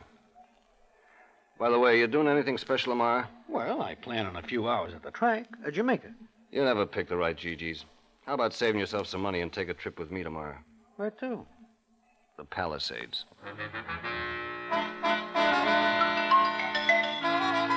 Now, that makes me wonder more than someone. It is a little better than 6 to 5 that Johnny Brannigan is not making a trip to the Palisades for the scenery. So I am very curious. And the next day I find myself with Johnny, and the scene is as follows. Here's the spot right here. Yeah. It is straight down. Anybody falling off here is a sure bet to stop breathing. Yes, maybe you will now tell me why you wish to come here. Just curious. I know you are a very curious citizen, Johnny. But this time it seems to me your curiosity is very strange. Maybe. How long did Joe say he and Tubby's been coming here? 10 years. Only she said it. That's right. She said it. In fact, she said a lot of things. What does that mean? Nothing, I guess. But in 10 years, you get to know a place pretty well. In fact, you could get to know it so very well that you could walk around blindfolded. Just what is on your mind, Johnny? Just a meek little guy. A meek little guy who got along just fine with his wife. Joe and Tubby? I never hear that they ever fight or even have a cross word. That's right. In fact, Joe has very few words to say. Johnny, you are crazy. Sure. You are a cop so long that when something happens that is out of the ordinary, you like to start thinking like a detective. Wrong, Broadway. I'm starting to think like Joe Terrace. Like Joe... Johnny, I like you. So I do not mind telling you now that I think you are out of line. Joe is a nice little guy. A swell little guy. A little guy who never makes a mistake. The kind of nice little guy who thinks ahead. Patient. Never does a thing in a rush, but takes his time. So that makes him push his wife off at this place? Did I say that, Broadway? For a guy who does not say it, you make a lot of noises in favor of it. Okay, I'm a cop. I like Joe Terrace, but I'm a cop, Broadway. There is any doubt about it? Let's get out of here. I will be glad to do so. Yeah, I don't like it here. You change your mind about Joe? I never had it made up, one way or the other. I just got to wondering what would happen to a guy who likes it quiet and peaceful. A guy who suddenly can't stand a lot of talk anymore. You mean that is why he... Hey, now you have got me wondering about it. Okay, I'll wait.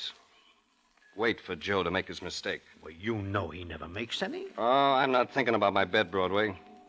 I'm thinking about another kind of mistake. The kind nobody ever realizes he makes.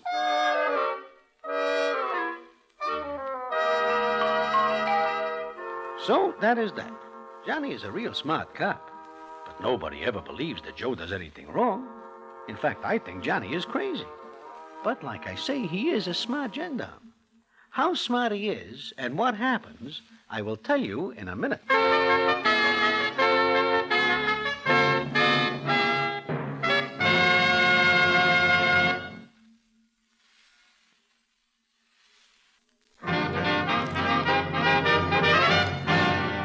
And now, back to the Damon Runyon Theater and the famous story, Joe Terrace.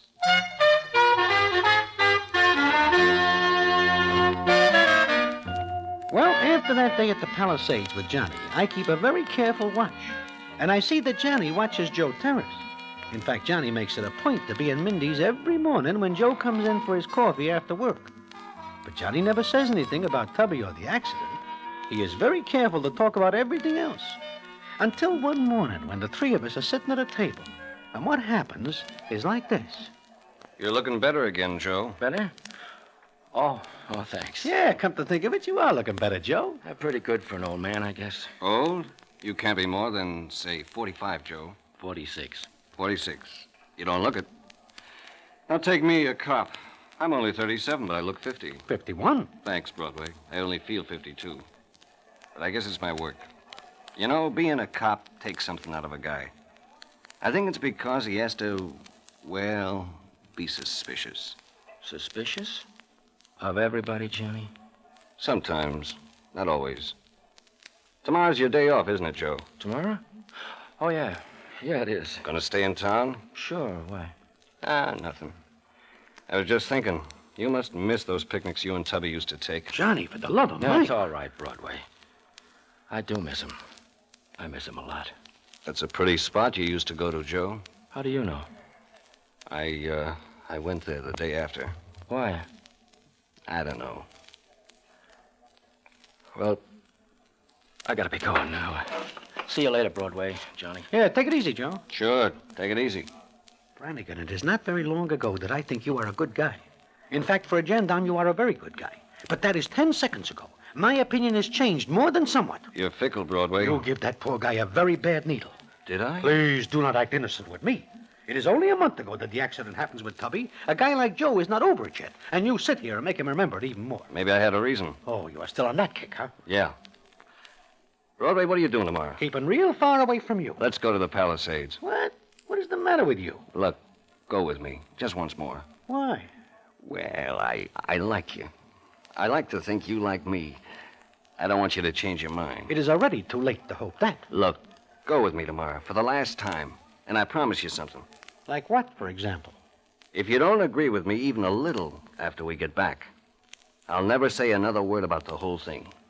I promise.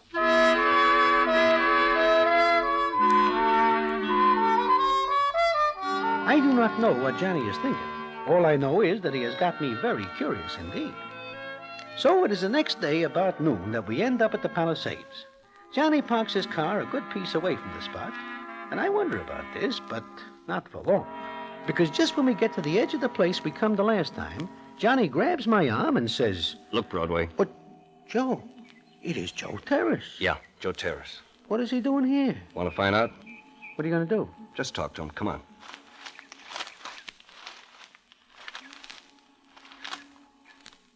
Hello there, Joe. Huh? Johnny, Broadway. Hope we didn't scare you, Joe. Scare me? Why should I be scared, Johnny? Well, we came up on you kind of suddenly. Yeah.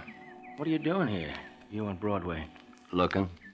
What's the idea, Broadway? It seems I come along for the ride. It is not a pleasant one. I see. Standing close to the edge there, aren't you, Joe? Oh, not very. You know, we might have scared you so much that you could have jumped back and down. I never get that scared, Johnny. You know your way around, huh? Yes, I do. Why are you here, Joe? It's my day off. Tubby and I used to spend it here. I just came up to... Well, I just felt like it, that's all. Tubby liked it here, didn't she? Lots. For 10 years she came here with you. Then one day she gets too close to the edge Johnny, and... have a heart. That's all right, Broadway. Johnny's right. I can't figure out how she happened to get so close. She never did it before. Once is enough. Yeah, once is enough. You know, if two people were here alone, and one of them wanted to get rid of the other, be easy. That is, if one of them wanted that. If one of them hated the other enough. Oh, sure, always that. Not like you and Tubby. I guess there wasn't a happier couple in New York. Everybody says so. I'm glad everybody says so. I'd hate to think anyone thought different about me and Tubby. I guess you would. Well, I guess we'll be going, Broadway. So long, Joe. So long, Johnny. Broadway. See you later, Joe. Mm-hmm. Oh, by the way, Joe. Yeah, Johnny? I'm still waiting for you to make that mistake. I don't make mistakes. Everybody does, sooner or later. You shouldn't have made that bet. I got time. Lots of it. Come on, Broadway.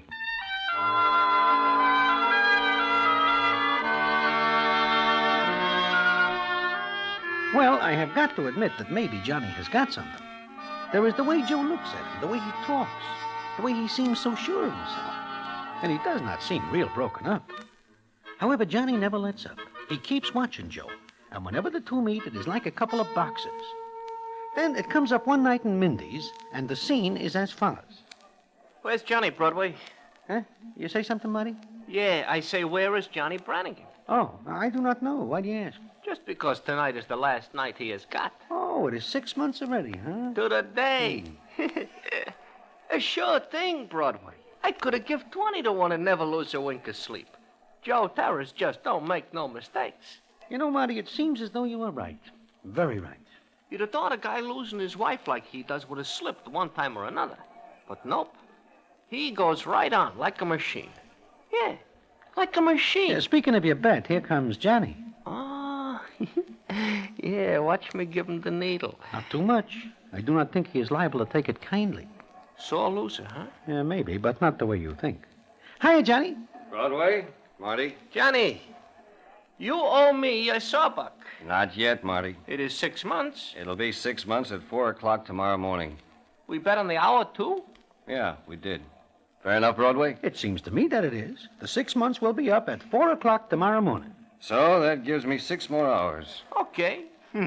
If Joe Terrace does not slip in 6 months, he will not slip in 6 hours. But at 4 o'clock, you hand over his sawbuck. Sure. And I agree with you, Marty. If Joe Terrace doesn't slip in the next 6 hours, I'll quit trying. You mean that, Johnny? That's right, Broadway. I mean it. I know the way Johnny says that he does mean it. Maybe he has got doubts now, too. But like I say before, Johnny is a smart cop. Well, what with one thing and another, and because I have got to get up early to go to the track the next day, I retire early. I am in bed by 4 in the morning. And I'm just drifting away when I hear... Yeah, who is it? Broadway, this is Johnny. Johnny? Johnny Brannigan? Yeah, what are you doing? I am planning to sleep. What are you doing, staying awake for life? Can you meet me in half an hour in front of Mindy's? Huh? Why? I think Joe Terrace made a mistake. Okay, Johnny. I will be there in 15 minutes. I'll be in a cab in front. We'll have a couple of calls to make. Calls? Yeah. One to Joe's paper, then to a minister by the name of McLeod. Minister? Johnny, you are talking to me, Broadway. And besides, you are already married. Just be there, that's all.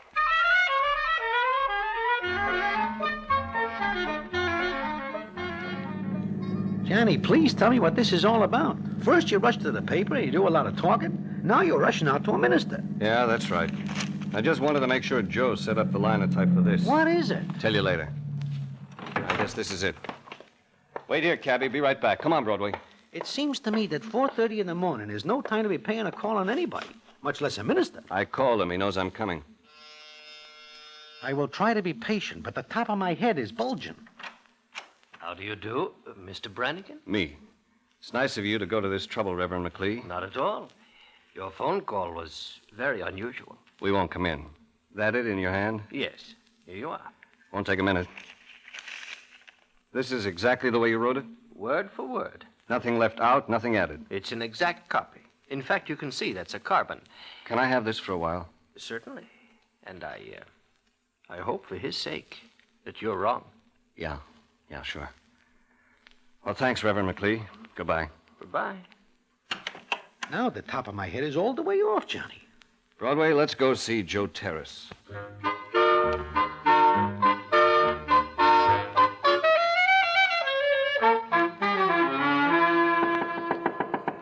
He is a very hard sleeper. You knocked for a minute already. Take it easy.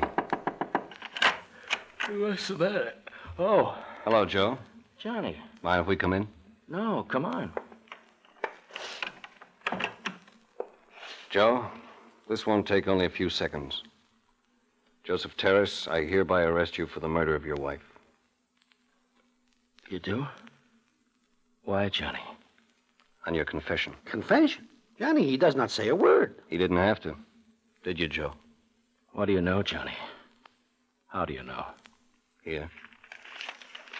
You set the type for this sermon by Reverend McLeod, didn't you? Yes, I did. You can check at the paper. I did. Now, here. Here's a copy of the sermon. Reverend McLeod gave it to me. Take a look at it, Joe. A good look. Read it carefully. Then read what you set up for the paper. I see. I guess I made a mistake, didn't I? How do you like that? All my life I've been a typesetter and linotype operator, and this is the first mistake I ever made. Coming along, Joe? I guess I am, Johnny. I guess I am.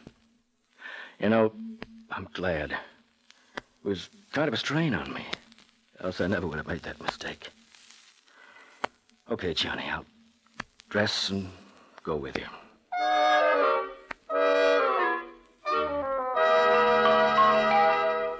So Joe dresses and goes with me and Johnny. By this time, I am unable to say a word because I do not know what to talk about.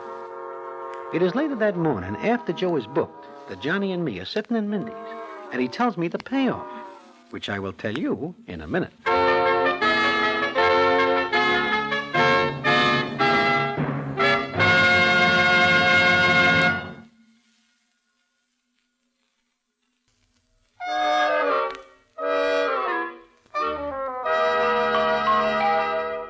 Like I say, it is later that morning in Mindy's.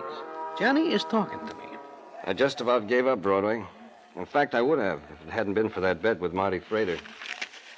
I looked through the paper. I always read everything. It's the cop in me. Never miss a thing. You mean you even read sermons? Yeah. Let me read you something. Here. And in the brotherhood of mankind, there is everlasting hope. Oh, Lord, please forgive me for what I did. Huh? What do you say? That sentence doesn't fit, does it? Then again, we are all one in the sight of the Creator. Let us think that way. And, oh, Lord, please forgive me for what I did. Joe Terrace. He is thinking about what he does to Tubby. Yeah. His subconscious mind thought about it. The poor guy. It drives him crazy. Yeah, I guess so. Well, Well, Johnny. I looked for you at 4, but you are not here. No, Marty, I was someplace else. You know you owe me a sawbuck. Oh, sure. Here you are. I always bet on a sure thing. See you again sometime, Johnny. Yeah, sure. Johnny, you do not lose that bet. You win it. I told you once before, Broadway. I like Joe Terrace. The mistake he made doesn't count. Not for the bet.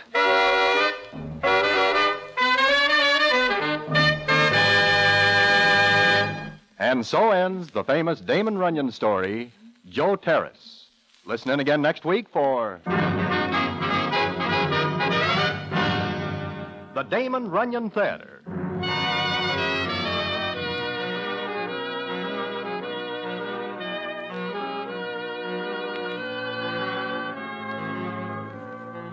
The Damon Runyon Theater, with John Brown as Broadway, is directed by Richard Sandville, and the stories adapted for radio by Russell Hughes.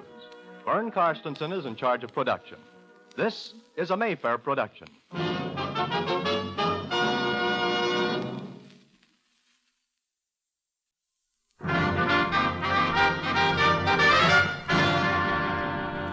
The Damon Runyon Theater.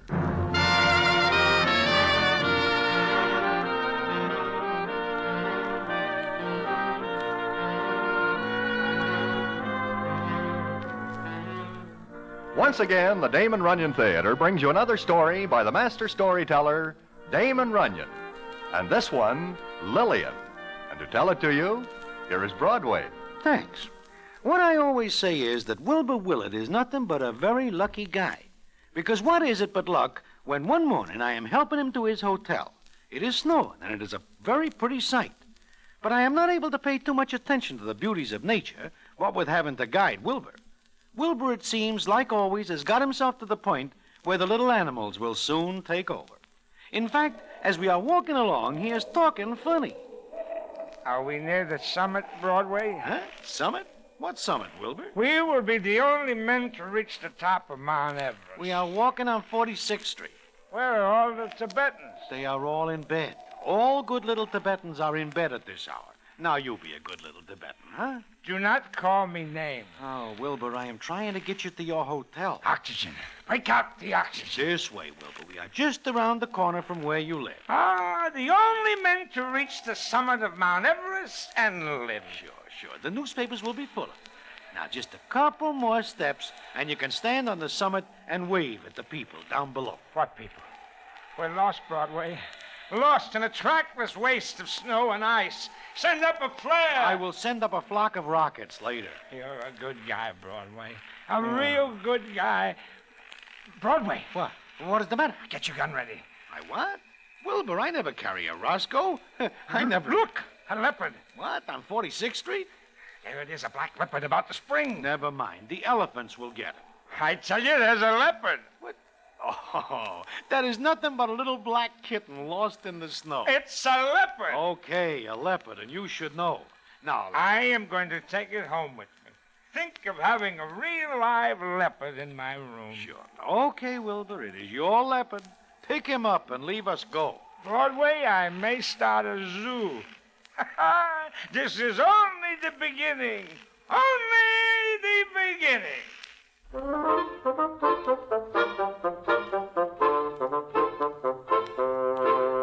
And Wilbur is right. This is only the beginning. And what happens because of the little black kitten is something that everybody on the stem talks about. Like I say before, Wilbur is a very lucky guy. And why he is, I will tell you in a minute.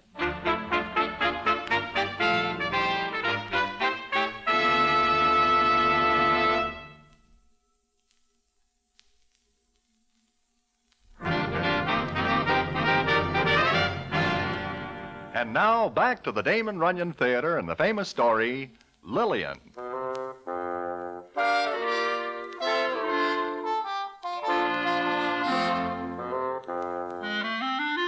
Well, it comes up the next day, and I get to thinking about Wilbur and wondering how he is feeling. So I drop around to the Hotel de Brussels where he stays. I go to his room, and the scene is as follows. Oh, sit down, Broadway. I'll get out of bed as soon as the room settles down. You are a little shaky, huh? A little. What time is it? 3 o'clock. Afternoon, that is. Yeah. I did it again, huh? Uh-huh. Ah, great guy, me. Broadway! What is that? What is what? There are 2 green eyes looking at me from under the blanket. 2 green eyes and a pair of black ears. Oh, sure. That is a leopard. Now, you see, you are out of bed, and real quick. What the devil's that thing doing in my bed? You put him there. Last night you pick it up. You say it is a leopard. Oh, then it's alive and real. Uh-huh. Here. There you are. What was I doing with the kitten? Last night it is a leopard. I do not argue with you. I see. Cute little thing, huh? Well, the way I look at it, black cats bring bad luck. So what else could happen to me? Here, puss. Here, baby. Here. Ouch! Why, you little... Broadway, did you see that? Maybe it has got leopard blood in it after all. That was a neat left that catches you with. Spunky little devil, and black as ink and as sleek as... As what, Wilbur? Oh, reminds me of someone. Black hair, green eyes, and unpredictable. So? Anybody I know? No, you never knew, Lillian. Oh, somebody you know. Yeah, some years ago. Okay, from now on, your name is Lillian. That is a very funny name for a cat. It fits. Well, what can I do about feeding this animal? What do cats eat? Milk, I guess. Have you got any? Me? No, I guess not, huh? You suppose it'd like some of that? What? On the dresser. Wilbur, I know very little or practically nothing about cats, but it seems to me that feeding Lillian that stuff will turn her into a leopard for sure. Look what it does to you. Last night you are climbing Mount Everest. Oh, well, I hope Lillian doesn't mind if I have my breakfast. There is a coffee shop downstairs. Yeah, this will do. Wilbur, why do you not lay off the stuff? Why not? Ask Lillian. I do not wish to hold conversation with a cat. There are citizens who might think I am peculiar. I didn't mean this, Lillian. Oh, the other one? Yes, the other one. Someday I'll tell you about her, Broadway. In the meantime, here's to Lillian the cat. Both of them.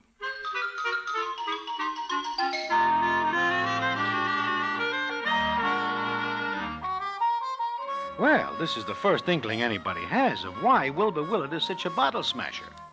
Now, he has got class. He is a singer in the hot box. Personally, I am not affected by his singing, but the dolls who come there practically fall on the floor when he does his stuff. However, that is not here or any place, because I am telling you about Lillian, the cat. Now, Lillian grows to be a very tough cat and does not like dogs and takes to putting that dislike into active service.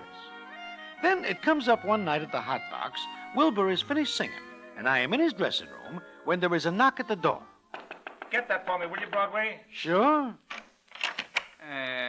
Broadway. Well, Harry the horse. Come on in, Harry. I wish to see Wilbur. Is he around? Sure. Hi, Harry. I am not so good, and it is your fault. Mine? Yes. You own a cat. Lillian? That is no name for a cat that grabs a Pekingese by the neck and drags it around. Lillian does that? Lillian does. And the Peak belongs to my doll, who puts the blast on me to catch up with Lillian. My, Lillian is a very active cat. Wilbur, that is a dangerous animal you are keeping. Sooner or later, it will give up carrying Peaks around and will take to carrying off citizens. That is not good. Well, what do you want me to do about it? Lillian ought to be put in the East River with a sinker on it. Oh, I can't do that, Harry. Listen, I do not wish my doll to put any more blast on me. She is very sore. Now, I am talking to you as one guy to another. Sure, but I'm very fond of Lillian. And I am very fond of my doll. And she is very fond of that Peak. In fact, I am not so sure that I am number one. Harry, sooner or later, Lillian will leave me. Not the way you feed that cat, Wilbur. Lillian has got a soft touch and knows it. Fickle, just like Lillian. Maybe a lot of you guys wonder why I hit the stuff the way I do. It's the only time I forget Lillian? Lillian. I am sorry, but things have got past me. I'll tell you about it. Maybe you'll understand. Yeah, sit down, Harry. My doll is waiting for me to bring her back a cat scalp. It won't take long. Have one with me? All right. Broadway? No, thanks. Maybe you never heard of Willard and Withington. I hear of Willard, you. But who was Withington? Lillian Withington. Oh. We had a good act. I sang, she danced. I guess we were about ready for the big time. I was in love with her. I had a funny idea she was in love with me, too. Until one night after we closed in Baltimore. We were booked for Buffalo, opening 2 nights from then. I went to Lillian's dressing room to see her. Lil? Oh, Lil, where are you? Getting dressed. Oh, ha-ha. Not bad tonight, huh? All right, I guess. Say, Lil, I've been thinking you ought to take another encore. I'm quitting the act, Will. Now, with another encore, you could... What? I said I'm quitting the act. You're kidding. No, What are you talking about, Lil? just what I said. Well, what brought this on? It's been coming on a long time. Why? I don't like the stage. Oh, you're just nervous, Lil. I'm not. You can get another partner. Now, look, Lil, I still think you're kidding. And if you are, I don't like the gag. Not a gag. You're a good guy, Will, but I want more than a good guy with a pleasant voice. We'll be in big time in another couple of months. I'm not going to wait. Well, now, wait. You threw this at me all of a sudden. I'm still not sure what you're talking about. I'll put it on the line. I'm going to get married. Married? You? That's impossible. Well, what's the idea? You don't even give me a hint, then all of a sudden... Why go through a long routine? Say it. Get it over with. Sure. Say it and get it over with. Just like that. Don't get dramatic. You're a singer, not an actor. Why, I pulled you out of a cheap chorus line and gave you a break. I know that. I appreciate it. Like a shot in the head, you do. If it hadn't been for me, you'd be still hoofing in the back row. You'd still be grabbing midnight slow trains for the next burg and grabbing hamburgers and elbow joints. Okay, so you give me a break now. I'll give it myself one. And what about me? You'll get along. Get another partner. I'm not talking about the act. I'm talking about me. What about you? I love you. Don't say it, Will. Why not? Lil, look at me. No. Maybe you love me, huh? Yeah. Well, then... You give up the act, you get another job. I've been in this all my life. I hate it. I don't. Well, that's the difference. What do you want me to do? Well, I hit you hard tonight because I wanted to make you say that. You're getting some other business. I'll stick with you. This is my business. Not mine. I just don't like it, Will. Maybe you think you're worth all the years I spent getting ready for something big. Now, just because you don't like the stage, I got to play puppy dog and tag at your heels. You said you love me. Sure. Well, then think of me. That's all I ever did. Quit then, Will. No. Well, it's either me or this. Maybe we wouldn't get along, Lil. Maybe we wouldn't. Well, we can't. No, It'll just... forget it. Have a good time and don't stay up too late. So long, Lil.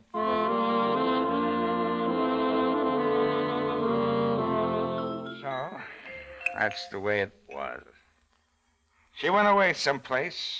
I never saw her again. My, that is a sad story. Uh-huh.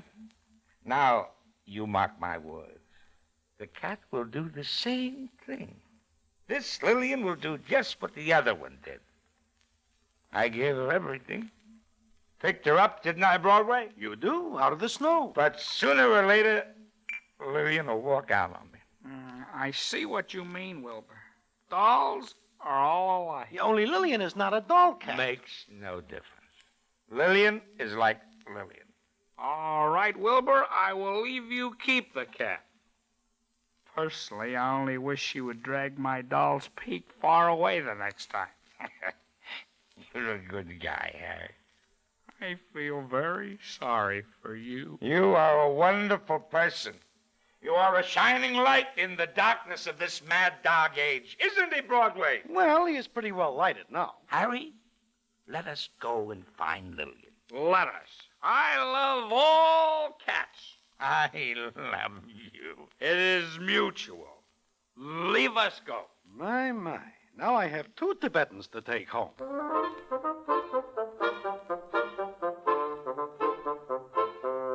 So Lillian stays with Wilbur. And pretty soon everybody on the stem knows the story. Now what happens later because of Lillian and how things turn out for Wilbur makes quite a story. And I will tell you about it in a minute.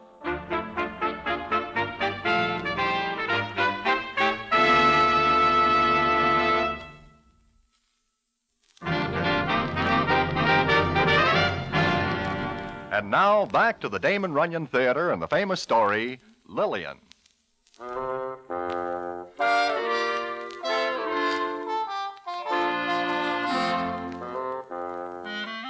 Like I say, Wilbur Willard keeps Lillian, and Lillian develops a peculiar personality. It seems that whenever Wilbur is a Tibetan, Lillian is all right. But when Wilbur is himself, the cat is very fretful and will have nothing to do with anybody, except to let fly with a claw now and then, thereby mutilating citizens and causing Wilbur some trouble. But Wilbur keeps Lillian until one night when I get him to his hotel. Lillian! Lil! Broadway, where is my beautiful leopard? How do I know? Lillian! Do you leave her here? Always. She promised to wait. She promised. Yeah, I can imagine. Raises her paw and swears to it, huh? My wonderful, beautiful leopard is gone.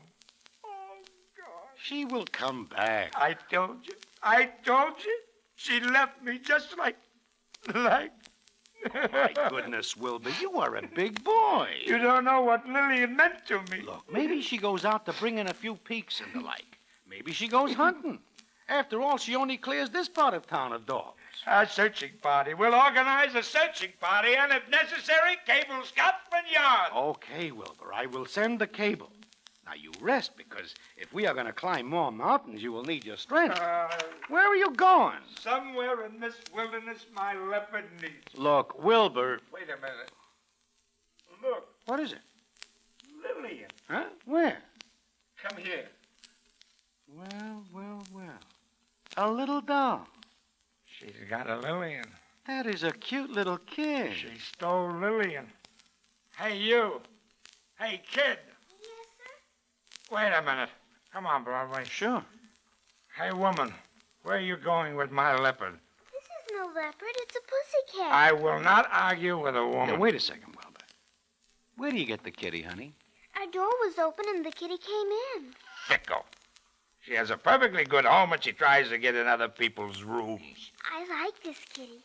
She's real soft. Look, Wilbur, Lillian is rubbing her face against the doll's chin. Yes, I see. Where is your room, little girl? My name's Margie. Yeah, Margie. Where is your room? Right there. We moved in today, Daddy and I. Well, maybe we better take you back in, Margie. Your daddy might be worried. He's sleeping. Haven't you got a mother? Yes, but my daddy took me away. Ah. Well, but this kid does not look like the type that is used to living in places like this. I used to live in a big house far away, but I like this kitty. It is my leopard. Have you got another one? No. So you like the kitty, huh? Yes. Come on, honey. Better go back to your room. This one is it, you say? Yes, sir. My daddy's sleeping. The door's unlocked. Uh-huh. Please don't wake my daddy. Broadway. Yeah? Come here. Out like a light. Yeah. Reminds me of somebody I know. I was lonesome. I was glad when the kitty came in. Sure, Margie. Well, what do we do, Broadway? What can we do? Margie, Yes, sir? would you like to keep the kitty for a while? Yes. May I? Sure. But you better stay in your room until your daddy wakes up. Come on, Broadway. Yeah. So long, Margie. We will see you again. Do I look like that, Broadway? No. Not quite. That poor little kid. Yeah. But you are going to let her keep Lillian? I told you Lillian's fickle. She'll leave the kid just like she left me.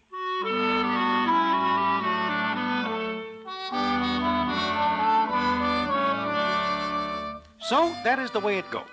Wilbur goes right on the way he always does, and Lillian divides her time between Wilbur and Margie. It is one night after the show at the Hot Box. Like always, Wilbur is more than somewhat mulled up. I am helping him get out of a shirt that he puts on backwards when there's a knock at the door. Ah, the men have come to knight me. Let them in, Broadway. Sure. Come on in. Good evening, everybody. Oh, hello, Harry. Oh, I'm glad to see you here, Wilbur. I'm glad to see you, Sir Lancelot.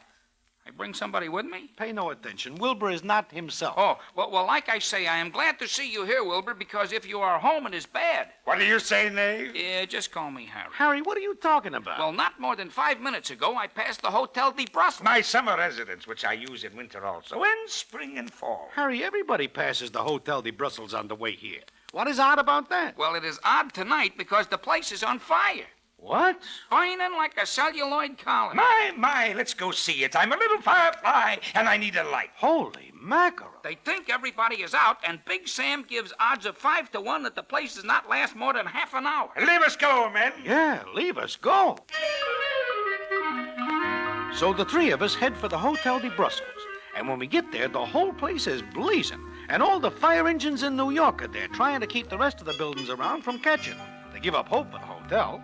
Then Wilbur looks at it and says, It's just like a fairy palace all lighted up, isn't it, Broadway? Oh, sure. It is also hot. They are not even trying to save it. You know, I'll bet Lillian would like to see this. I think I'll get her. Yes, I think I'll get her. She must be in that... Hey, you dope, come back here. Where is he going? Hey, somebody stop that guy. Somebody stop him. Look, he pushes right... Wilbur! Wilbur, stop! Come back here. Broadway, he gets through. They are so surprised they let him go. Well, that is the last we will ever see of Wilbur, will it? It is the last we will ever see of him the way we see him last. Did they get everyone off? Did they? Huh? I do not know, lady. They think so.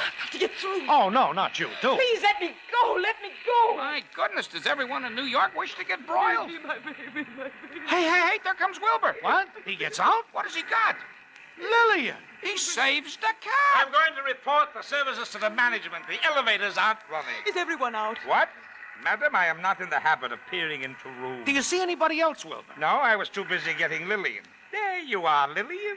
Now you can see the pretty fairy palace all lighted up. Lillian does not seem to like it. Lillian, be good. There she goes. Lillian. Well, she left me again. Well, there's nothing to do but bring her back.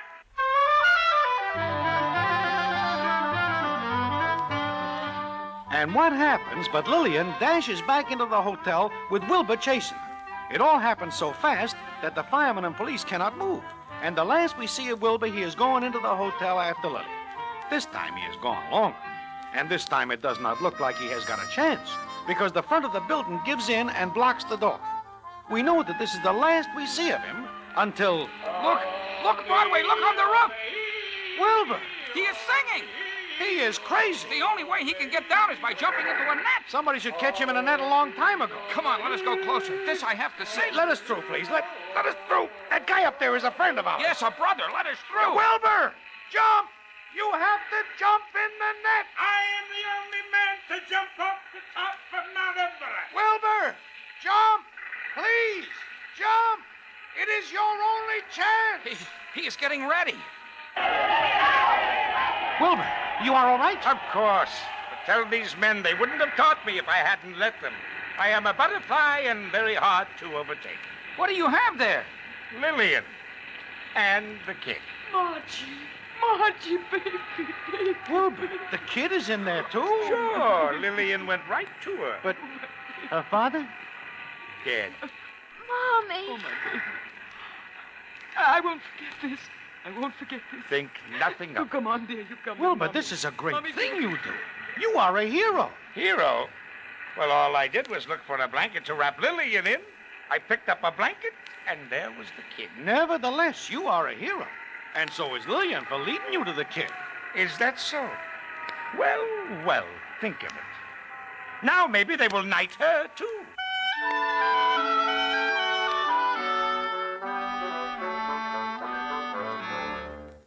So that is the way it turns out. Wilbur is a hero, but Lillian is even more so because nobody ever hears of a cat that rushes back into a burning building to save anybody. Lillian's picture and Wilbur's are all in the papers, and Margie's mother turns out to be quite full of the old taw and gives Wilbur a hunk of it. However, that is not the payoff. And what is, I will tell you in a minute.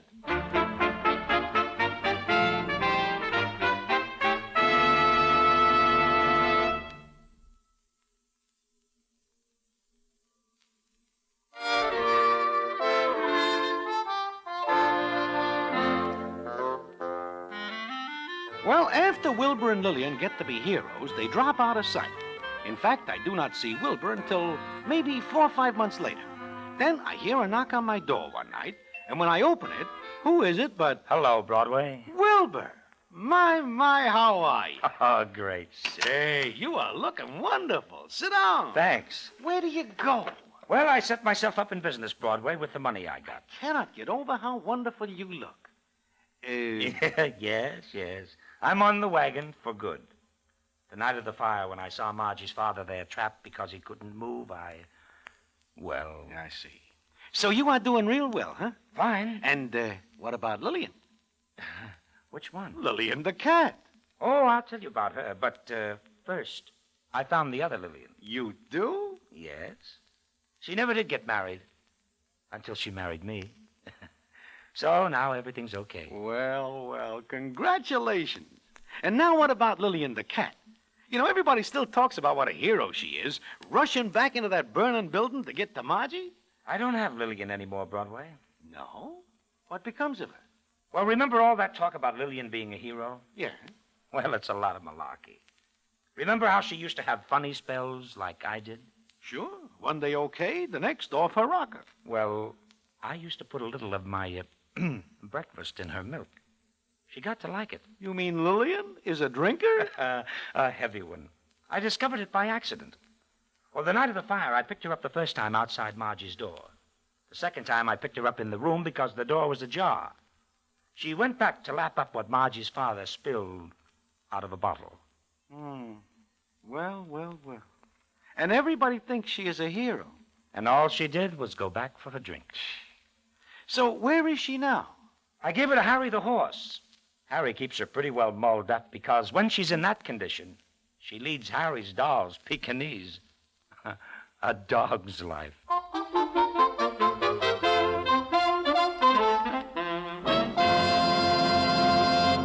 And so ends the famous Damon Runyon story, Lillian.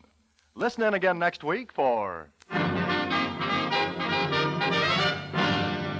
The Damon Runyon Theater.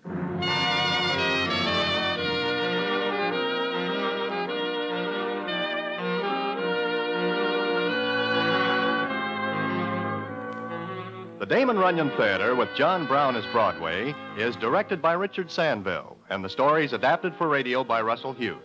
Vern Karstensen is in charge of production. This is a Mayfair production.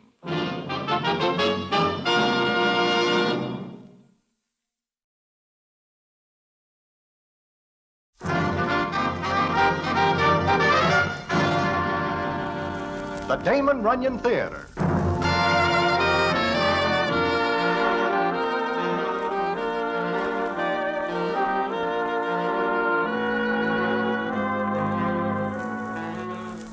Once again, the Damon Runyon Theater brings you another story by the master storyteller, Damon Runyon. And this one, Palm Beach Santa Claus. And to tell it to you, here is Broadway. Thanks. Well, it is of a pleasant afternoon of a May that I am in Palm Beach, which in turn is in Florida. I am standing with Fatso Zimph on a corner, and we are talking of this and that, when the following happens. Mr. Zimph? Oh, Mr. Zimph? Hey, Fatso, that doll in the big car seems to know you. Huh? Why? She called you by name. Oh? Mr. Zimph! Yoo-hoo! I do not know her. She is a classy looker. She's getting out and coming over. Maybe she's going to hit me for a touch. With a car like that? Mr. Zimph, don't you remember me? I do not seem to place the face with any name I am able to recall. Perhaps it is on the Riviera? Oh, no.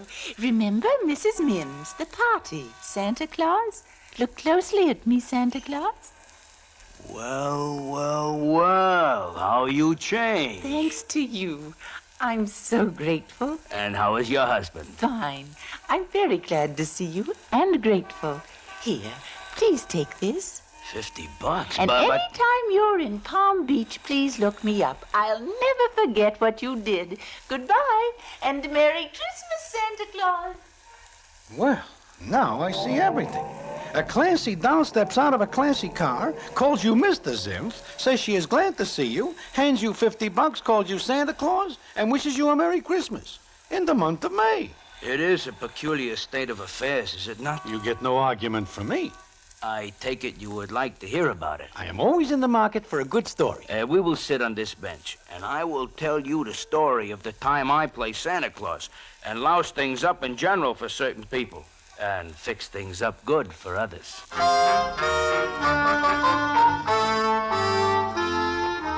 Now, the story Fatso Zimph relates is quite a one indeed, and I am very curious about it because I never see any doll glad to see Fatso. Not that he is a bad guy, but he is not the romantic type, being maybe about 275 pounds, with a big round face with so many folds in it, one looks 5 or 6 times to catch sight of an eye or a mouth. Anyway, what the story is, I will tell you in a minute.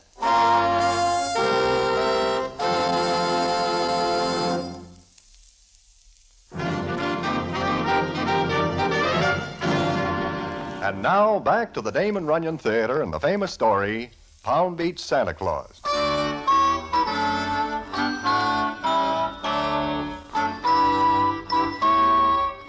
Like I say, Fatso Zimph starts to tell me a story. It seems that the December before, he is stranded in Palm Beach. He gets there by bus, with no money left over for food or a place to stay. So he is standing on a street corner, thinking of getting a few dimes together one way or another without working for him, when the scene is as follows. You there. You, fat man. You speak to me, lady? Come here a moment. Why? If I do that, I will have to move. Are you out of work? If you mean do I take it easy, yes. Come over here. I don't want to keep yelling. There is a remedy for that, lady. Close your mouth. Would you like to make $100? Oh, that is the way you should open every discussion. It changes the complexion of things. Is that all the faster you can walk? For a C note, yeah. Now, what is this you offer me? A job. How unpleasant can things be? Gregorio. My name, lady, is Zimph. Elmore Zimph. I'm not talking to you. Then who is Gregorio? Gregorio, wake up. Are we home, darling? No, Gregorio, but look what I've found. Well, thanks for the elephant, but what'll I do with it? Oh, he is fat, isn't he? Looks like he broke loose from a mooring man. But just what I've been looking for. I've never seen such a fat man. May I go back to sleep now that I've seen the sideshow? Look, in a short second, I will reach over there and take great pleasure in grinding you into a small spot. Really? Come on, darling, let's go. No, I want this man. Not for $100. I want you to play Santa Claus at my Christmas party tomorrow. Huh? You look as though you could use $100. You're a little seedy. Okay. So I will go someplace and plant myself. Goodbye. You want $100, don't you? Sounds good. Then it's all settled. Here's my card. The name is Mim, Mrs. Mannering Mim. The address is on the card. Show up tomorrow morning and report to Sparks. Who is he? My butler. He'll show you around and explain what you're to do. Goodbye.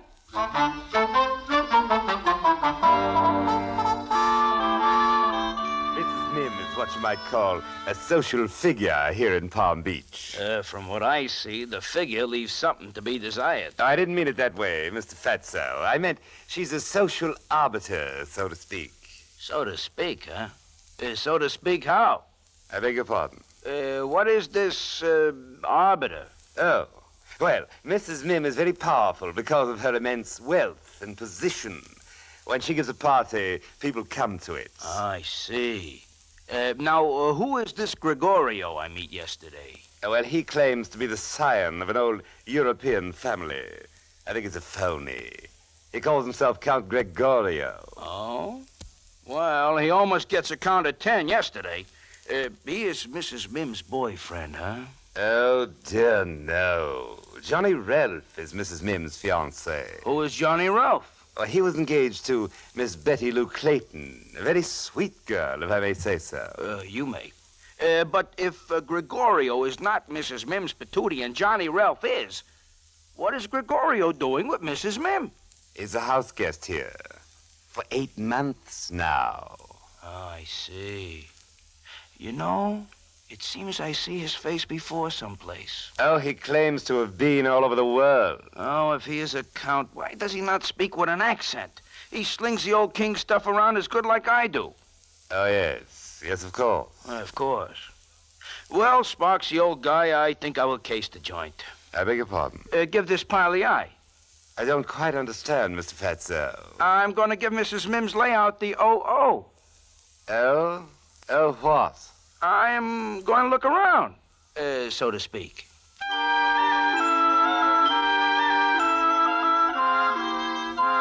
So, Fatso starts a tour. And from what he tells me, Grant's tomb would be only a mailbox for Mrs. Mim's joint. He is walking through a garden the size of Central Park when this happened. Oh, I'm sorry. Oh, no, little miss, it is my fault. I should be walking sideways to give more room on the path. No, I should have been looking, but I... Oh, my goodness, do I hurt you? Oh, no, I'm unhappy. Oh, well, maybe if you sit down here on this bench. Thank you. You're very kind. Think nothing of it at all. You have got a hanky? No, Well, here, use mine. thanks. Gee, it's big. I make 'em myself, out of pillowcases. But tell me, why are you crying, little miss? Oh, I don't want to bother you with my troubles. Oh, it is no bother. Who are you? What's your name? Well, I guess you can call me Santa Claus. There isn't any Santa Claus. Right away, we get in an argument. Oh, I'm sorry, Santa, but I can't help it. I'd like to get up and run away from here just as fast as I could, away from this terrible place, and her, and him. I missed some of the details, I guess. She stole him from me. She saw her chance and stole him. Who? Who pinches what? Mrs. Mim, that old... Crow? Thank you. That old crow always wanted Johnny for herself, so when Johnny and I had the argument, she saw her chance. Oh. This Johnny, is his last name Ralph? Oh, you know him? You know Johnny? Well, only from what I hear. And judging from that, this Johnny Ralph seems to me to be a soft-boiled egg. Oh, he's not. He's wonderful. Well, things change, I guess. He's so proud and so stubborn. So? We had a fight. I should have given in, but I'm proud, too, and it was important. To break up what is known as a romance, it must be. He wanted to go swimming, and I wanted to go dancing. My, what an important thing. One word led to another until finally we weren't speaking. No, he's gonna marry Mrs. Mim, and I have to marry Gregorio. What? A nice little chick like you has got to marry that bleached oyster? It's my mother. She thinks a title in the family would be wonderful.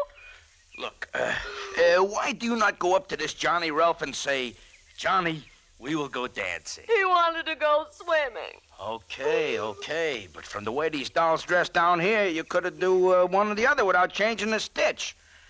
Well, that is not here any place. Why do you not speak to him? And give up my pride? I should say not. For all I care, he can marry Mrs. Mim, the old crow. Marry her and stay in this mausoleum for the rest of his life. I'll marry Gregorio and be happy. I see what you mean. Well, little miss, if you will not speak to Johnny and he will not speak to you, that is what we call a dead heat. Nobody gets a winner. Johnny and Mrs. Crow are going to be married next week, and I'll never see him again. She'll keep him locked up here. Oh, why was I ever born? I will ask your mother and father. Huh? Nothing. But you have got a whole week. No, I haven't. My mother and father are taking me away after the party tonight. I see. Well, as they say in books, there is many a slip between here and there. Who knows? Maybe something will slip in your direction.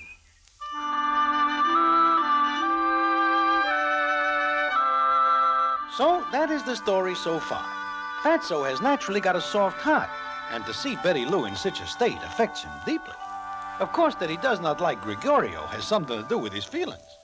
But it looks real hopeless because he is just an outsider and cannot swing the election one way or the other. However, he puts his brain to work on it, and what he does is something indeed. And what it is, I will tell you in a minute.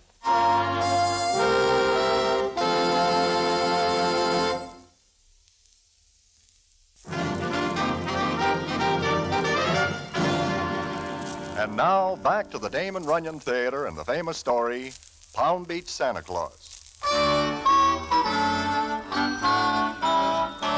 Like he tells me, Fatso learns that Betty Lou loves Johnny Ralph.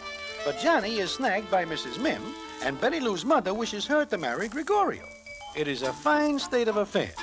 But Fatso wishes to fix it up. So the morning goes by, and it comes up afternoon. And Fatso is weary indeed from using his brain so much and coming out to nothing at all. Then Mrs. Mim catches him, and the scene is as follows. Oh, there you are. I've been looking for you. I am not hard to locate once I am in the light. You know what you're supposed to do this evening? I put on a red suit, paste some phony seaweed on my chin, and make like Santa Claus. For this, I collect a C-note. There's something very important you must know. The presents will be on this table. My guests bring their gifts for their friends, their wives, and so forth. They'll be put here. All you'll have to do is... by the way, can you read? Try me on a racing form. The cards will be plainly marked. All you have to do is call off the names, and the recipients will... The who? The recipients. A minute ago, you say guests. Will you please listen? Okay. What happens? The guests will come up when their names are called. You hand each one his or her gift. Is that clear? Like tomorrow's weather at Hialeah. Good. Now, there you are, darling. Gregorio, hello, dearest. Hello. Hello, Santa. You know what I would like to give you for Christmas, Gregorio? 5 fingers all in a bunch. Oh, stop it. Excuse me a moment. I've got to see to something else. Certainly, sweetheart. Well, what are you staring at? Your face. I seen it someplace before. Only then it has got no mustache. You're crazy. You know, Gregorio, there is nothing I would like better than to gum things up for you. Not a chance, fat man. So you think you are going to marry Miss Betty Lou Clayton? Who told you that? Oh, I get around. You know, you will have a soft spot if you marry her. From what I hear, her papa is leafy with lettuce, dough. So what of it? I tell you right now, Greggy, if there is anything I can do to put you on the outside rail and running slow, I will do so. And let me tell you something, blimp. You try one funny act and I'll have you tossed in the clink so fast you'll be there 10 days before you realize it. So? So, Mrs. Mim packs some weight down here, and she likes me. There is no accounting for taste, so to speak.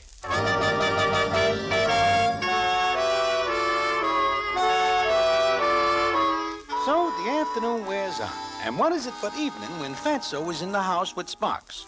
So far, Fatso thinks of nothing to help Betty Lou, and at the same time foul things up for Gregorio. But he is working on it, and is so busy that Sparks says to him, Were you listening to me, Mr. Fatso? Huh? Oh, you say something, Sparks? Yes, I remarked. You look quite jolly in your costume. I really must say, you look like St. Nicholas himself. You are in the wrong arena. I am Santa Claus. Quite so. Now, the gifts are all on the table here. And as soon as the guests finish dinner, they'll go out on the patio. You'll then make your appearance and distribute your presents. Is that quite clear, Mr. Fatso? Sure.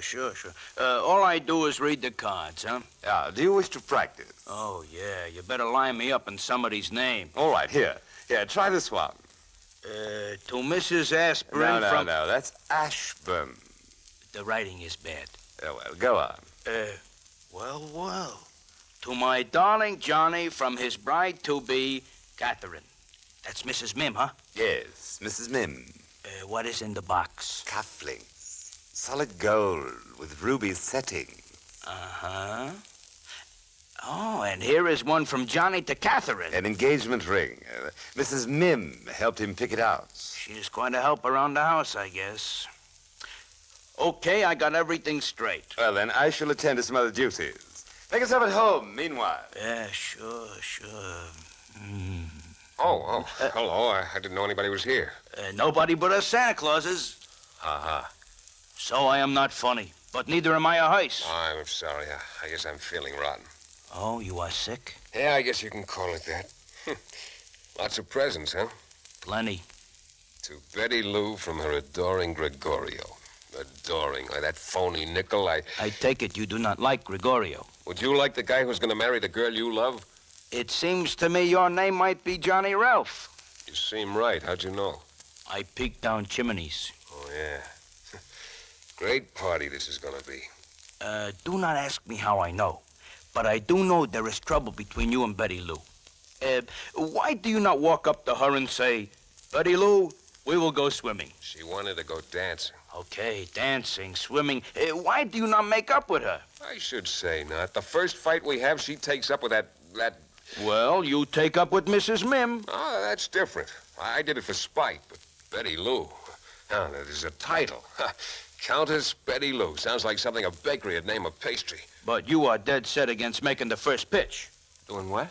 Putting on the soap, buttering up, smooching the old situation.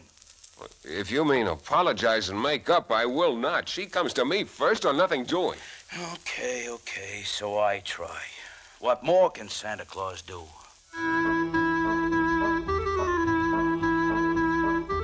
So that is a dead end for Fatso and Love's young dream. It looks like things are not going to happen so good for anybody. Then it is just after the guests finish dinner. They are on the patio, and Sparks has given Fatso some last-minute instructions. Now remember, Mr. Fatso, call the names and let the guests come up to the table. You understand? So to speak, yes. Yeah, good. Now there's...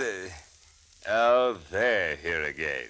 Who? Mr. and Mrs. Brokaw. So? They crashed the joint? Yes, they depress me. Where are they? And why do they do what you said to you? Over there, under the tree by the pool. They look like they are at a funeral. They always look that way. You say Mr. and Mrs.? Yes. He is a lot older than she is. And insanely jealous. If anyone so much as looks at her, he goes into a rage. They say he carries a gun in case. Is that so? Uh-huh. Well. They never give each other anything, you know. Mr. Brokaw doesn't believe in Christmas. Not even in Santa Claus? Yeah, not even in you.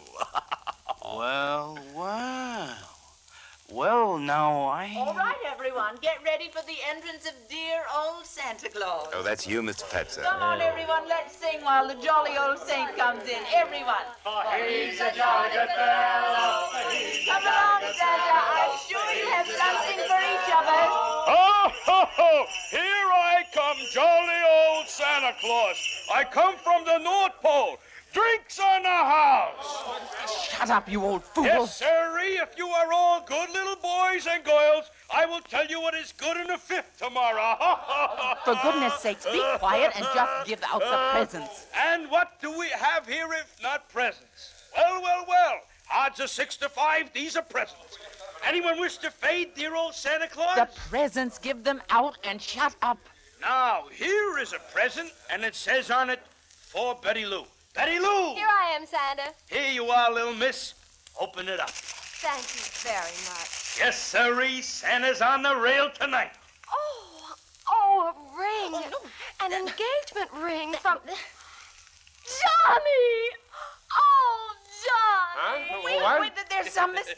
Yes, Santa never makes a mistake, lady, never. Oh, Johnny, it's a wonderful... Yeah, but I... And here is one for Johnny Ralph. For me? It says from Betty Lou. Betty Lou, the cufflinks I wanted. Why... Cufflinks for me? It's been a horrible mistake. Oh, Betty, darling. Oh, Johnny, I love you so. And this ring... What are they doing? Why, they are dancing. But they're not moving. It is hard without music, but they are doing it. You get away from there, you old fool. Get away. Sparks, get this man out of here. Gregorio, somebody. This is all a horrible mistake. Oh, speaking of Gregorio, here is one from Gregorio to Mrs. Brokaw. From her adoring Gregorio, it says here. What? What did you say? Oh, you are Gregorio? Hi, Mr. Brokaw. Let me see that package. Adoring Gregorio. I'll adore him. Where is he? I'll kill him. Please, I'll got a kill gun. him. Where is Please, Mr. Brokaw, there's a terrible he? error. There he is. I'll murder him. Please, everyone, it's all right. This is a new game. Please, sit down. My, look how fast Gregorio runs. I'll kill you. Now, Mrs. Mim, I only do what Santa Claus would do. A knife. Somebody hand me a knife. Good night, everybody, and Merry Christmas. Stop, I want to kill you. You Stop. owe me $100 for this night's work. Stop and I'll give it to you. On second thought, I will pass it up. Oh, now, Mrs. Mim, I do got not you kick me now. while I'm stuck in the doorway. You bungling, stupid fool. Oh, what you've done to me. Disgraced me. This'll be in all the papers, you. Ooh, you are not supposed to kick Santa Claus. Take that, and that, and that. I'll kill you. Make love to my wife. Mr. Brokaw, please, it's all a mistake. Mrs. Mim, you better catch him before he commits a murder in your house, and then you will be in the papers. Mr. Brokaw, please let me explain. Let me explain. Hold it, Santa. We'll get you out of there. Oh, Johnny Ralph, I am glad to see you. Did she hurt you, Santa? Oh, do not let anybody tell you that open toes on shoes do not hurt as bad as the solid one. Oh, Santa, you're wonderful. Oh, you're just great. Absolutely great. Everything is all right now, huh? We're speaking again. Oh, you made us see how silly we were. That is good. Besides, I know that Gregorio is nothing but a phony. I remember now that he is a steward on a night boat. Oh, is there anything we can do for you, Santa? Unless I wish to remain here permanent, which I do not. You can get me out of this doorway before Mrs. Mim comes back and starts all over again. My, there is good hunting tonight. So that is the story Fatso tells me, but only up to a certain point. What the payoff is, I will tell you in a minute.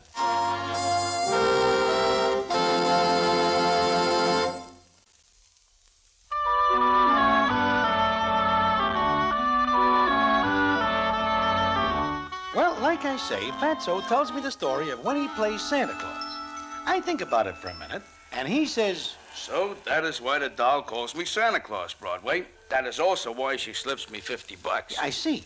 But tell me, Fatso, do you read the names wrong on the presents? Oh, no, I just do a little changing while I am giving them out. It's very smart of me, is it not? Well, what happens with Mrs. Mim? Oh, she goes into hiding for a long time.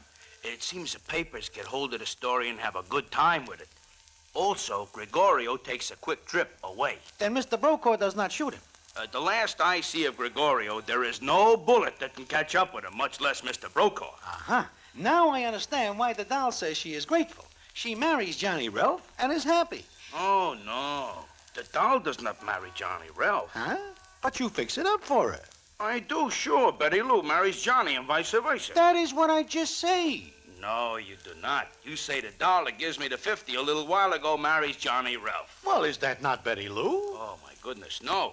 The doll who just leaves is Mrs. Brokaw. Now, wait a minute, Fatso. It seems to me that something is wrong here. You make her husband very jealous by pretending that she gets a present from her adoring Gregorio. That breaks up a marriage. And she is not grateful for that, is she? Look, Broadway, I will start again. One day I am standing on a corner. No. Just explain why Mrs. Brokaw is grateful. I do. Then do it again, because I am someplace else when you do. Okay. Ever since Mrs. Brokaw gets what she thinks is a present from Gregorio, she decides she is a natural-born charmer. Well, Gregorio never's around again to tell her he does not send her a present. So there you are. Where? Why, Mrs. Brokaw blossoms forth into a life of gaiety, and they tell me her husband cannot do a thing about it. Oh, I see. Well, Merry Christmas, Fatso. Merry Christmas, Broadway, so to speak.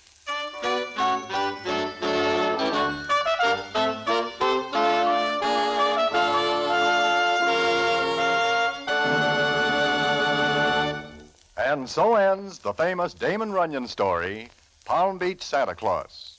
Listen in again next week for The the Damon Runyon Theater.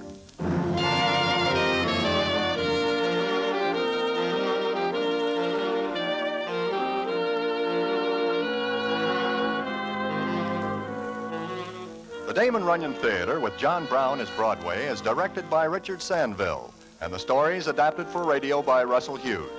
Vern Karstensen is in charge of production. This is a Mayfair production.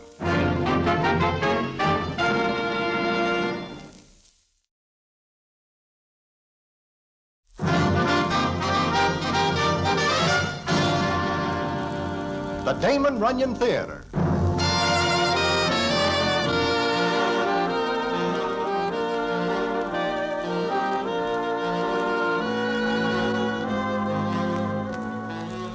Once again, the Damon Runyon Theater brings you another story by the master storyteller, Damon Runyon. And this one, Tight Shoes. And to tell it to you, here is Broadway. Thanks. All this begins because Rupert Salsinger is a very conscientious character. I remember that it starts of an evening in Bilby's shoe store, which is on Broadway near Mindy's. Things are quiet until in walks Corky Lambert and three of his boys. For a second, Corky just stands there looking around. Then he yells, That's the guy, boys. Toss him around a little. Break him apart. Hey, wait a minute. What did I do? Mr. Lambert, what is it? What's wrong? Bilby, look at my feet. Why, you're not wearing shoes. Shoes? Here, look. That lame-brained clerk of yours sold me these this morning before I got to the track. Look at him. But I don't see anything wrong with him. Look, I'll talk to you later after my boys wreck your clerk and your store. Please, tell me what's wrong. Mr. Bilby, I sold him what he asked for. You sell me tight shoes. They kill me. I get to the track and my feet hurt, and what happens? It takes my mind off the horses and I drop $1,000. I tell you, I sold you 8.5, the size you asked for. Then my feet hurt me so bad I have a few harsh words with my doll and she bangs me over the head with a hard object. Look, Mr. Lambert, I'll fix it up. I'll exchange the shoes. I'll fire this nitwit of a clerk. You will? Yes, I promise. Only please don't wreck my store. I got nothing against you, Bilby. When you sell me shoes, they fit. But these... Oh, I swear, you asked for 8.5. Look inside. That's the size of those shoes. Shut up. Mr. Lambert, I assure you, look, take any pair in the place, 3. Take 10 pairs. All I want is that this clerk should be flattened. I'll fire him right away now, please. Okay, Bilby. But if I come in here again and see that kiss of his, so help me, I'll tear this place apart. Come on, boys. Let's go. Okay. You dope. You sap. Mr. Bilby, I sold him 8.5 like he asked for. He takes a size 11. Then why did he ask... Put 11s on his feet and tell him they're 8.5. How was I to know that? You know it now, but it won't do you any good, because from now on, you don't work here. But the job, I need it, Mr. Get out. And if you so much as pass here on the other side of the street, I'll shoot you.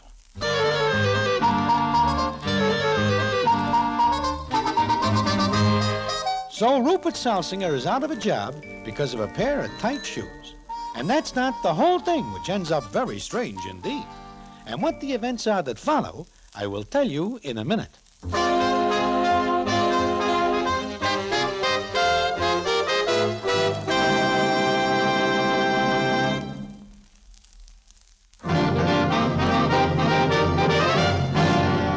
And now, back to the Damon Runyon Theater and the famous story, Tight Shoes.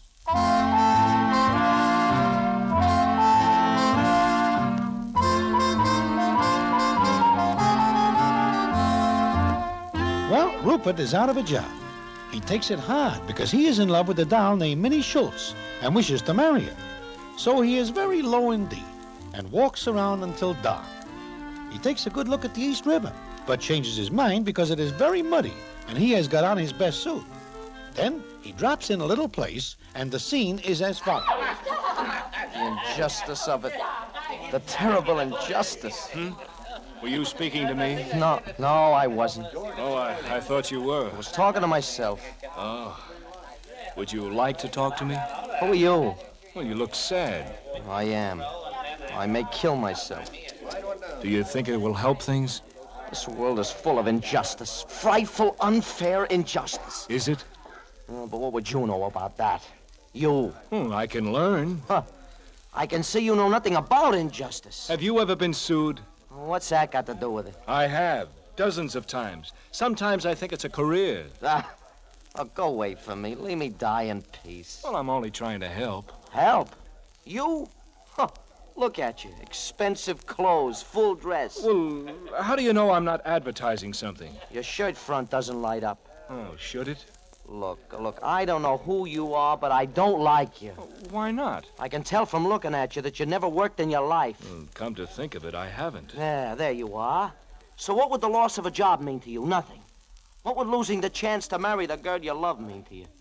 Nothing. Go away. You interest me. Oh, who are you anyway? My name is Calvin Colby. Oh, I thought so. Playboy. Strictly a hurrah Henry. I feel sorry for you. You look so sad. I don't like to see people sad. That's just talk. Someday people of your class will find out what it means to be the butt of injustice. Once the barricades are up, look out. Look, Mr. Salsinger, Rupert Salsinger. Remember that name, buddy, because someday it will be a flaming torch of liberty. Well, you can't get lighted up on a soft drink. Look, I'm very interested in all this. Why not tell me about it? What for? Well, I don't know. It just sounds like a good idea. Besides, the idea of barricades in New York intrigues me. Oh, dilettante. Typical of your class. I'm a good listener. What do you say, Rupert? Mr. Salsinger? All right. Mr. Salsinger. Begin at the beginning.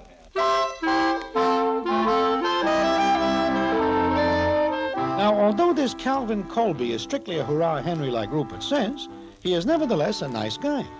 So, Rupert tells him the story. And when he finishes, Calvin says, Ropey, that is undoubtedly the saddest story I've ever heard.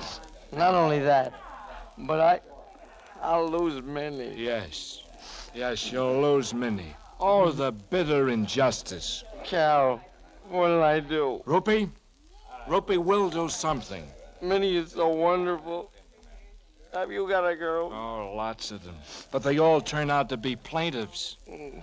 Then you are the victim of injustice, too. You are the victim of this... I certainly am. We should rise against the injustice. Carry a sort of liberty down Broadway. Make it Fifth Avenue. I live up that way. Cal. What, Rupee? What can I do? Minnie's father wants her to marry Gus Schmalk. Who's Gus Schmalk? He owns a drugstore. Capitalist. Exactly. Let's go throw some barricades at him. Yeah. Oh, but you're all dressed up. You had someplace to go. Oh, yes, I'd forgotten now. But even if I could remember, you'd come first. We must right this wrong. We must carry something or other down Broadway. Rupee, what do you suggest? We'll fling our challenge at the world. Wonderful. Let's go fling some challenges. So Rupert and Calvin start walking. Nobody pays any attention to their challenges, although several gendarmes give them the eye. But as it does not seem a good idea to fling challenges at cops, Calvin and Rupert find themselves uptown, where the scene is as follows. Rupee, where are we? This looks like Columbus Circle to me. Oh? This looks like a nice place to start our campaign. All right, let's begin. Oh, wait a minute, Rupee. Look. What? Do I see men standing on boxes? Yeah. Good. I thought for a moment I was ill. Hey, why are they standing on boxes? They are making speeches. Well, what about? Injustice? Oh, there's too many of them. Look, 2, 3, 5 of them. They're too scattered. What they need is the centralization of ideas. They need the strong guiding hand of an organizer, one man to speak for them all. You are absolutely right. And my father always says organization is the greatest thing in the world. You must meet my father someday. And my mother. They're my parents. Sheer coincidence. Don't let it worry you. Rupert, I have a wonderful idea. Get me a soapbox. Why? I'll tell the world about the great wrong done to you. Here, help me up on this bench. Oh, wonderful. Up you go. Up you go. Now we'll go to work. Here you are, ladies and gentlemen. Here you are. Step this way. I have something to say. Rupert, drum up some business. Oh, sure. People! Comrades! Here's your leader! Step up and listen to him! And what are we giving away? Nothing! Step up! Step up! Step up! Step up! Listen to the truth! I speak against the injustice of the world. I speak of my friend here, this downtrodden man who, because he needed a pair of shoes, was thrown out of a job and cast from society. Here, here! What? Here, here! Oh. Never in my life have I been so disturbed by such a wrong. Look at my friend. He has no shoes. And what's he got on his feet? I'm glad you asked that, friend. What has he got on his feet? Shackles. He has given the best years of his life to his employer. Now that employer thrown him aside like an old shoe. Yes, an old shoe. Here, here! Come on. Thank you. Now what shall we do to right this wrong? I say on to Bilby's shoe store. On to Bilby's. On to Bilby's! The symbol of man's inhumanity to man! So Calvin steps off the bench and starts to walk. Now, a guy in full dress who wants to march on a shoe store is a curiosity even in New York. So the citizens around there who have got nothing better to do line up behind Calvin and Rupert, and the parade starts. At first, there are only a few, but before they get 2 blocks, this increases to several hundred. They are almost to Bilby's, and by now, Calvin Colby forgets what this is all about and says to Rupert, Rupert, there's something I don't understand. What is it, comrade? I remember starting out earlier with you, but I seem to have gotten mixed up in the parade. Is it St. Patrick's Day? No, we are marching to Bilby's. What's that? The shoe store. Oh. Why? To right a wrong. Oh, the cry is forward. On to Bilby. There it is. Halt, friends. Halt. Friends, we are here. This is the place. Look at it.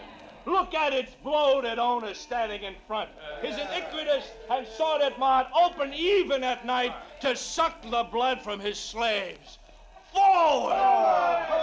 Soul singer, what is this? What the devil? I have come back, Mr. Bilby. So this is Bilby. Who are you? What are these people doing here? Bilby, the hour has struck. Look, whatever this is, cut it out. You get away from me and take Insult to injury. Friends, follow me. Follow us! Stop it! Get away! Go back! You'll wreck the store! Shoes!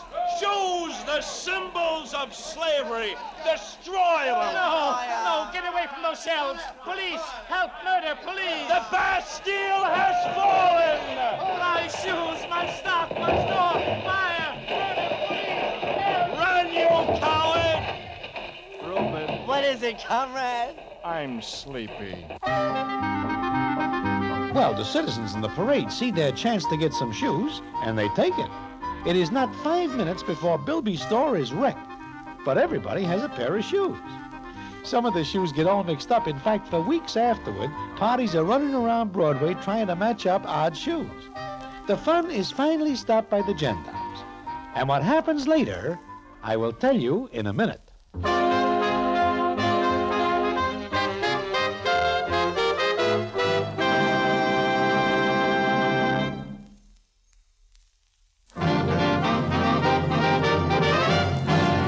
And now, back to the Damon Runyon Theater and the famous story, Tight Shoes.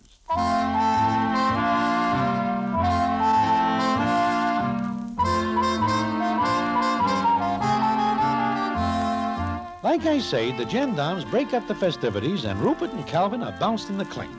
But it seems that Calvin's father has quite a few shekels and some influence, and springs them. Then it comes up the next morning in Calvin's apartment.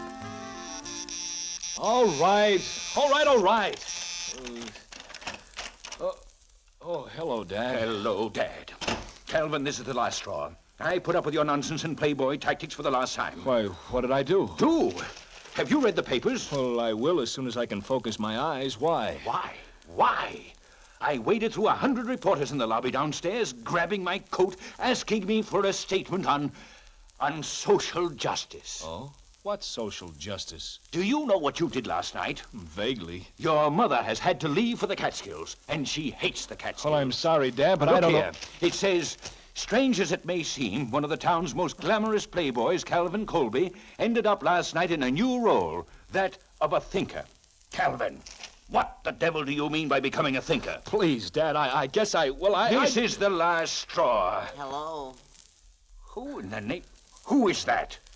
Good morning. Oh, that's Rupert Salsinger. Oh, your friend of last night. Oh, I feel awful. Rupert, this is Father. Dad, this is Rupert Salsinger. You radical. Me? Yes, you. Now, look here, Dad, don't blame Rupert. I guess it was my fault. Listen, you think of something to say to those reporters downstairs before you do anything else. Do you hear me? Yes, sir, I hear you. All right. If you have any regard at all for your mother, you'll do something to get her out of the Catskills. Oh, I'm sick. Listen, Rupert, talk to the reporters. Me? What'll I say? Anything. Oh, I wonder what Minnie'll say. Who's Minnie? I told you, my girl. Oh. Well, Cal, your father hates me. My father hates me. Hey, listen, I got an idea. No, I will not march again. No, listen. You fix it up with me for Minnie, and I'll talk to the reporters. That's a deal. Where do I find Minnie? Here, I'll write down the address. Her father owns a delicatessen on 2nd Avenue. And please, Cal, hurry, because after all this, she's liable to marry Gus Schmelk.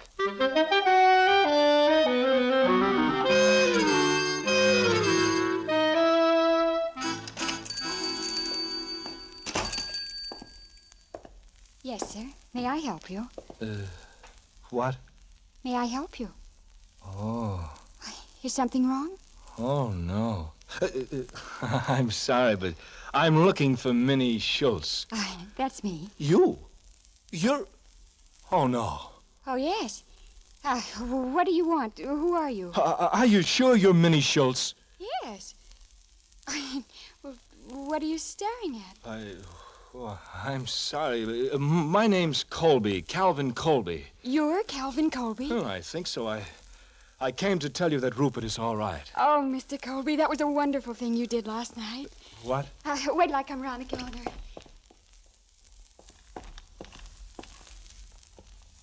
The rest of you matches. What? Nothing, but... will you swear you're Minnie Schultz? Is there anything wrong? Wrong. Nothing that 5 million more of you wouldn't cure. What? Rupert's all right. He's with you? At my apartment. Oh. Well, that's what I came to tell you. I guess I'll be going now. Oh, wait. Yes? I read all about it in the papers. It was wonderful for a man like you, with all your money and position to fight for Rupert and other people. But you see, I really didn't do anything. I was... Oh, and you're modest. Modest? Well, most people in your position wouldn't even look twice at Rupert. They wouldn't care. But you actually... What was wonderful. You really think so? Yes, I do. How is Gus Schmelk? Why? Just thought I'd ask. Are you going ahead with your work? My work? Well, you're not going to stop now. Why, everyone's talking about you. How you changed overnight from being a Playboy? Yes, into a wonderful person. Look, Miss Schultz, Please, call me Minnie. Yes, Minnie. Well, look, I have to tell you that... Yes? What are you going to tell me? You really think it was wonderful? Splendid. And you think I'm wonderful, too? You say Rupert's all right? Just fine.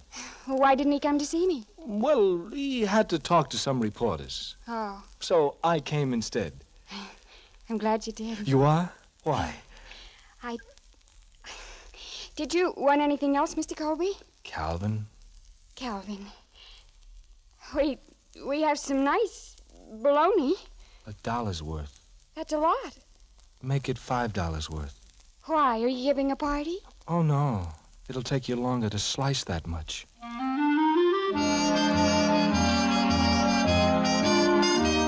Well, 1 hour and $75 worth of delicatessen stuff later, Calvin Colby leaves Minnie Schultz, and he has got a look in his eyes. It takes him 5 hours to get back to his apartment, because he walks around in circles that keep taking him past the delicatessen. But he finally gets there, and the scene is as follows. Calvin, my boy, I've been waiting for you. Oh, hello, Minnie. Minnie? Calvin, what's the matter with you? Oh, Dad. What have you got there? What is all this stuff? She sold it to me. She sliced that bologna with her own hands. Listen to me. Calvin. Oh, I'm sorry, Dad. What did you say? My boy, I'm proud of you. I thought last night's escapade was another of your harem-scarum stunts, but this... Listen to this. The statement you gave the reporters this morning. I gave? What statement? Calvin, are you... No, Dad. Well, listen to this. It behooves each of us in this age of mad commercialism to give a thought to his neighbor. It is our privilege as human beings, nay, our duty as human beings, to reach out and give the other fellow a helping hand. Justice must triumph. Oh, Calvin, your mother is coming home from the Catskills. Dad, let me see that paper. But this... Rupert! Rupert! I'm proud of you, my boy. I must admit that for the first 25 years you kept us guessing, but now... keep up the good work, son, and I'll do everything I can to help you. Goodbye, son. Rupert, are you here? Were you calling me, Calvin? Look, what did you tell those reporters? I was carried away. You weren't, but you will be. Why, you made me the biggest phony that ever came down the pike. I'll be the laughing... You want me to answer that? I don't care. Colby, you Colby? No, that's him. Oh, Colby, my name's O'Hara. Oh, how are you? Proposition for you, Colby. Great stuff in the papers. My name's O'Hara, 6th Ward. O'Hara, 6th Ward. Who are you? Rupert Salsinger. What'll they think of next? Well, Colby, what do you say? Say what to what? Run for Congress, social justice ticket. We need a man, you're it. What? Me? Why, you're crazy. Strike while the iron is hot. You're a cinch. You'll get votes. Now, wait a minute, O'Hara. I don't know... time. Got to get an answer now. Take it back to the big boy. Oh, look, take him. Him? Why? Well, he's your man, the little man wronged by society. He'll get more votes than I could. Maybe. Me? Me run for Congress? Either one of you makes no difference. We got to have a man who's going to win. Toss a coin. I step aside for my friend and colleague, Rupert Salsinger. What do you say, Salsinger? Yes, I'll run. I shall step into the legislative halls of our nation with the true spirit of democratic ideals spurring me on. My every effort will be bent toward making... Save it. We'll tell you what to say, when to say it. See you later, Congressman.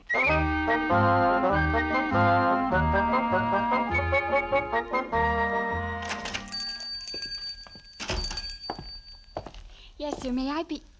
Oh, hello. Hello, Minnie. How are you, Calvin? Oh, fine. How's Rupert? Oh, he's busy, but he said to tell you he'll be down to see you the first chance he gets. I haven't seen him in 2 weeks. Well, Minnie, you know how it is. One thing and another. Uh-huh. I know how it is. But I'm sure that when he gets straightened around, he thinks about you a lot. Sure. You love him, Minnie? I promised him I'd wait for him until he got a good job. He never did have much. I always felt sorry for him. I see. Minnie. What? Nothing. What were you going to say? Nothing, honestly. Oh. Looks like it's going to rain. Uh-huh. Looks like a storm. With lightning and thunder. Uh-huh. Minnie, there's something I have to tell you about me. That night when I... What? You thought I did a wonderful thing. Oh, it was. And you thought I was wonderful. I still do. Okay. Well, I guess I'll be going. I've got some things to do, and it's hard to get a cab when it rains. Well, say hello to Rupert for me, will you? Well, sure. See you later. Well, that is that. It seems Minnie will not tell Calvin that she is in love with him, and he will not tell her because of Rupert. Anyway, he gets back to his apartment, where Rupert is still staying, and the scene is as follows. Oh, Cal, I'm so glad you're back. Why, what's the matter? Minnie phoned. She said she won't wait any longer. She won't? No. She won't? She'll give me a half hour to get down there, Calvin. I gotta get dressed. Help me. Well, sure. I'll never get a cab in this weather. Well, take the subway to 2nd Avenue. Walk over from there. Yeah. Oh, my shoes. Where are my shoes? Oh, where did you take them off? No, I remember now. I sent them out to be fixed. Calvin, I haven't got any shoes. I can't go out without shoes. Well, send for some. Sure, Bilby's. Get Bilby's. Tell him to get a pair of shoes up here right away. I only got half an hour. So they send for some shoes, and Rupert flies out to get the Minnie's. Calvin waits in the apartment. A half hour goes by, then an hour. By this time, Calvin knows that any chance he has got is gone when something happens. Hello? Rupert? Minnie, is that you? Yes. Calvin? Yes. What's the matter? He didn't come, Calvin. He didn't come. He didn't love me after all. I waited for him for 3 years, and he couldn't get here in a half hour. Well, look, does that mean you... I mean, Minnie, listen, will you wait any longer? No, I won't. Minnie, I love you.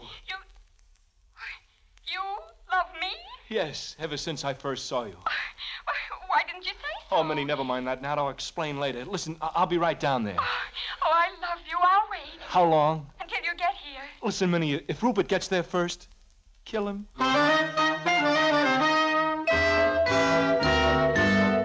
Well, Rupert does not get there, but Calvin does. And he is very happy now, married to Minnie, and managing the Schultz-Colby chain of delicatessen stores. Rupert is a congressman and marries a wealthy widow. However, I often wonder why he does not get to Minnie's on time. Well, I find out later. And what the payoff is, I will tell you in a minute.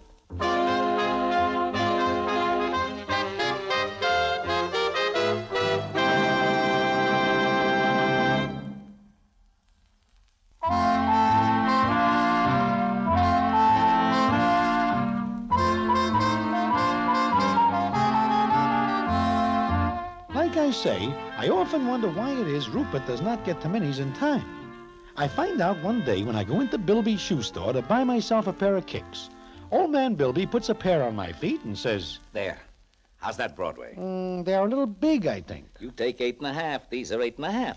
You should have a little room at the toes. There's nothing worse than tight shoes. Yeah, I guess you are right. I will take these. No, sir, nothing worse than tight shoes. For some people. Huh? For some people? I remember the time I saw a man sitting on the curbstone in agony because he couldn't walk. He was in a hurry to get someplace, too. Oh? Who is that? I got even with him for wrecking my store. Wait a minute. Do you by any chance mean Congressman Rupert Saltzinger? I sure do. He had to have a pair of shoes fast once, so I sent him a pair. Took them up myself. They felt all right at first, but after you walk a block in a pair of shoes a size too small, well, yes, sir, he walked as far as he could, then couldn't take another step. Yep, ain't nothing worse than tight shoes.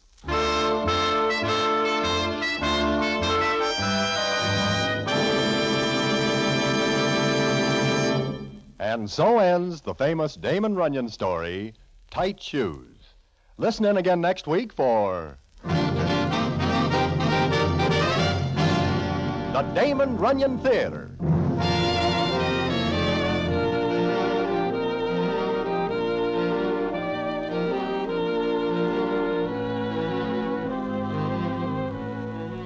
The Damon Runyon Theater with John Brown as Broadway is directed by Richard Sandville, and the story is adapted for radio by Russell Hughes. Vern Karstensen is in charge of production. This is a Mayfair production.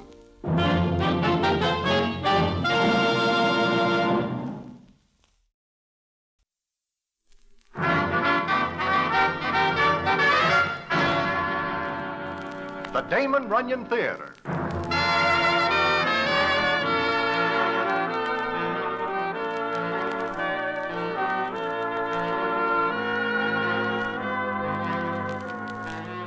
Once again, the Damon Runyon Theater brings you another story by the master storyteller, Damon Runyon. And this one, that ever-lovin' wife of Hymies. And to tell it to you, here is Broadway. Thanks. Well, it is of a racing season at Hialeah in Florida, and I am there because of St. At this time, I am wondering how to put together a few bobs to get me back to New York, which being my home, I wish to return to. But due to the unfriendly attitude of some Gigi's who do not cooperate, I find myself wandering around with no more loose change than two $10 notes. I am walking up a little street when suddenly I hear the following. Mahogany, you have got to eat it. It is not hay, but it will have to do. Come on, now eat it. Mahogany, try it. Look, I will taste it. You will see how good it is. See? Hymie! Hymie, do I hear right? Is that you? Oh, Broadway. Well, come in. I think I recognize your voice. It is me. I see. I do not know you are in Hialeah. Since this morning. And what is that? What? That. Oh, a horse. Oh? His name is Mahogany. I pick him up for $100. Put him down again. He is a good horse. But what are you doing with him in the garage? I am keeping him here until I enter him in a race. I see. By the way, how does it happen I do not see you around? I am staying at the hotel. Oh, I am not staying at any hotel. No? Where do you sleep? Here. Here? In the garage? It is not so bad once you get used to the floor. But what about Lasses, Hymie, your ever-loving wife? She is here with me. She likes garages? Oh, I put her up at the hotel in a suite. She could never bear to stay here. I see. And that reminds me, she calls me this morning. She tells me she needs a 10 spot for expenses. Well, I will be seeing you. So long, Hymies. Maybe you have got a tenner, Broadway? Let us not play guessing games. So long. I got to have a tenner for Lasses. You know how nervous she gets when there is no dough in a kick. I do. Once I see her so nervous, she shakes a vase off a table, and it flies across the room and hits you. Well, then, loan me the tenner. Look, Hymie, Broadway, would you not like a good tip on the Gigi's? There is nothing good about Gigi. Look, slip me the sawbuck. I will make you a rich man.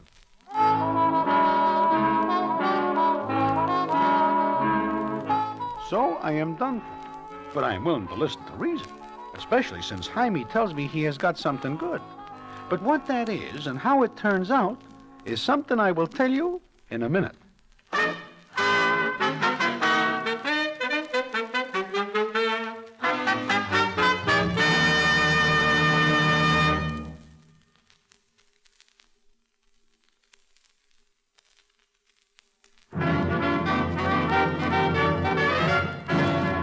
And now, back to the Damon Runyon Theater and the famous story, That Ever-Lovin' Wife of Hymies.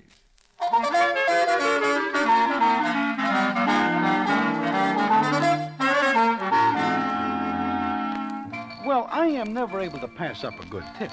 So I hand over the sawbuck to Hymie and ask him, what is the something good? In a day or two, I am going to enter Mahogany. Bet 'em. What? Well, you are a swindler. You take money on the false pretenses. And the false pretense is that this is a horse. You will hurt his feelings. I will hurt your head. Give me back my 10. And look, Broadway, Mahogany is a cinch. I never bet on cinches, only on sure things. Hand me my 10. Be reasonable. Do you know how Mahogany is going to win? Yeah, shoot all the other horses. Listen to me. Mahogany is a sleeper. And he will never wake up. Look at him. His ribs are sticking out a mile. He has got a sad look in his eyes, Hymie. Even Mahogany knows he is a failure in life. Give me my 10. Broadway, if I give you the 10 back, it will be the end between me and my ever-loving wife. I say give me... What? Broadway, I am a lonely man. I have got nothing but Lasses and Mahogany, my wife and my horse. And my 10? Listen, I swear to you that Mahogany will win a race. He will go at very large odds. You will go home a rich man. Hymie, please. I stand here with tears in my eyes. Give me my 10. All right, all right. If you wish to be the means of losing me my wife, take the 10. Who? What wife? But the ill-gotten money never brings happiness to anybody. You will not have any luck stealing this 10 from me. I steal? Take it, take it. Remember how you turned down a friend. But you... Hymie, keep the 10. Thank you. You will not regret this action. I have got news for you. After this, I will not regret anything. I reached the heights of a new low.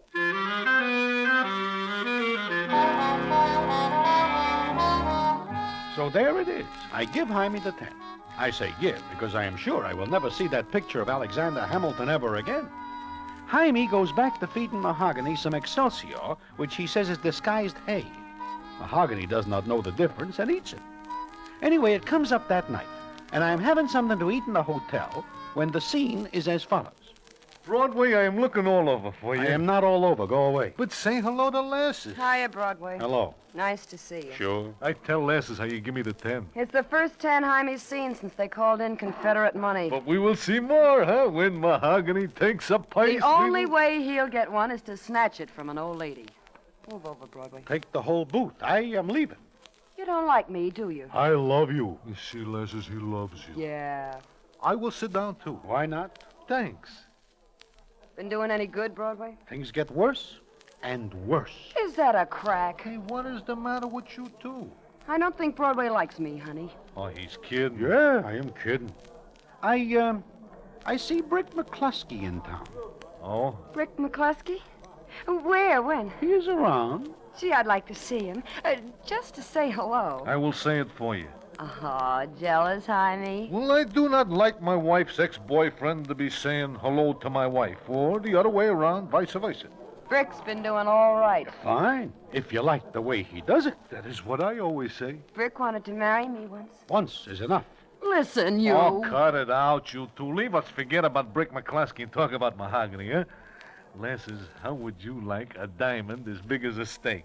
I'll settle for the steak. You don't believe me, do you? Broadway, I am going to enter Mahogany very carefully. I will pick a race where the other horses are not very enthusiastic, and then... Then you'll start all over again because you know as well as I do that Mahogany is a natural-born mud turtle.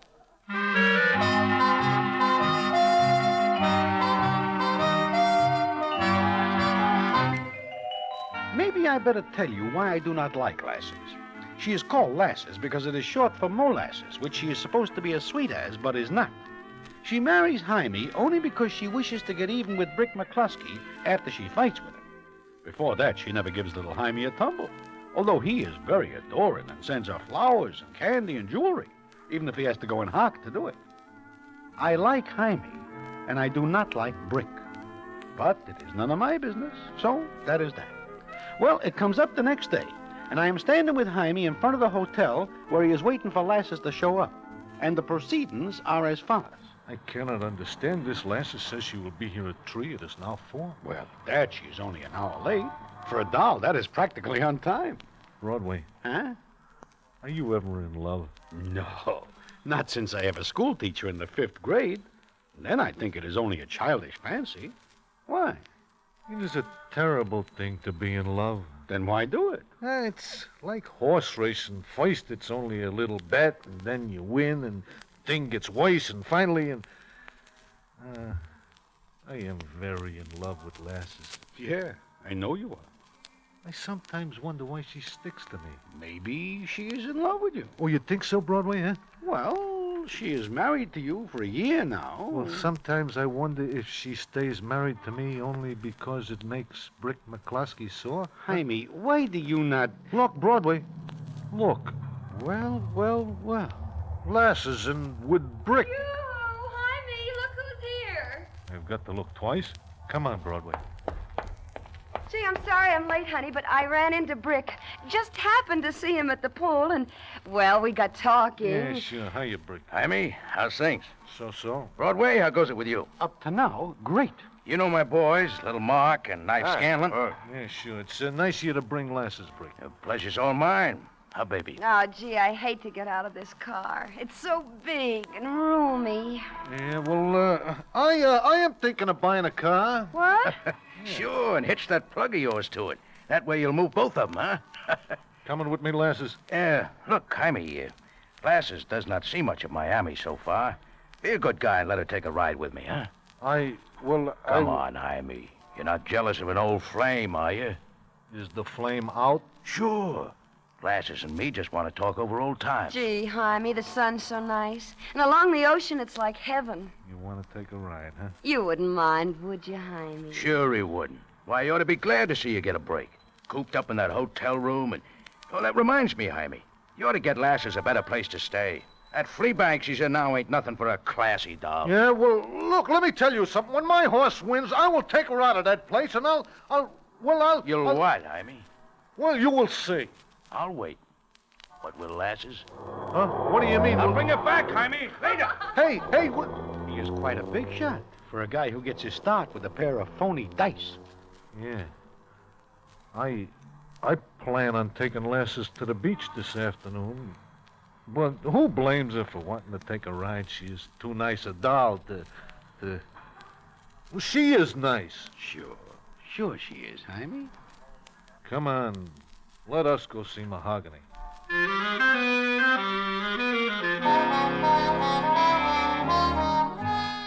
Yep, I feel very sorry indeed for Hymie, but there is nothing I can do. And for the next few days, I do not tell him that every place I go, I see Brick and Lasses talking over old times. Only I do not think if they go way back to Caesar, it would take so much time. I'm beginning to wonder how it will all come out, because I know if Hymie's horse Mahogany loses, Hymie will lose Lasses. And I know Mahogany is not a great horse by any stretch of the imagination. But what does happen is very strange indeed. And what it is, I will tell you in a minute.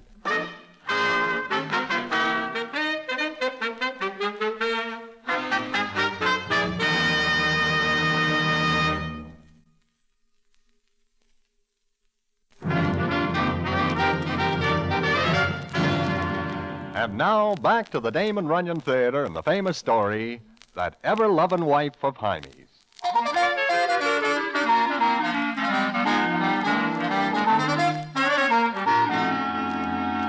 It comes up 2 days later, and I am with Hymie at the garage where he keeps his horse Mahogany. Hymie is all excited because it seems he has got a jockey to ride Mahogany the next day. Hymie pats the horse and says to me... He is in great shape, Broadway. Yeah, that depends on what you mean by shape. He is very thin. You ever see a fat racehorse? No. But on the other hand, I never see one that is practically bulging with bones. My, what a lot of ribs. He will win tomorrow. I hope so. Get your bankroll on him. Sure. I tell you, he will win, and when he does, I am... Anybody here by the name of Hymie? That's me. Who are you? Leach. My name is Leach. I'm a jockey. Oh, sure. Yeah, sure. Come on in. Yeah. At the oak burner? That is mahogany. My mother told me once never to be a jockey. A boy should always listen to his mother. Hey, listen, if you do not like the Oh, horse... I like him all right. It's just the thought of sitting on top of a razor blade like him that gets me. Leach, I hear of you. I get around. I cannot pay you anything until after you win the purse for me. I know. Leach, the hard luck jockey. Shut up. Huh? What do you say, Broadway? He doesn't say anything. Oh, me. No wonder you get a jockey that will wait until he wins. Look, I get a few bad breaks. Will somebody tell me something? It ain't anything. Hard luck, Leach. Listen. What is this about hard luck? Nothing. Hymie, the last 5 times out, this boy is up. The horse either drops dead or runs toward the grandstand. Bad breaks. What? Well, hey, listen, you tell me on the phone that you were a great boy. Hymie, you are not going to get any great boy who gets paid only if he wins, especially on mahogany. All the bad luck in the world is running my way. Look, I get bad breaks, sure, but none of them is my fault. I'm up in the front when something happens. Ask anybody. It's not my fault. Sure not, kid. And I would not say a word, only... Well, you do not know what this race means to my friend here. Oh, mister, you do not know what the race means to this jockey who's out and cannot get a mount. Kid, look, I got to get another jockey somehow. I cannot take a chance. Oh, mister, give me a break. Mahogany has got to be ridden carefully, like I cannot take chances. Mister, I got a wife. I want to keep her. Kid, I got a wife, too. I got to keep her. I get it. Maybe I ought to change my name. I got to go home and tell Betty that so long. Wait a second. Yeah? You were in love with your wife? Oh, sure I am, like anything. Why? Well, Kid, you have got yourself a mount. Oh, I'm gonna ride. You are gonna ride. Oh, you'll not be sorry, mister. So help me, if it's the last thing I do, I'll boot that hay bag down under the wire so far ahead the other jockeys will be able to get their Social Security before they catch up. Yeah, okay. Now beat it. I'll be at the paddock tomorrow, an hour before post. Mister, I'll sleep in the stables tonight. Hymie, you are a real good guy. I am a real big sap. Here I got a horse that will go at 40 to 1 and a jockey that is poisoned. Yeah, all that is true. Broadway, I am not able to let that kid walk out of here. I guess I made a mistake, huh? I wish everybody would make mistakes like you do.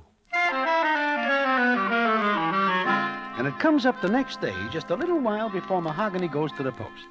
I am standing with Hymie and Leach, and Hymie is telling Leach a few things. Look, Mahogany likes his head oily, but do not give it to him or he will burn out before the 3/4 post. Understand? Sure.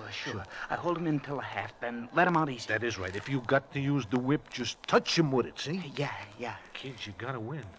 Understand? You got to win. I got to win for me and you. Sure. Now get waiting. Yeah. See you later. Broadway, what do you think? I am afraid to think. Look, I got a hunch. A real big, fat hunch.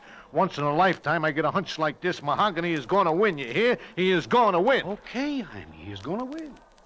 The odds are now 50 to 1 against. I know, but I will bet everything I got. I will bet my last nickel, my right arm. I will bet my ever-loving wife. For how much, Hymie? Brick. Did I hear you say you'd bet your ever-loving wife? You hear me? Hymie, you're crazy. Yeah, sure. You got a hard-luck boy up and a nag that never finishes better than 5th. This time I got a hunch. You're crazy, Hymie. And it is about time that you show up, I Lasses. didn't feel like getting here sooner. Wait a minute. Hymie. What? You got a hunch, huh? Yeah. For how much? Lasses against how much? 200? Get out of here. 5 C's. Shut up. 800? Got it right here. Rick, do you mean it? Why not, baby? He says he'll bet you. Okay, let's see him back up that hunch. Do not be a sap, Hymie. If Mahogany loses, then I lose anyway. If he wins... Make it $1,000, Hymie. $1,000. Take a look. I got it. 1,500. Last offer. What's the matter, Hymie? No backbone? You got a bet. Hymie. I am not kidding myself, lasses. For a long time, you look at me like I'm some kind of a crawler. Okay, this is the kiss off one way or the other. I take the bet, and if I lose, I got nothing. If I win, I got the dough, and I keep you. And you, Brick, you gonna keep your end of the bet? If that hunk of dog meat pulls in first, I back away. Come on, boys, let's go. Hymie, you didn't mean that, did you? A bet is a bet. I never will. You bet me. I love you, baby, but I do not wish to keep you if you hate me.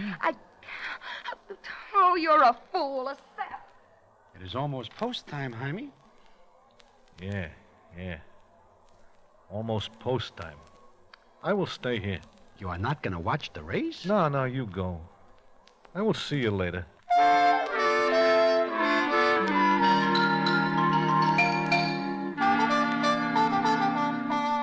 So the horses go to the post, and Mahogany with Hard Luck Leach sitting on top is number 13, which cinches it for me. I bet on a nag named Ever-Sure. Then, while I am standing at the rail waiting for the start, I feel somebody stand next to me. I look over and see Lasses. She says, You know that nag hasn't got a prayer. I know. And with Leach riding. With Leach riding. Did you bet on him? No, I bet on Ever-Sure. Well, that's the horse Brick bet on. He plays the sure things, huh? Well, why not? Why shouldn't he? Sure, why not? Brick's got everything. Like Hymie has not, huh? Oh, shut up. Look, Lasses, you start the conversation. I only go along with it. If you do not wish to talk, do not. Just stand there. They're off. Come on, Mahogany! You bet on Ever-Sure. This is a sentimental day for me. Get up in there, Mahogany! Oh, he hasn't got a chance. Not a chance. He's fifth. Moving up. Ride him, Leach. Ride him! Broadway, where is he? Where is he now? Did we before?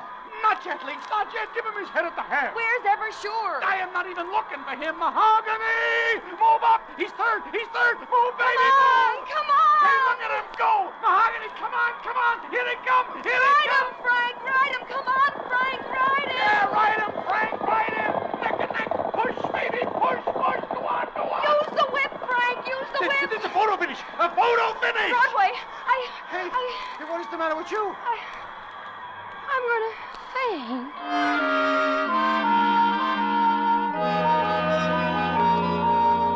And she does.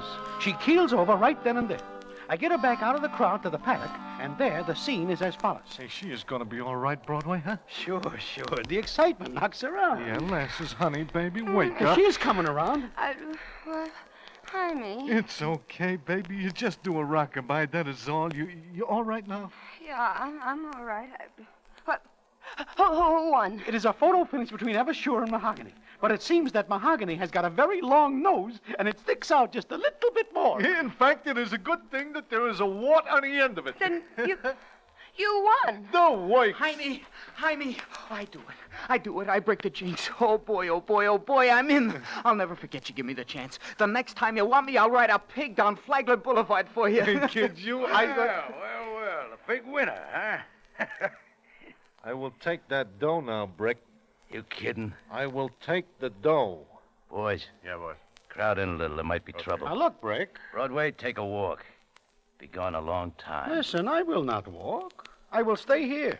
And if I do not see you hand over the dough to Hymie, I will do a lot of talking in places where it will be heard.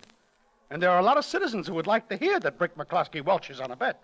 You will not be able to get a nickel's worth of bets any place. And furthermore... Okay. It is only a rib. Here's the dough. But if you ask me, it is a lot of cash. Should have been more like a couple of bucks. Do not say it, Brick. Hymie, watch out. His boys. I do not care about him or his boys. Brick, you will apologize. Me? To you? To Lasses. Hymie, it's all right, honey. It's all right. Don't... Brick, say you are sorry. Make me.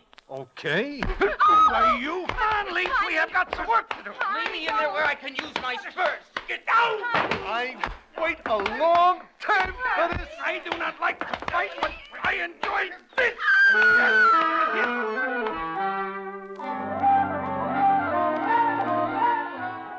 Oh, boy, I never think I will see the day that I hand Brick McCloskey a pasting, but I do. And you fought for me. Anytime, Lasses, anybody.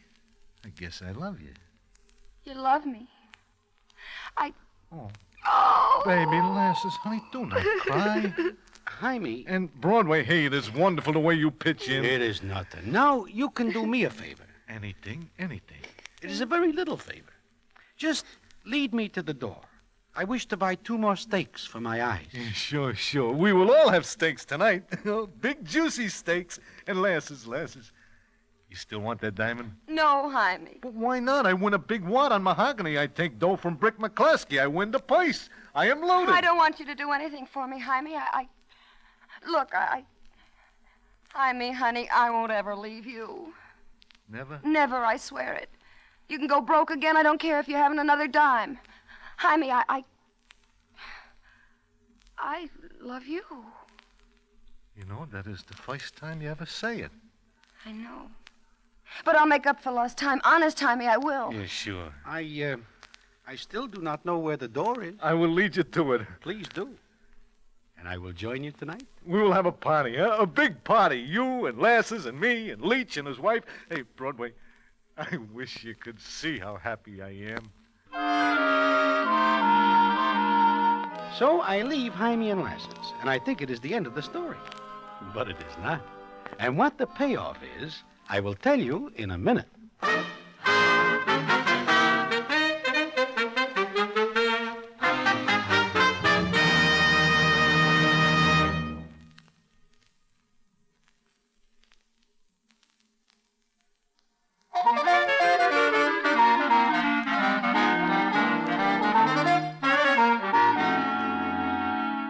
Like he says, Hymie gives a big party that night. I never see a happier guy, and I never see a doll look at anybody like Lasses looks at him. It is like she is seeing him for the first time and loving it. Then Hymie is dancing with Leach's wife, and I, Lasses, and Leach are sitting at the table when the scene is as follows. I got 5 offers today. Tomorrow I write again. Gee, what that guy Hymie does for me. Yeah, it is all right. But you do a lot for him, too. Is that not right, Lasses? What? Oh, sure, you rode a great race. I know I'm in. As soon as the starting gate goes up, I feel it. I guess you break your streak of bad luck, huh, Frank? Sure. What'd you call me? Frank. I call you Frank. Your name? Where'd you get that? That is not your first name? Oh, no. My first name is Gus. Why? What gave you the idea it was Frank? I guess it is because I hear somebody hollering for Frank this afternoon. Oh, that's for Billings. Frank Billings. He rides Ever Sure. Broadway, Say, I want Leach, do me a favor, will you? Oh, sure. What? I wish some cigarettes, and my eyes are still bothering me. Oh, I'll get them right away. Be back in a jiffy. Lasses, do I not hear you holler for Frank? You did, too. Only because I think that is Leach's first name. Because I yelled it. That is right. So it seems you want Eversure to win. Broadway, I wanted it then, but later... no, listen to me, Broadway. I swear I'm on the level now. I wouldn't hurt Hymie if my life depended on it. Oh, you gotta believe me, Broadway, please.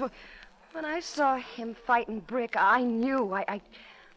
Oh, believe me, please. My, but that boy is fast. What? Why, it seems no time at all since he goes after my cigarettes.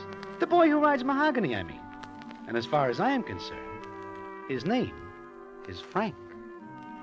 Oh, thanks, Broadway. Do not mention it. Shall we dance?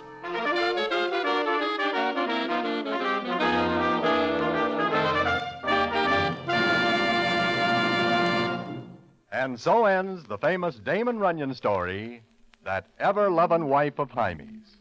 Listen in again next week for the Damon Runyon Theater.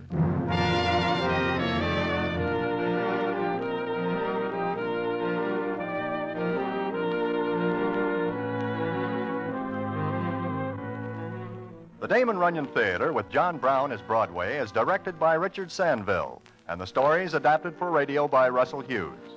Vern Karstensen is in charge of production. This is a Mayfair production.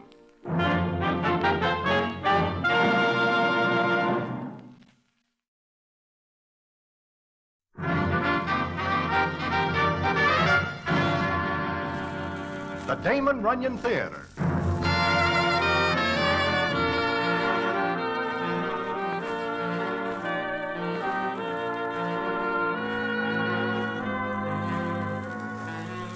Once again, the Damon Runyon Theater brings you another story by the master storyteller, Damon Runyon.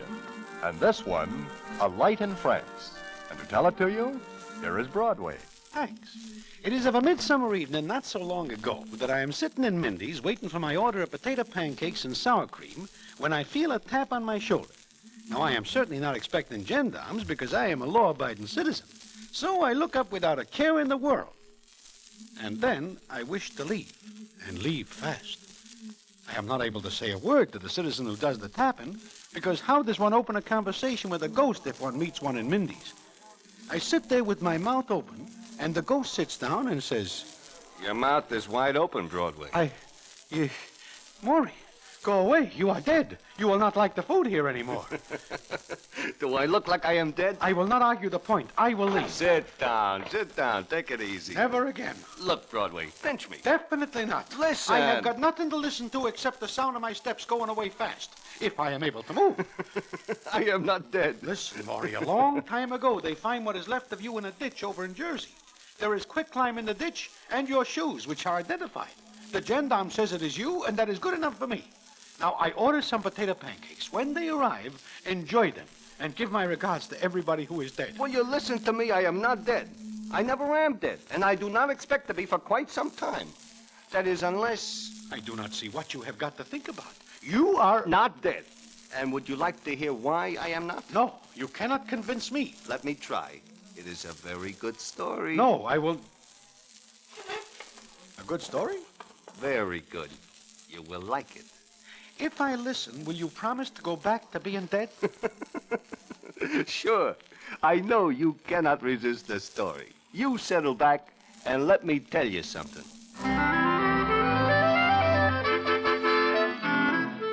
Naturally, it is a great shock to me to see Maury. Even if he says he is alive, I believe the gendarmes who identify his shoes after they pull him from the quicklime in Jersey. However, I am willing to listen to reason, especially if it is surrounded by a good story. And it is very good indeed. And I will tell it to you in a minute.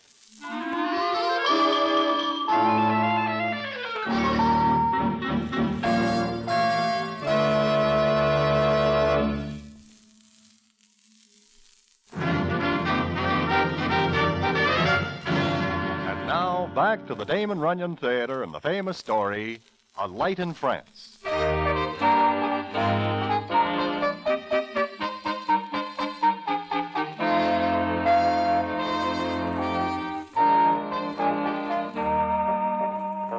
Well, Maury tells me that at the time people think he is deceased more than somewhat, he is in France, where he goes to get away from certain citizens who wish to decease him. It is in 1939 that he comes to a little town on the seacoast. A very nice place for a guy on the Lamoureux. For a citizen who wishes peace and quiet. He puts down his suitcase at a little inn there, and one night he is looking over the place when the scene is as follows. Good evening, sir. Huh? Who is that? You're a very nervous young man, aren't you? Look, come on out where I could see you. Unless you wish me to scatter some lead in your direction. Impetuous, aren't you? Very well. Well, I think you can put that gun away. Who are you?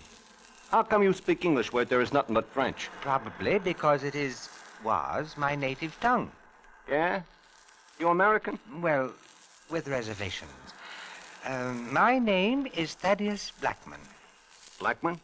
The name means nothing to you. Blackman. Thaddeus T. Blackman. Oh, sure. It is a small world. I've found it so, particularly when I saw and heard you this afternoon. For a moment, I was worried. I guess you were. But I fancy myself a student of, well, people. You didn't look like a policeman. Thank you. You're welcome. So this is where you lamp to, huh, Thaddeus? This is where I retired to. Sure, with about 16 zillions of cash. I read about you, Thaddeus. You make a nice score, and the U.S. government would like to ask you some questions. Which I am in no position to answer. I guess not. I do not know the legal lingo, but... It was called embezzlement. However, I was not at fault. But the officials, you understand, would not understand. Officials are very official and narrow-minded. Precisely. And since you seem to know that, I take it you, too, have had encounters with law and order? Thaddeus, you put it fancy, but there is more truth than poetry. Good. We shall get along splendidly. Now, have you a match for my pipe? Sure. Here. Thank you. Someday I will invent a pipe that does not go out. In which case, you'll make a fortune. Well, shall we take a walk? So Maury and Thaddeus become very friendly indeed because they have a lot in common. Then it comes up the next day. Maury walks inside the little inn and sees Thaddeus sitting at a table talking to a doll. And the scene is as follows. Hiya, Thaddeus. Nice morning, huh? Good morning, Maury. Sit down. Thanks. Maury, I want you to meet Marie. Marie, this is Maury. How do you do, monsieur? She talks English. I taught her. Ah, oui, Monsieur Blackman, he teaches me the English. Someday maybe I'll go to America, oui? Why not, doll? I think you'd get along. Yeah, I think you would. Marie. Oui? I'm all out of matches for my pipe. Would you mind? Certainement, oui. Yes. I will be back in a presently. Marie is a lovely girl, Maury. Thaddeus, I have got eyes. So I noticed. Meaning what, Thaddeus? I've grown very fond of Marie. Oh, no poaching, huh, Thaddeus? I'm afraid you misunderstand, Maury. Marie runs the inn here. She's been very kind to an old man who at times becomes very lonely. Sometimes even tired of living. With all the dough you got, you are tired of living? Maury, there are certain things money won't buy. That's trite, but sometimes the trite and hackneyed things are the only truths. Do you know what I'm talking about, Maury? Not yet. Proceed. Marie, for example. I've come to look upon her as a daughter. I love her, Maury. You are a funny guy, Thaddeus. But you understand. Sure. When I was a kid, I owned a teddy bear. Every place I go, I take the teddy bear. I remember that fuzzy little thing even now. Sometimes I wish I still have it. It is like a symbol of what you had when you were a kid. Sure, that is right. Marie is a sort of teddy bear to me, Maury. See? Yeah, Thaddeus, I see. Okay, we will leave it at that.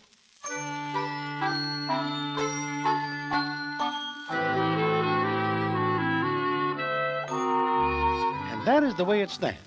From what Maury tells me, this Marie is a very classy doll indeed, but Maury makes no play. Meantime, he and Thaddeus get more and more friendly. Then it comes up one day when Maury is in his room. Suddenly, the door opens. Reach some way up, Maury. Well. Mike the mugger. Yeah. Rather I chase you all over, Maury. Uh-huh. You give me a lot of trouble. But little Gerantelt says to me, Mikey says, go find Maury, I find you. Sure, you find me. So? I got a job to do, Maury. I got nothing against you. But business is business. How much? Kid. I got to go back to the States, and I got to tell little Gerantelt that I get you. So? Tell him. I got to tell the truth, Maury. Otherwise, someday somebody finds out you're still kicking. And then little Gerantelt would say to me, Mike, why do you lie to me? So, I got to protect myself. Yeah, sure. It's always puzzling to little Gerantelt how you get away, Maury. He sends you out with Turkey Joe, or Turkey Joe does not come back. They find my shoes. Sure. But they do not find Turkey Joe. Little Gerantelt is smart. He says nothing to the cops, but he says to me, Mike, he says... Find Maury. I find you. Understand, Maury, I got nothing against you. This is a business proposition. Come in. Maury, have you heard... Shut that door, Pop. Get over next to him, Pop. Maury, what is this?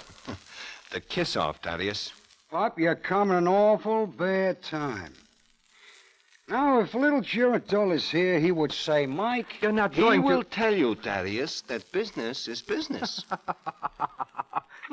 Maybe this strikes him funny. Cut it out, Thaddeus. Oh, you don't understand, neither of you. You, whatever your name is... Mike. Very well, Mike. I'm afraid you're too late. Huh? If you'll go downstairs and look in the street, you'll see the town is full of French soldiers. No one can get in or out. I'm afraid this will be awkward for you, Mike. Soldiers? What do you mean? I cannot get out. Mike, a war has just started. War? War? Yes, it's come. France and Great Britain have declared war on Nazi Germany. I'm afraid, gentlemen, we're trapped here.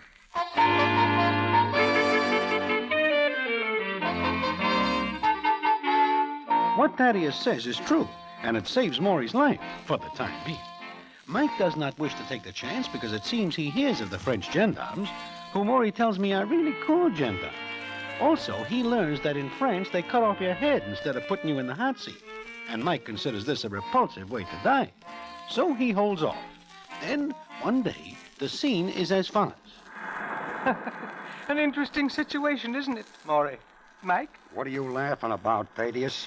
3 rogues, 3 conscienceless rogues. I am not a rogue. Oh, but you are. So am I. I'm wanted as an embezzler. Maury is wanted by someone called Little Gerondel, and you're a hired killer. Yeah, it is funny. Yeah, I do not see a thing to laugh about. We are here for months already. Little Gerondel will worry. Trapped by a huge, vicious war. A little tiny war in the midst of a wholesale carnage. The situation has its humor. You see, That is Marie. Yeah, and running. Something's wrong. Something's happened. Here, Marie! Up here! Take it easy, doll. What is the matter? Marie, look at me. What's wrong? Oh, c'est terrible. Les Boches. The Germans. What about them? Monsieur. France. France has surrendered. Well. What happens now? Gentlemen, you think you're gangsters? Unless I miss my guess, the Nazis will come here. They'll want this harbor. Then, whatever you've seen up to now will be as child's play.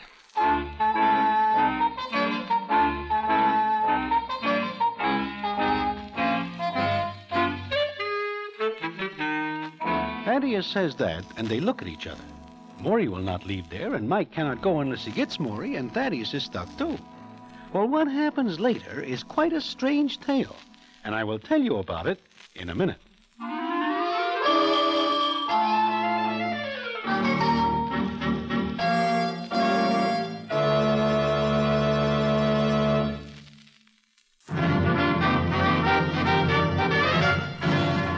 And now, back to the Damon Runyon Theater and the famous story, A Light in France.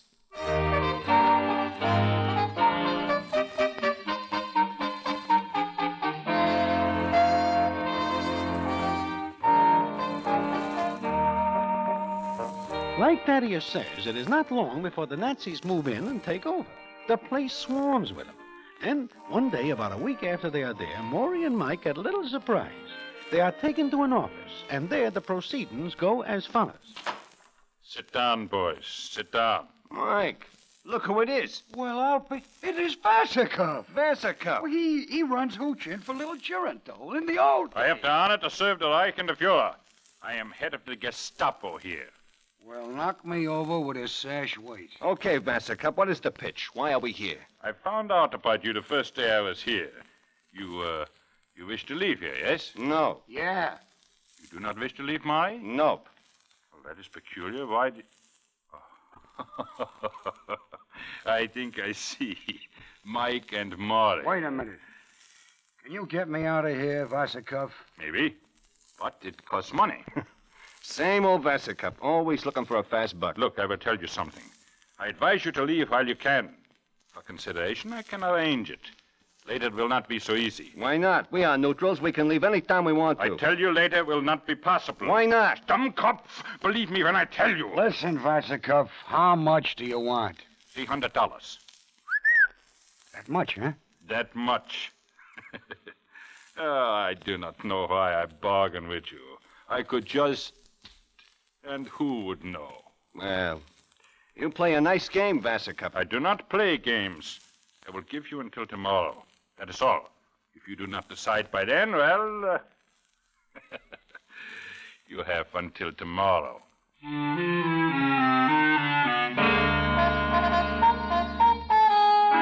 So Maury and Mike go back to the inn. There they see Thaddeus, and they tell him what goes on.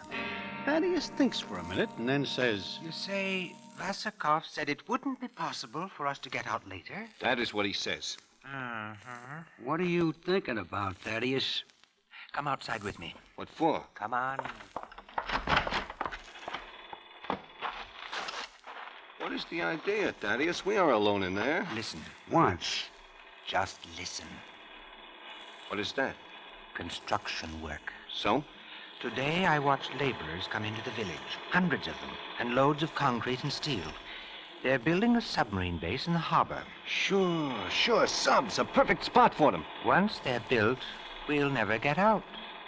But this Vasakov, can you trust him? Him?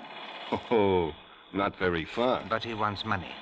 Offer him more than the 300. Why? Tell him to get us a boat, gasoline. Once we get to the channel, we can get to England. Sure. What do you say, Maury? What do you say, Mike? Look, little Jerry... Skip it. I guess I would rather take one of your slugs than one of theirs. So they make up their minds to take Vasakov's offer. And Vasakov says he will arrange everything. Then it comes up one night, and the three of them are going back to the inn when they hear something. That is Marie. Come on. You do not like me, huh? Cut it out, Vasakov. Get out! Get out! Mr. Blackburn. You always do like the dames, Vasakov. Are you all right, Marie?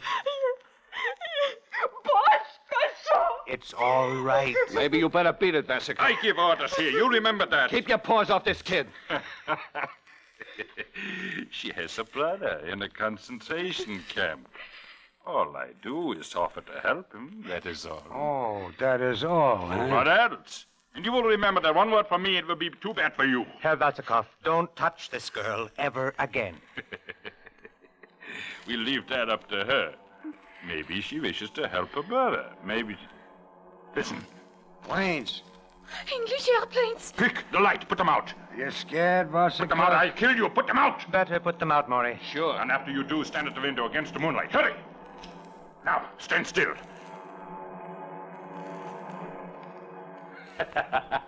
Stupid animals. They pass right over the base. One little light to show them the way and... What did you say? Nothing. Nothing at all. I warn you. If anyone so much as lights a match, he will be shot, without question. May I light my pipe? Now? Yes. I will go now, and... Gentlemen, what we have discussed has become more expensive.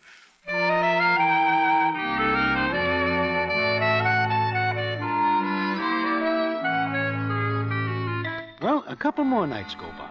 Vasakov says it is hard to get hold of a boat and gasoline, but finally he tells Thaddeus, Maury, and Mike that he arranges it, and that the boat will be in a little cove waiting for him. Now, Maury and Mike do not trust Vasakov, so they decide to do a little looking around. They wait until it is dark. Then they sneak past the guards and get to where Vasakov says the boat is. See anything, Mike?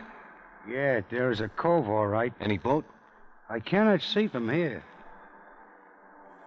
Listen, the English bombers again.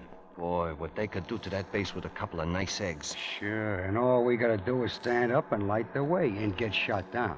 Mike. What? Would you do it? Do what? Tip the Hymies? You crazy? This is not my war. I do not start it, and I do not wish any part of it.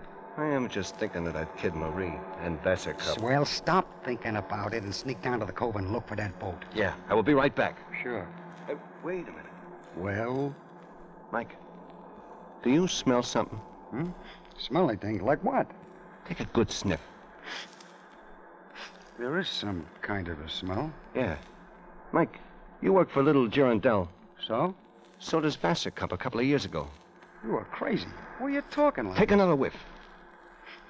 You know, it smells exactly... Sure. Maury? Vasakov. Come on, we will go back and tell Thaddeus.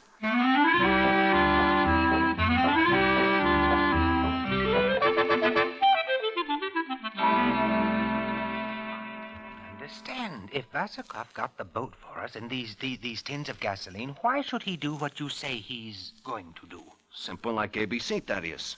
He takes the dough from us, lets us make a break for it in a boat, then has us rubbed out. All he has to do is scream to the guards along the coast, and boom, we are cooked, and he is a big hero. You see, Thaddeus? Yes, I do. And he gets rid of us altogether by... I got another idea. Got anything around here that can open one of them gas cans? Why, Mike? I just think of something. Here's a knife. Uh-huh. Now, watch. I remember in the old days when Vasikoff was running hooch. There's a trick. There. It smells like gasoline, but like they water hooch in the old days, this gas is watered. Well, old Vasikoff thinks of everything. Will the boat run on that? Not good. If anybody chases us, we got no chance but watered gas. Well, gentlemen, it looks as though Vasikoff is not such a Vasikoff after all. Maury, got any ideas? Yeah. Wait for him. Play it dumb. And take him along with us. See? So they wait for Vasikoff to show up later that night. He does. It is around midnight when he comes in. He looks at him for a couple of seconds, then says... Everything is ready. The boat is in the cove. The gasoline is here. Could not get it to the boat by day, but it can be carried at night. Vasikoff, we are thinking that maybe you should go through the village with us, just in case we are stopped, which we will be. Of course. I take you in my car. It is a pleasure. I guess it is. One more thing, Vasikoff. Marie is going with us. What? Oh, no, that is not in the bargain. It is now. She will stay here. I'll pay you $1,000. No, for that I will not bargain. Why, you must think of a poor brother in the concentration camp. If she leaves here, I will not be able to help him. It would break her heart. Nuts. I got enough. Maybe you think we do not tag you for a double-crosser, huh? Water gasoline. Get away from me. Here, take it. You. I fix you for this. Listen, the English bombers again. The light, put them out. I said put them out, I shoot. Do it. I'll get him. I will shoot the first one who moves. You know, all those bombers need is one light by the harbor to see what's going on. One light. But there is none. Put out that match. My pipe keeps going out, but I have a better idea. Here, Vasikoff, catch it. Holy mackerel, he is on fire. He is burning like a torch. That is pretty good gasoline after all. Put it out. Help me. Vasikoff, run. Run for the harbor, the water. It is your only chance. Run for the water. Look at him go. He lights up the whole street. Listen, the bomber's coming back. Vasikoff is taking those bombers right to the harbor. I think it is too late for them to shoot at him. Did it work? Hey, we forgot about Thaddeus. You all right, Pop? I'm all right now. You are hit, Thaddeus. Yes. Thaddeus, you certainly cook our chances of getting out of here. Sorry. I guess not. Try to get away later. You take Marie. Sure, Thaddeus. We will. But what about you?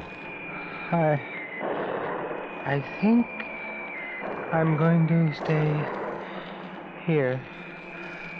Well, that does it, Maury. Yeah. Looks like his light is out. Yeah. But, brother, what a one he lights in France.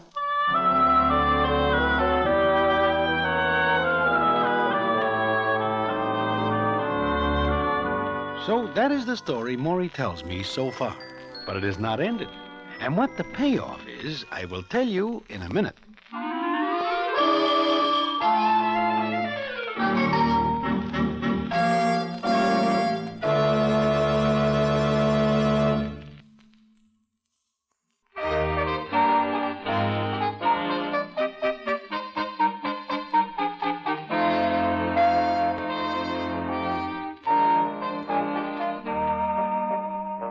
Like I say, Maury gets up to where the English bombers wrecked the Nazi submarine base, and old Thaddeus does a permanent fade. Then Maury says to me, So, we get Marie and we go to the cove. There is so much excitement and shooting that nobody sees us. Yeah, I see that, but what happens to you and Mike and Marie? Well, Marie is back in France now, and Mike and me enlist in the RAF. We are in for the rest of the war. We pass over the little village quite a few times, and we always look down on Thaddeus. But does not Mike wish to put the slug on you? We hear that little Girondel is taken care of over here. So Mike figures that a deceased cannot hold him to a contract.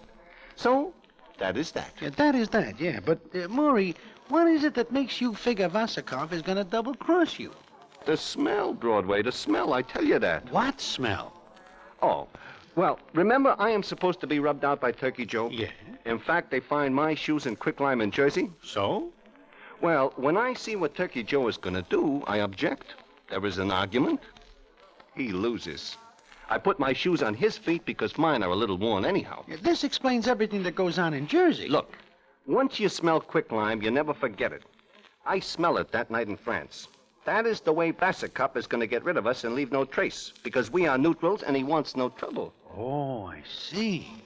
Well, I got to be running along now. I have got to see the district attorney. Huh? You are going to the DA? Sure.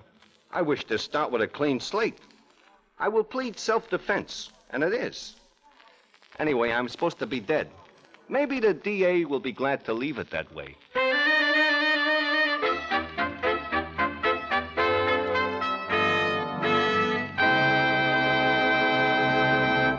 And so ends the famous Damon Runyon story, A Light in France. Listen in again next week for the Damon Runyon Theater.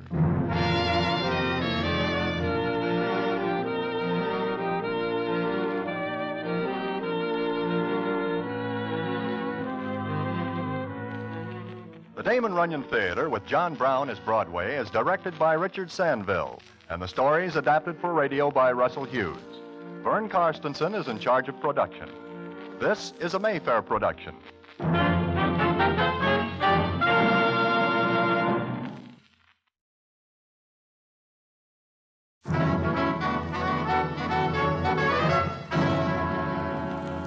The Damon Runyon Theater.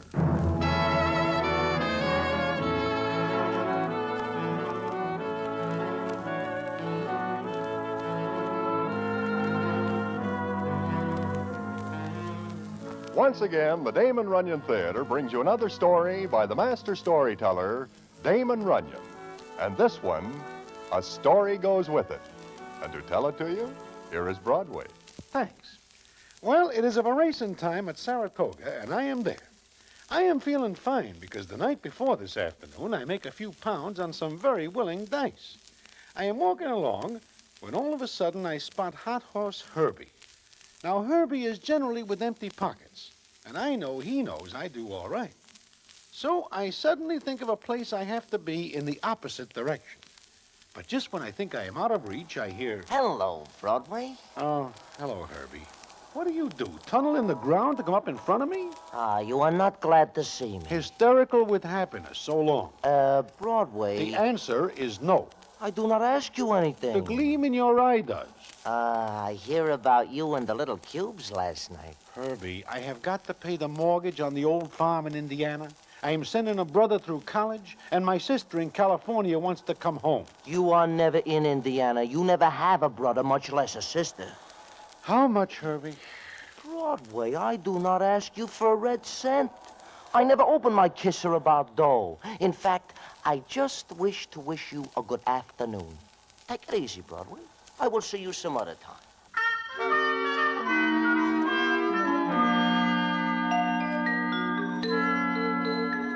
Well, when Hot Horse Herbie walks away without putting the bite on me, all I am able to do is stand there with my mouth open. It is a very unusual situation.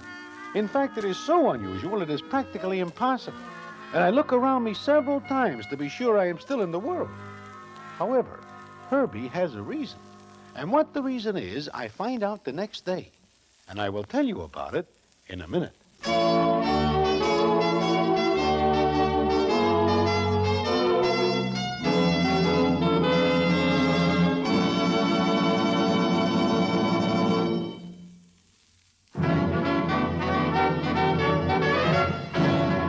And now, back to the Damon Runyon Theater and the famous A Story Goes With It.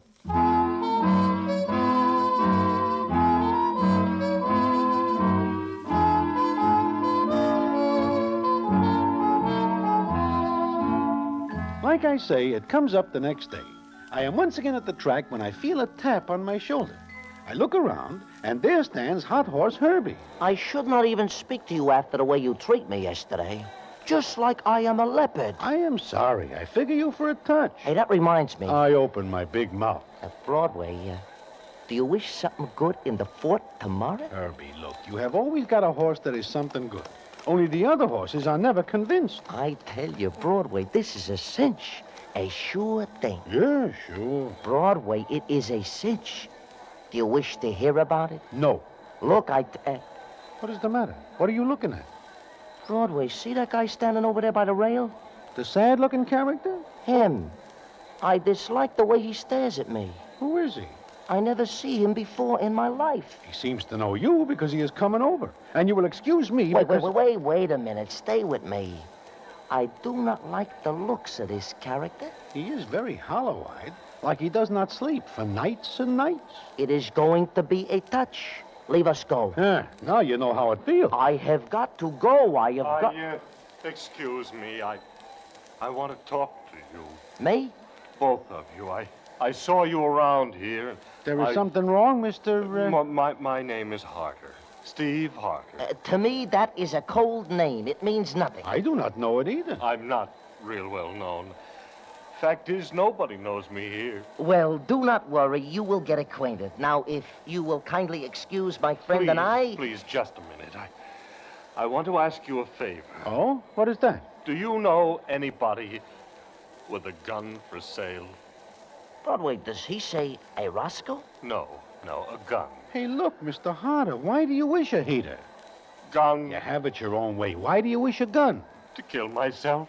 Oh, is that all? Well, I may be able to give you the name of a guy Herbie, what are you doing?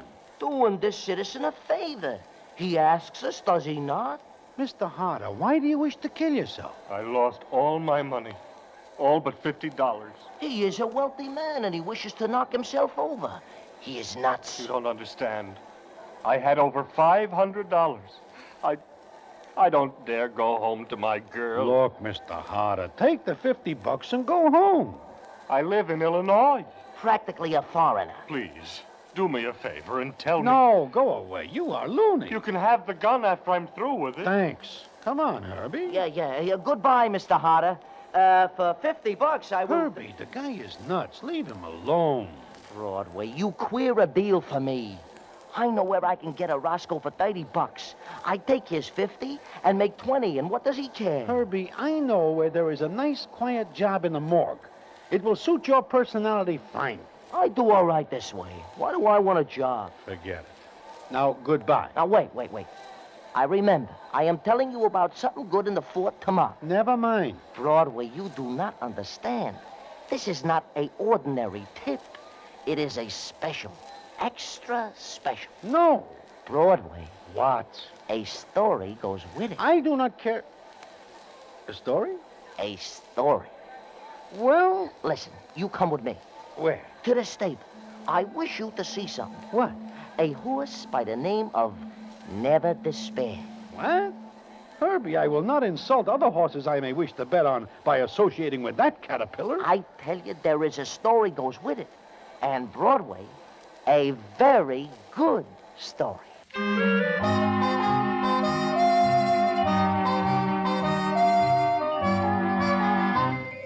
Well, since Herbie puts it that way, there is nothing else but I go with him. We head for the stables, and Herbie leads me to a stall where Never Despair is. Now, this is a horse that even the guy who hollers he would give his kingdom for one would bite his tongue for saying such a thing. Anyway, Herbie looks around careful-like, and then addresses me thusly. This is Never Despair. Yeah, I read the nameplate. But even without it, there is no doubt. Once I see this pig in a race, and he is slower than the glue he should be. Shh. He is going to win the 4th race tomorrow. This is the first time in history one horse runs all alone in a race. Because that is the only way he... Marty, is that you? Who is that, Herbie? It sounds like a doll. It is Hymie, Louise. Oh, I couldn't see. I was back in the stall. Oh, sure. Louise, this is my friend, Broadway. Oh, sure. I've seen you, Mr. Broadway. How are you? Just fine, little miss. And you? Wonderful. Did you come to look at Never Despair? Yeah. We wish to give him the once-over. He's not in very good shape, is he? Well, one never knows about a horse. That is right. One never knows. Open the stall door for me, will you? Oh, sure. Thank you. It's a little hard getting around in a wheelchair. Oh, you'll do all right, Louise. Of course. It's all right, Mr. Broadway. Don't look so sad. I'm used to it. Ever since I was 9. Oh, how old are you now, Louise? 17. Well, I hear Never Despair is running in the fort tomorrow, Louise. Yes, he is. Mm-hmm. What do you think of his chances? I don't know. He never wins a race before. But Dad won't give up. That is the ticket. Never despair. Just like his name. We got a wonderful jockey, Marty Bowen. Marty Bowen? Yeah, he is a great boy. Yeah, that's right, Herbie. Great. Marty, I didn't see you come up. I came up the back way. What are you doing around here, Herbie? Why, I just come to look over Never Despair. Why? Why? Marty, what's the matter? Why are you looking like that? I just don't like the idea of him coming around here. That's all. Marty, you got me wrong. Yeah, I guess so. How you feeling today, honey? Me? Shut up. Herbie, let us go. Oh, no, please don't go. I never get much chance to talk. Okay, little miss. Feeling any better, Louise? Sure. I just told Herbie and Mr. Broadway that you're riding Never Despair tomorrow. Oh, yeah. You told him, huh? Why, yes. Shouldn't I? Well, they'd find out anyhow. Now, look, baby. Maybe you'd better let me wheel you back to the hotel. You shouldn't be knocking yourself out like this. All right. I'll be back in a minute. I left my coat in the tack room. Well, I guess I will be going. Just a second, Herbie. Yeah? What are you doing here?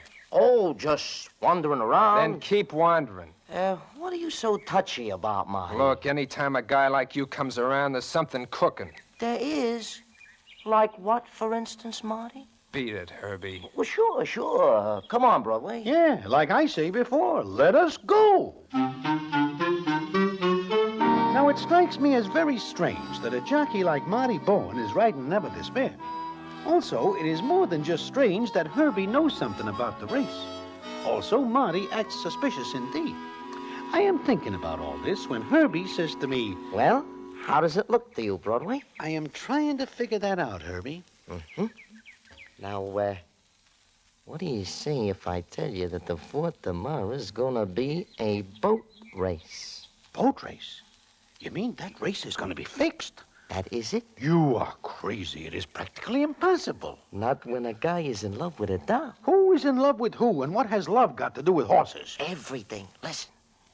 It is fixed for Never Despair to cop. Now I know you are crazy. Why, if that nag so much as finishes the same day as the other GGs, the judges will look for something fishy. Nevertheless, Never Despair will win. But the last time I asked you why. Look, Marty is in love with Louise. Now, her old man owns Never Despair. But he has not got a nickel in the world. Herbie, this story is getting more than somewhat mixed up. If you will listen and not interrupt so much, Go ahead. All right. Now, Marty Bowen knows Never Despair has not got a chance. So, he fixes it with the other jockeys to take their time. Why, he will be ruled off for life. Only if anybody finds out about it. So all the other jockeys in the race know. But they will not tell. Herbie, you stand there and tell me that a race is going to be a shoo-in for Never Despair, and 5 other jockeys take the chance of being set down for good? I do not believe it. But all the jockeys know Louise. They feel very sorry for her, and they do it for her.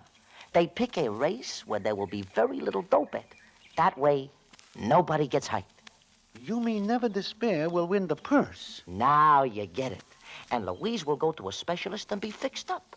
There is a doc that can do it, but he is expensive. Well, look, why does not Marty just give Louise the dough if he is in love with her? Marty does not have a dime. Herbie, I do not like this. Like it or not, that is the story, I tell you. Wait a minute. How do you know all about this? I overhear a conversation between Marty and the other jockeys yesterday morning. They are in a hotel room next to mine. I just happened to be next to the wall at the time. Oh, I see. So what are you going to do? Are we alone? Bet on Never Despair. And you wish me to do the same? Because you once do me a favor, I tell you all this. Well... Look, you take it or leave it. I give it to you straight. You see Marty. You see Louise. You see how Marty acts. What more do you want?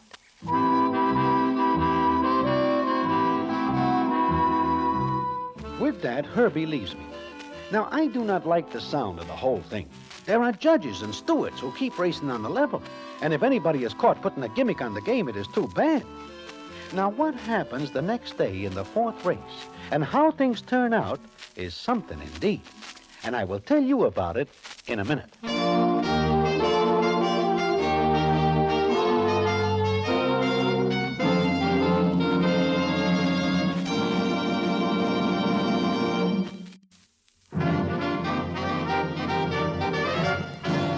And now, back to the Damon Runyon Theater and the famous story, A Story Goes With It.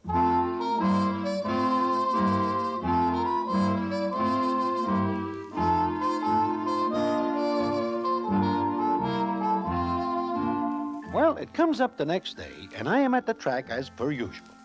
I am still thinking about what Hot Horse Herbie tells me when he comes to me and says...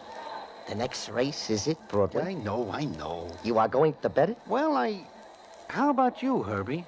I am flat broke. Ah, now it comes up. Look, do I not show you the way? Do I not impart the secret to you? A $5 is all I ask. Well, okay, Herbert. Here is the fence. Swell. Now, do not forget. Never despair. And whatever you do, Broadway, do not breathe a word to anyone. Look at the odds. Yeah, so far, never despair is due to go at 40-1. Broadway, you and me stand to collect a nice crop of lettuce. You will... Hey, look. There is that character again. The place is full of characters. Which one do you refer to? The guy who wishes to buy a gun to cease living with himself. Oh, yeah. He lamps us again. I have got a good notion to put him on to where he can pick up a rod. I'm getting tired of looking at him. Hello, Mr. Hodder. Hello. Will you do me a favor? Oh, you do not get hold of a gun yet, huh? Nobody will sell me one. I have got a penknife, friend. Look, please, do me a favor. Mr. Hodder, why do you not go back to Michigan? Illinois. All right, Illinois. Go back there and forget all this. Do me a favor. One-track mind. What is the favor you wish, Mr. Hodder? Well, I've been watching you two, and, well, you seem like you know your way around. I mean, you look like you know the horses. Please, tell me who's going to win the next race, the fourth. Please, I've got to do something. Well, will you forget about erasing yourself? Yes. Okay. The winner of the fourth will be... Calipers. Herbie. Calipers will win the fourth. In fact, it is a toss-up between Calipers, Loose Living, and Goose Pimples. They figure 1, 2, 3. Herbie, you are a... I wish to do him a favor, Broadway. Play Calipers, Mr. Hodder. Calipers, Loose Living, or Goose Pimples? That is the lineup. Thank you very much. I appreciate this. Thank you. And goodbye. Herbie, that poor guy. What do you do to him? You are going to give him never despair. He is broke. He wishes to bump himself. Look, I tell you, we cannot let this thing get out. Me and you are the only ones who know about never despair. We got to keep this thing honest. My, you have a wonderful sense of honesty. Look, I gotta see a guy now. You got a few minutes to get to the windows and make your bet. And Broadway, in the future, do not forget who lets you in on this good thing. Well, by this time, Never Despair is a 50-1 shot and looking worse all the time. I get to the window and make my bet, then go back and watch the race. Although personally, I'm not interested in watching races, only in how they come out. Whew, I never see such a race. Calipers breaks past, Loose Living is right in his heels with Goose Pimples third. Never Despair is where he figures, a good last. Then, when the GGs turn into the switch, it seems that Calipers stops to wait for a streetcar.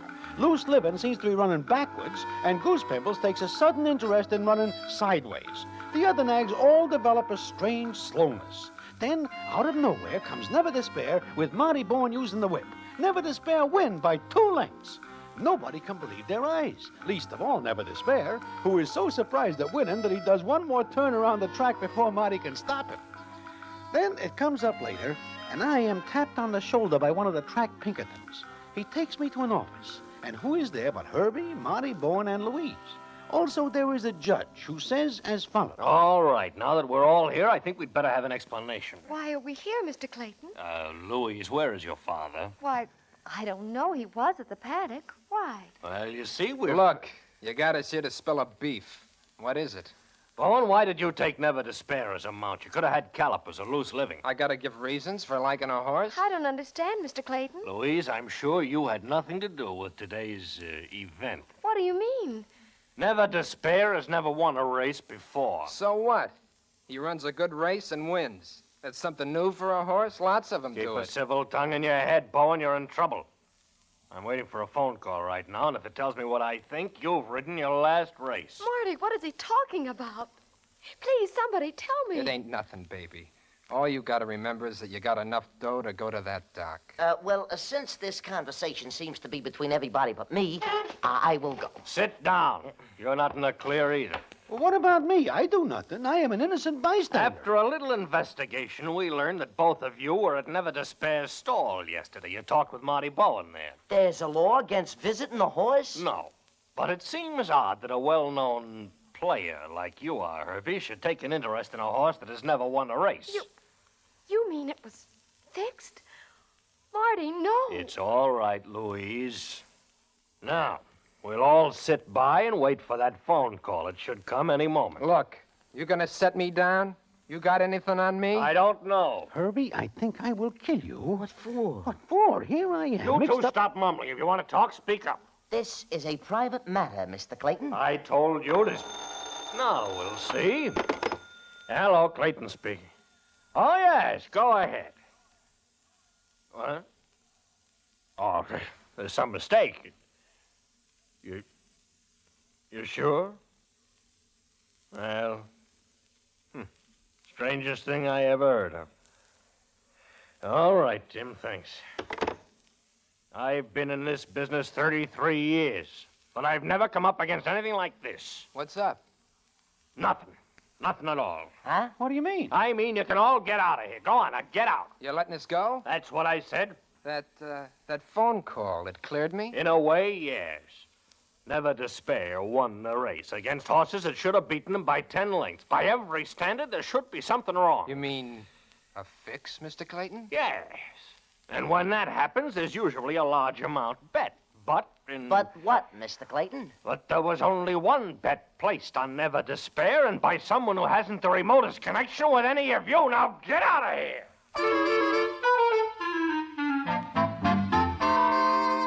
So that is the real surprise. Herbie looks at me, and I look at Herbie. We all leave, and Louise is very happy, and Marty is likewise.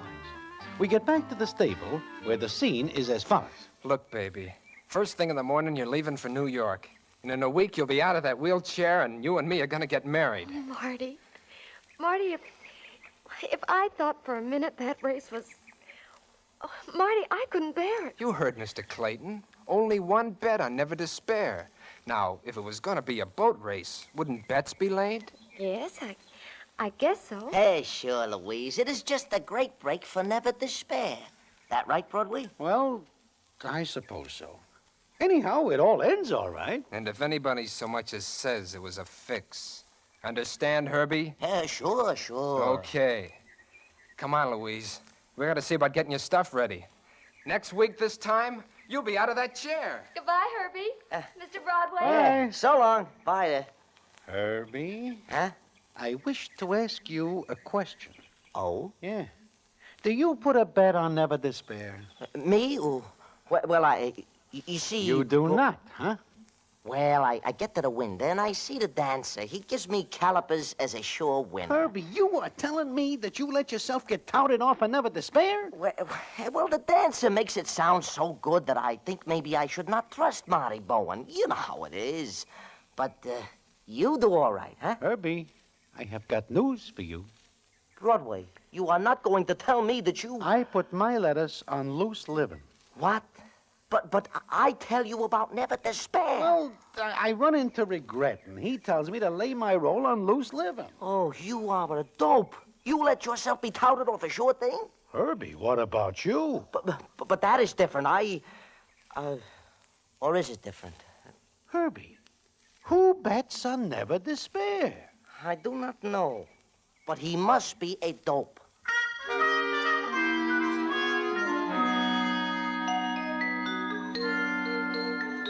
At 50 to 1, nobody is a dope. But we wonder who puts the bet on Never Despair. And we then give up wondering. We think it is the end of the whole thing. But it is not. And what the payoff is, I will tell you in a minute.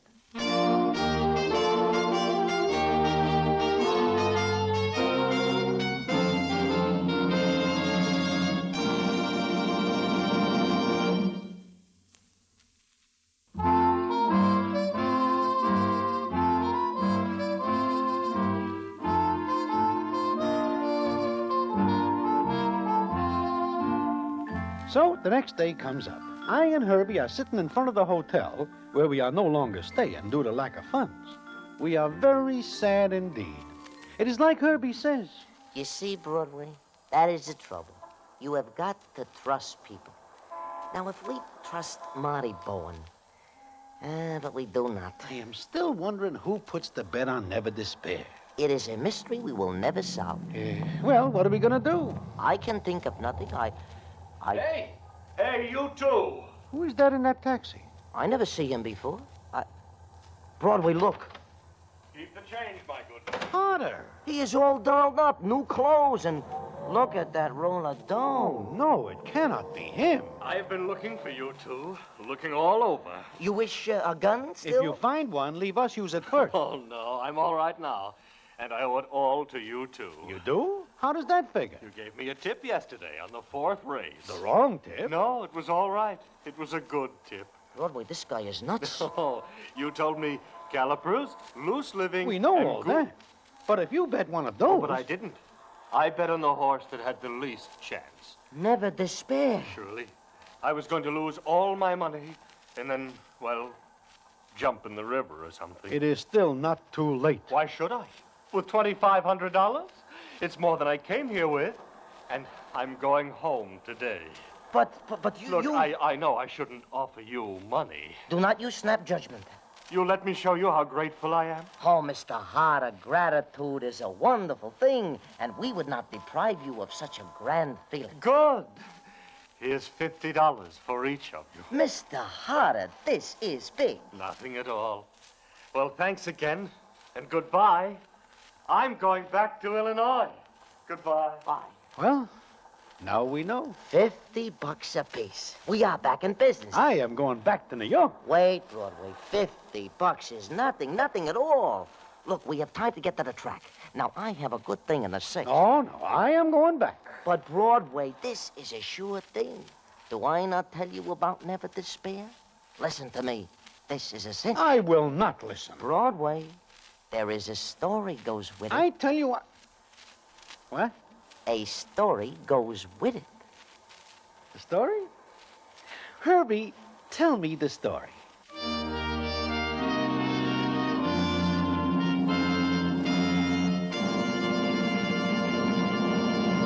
And so ends Damon Runyon's famous A Story Goes With It. Listen in again next week for the Damon Runyon Theater.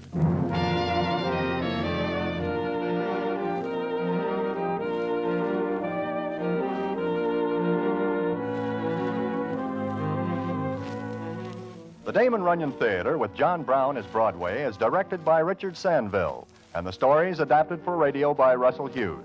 Vern Karstensen is in charge of production. This is a Mayfair production.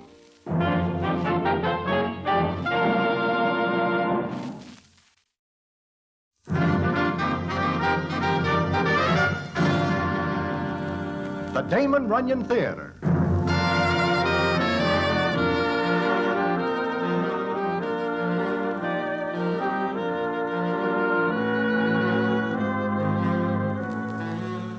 Once again, the Damon Runyon Theater brings you another story by the master storyteller, Damon Runyon.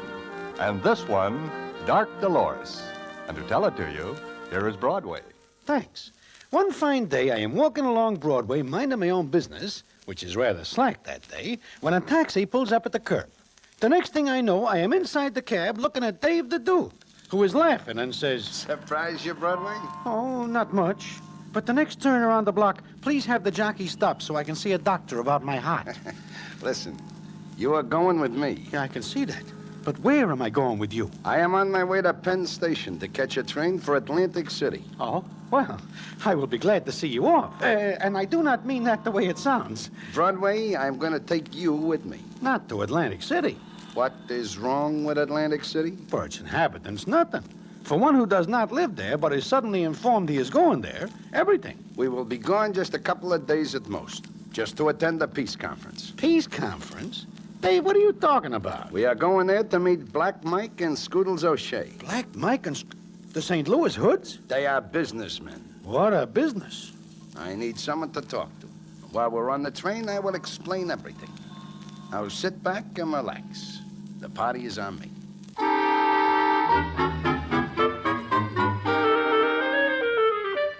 So there I find myself going to Atlantic City with Dave the Duke. Now, one does not argue with Dave. There is just no point in it because the argument always comes out the same. One goes to Atlantic City, or Timbuktu, or Flatbush. Well, what we are going to do in Atlantic City, and what happens there when a doll named Doc Dolores gets mixed up in the affair, is quite a story, which I will tell you in a minute.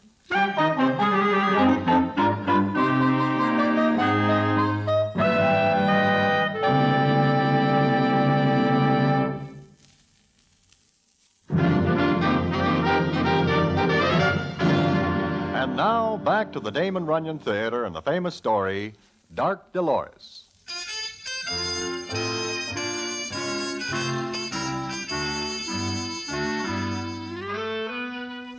So we get to Atlantic City, and Dave checks us in at the best hotel, where he says Black Mike and Scoodles O'Shea are going to meet him. It is still a mystery why Dave wishes to meet two citizens who are wanted by 48 states, and not wanted at the same time. I ask Dave to explain, and he does so as follows. It is very simple. Mike and Scoodles wish to sign a peace treaty. They cut in on each other too much and find out it is not good for either one of them. So, they're going to join up together. Somebody is going to take a beating. What are you doing here? I am the umpire. I make the terms and they agree to them. You see, Broadway, I am like the Chief Justice of the United States. This will come as a complete surprise to the Chief Justice. Mike and Scoodles agreed to do what I say. After all, they have so many beefs out in St. Louis that it cuts in on me. Oh, now I see. And they are late. They say they will be here by 2, and it is now 4. My ever-loving wife, Billy, expects me back home real soon. There is nobody who expects me back in New York, but I wish I am there anyway. You are nervous? I am nervous. Any minute I expect 2 torpedoes to walk in that door. Dave, what if something goes wrong? I think of that. Here. What is this? A Roscoe. A heater, a gun. 38. Up close, it wakes as good as a 45. Tuck it into your waistband. Oh, no. I do not have a permit to carry it. A what? A permit. Who says you got to have one? The law. Oh. Okay, I do not wish to get you in any trouble. Give me back the rod. Here. Permit. I never heard of such a silly thing. Next thing we know, they will be passing laws to... Aha, here they are. I will sit close to the window. 5 floors up is not such a bad jump under the circumstances. Take it easy. This is a peace conference. Peace. I love the word. Well, well, well. Mike and Scoodles. Hiya, Dave. Hello, Mike. Hiya, Dave. And Scoodles. My, both of you are looking well. Yeah? I do not sleep a wink on a train coming here. I remember that once, a long time ago, Mike's boys liked to throw people off of moving trains. Oh? I guess you forget that every time I look around, you were in back of me. I tell you, Dave, it is not a pleasant trip. Okay, okay. You are here to talk peace. Now, what keeps you? You guys are 2 hours late. We have a little business first in Chicago. Huh, Scoodles? Yeah. A little business. You keep me waiting. We stop off in Shy to take care of Frankie Ferroni. Yeah. He is getting too big, so we trim him down to size. You could wait for that. And waste a trip? We kill 2 birds with 1 stone. One bird.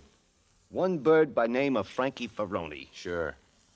Now let us talk business. What was that? I am nothing but a piece of furniture. Ignore me. He is my good friend, Broadway. Broadway, meet Black Mike and Scoodles O'Shea. What mob? I am not affiliated. I am a bystander. Dave, what is the idea? Now, look, I say he is my friend. That settles it. I do not like my friends insulted, understand? No offense, Dave. Mr. Broadway, please accept my hand. What has it got in it? Hey, he is a comic. Okay. Now sit down and let us start talking business.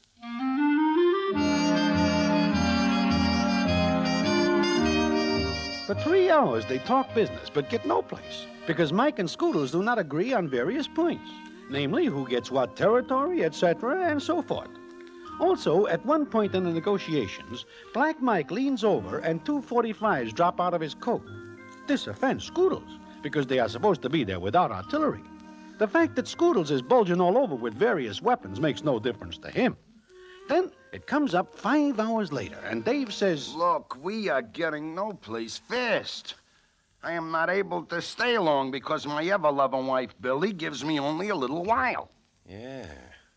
That reminds me. Why do we not go someplace where we can eat and look at some beautiful dolls at the same time? That is a good idea, Mike. We will go someplace, spend 7 or 8 hours, and then come back here all fresh like. Sure, Scoodles. What do you say, Dave? Since we are doing nothing here, all right. But I am telling you guys, we got to be out of here tomorrow at the latest. Come on, Broadway. I will wait here. I am sleepy. What are you, a wallflower or something? Yeah, you come along. Why not, Broadway? I have got a million reasons, but each one of them will be no good. All right, take me along. You know a good place, Dave? Yeah, I do, Mike. It is run by a friend of mine, Joe Gus. They have got dolls there? Yeah, they have got dolls. Good-looking dolls? It is a nightclub. The guy who runs it is a good businessman. He has got good-looking dolls in the show. They are friendly? Yes, they are friendly. So friendly, they are practically relatives. Now, come on.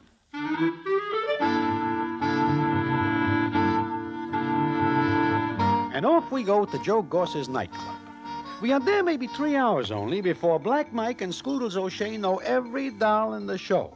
It is when they are out on the floor dancing that Dave the Dude says to me, Look at those two monkeys.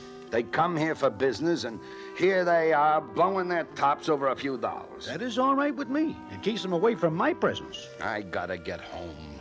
Billy will put the blast on Good me. evening. Huh? Well, good evening. Joe told me to say hello to you. Well, say more than that. Yeah, sit down. Thank you, Dave. You know me? Joe told me.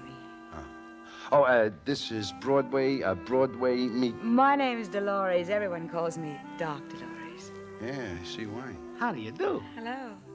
You, are new here? I started today. Got a cigarette? Oh, sure. Here. Thank you. Light? Thanks. So you're Dave the Dude. Uh-huh. I've heard of you. I get around, but it looks like I do not get around far enough, Dolores. Dave, how is Billy? Huh? She's fine. Who's Billy? My wife. Lucky for her. Think so? Of course. What is funny? Nothing. But didn't you have 2 more in your party? Oh, yeah, here they come now. Well. And who is this tomato? Dolores is her name. I am pleased to make your acquaintance. I am pleased likewise. Dolores, meet Black Mike and Scoodles O'Shea. Oh, I've heard of them, too. You do? Lots of times. You're from St. Louis. Yeah, we are. Where do you come from, honey? Detroit. Huh? I am in Detroit once. A very short time. I just answer some questions and then leave. Yeah, me too. Look, Mike, Scoodles, it is getting late. We have got business to attend to, and... Dave, it is very early yet. Why bust up the party, just when it is going good? Mike is right, Dave. Why bust up the party when it is going good? In fact, better than ever. Now, look. Don't you like my company, Dave? Baby, this is not a choice of company. He's got an ever-loving wife who will blast him. It is times like this when he wishes he is not married, huh, Dave? Shut up. No offense. Hey, Dolores, how about you and me doing a couple of turns when the music starts again?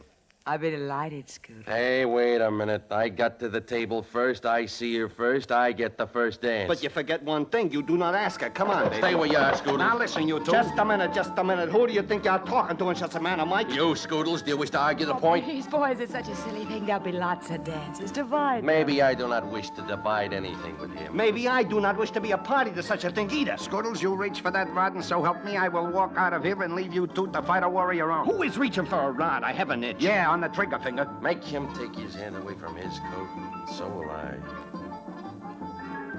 Okay. Okay. Now, you two get this straight. No more of this funny business, or I will do something about it.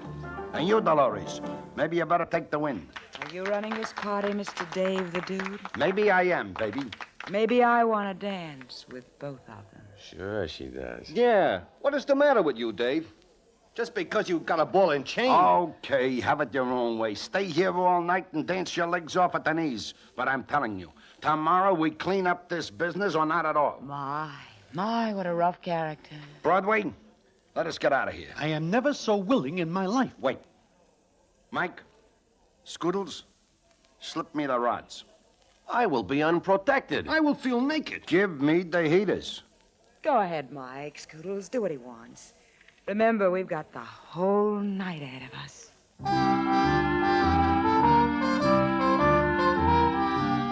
So that is that.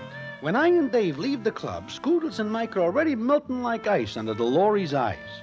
I will say this for her, she is one of the best-looking dolls I ever see. But there is something about her I do not understand. There is something back of those eyes. And what happens because of it, I will tell you in a minute.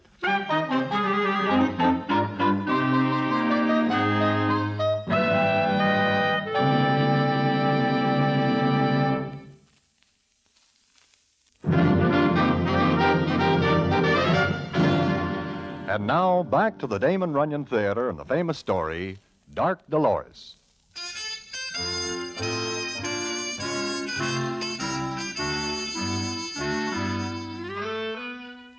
Like I say, we leave Mike and Scoodles with Doc Dolores. Then it comes up the next day, and I and Dave the Dude are in our room at the hotel. He is talking to his ever-loving wife on the phone. Look, Billy, I know I promised to be back today, but business is business. Huh? What thing? Say, have you got spies here? Baby, look, I do not even see the doll before last night. Hello? Hello? She hangs up on me. Dave, why do we not go back to New York and leave those two citizens to clear up themselves? I cannot. This deal means a great deal to me. With those two characters in good with each other, They are supposed to be here an hour ago. Where are they? I will get you 10 that if you find that doll Doc Dolores, you will also stumble on Black Mike and Scoodles O'Shea. Yeah. Broadway, what is with that doll? With her? Black eyes, black hair, a shape that does not have to apologize to anybody, past or present. I got eyes. I see that myself. There is something else. Come on, Broadway. We will find them.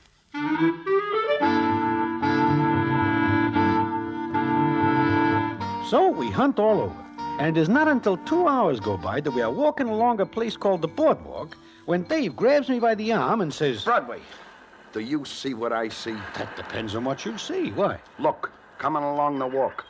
Black Mike. Yeah, and look what else. It is Scoodles O'Shea riding on one of them wheelchairs. With the doll. Come on. Hold it a minute. Well, Dave. Hello, Dave. Good morning, Dave. How are you? Mike, Scoodles, what is the idea? You say you will come to my room. I'm afraid it's my fault, Dave. It's such a beautiful morning, I asked the boys to take me for a ride. Okay, you get your ride. Scoodles, get out of that laundry basket. I should say not. My 10 minutes are not up yet. You have only got 3 minutes to go. Then it is my turn to ride with Dolores. You ring in a phony watch. I have got more time than that. Look, I do not care whose turn it is to get pushed around on that thing. All I know is I am tired of getting pushed around. Now, come on. Dolores, baby, maybe we better go. After all, we have got business. And as soon as it is over, I will come back to you. We will come back to you. You coming with me or not? Only if Scoodles does. I refuse to leave him alone with my doll. Your doll? There is a sign on her that says that. I will put a sign on you, a stone one. Dave, give me my rod. Yeah, and mine. Cut it out. Now, look, we can settle our business in a few minutes, so come on. Go ahead, Mike. Scoodles. I'll be waiting for you. Promise? Cross my heart, Mike. That go for me, too? It sure does, Scoodles. Okay, let us go. Broadway? What, Dave? Stay with the doll. Me? What for? Oh, I'd like to stay out a little while longer, Broadway. Okay. I will see you later, baby, and maybe we can be alone for a while. Not while I am alive. Maybe we will fix that. Let us go, Dave. So Dave, Mike, and Scoodles take off from there, leaving me with Doc Dolores. For a while we are pushed along and neither of us says a word, which is all right with me because I do not like talkative dolls. However, there is nothing against my principles that says I cannot look at her, and she is very much all right. Then, all of a sudden, she looks right at me and... I say something funny? Not a word. That is what I think. You're not one of Dave's boys, are you? I come along for the ocean air, but it does me no good. How long have you known Mike and Scoodles? Too long. I meet them yesterday. You don't like them? It is not one way or the other. You're very careful, aren't you? I am healthy. I wish to remain so. I see. Dave probably wishes I'd stayed in Cleveland. Cleveland? It's where I came from. Last night you say you come from Detroit. I did? Yeah, you do. Maybe I come from both places. What is the idea, playing the game you are? I didn't think I was. Please, miss, I am not born yesterday. You play Scoodles off against Mike and Mike off against Scoodles. You are just like a bookie laying off bets. I like both of them. Ha! Did I say something funny? You do. Well, tell me about it. Okay. Usually when a doll makes a play, she picks on one guy. A smart doll, that is. You know a great deal about dolls, don't you? Dolores, the man who says that is crazy. All right. You were telling me about a smart doll. Yeah. See, if a smart doll makes a play for a guy, she does not also make a play for another one at the same time. Unless she wants to make them jealous. There is always that. However, what, Broadway? You do not strike me as the type of a doll that goes for Black Mike or Scoodles O'Shea. You mean they're not my type? That is what I mean. But they are my type, Broadway. Exactly my type. As a matter of fact, I set out to find someone exactly like they are. I did. Then what happens?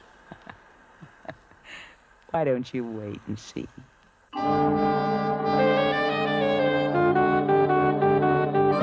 Doc Dolores says that.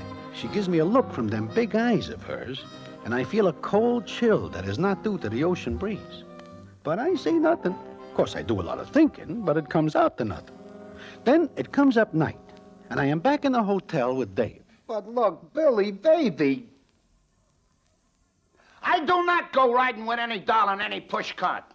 I do not care who tells you. Now, look, Billy, Billy! That does it. Either I settle with Mike and Scoodles tonight or I go back to New York without doing it. Dave. What? What does she wish with Mike and Scoodles? Billy? Dolores. Who cares? Let her take 'em for all she can. I do not think that is her idea. It is any doll's idea. Now, we'll... Hey, looky here. Get a load of me. And me. I never wish to see anything like this again. It is horrible. What are you doing in swimming suits? We are going swimming. It is nighttime. Well, the ocean's still there at night, Dave. I might know you give them this idea. Come along, Dave. Dolores says there is nothing like swimming in the ocean at night. No, we are going. You are not. You're going to stay here. If you do not, I will go back to New York. Oh, now, Dave, just a little swim. It is romantic. I do not wish to be romantic with you. Have a heart, Dave. Yeah, have a heart. I tell you what I think, I mean it. Dolores, baby, maybe we better wait until tomorrow. Oh, no, after I bought a new bathing suit just for the occasion. You do? Here, catch my robe, Broadway. Look, Mike. Scoodles. Like it? Mike, you are supposed to walk around tables. I do not see it. My. Now I see everything. Not quite.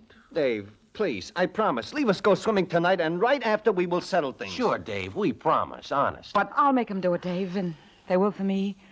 Won't you, boys? Baby, anything. Double that order for me. Why don't you come along, Dave? Broadway, you can keep an eye on the boys.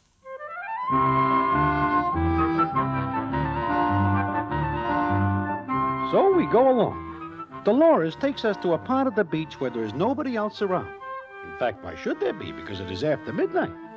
I and Dave are sitting on the beach, and Dave says to me, Look at those two down there. They think they know how to swim. Dolores is a real good swimmer. Yeah. My. Mike and Scooter certainly are acting like a couple of kids. Dopes. 18-carat dopes. Along comes a doll, and both of them go nuts. And dolls like that are a dime a dozen. Here is a dime, Dave. Go out and buy some. You think I am wrong, huh? Somehow I do. 10 to 1, she digs them for everything they got, and then takes the breeze. This could be. Give me a match. I have got none. Great. No deal, no matches. Just a couple of elephants trying to make like fish. Maybe Dolores has got some matches in her handbag. Take a look. I do not wish to rummage through. Give me the bag. Okay. Junk. All junk. Compact, lipstick, change, pins, a bottle. Bottle? A little one. Ah, matches.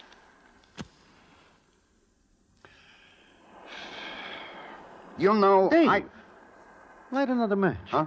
Light another match. What for? You... Okay. Look, Dave. What? This little bottle. Read the label on it. Holy... Poison. Take a whiff. Smells like some kind of nuts. Bid around. I smelled this before. Once when little Joe Cassidy is knocked off, I smelled this. There is enough of the stuff in this bottle to finish off an army. Come on. Hey, Dave, look what they are doing. Swimming Hey, out. Mike! Scoodles! Hey, you too, Mike! Scoodles! See you later, Dave. I wonder if he will. Dopes. Okay, we got this little bottle. Now let us go back to the hotel. And when they show up, we will ask Doc Dolores what idea she has got about using this stuff.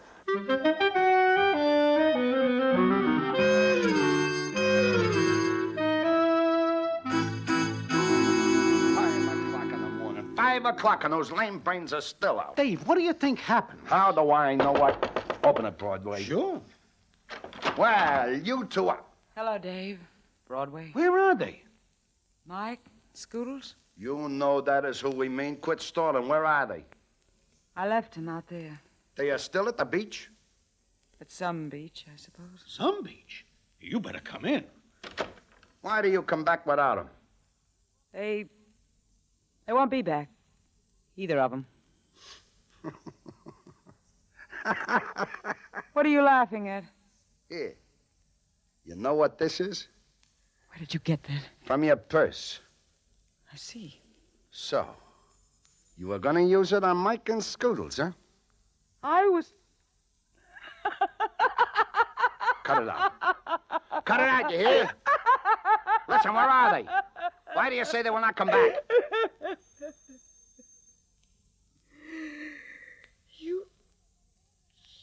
You thought that poison was for them. Sit down, Dave. Sit down. I gotta tell you something.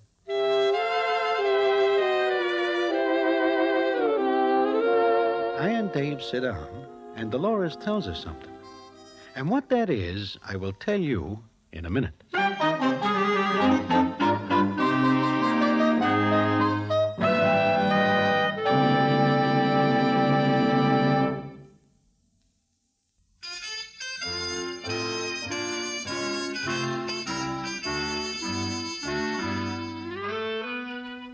Like I say, I and Dave sit down. Dolores looks at us for a minute and then says, No. The poison wasn't for them. It was for me. Huh? What are you saying? For me. After I did what I came here to do. Like what? They're dead, Dave, both of them. They couldn't keep up with me. I swam too far out for them. Before they knew it, they were tired. They couldn't make it back. I didn't think they'd be able to go as far as they did. What the devil are you talking about? I told him the one who'd catch me I'd marry. You do what? They fell for it. It was almost too easy. The looks on their faces hating each other. Neither one willing to give up to the other. They had it coming. They had it coming. Why, Dolores? Why? I'll go to the police now. I was going to take that. I'll go to the police. Why do you do it? What did they ever do to you? I told them. Just when I was sure they couldn't make it back to shore, I told them. I gave them regards from Frankie Ferroni. What do you know about Frankie Ferroni? I'm his widow.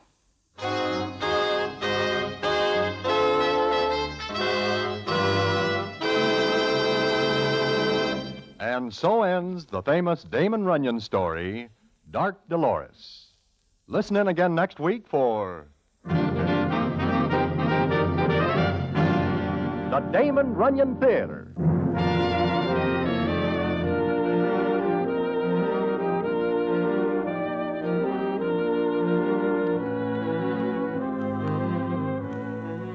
The Damon Runyon Theater with John Brown as Broadway is directed by Richard Sandville, and the story is adapted for radio by Russell Hughes. Vern Karstensen is in charge of production. This is a Mayfair production.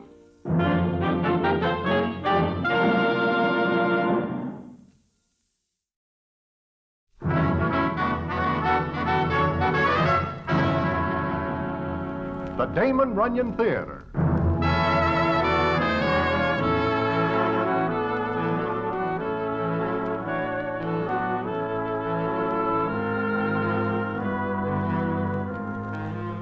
Once again, the Damon Runyon Theater brings you another story by the master storyteller, Damon Runyon. And this one, What, No Butler? And to tell it to you, here is Broadway. Thanks. It is about 7 o'clock one May morning when I am standing at the corner of 50th and Broadway, and along comes Ambrose Hammer, the drama critic. Now, I am very surprised indeed to see Ambrose at such an hour as 7 a.m. and mention it to him. And he answers as follows. I might ask you the same question, Broadway. What are you doing out at 7 a.m.? I am just going home. So am I. Oh. If there's one thing I can't stand, it's daylight. Especially when it comes up this early. Yes. I notice you have got your throat in a bandage, Ambrose. What is the matter? Oh, nothing. Just a little sore throat. Oh, in May? Well, since I have my throat at all times of the year, what is strange about it? I am just making conversation. Look at all the citizens going to work at this hour. Oh, it's terrible. Well, I guess I will be going. Uh-huh. I guess I will, too. It's depressing to be out at this hour, and... And what? Look, isn't that Johnny Brannigan coming along? Yeah, it is. My, I never know 7 a.m. is such a busy time. I wonder what he's doing out so early. Well, I wonder about what a plainclothes gendarme is doing anytime. Wait a second. Hey, Johnny! A Brannigan! Hello, Ambrose. Morning, Broadway. Hiya, Johnny. You pounding a beat, Johnny? Nope. Going to see about a murder. What? Whose? Mr. Justin Vesey. Justin Vesey? Somebody bumps him? Got a call from his housekeeper, Mrs. Swanson. She says Vesey looks as if he is very much dead. I'm going to investigate the rumor. You guys want to come along? You bet. Well, not bad for 7 a.m. The day is only 7 hours old, and already things are looking up. Vesey would give you an argument on that. However, coming along, Broadway? Well, I have a choice to make. I can stand here and watch people hurry into work, or I can go look at a dead guy. Let us go.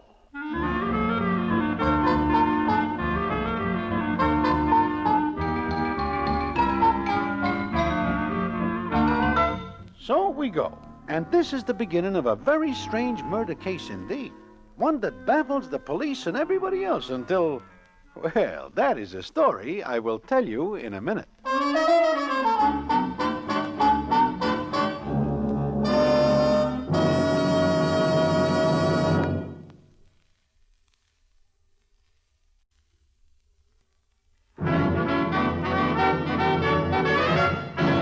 And now back to the Damon Runyon Theater and the famous story, What, No Butler?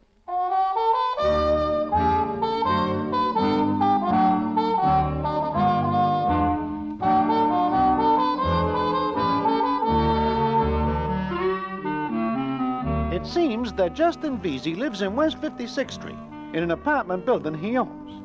Maybe I better tell you that Mr. Justin Vesey is very rich and has a very bad reputation along Broadway, especially with the dolls. But since he has so many potatoes, it is considered bad form indeed to criticize Mr. Justin Vesey. Well, Ambrose and I are standing to one side, watching Johnny Brannigan and the rest of the gendarmes go over the joint.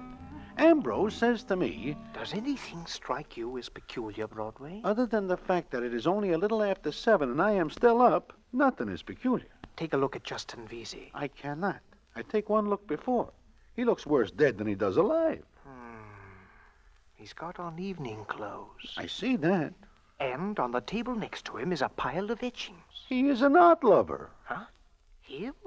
Only in its live form. Well, what is peculiar then?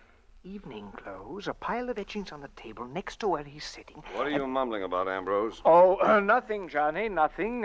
What did you find? The place is clean. Every window locked and barred. Back door locked and bolted from the inside, and the front door fastened by a snap catch. Oh. Then whoever did it might still be inside this place. Sure. He makes himself invisible. Himself? I said he... Huh? You use the masculine pronoun. In other words, you think a man did it. Look, Ambrose, stop playing detective. Stick to drama. Murder is drama? Well, somebody rings down the curtain on Mr. Vesey. No fingerprints, no nothing. What was the cause of death? I'm waiting for the medical examiner to get finished. How about it, Doc? Got anything? Oh, little Johnny. Like what? He's dead, all right, positively. If he is not, $1 will win you a trip around the world. Very good, very good. Well, I'll see you later. Wait a minute. Doc, what killed him? Oh, of course. Almost forgot. Broken neck. Broken neck? You sure? Of course. Come on over. I'll show you. I will wait here. Come on, Broadway. Maybe we will learn something. Anything I wish to learn, I will do so from live acquaintances. There is nothing Mr. Vesey can teach me now. I've got a theory. Come on. Always a theory. Okay. Okay, Doc. Let's have it. Yeah, note these marks here on his neck. Made by hands powerful enough to break his neck like that. Big guy, huh, Doc? Very strong person, certainly. But the etchings on the table. Etchings? Give up, Ambrose. You know any doll strong enough to break a man's neck like that? I'll look around. Yeah, wait a minute. I have got an idea. Oh? What, Broadway? The butler. All murders are committed by butlers. This is an open and shut case, like that.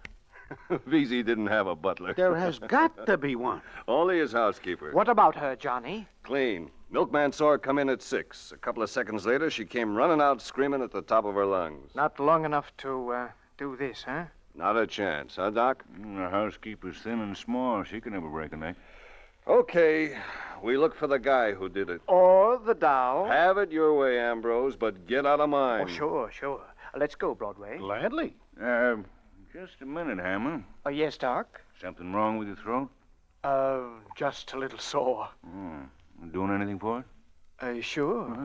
Good. Don't let a thing like that run on. It can take you away like that. Thanks. I'll remember that. Come on, Broadway.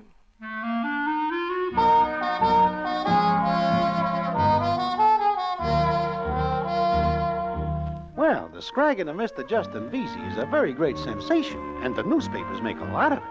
The gendarmes are very puzzled and ask a great many questions of certain guys and dolls as to where they are at such and such an hour on such and such a date. It is quite amazing how few guys and dolls can remember this offhand, especially dolls. Anyhow, it comes up a week later, and I am sitting in Mindy's when in walks Ambrose Hammer. He sees me and hurries over, and the scene is as follows. Aha, Broadway. Just the guy I'm looking for. Why? Listen, remember the Justin Vesey murder? I am not likely to forget it like that. Well, I still say it was a doll who did it. Ambrose, there is no doll strong enough to do such a thing as break a man's neck. No? I wonder about that. Look, why do you not stick to drama criticizing and lay off of the detective business? This case interests me. The butler does it. There was no butler. In all the mystery plays I see and the books I read, it is always the butler. Listen, how would you like to follow up this thing with me? Me? Horning on gendarme's business? What will my friends think? Oh, no, thank you. But I've got an idea. You always have an idea. His evening clothes. The pile of etchings. Yeah, I read in the papers they find your fingerprints on the etchings. Sure, I was there. I picked them up. Okay, let them arrest you. Broadway.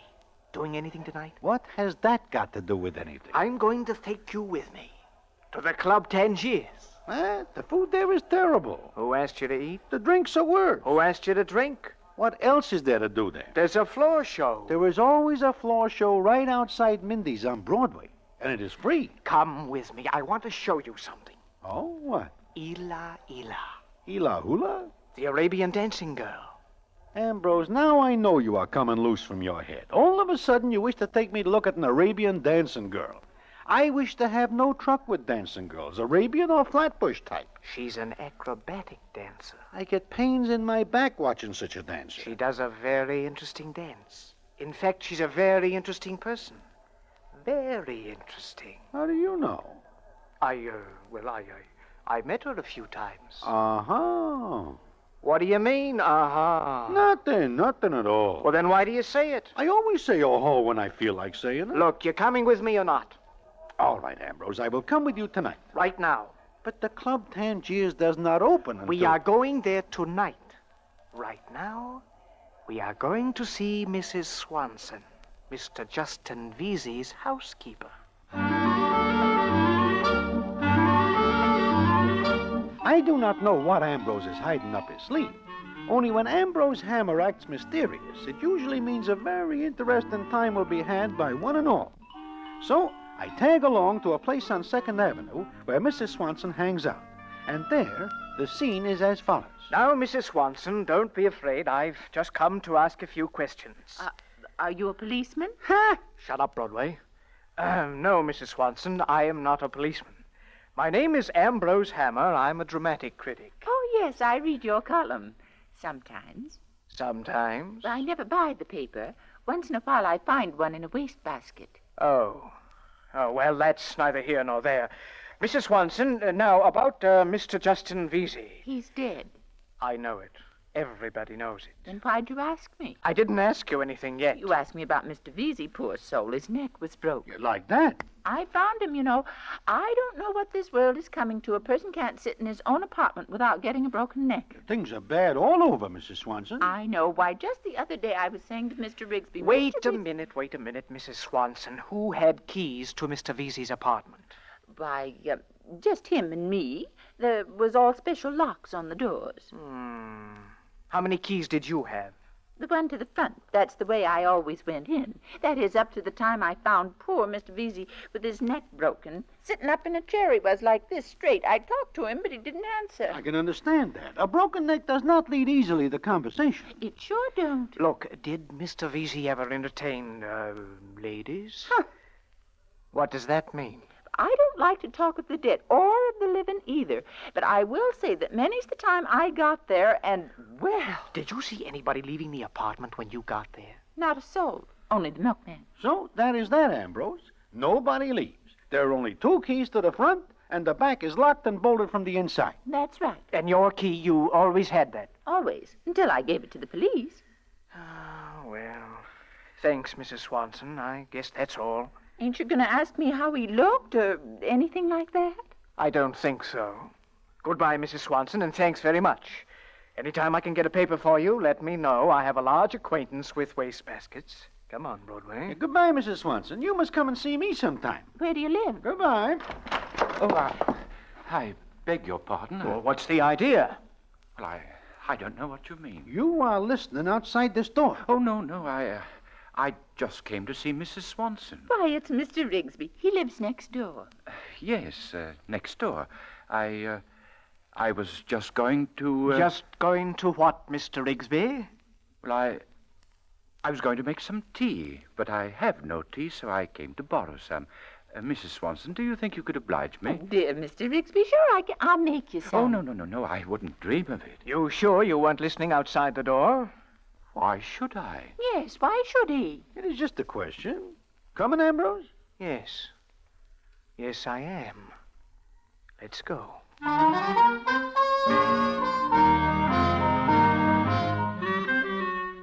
Well, Mrs. Swanson tells Ambrose nothing he does not know already.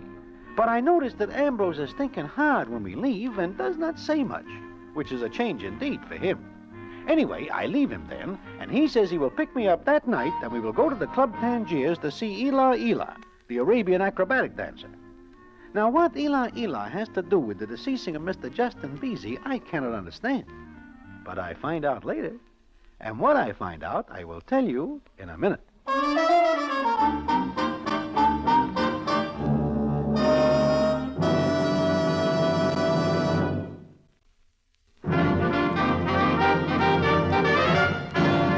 And now, back to the Damon Runyon Theater and the famous story, What, No Butler?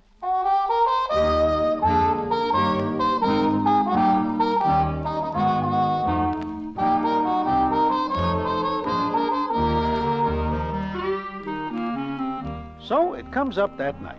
Sure enough, Ambrose comes after me, and we go to the Club Tangiers. He makes me sit through what they call a floor show there, although it is nothing but a quick look at some dolls who pass through. A guy sings half a chorus or something or other, and the waiter gives you your check, and you are supposed to make room for the next tourist. However, Ambrose sits tight until the 2 o'clock show, and we see Ela. Now, I admit that she is something to watch, because she does her act in some veils that get in her way, so she takes them off. She is just about finished when Ambrose says to me, "Let's go, Broadway." "What? But Ambrose, she is not finished yet. There are still some veils left." "I want to get to her dressing room before she does." "Oh, that is different. Let us go." One good thing about being a dramatic critic, nobody stops you when you want to go backstage. This way. Well, what do you expect to find out from her? You saw her act. Well, yes. As you say, it is very interesting. Uh-huh. However, she is a doll. Now, you know a doll does not scrag Mr. Justin Vesey. I still say you saw her act. All right, I see her act. What does that mean? You'll see. Now, What is the matter? You know, I could have sworn I saw him just then. You see who? That Rigsby character, the one we saw this afternoon at Mrs. Swanson's. Ambrose, you are seeing things. I do not think such a citizen is a patron of the Club Tangiers. I guess not. Okay, here we are. Do you ever knock on a door? I get better results without doing it. Now what do we do? Sit down, Broadway. I want her to be surprised when she comes in. I think that is already arranged. 2 strange citizens in her dressing room is quite a surprise. Shh. Hold it.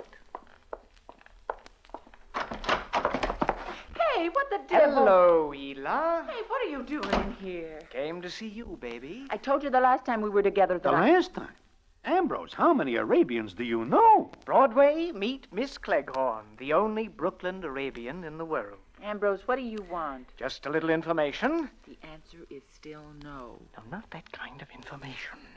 No, I'm very interested in Justin Vesey's sudden departure from this vale of tears. Justin Vesey? So how does that figure you to come in here in my dressing room? You knew him, didn't you? There is no doll on Broadway that does not. That's right. Why should I be different? Maybe you're different enough to kill him. What are you talking about? Look, Look. I've done a lot of checking up. The last person who saw Vesey was a cab driver. Cab drive? Huh. Vesey never took a cab in his life. That's right. But the cab driver saw him come out with you. Well? So what does that prove? Where'd you go with him? Since when are you a cop? I'm interested only in bringing the perpetrator of this foul deed to justice. Foul deed? Listen, you lug, anybody who knocked over that cookie did the world a favor. I guess this is Arabian language. You shut up. Okay. So you admit you didn't like him? Get out of here. Only Vesey and his housekeeper had a key to the front door. The only way anybody could have gone in. Vesey was still in evening clothes, which proves he went right home after being here. I didn't kill him. His neck was broke. Sure it was. So I did it. You've got strong hands and wrists from your act. Any doll that can stand on her hands for 3 minutes is bound to have strong hands and wrists. I didn't kill him. Now get out of here before I call the bouncer and get you tossed out on your ear. Okay. Go on, and you go with him. Who, me? Yes, you. Look, Ela, I didn't say I'd turn you over to the cops. All I'm interested in is finding out who did it. Now, everybody knows Vesey was an old stinker. So are you. That is beside the point. Beat it. Okay. Come on, Broadway. Boy, you getting hot water that time, Ambrose. I give you my word, Broadway, I wasn't going to tell the police. What do I care if Mr. Justin Vesey meets a deserved end? I'm interested in murder cases only from an academic standpoint. They arouse my curiosity. You know, Ambrose, that doll in there is a very cool customer. Huh? What do you mean? Not once does she forget to hold on to her veils while you are talking. I am watching her at all times. To remind her, in case her memory fails in this respect.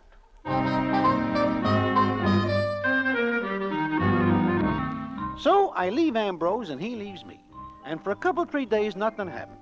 The cops are still scratching their heads, wondering who puts the ice on Mr. Justin Vesey. They ask so many questions of so many citizens that various of the local characters are thinking of knocking off somebody else just for variety. Then it comes up one night, and I am in Minnie's. I am sitting with Ambrose Hammer, who is very morose indeed. Then somebody comes over, and who is it but Johnny Brannigan, who sits down and says, Hello, Broadway. Ambrose. Hello, Johnny. How are things? Looking up.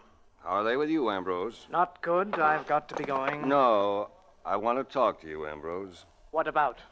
About the case of Mr. Justin Vesey, the late Mr. Vesey. I don't want any more to do with that. Ah, you cooled off all of a sudden, huh?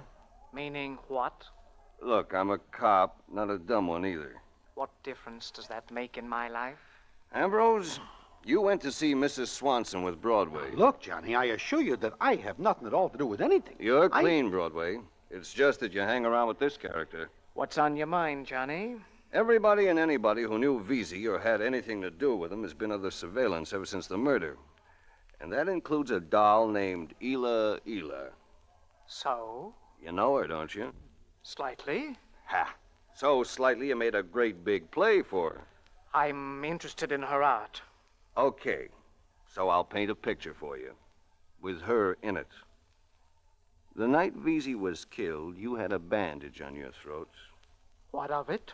I found out from various sources that you had a date with Ela one night. The next day, you come around with that bandage. Well, I still say, what of it? I checked with the doctor you went to. He said your neck was bruised, as though somebody with strong hands... Johnny, you're barking up the wrong tree. Am I? I also know you went to see Ela just a couple of nights ago. Why? To say hello. That right, Broadway? Is that all he said? Johnny, look, I am in this only because it is of a May morning at 7 a.m. that I am standing on the corner... Skip it. Ambrose, the owner of the Club Tangier, says that Ela was upset. Now, what made her so upset? Why don't you ask her? I will. In fact, I just gave my boys orders to pick her up for questioning. Johnny, you mean you know she puts the blot on Mr. Justin Vesey? Broadway, I wish to apologize to Mr. Ambrose Hammer. Once I told him to stop being a detective.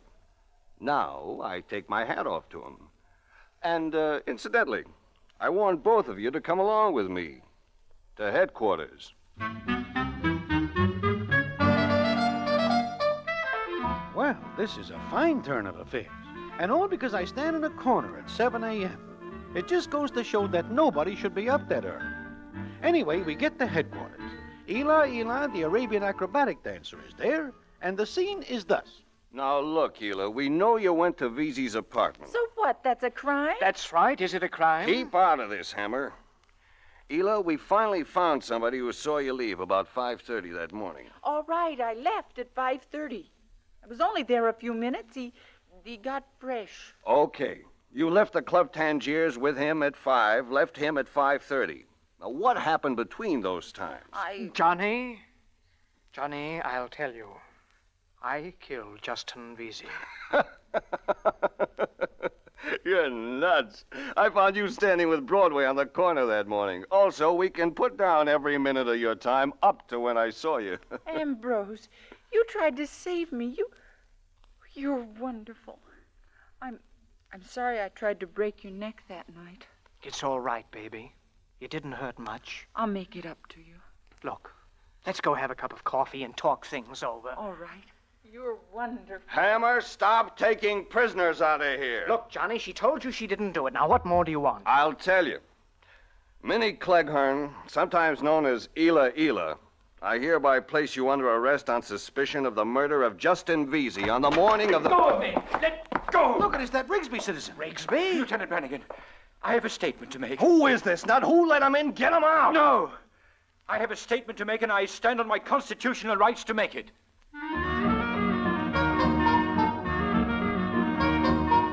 And in comes Rigsby. Now, what he says and how it all comes out, I will tell you in a minute.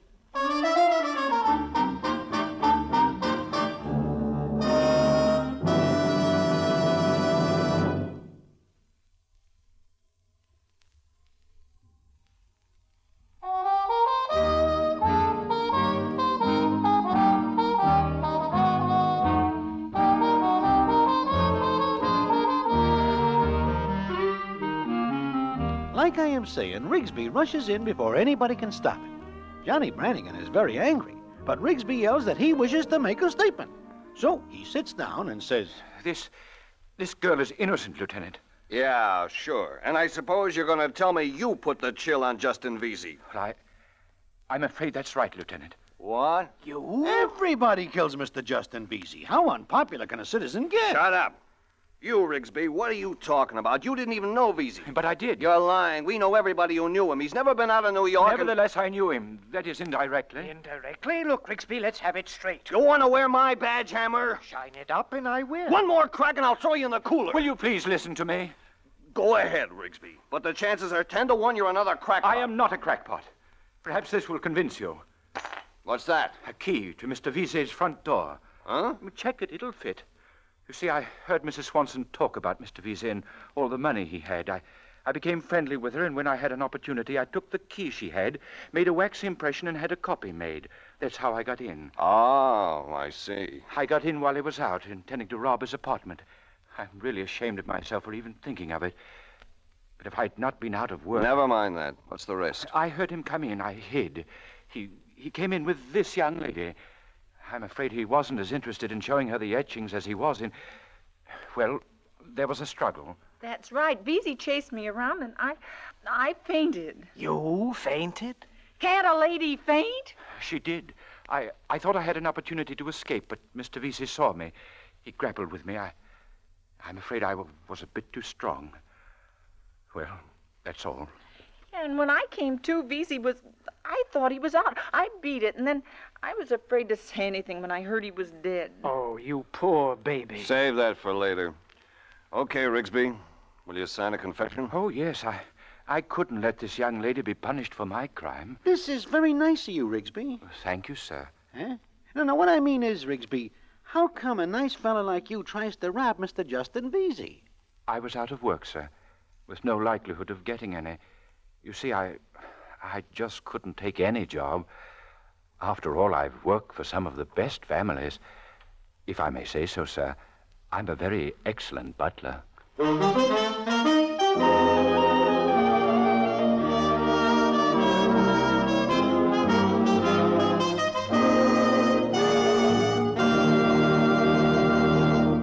And so ends the famous Damon Runyon story, What, No Butler? Listen in again next week for the Damon Runyon Theater.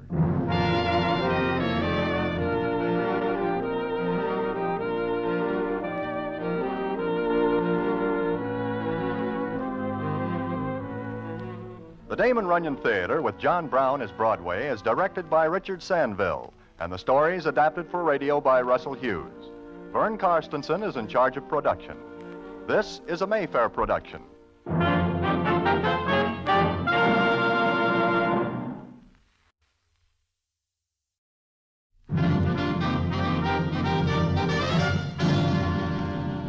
The Damon Runyon Theater.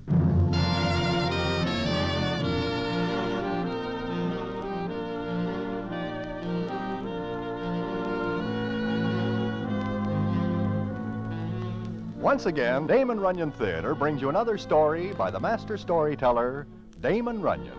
And this one, Neat Strip. And to tell it to you, here is Broadway. Thanks. It is early of a Monday morning that I am sitting in Mindy's with Rube Golden, who is what is called an impresario, although I think that is a little out of line for a guy who owns nothing but a high-class burlesque show. Now, Rube is very sad, because it seems that his star, Clara Uplington, leaves the show sudden to get married, thus leaving the runway of Rube's theater real bare of talent. Rube is sitting with his head in his hands, and I am watching him, when all of a sudden we hear a doll's voice cut in as follows. Excuse me. Huh? You are addressing me, little miss? I want to talk to Mr. Golden. Oh, this is Mr. Golden, but he is in no shape or form willing to talk to anybody. He has troubles. Yes, I know, but I wonder if I could talk to him. Address him and find out. Is it all right? I can say no more than try it. Thank you. Mr. Golden. Mr. Golden. Go away. Get lost. Drop in the river. Please, I'd like to talk to you. Broadway, please, get rid of her. Yeah, I'm afraid Mr. Golden is in no mood for chit-chat. He just loses his best attraction. But that's what I want to talk to him about. I'd like to take Clara Uplington's place. You? Oh, you are nothing but a kid. I'm 22. You do not look it. Oh, but I am. I have my birth certificate. Okay, you are 22. Now, you hear what Mr. Golden says. Please go away, huh? I will not. I came here to talk to him, and I will. Mr. Golden, unless you stop up your ears, you'll have to listen to me. I can dance. I can sing a little, and I've got talent. Take it away with you. I never see you before in my life. I know, but please give me a chance in your show. No. I'll make good. Oh, go away, I say. Look, Miss... Viola Rose is my name. For real? Well, it's really Laura Perkins. Laura? Laura. Broadway. You remember Laura Simmons? I do. There is a real attraction. Yeah, there will never be another Laura. I want to get in your show. Everybody does. You say you are 22? Yes, that's right. Okay. According to the insurance men, you will live to be 65 or so. That gives you 40-odd years to be a good kid and go away. Not until you've given me a chance. I'll sit right here and hang on to you if it takes 40-odd years.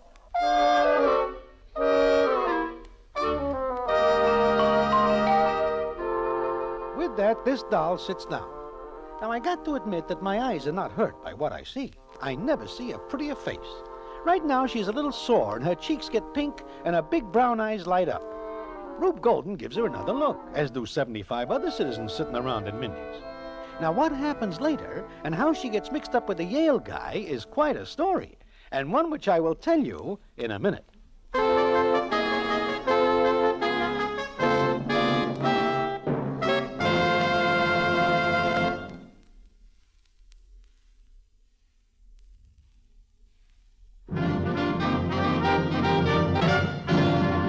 And now, back to the Damon Runyon Theater and the famous story, Neat Strip.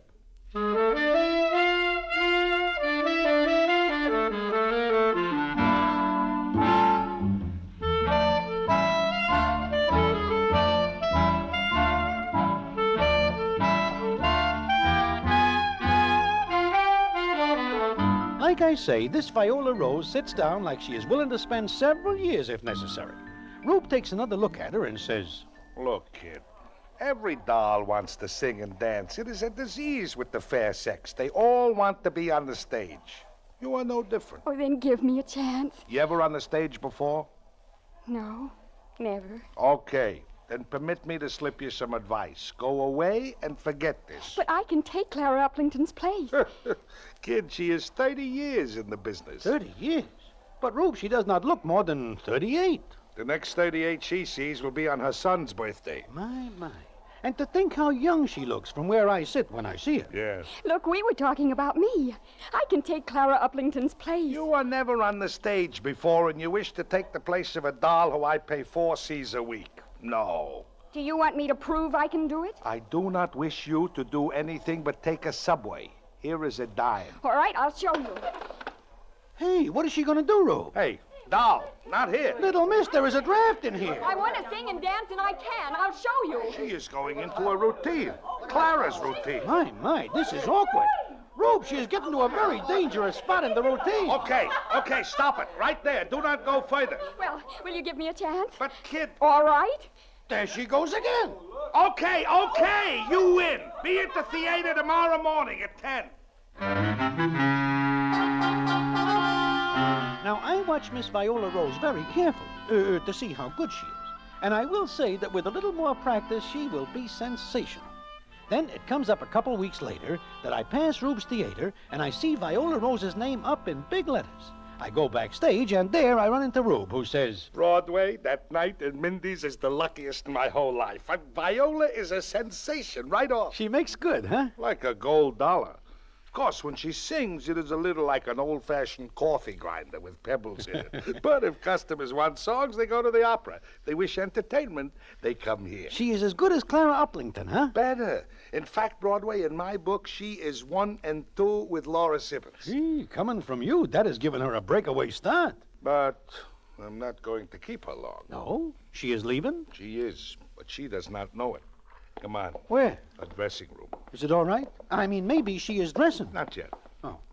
Why do you say you will not keep her long? You know the Golden Bird Club? I am never in there because it is a little too high class for my financial condition. Well, they get in touch with me. They offer to pay Viola $600 a week. My. For a doll who gets a start in Mindy's, that is quite a jump. Wait until she hears about it. Who is it? Rube, honey, and Broadway. Oh, come on in. Oh, hello, Broadway. How are you? Just fine. And you? Oh, wonderful. Sit down. Sure. Viola, I got to talk to you. Oh, why? Is anything wrong? Oh, nothing. I pay you 4 C's a week, that right? Yes. Oh, but if that's too much, I can... It is not enough. How would you like 6? Me? 600... Oh, no, Rube. I'm not that good. The Golden Bird Club thinks so. The Golden Bird? You hear of it? Sure, lots of times. But I've never been there. You will, at 6 C's per. I don't understand. I mean, I don't get it. Look, they offer to buy your contract from me and up you 200 fish on the week. And that means I'll have to leave you. Sure. I won't. You will. Look, I underpay you. I can still match that 6 C's and make money on the deal, but... I don't want any more money from you. It is not the money. It is the advancement. But I like it here. That is not the point. From the Golden Bird, you can go into a big Broadway show. Look at all the dolls who do it before. I don't care about them. You gave me a chance. Sure. In burlesque. This gives you a chance for the big stuff. Am I right, Broadway? Rube is right, Viola. Maybe you kick around burlesque for some time, but who sees you? Nobody that counts. On the other hand, a lot of important citizens go to the Golden Bird, and from there on, who knows? Oh, but Rube, what about your show? Honey, I am in this business for 35 years. I lose one star after another, but sooner or later I come up with a new one. Maybe I will find one again in Mindy's. Who knows?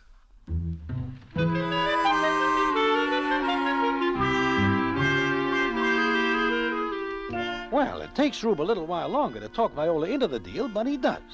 And I hear that Viola is not at the Golden Bird very long before she is packing the customers in.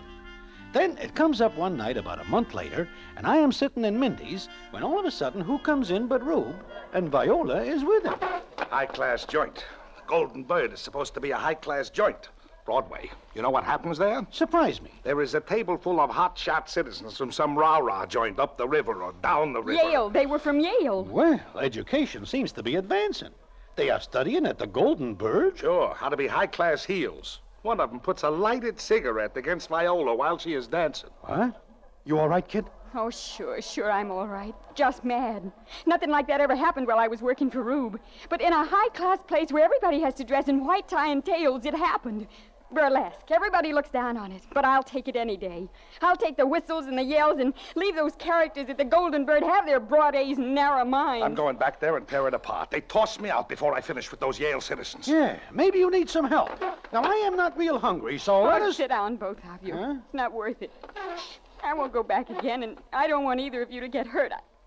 Oh, kid, don't. You come back to Rube at $600 a week. I beg your pardon. Huh? Who are you? Where do you come from? I should like to speak to Miss Rose. Well, look who it is. Broadway. It is one of the Yale citizens. Why, now, wait a minute, please. Let me say something. I came here to apologize. Oh, never mind. Go back to your comic They're not friends. my friends. I just happened to meet them at the Golden Bird. You better be at it before I forget I am with a lady. Also, I am not outnumbered here. Yeah, you better go, mister. Not until I've apologized for what happened. Let me sit down. Get up and out. No. Huh? But this guy... Let's see what he has to say, Rube. Let's see if he can think up an excuse for the rah-rah boy who did it to I me. have no excuse, Miss Rose. There is none for such conduct. It was not only brutal and nasty, it was stupid. Please don't judge all of us by the distorted sense of humor of one fool. That is a pretty bunch of words. I'm but apologizing to Miss Rose, not to you. Okay, wise guy, get up. Oh, look, if it'll make you feel better, take a swing at me. Get up. Rube. Put up your hands. I told you, take a swing at me. Get it off your chest. Go on. Put up your dukes. Rube, sit down. If you don't, I won't go back to your show. Okay, Viola. This citizen better not hang around. Is he one of the guys who puts the punch on you, Rube? I do not know. Well, his knuckles are skinned like he lays 5 against somebody's teeth. Nobody hits me, not in the teeth. Well, if he does not hit you, who does he hit? Oh, look, forget about that. Say, those knuckles look like you... Who did you hit, mister? That's beside the point. Did you hit the man who... Well, I think maybe that is it. I'm afraid I lost my temper. For me? Well, look, I've got an idea. The evening's still young. Why don't we make a party of this? I mean, consider it my treat. Nothing doing. It is on me. Oh, but I insist. And I'm Daniel Frame, Jr. Daniel Frame? My goodness. Daniel Frame. Frame.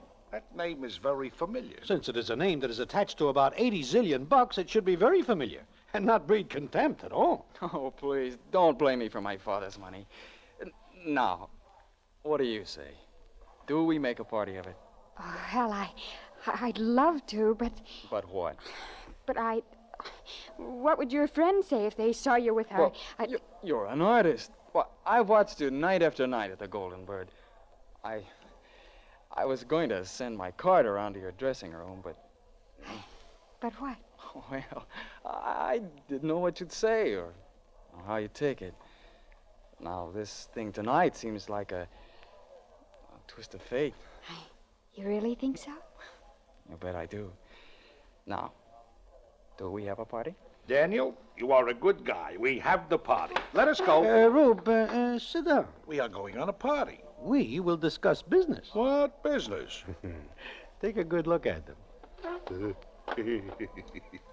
I wonder if they know we are still here. As far as they are concerned, we are in Flatbush. Let them go, Rube. Fate does not need us to do any more twisting.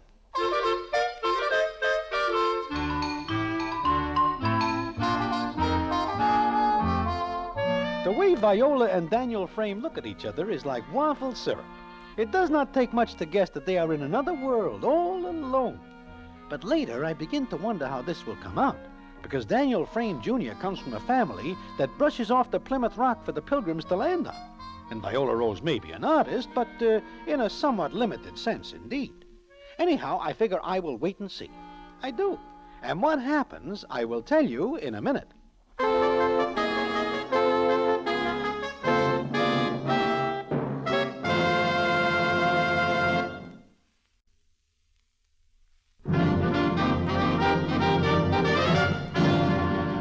And now, back to the Damon Runyon Theater and the famous story, Neat Strip.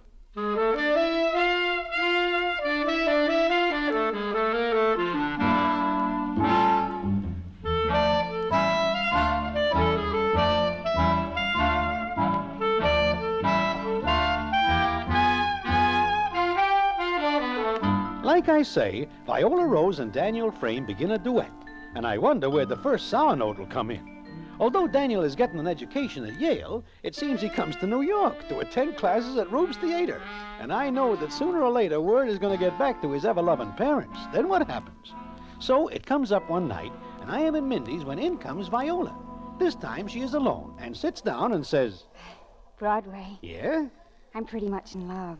That is yesterday's newspaper. I know. And he loves me. I will wait until you get around to some news that is news. I'm not doing anything wrong, am I? In what way? By being in the show. Look, kid, that is the way you earn a living. I can name 10, 20 dolls who never earn a dime in their lives, but they have got fur coats and big cars. And that's the way I think. You are worried about Daniel's folks, huh? Oh, no, not his father. You meet him? No, but some of those New England citizens are our best customers at the theater. No, it's his mother I'm afraid of. I see what you mean. Daniel wanted to tell his mother and father, but I wouldn't let him. Why not? It seems to me that the sooner this thing is out in the open, the better it will be for everybody. I told him to wait. Does Daniel ever say anything about your act? Only that he's afraid I might catch cold. That runway gets pretty drafty. He's awfully sweet about being concerned for me. Well, Viola, it seems you have got a problem. Of course, if you quit... Oh, no, I won't do that. Rube's been good to me. Gave me a break when I... Oh, but you know that. Sure.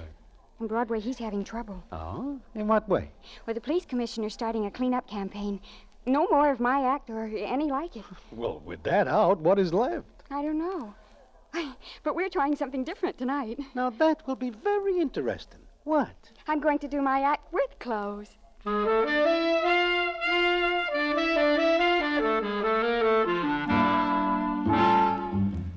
What Viola says is true, because I hear later that day that there is a cleanup campaign on.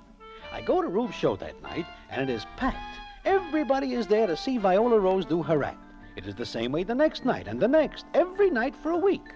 Then it comes up a certain evening, and I am backstage talking to Rube, and the scene is as follows. She is wowing them again, Broadway. I do not understand it, Rube. First they pay to see her dance with very little on in the way of warm clothing. Now they still pack in, and she has got on more clothes than an Eskimo. Optimists. They are all optimists. They wait for her to do her own act. She is a great artist, Broadway. She keeps them guessing. Hello. Well, Mr. Frame. Hello, Broadway. How are you? And how is Yale? Fine. Rube, this is wonderful. She's wonderful, and I've got a great idea. Idea for what? Wait till she comes off. Okay. Broadway, there are 10 gendarmes in that audience just waiting to close me up and arrest her. But they are fooled. Here she comes. Rube, bring it down. Put on the blackout. Okay. Kill for the blackout. Oh, boy. Oh, wonderful. You keep them on the edges of their seats, even... And they keep waiting and waiting. Listen, let's go someplace where we can talk. I've got an idea. Come on, Rube, Broadway. I want you in on this, too. Oh, my dressing room. But what are you talking about? What idea? You'll see. There'll be no trouble at all now. Wait till Mother sees you do your act now. Mother? Your mother? Sure, here. You say your mother, Mr. Frame? It's perfect. Why, all you do now is dance, and good, too. What are you talking about? Well, you see, my mother, I was afraid she'd be a little worried about Viola catching cold. Mother's always been a bug about that sort of thing. I get to the point, Daniel. What do you want to say? Look, I'll tell Mother. Then next week I can bring her here to see you. Here? Why not? I can think of a lot of reasons. Danny, not yet. But why not? There's nothing wrong with your act. Nobody'll be able to find anything the matter. No, I'm scared stiff. Oh, Broadway, help me talk to her. Maybe he has got something, Viola. Sure. Why, the way you do your act now, it is practically a surefire bet for a Sunday school picnic. But what if she finds out what it was before? How? Oh, I don't know, but some way, I guess. Look, honey, there is not a chance. Why, she sees you, she falls for you, and before you can say take it off, you and Daniel will be married without his mother ever knowing a thing. But it doesn't seem fair that way. I think she should know. Viola, do you love me? Of course I do. Then that's that. Rube, I'll bet this is the first time you'll play to a society leader from New England.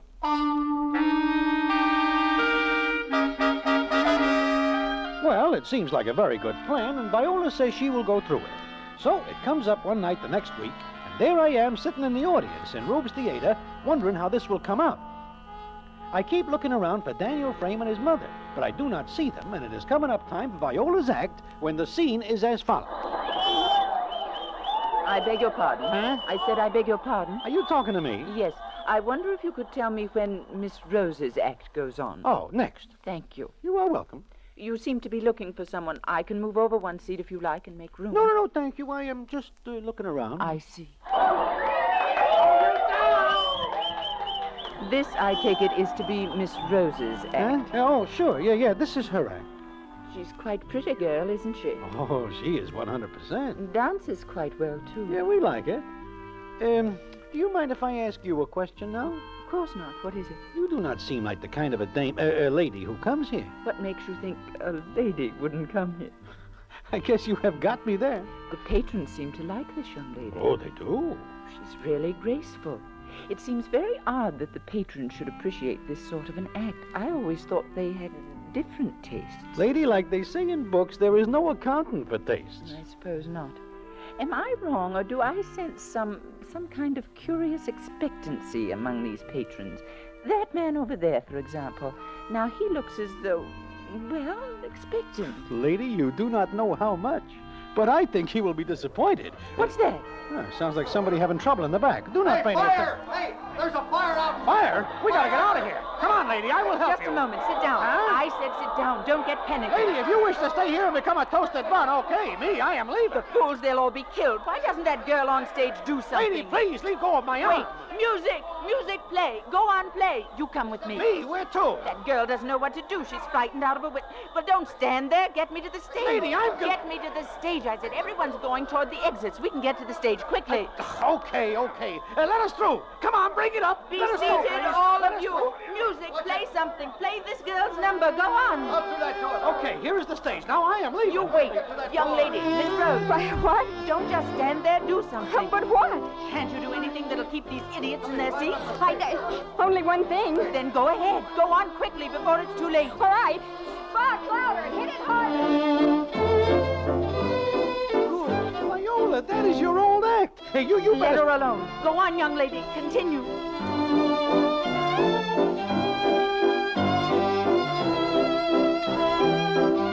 Well, Viola Rose goes into her old act. And I have got to say that this time she does it better than any time before. First one guy sees her, then another.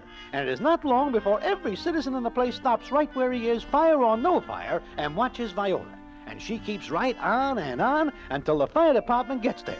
And it's a good thing they arrive when they do, because Viola is just about out of ideas. When the danger is past, I look around for the old doll who drags me up to the stage. But she is gone. Then it comes up later in Viola's dressing room, and the scene is as follows. Oh, Broadway, it was terrible. I don't know how long I could have gone on. Kid, you do all right. You save a lot of Viola. lives. Viola.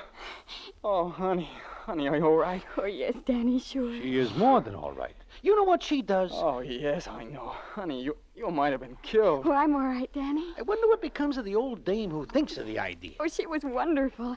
I wouldn't have thought of it, but she... What are you talking about? Some old doll is sitting next to me. Good evening, Daniel. Mother. I got here before you did, so I went into the theater. I'm glad I did. Mother? This is your mother? Yes. Mother, this is... Miss Rose, I know. I saw her act. You saw me do that? Yes, I did. Daniel, I thought you said she was just a dancer. She is, Mother. What she did, she seemed to do quite expertly, as though she had quite a bit of experience. Now listen, Mother. I believe it's referred to as a striptease. Sure, that's it. That's it. Viola. So she saw me all right. I'm not ashamed of it. You know, I rather suspected the patrons in the audience were expecting something. Now I know what it was.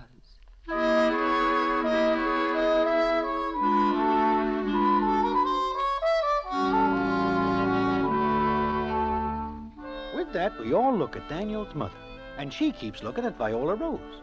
I want to sneak out and get away because I do not want to look at Viola's face or Daniel's. Then something happens, and what the payoff is, I will tell you in a minute.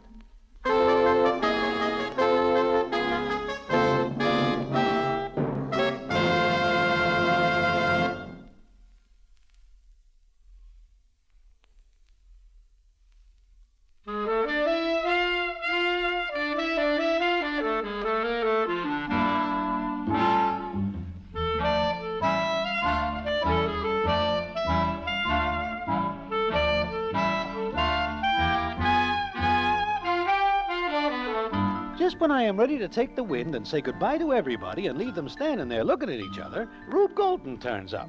And what happens is this. It is wonderful. It is wonderful. At first, they want to throw a pinch on me and Viola for her act, but the fire marshal says if it is not for Viola... But... Hey, where does she come from? Rube, Mother, may I present Mr. Golden? Mr. Golden, this is my mother, Mrs. Daniel Frame Sr. Well. So you are his mother. I'm happy to know you, Mr. Golden. Are you kidding? You should be proud of this young lady, Mr. Golden. She saved a lot of lives with her act. And, how do you feel about it, Mrs. Frame? Well... Mother... Oh, be quiet, Daniel, and take that silly look off your face. Comfort your fiancé. Fiancé? Mother! Oh, did you say fiancé? Yes, I did. Well, Mrs. Frame, you are a good Joe. Mr. Golden? Yeah, Mrs. Frame? This girl needs quite a lot of work. Her act needs polishing. Of course, she did a very neat strip, but who is the best you ever saw? Like I always say, Laura Simmons is the best. And where do you keep yourself for all these years, Laura?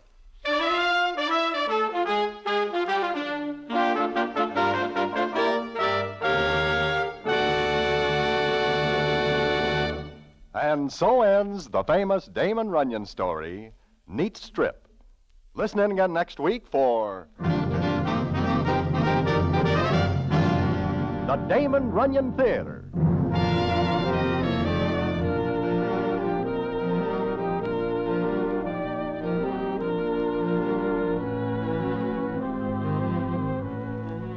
The Damon Runyon Theater with John Brown as Broadway is directed by Richard Sandville, and the story is adapted for radio by Russell Hughes.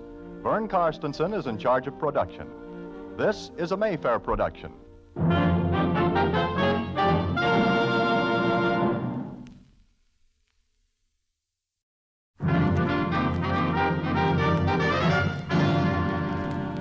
The Damon Runyon Theater.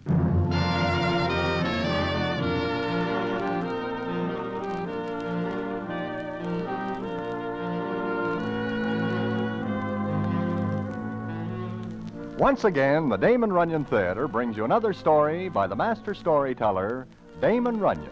And this one, Sense of Humor. And to tell it to you, here is Broadway. Thanks. It is of an afternoon one day in September that I am sitting in Mindy's enjoying myself with some potato pancakes when I am joined by a citizen who is called Joe the Joker. Now, why he is called that is because he is very fond of jokes on somebody else. So when I see him, I push back my plate because Joe the Joker is liable to sprinkle something in the food just for a laugh. Don't worry, Broadway. I don't play any jokes on you. No? You are sick or something? Listen, in a minute you'll hear quite a loud yell which will come from that direction, right over there by the door. What do? Plant a mine there? Hey, that is something I never think of. Broadway, that's a wonderful idea. I open my big mouth. I'll think of it later. Right now, keep your eye on Frankie Ferocious. Well, Frank, goodbye, Joe. Anytime anybody plays jokes on Frankie, I leave. Sit still, sit still. This is going to be good. I hope you will have a nice funeral. Look, it's gonna happen. Boy, oh boy, this time I outdo myself. You certainly do. It worked. Boy, oh boy, what a hot would he get? I used 6 matches in this show. Joe, I am leaving you. Frankie sees you and is coming over. Ah, let him. It's only a joke. A joke like this can lead to lots of flowers. Shut up. Look at his face. Well. What a sense of humor you got, Joe. Me? You talking to me, Frankie? To you.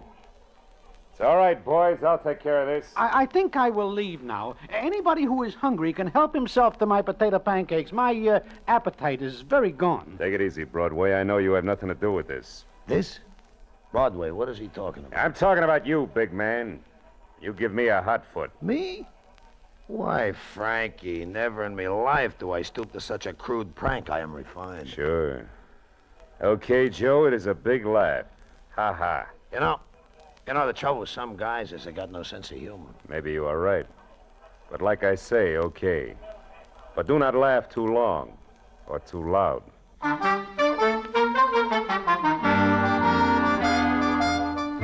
With that, Frankie Ferocious leaves, and I do not like the look on his face. In fact, the two guys look at each other like they're going to start fireworks. Now, why this is and what happens later is quite a story. There is a big surprise at the end. And what it is, I will tell you in a minute.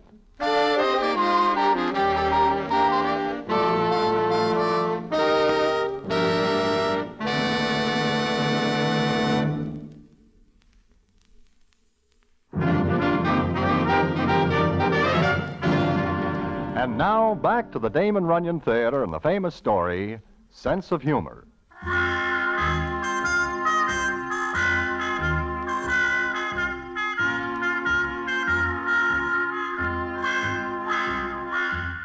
Well, so Frankie Ferocious gets the hot foot from Joe the Joker. Now, Ferocious is not Frankie's real handle, but everybody calls him that because it fits him. They tell me he is a big man in a Brooklyn syndicate which deals in various enterprises, most of them more than slightly illegal. Likewise, Joe the Joker has quite a few hands in similar occupations, only in Manhattan. And it is rumored hereabouts that sooner or later Joe and Frankie will tangle. Now, it is some time later, and who do I run into at Mindy's but Rosa, Joe's ever-loving wife. You see Joe, Broadway? Not since the other day when he gives Frankie Ferocious the hot foot. Great joker, that boy. Great. Yeah, he is. He has a fine sense of humor. I'm laughing. Ha ha. I take it you do not appreciate his jokes? Oh, sure. And he's the biggest. Life is one big circus with that character around, one laugh after another. All on me. Oh? Chances are he's out someplace right now smearing Limburger cheese on steering wheels of cars. That always gets a laugh. Yeah, it does. And here he comes now, Rosa. I can hardly wait. He is laughing about something. Always. Well, here we are, huh? You're late. I couldn't help it, baby. I have a few things to do. Broadway, old pal, how are you? Glad to see you. Shake, old man. Huh? Oh, we should shake hands with you. I don't see you around for a long time. Well... You're my pal. Great gimmick, great gimmick. Oh, you get electric shock? I should know better. I should know better. Never a dull moment. Well, it's life without gags. It's something you'll never have to worry about. What's the matter with you? You got a face like 9 days' rain. I'm hysterically happy. You always give me a lift. Oh, you got beefs, huh? None at all. Broadway, I wish to ask you something. I gotta go. Stay. Look, right now I run into a little trouble. Financial, that is, so she takes it personal. I suppose it's a great joke to tell everybody our troubles, huh? Well, Broadway's a pal. Yeah, look, Joe, if you do not mind, I would rather not get in between. I see many citizens get hurt just by standing in the wrong place at the right time. Broadway, that makes very good sense. Well, Frankie, my old pal Frankie, shake. Huh? No hard feelings about the other day. Sure not. Okay, shake. It's a great joke. You sure are a card, Joe. Must give you plenty of laughs, Rosa. Yeah. I'm all choked up half the time. I imagine. You wish to see me about something, Frankie? Matter of fact, I do. I come here to find you. Oh? Well, go ahead. Mind if I sit? Not too long. Not long at all. Yeah, well, like I say before, I think I will be going. No, Broadway, stay. This is very interesting. Not to me. Stick around. You don't mind, do you, Frankie? Not at all. Well, okay, shoot. What's on your mind, Frankie? Joe, you are a great guy, a great joker. But sometimes I do not laugh. And one of the times I do not laugh is when some of your boys take it into their noggins to scratch around my territory. Oh? You buy the United States, you own it? I do business in certain parts of it, namely Brooklyn. Oh, what you're saying is you do not wish infringement. You are right. You got a bigger sense of humor than me. Much bigger. Sure. So that is all I have to talk about. Now, Rosa, it is a long time since I see you. A couple of years, I guess. A couple of years. I do not see you since you sang at the Hot Box. Those were good old days.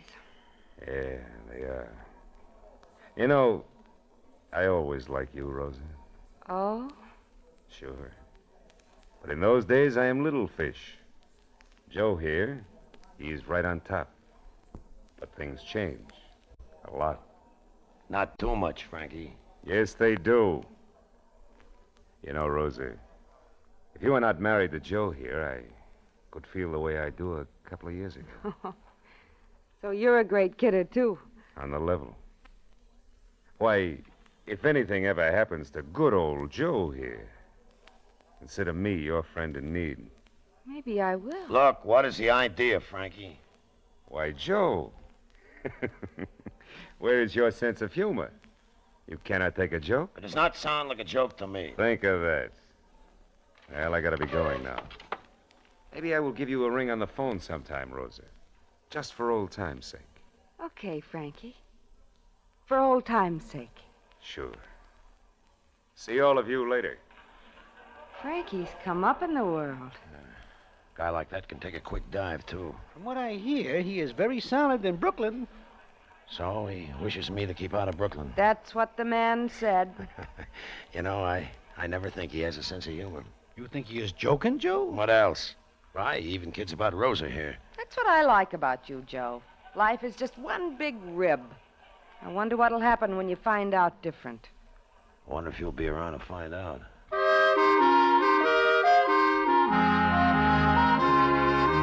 Well, during that little scene, I am more than somewhat uncomfortable.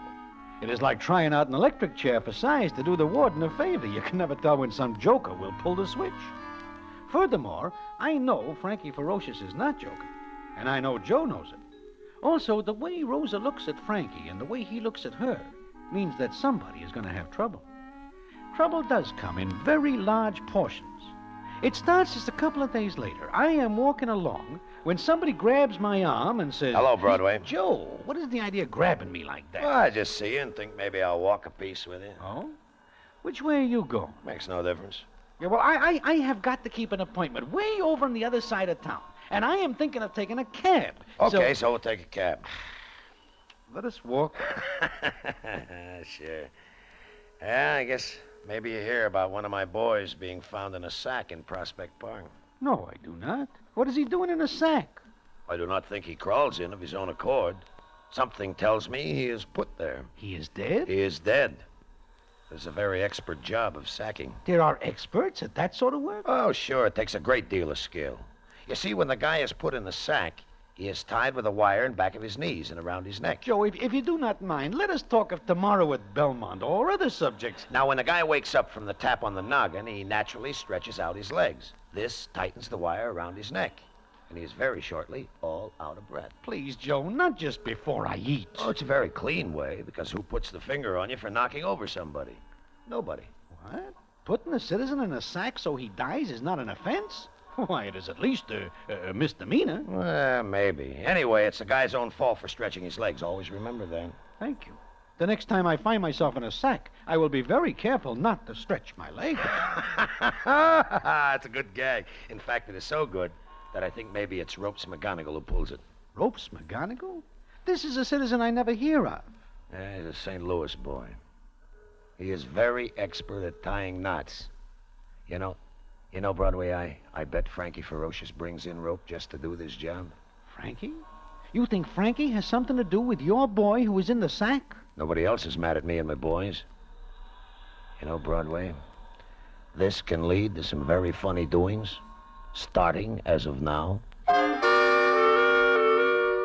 And it does. 2 days later, one of Frankie's boys is found very deceased from machine gun sickness. Then one more of Joe's torpedoes ends up in a sack. Frankie and Joe trade punches like this until it seems that soon they will be all out of boys. I do my best to stay on the outskirts of all this and succeed very well, until one day I am in my hotel room when I hear a knock on the door. Okay, it is not locked. Hello, Broadway. But, Joe! You surprised? Joe, are you alone? I mean, you are like smallpox. Please, go away. Please, take it easy. Don't worry. I just came to tell you my troubles. You have got plenty. Yeah. You know, I never give Frankie much credit for having a sense of humor. But I got to admit now, he pulls a pretty good gang. Like what? It seems that Rosa leaves me. Oh? Yeah, she leaves a note for me. She wishes a divorce. Then I hear that Rosa and Frankie are seen together over in Brooklyn. She goes to him? She wishes to marry him as soon as I give her a divorce. Well, okay. You will not be happy with her anymore. Look, Joe, why do you not forget the whole thing? Give her the divorce. You mean, why do I not admit I'm all washed up? I do not say that. Well, everybody does. However, a guy with a sense of humor like mine is never washed up.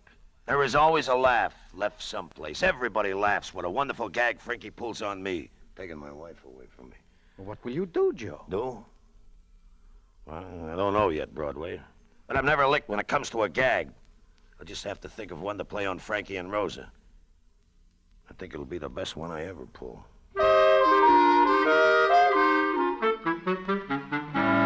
I feel a little sorry for Joe the Joker. I know that behind the laughs he is a very sad citizen. But I wonder what he can do to a guy like Frankie. I find out. So does everybody else. And what it is, I will tell you in a minute.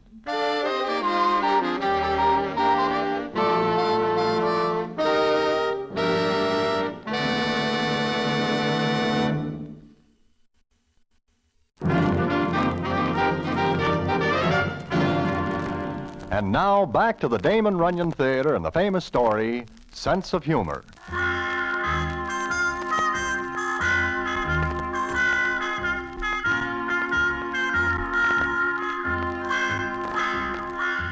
Like I tell you, Joe the Joker tells me that his ever-loving wife Rosa leaves him. Citizens around the stamp say she cannot stand any more laughs. Although personally, I believe it is because Joe is no longer the big wheel he once is, and Rosa has very expensive tastes. Everybody also says what a great guy Joe is, because he just laughs and says it is a great gag. Then I hear something else, that Joe's brother Freddie is also found in a sack. I wonder how Joe will take this. I find out one night, again in my hotel room when... Hello, Broadway. Joe, you are back here again? I wish to talk to somebody. Everybody along the stem seems to think I got some kind of measles. Well, I can understand that. What with people being found in sacks right and left.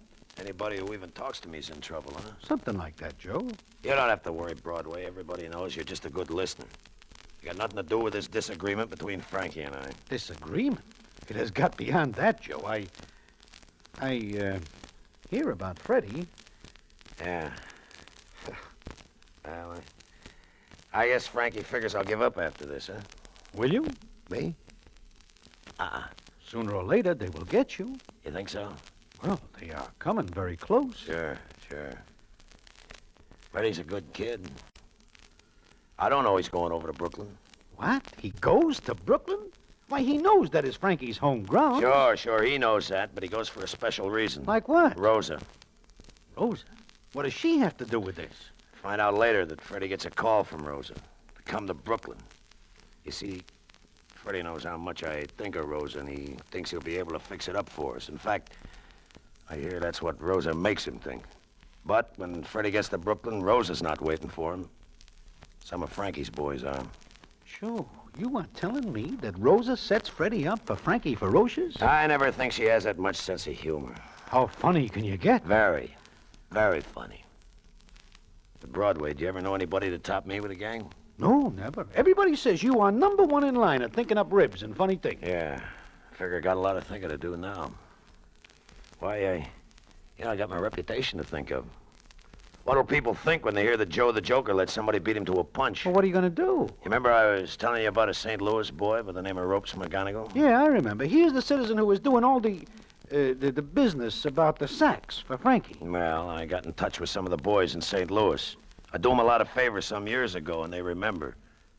Also, they tell me Ropes McGonigal is ready to get in touch with me. Why, he is working for Frankie. That's right. He is working for Frankie. That is what's going to make my gag all the funnier. I tell you, Broadway, everybody will get a big laugh out of this. Everybody. Everybody but Frankie.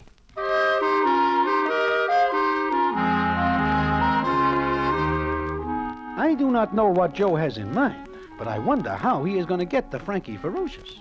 By now, Joe has got no more boys, and it is very peculiar how many friends he loses also. But he still goes around playing jokes, like giving people exploding cigarettes or matches that go off like firecrackers when they are lit. Oh, he is very funny indeed. Then, just a few nights later, I get quite a surprise. I am home.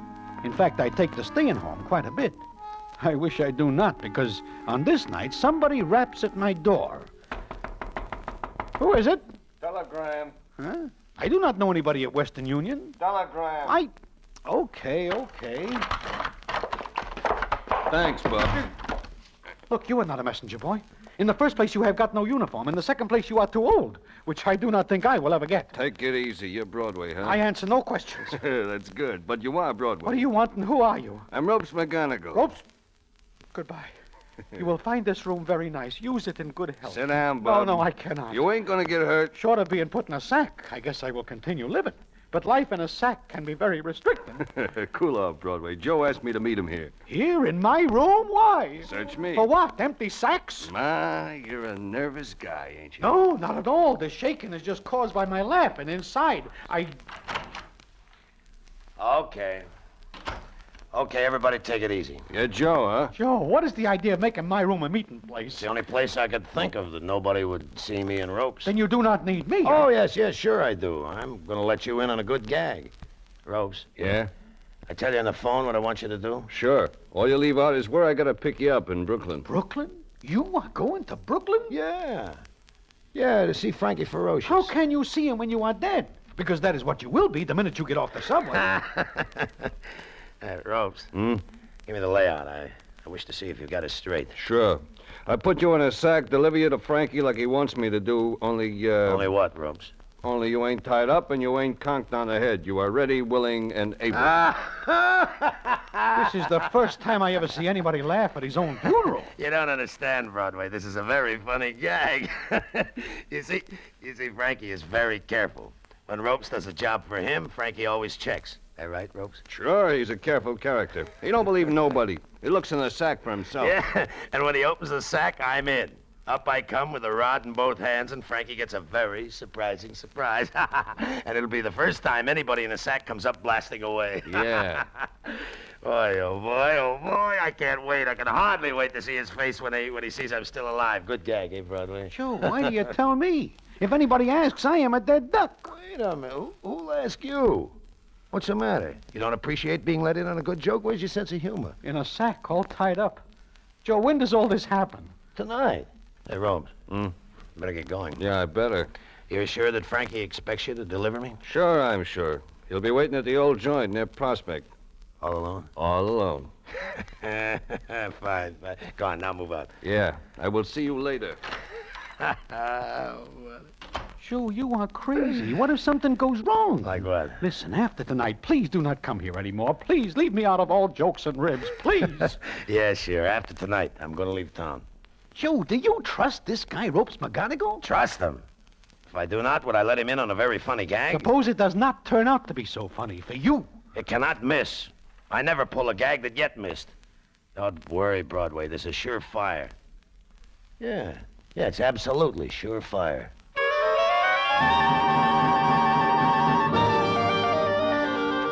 And Joe the Joker leaves, and I am very happy to see him go. I wait and I wait. Then it comes up about 3 in the morning. By this time, I figure that something goes wrong, because Joe should be back by this time. I go into Mindy's and sit down for some coffee, and I'm no more than just tasting it when... Hello there, Broadway. Joe! Yeah, me. Hey, you act very surprised. To tell the truth, I never expect to see you alive. Tell the truth, it's only because of you that I am alive. Me? But Joe, You're a very smart citizen, Broadway. I take your advice. Advice? Look, Joe, I never give anybody advice. Oh, yes, you do. Look, Broadway, tonight I pull the funniest gag I ever work on anybody. In fact, it's a work of a genius. There's only one little flaw in it. What? I have to let the cops in on it. In fact, I am on my way to see them when I look in and see you here. So I just stopped to tell you about it. The cops? What for? Why? Well, there's a murder rap over in Brooklyn, and I have to give myself up. Although I do not think they can hold me. But we will see. Joe, will you please tell me what happened? Sure. I will tell you because you saved my life.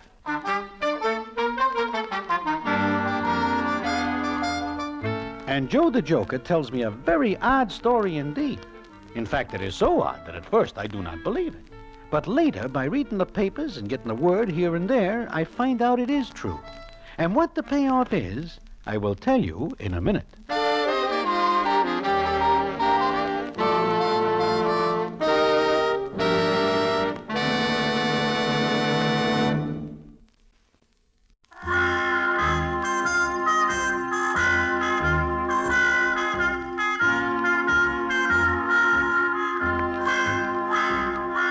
Like I say, I am very surprised to see Joe the Joker still alive. I am even more surprised when he says that I save his life by some advice I give him. I do not remember handing out any, so it is with great interest indeed that I listen to him say... Sure, I follow your advice, Broadway. And here I am, alive and kicking. Joe, will you please tell me what happened? Sure. Well, you asked me if I trust Ropes McGonagall, remember? Yeah, I remember. All right.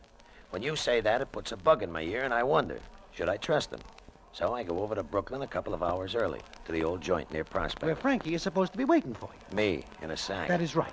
Okay, so you get there. I hide in a closet, and pretty soon in comes Ropes McGonagall and Frankie.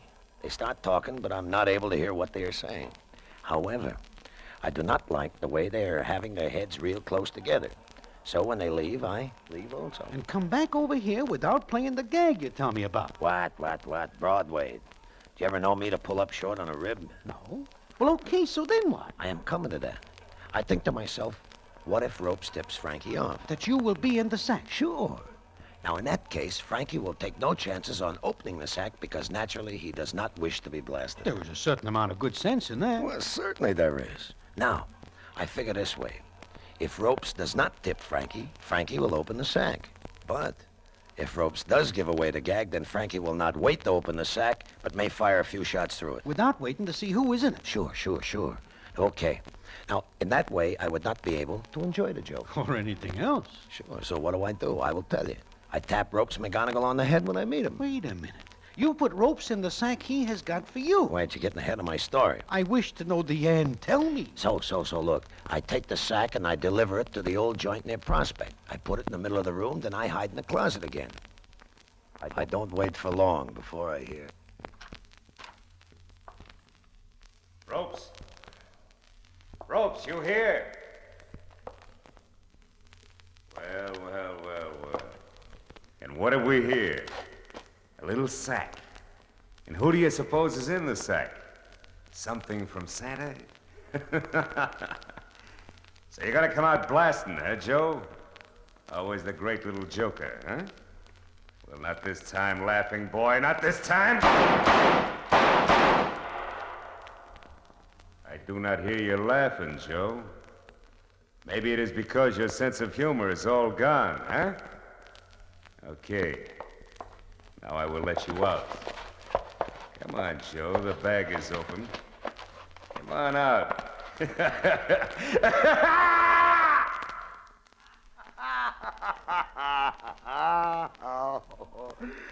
So that's what happens in the old joint, Broadway. Oh, I wish you could see the look on Frankie's face when he opens the sack, and it serves him right.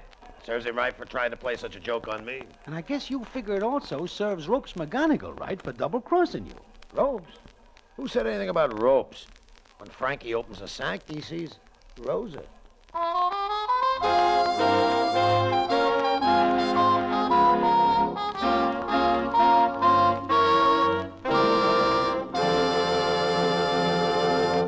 And so ends the famous Damon Runyon story, Sense of Humor.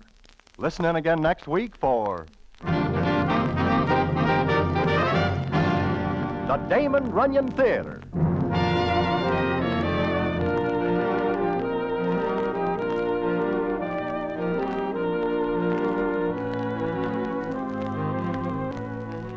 The Damon Runyon Theater with John Brown as Broadway is directed by Richard Sandville, and the story is adapted for radio by Russell Hughes. Vern Karstensen is in charge of production. This is a Mayfair production.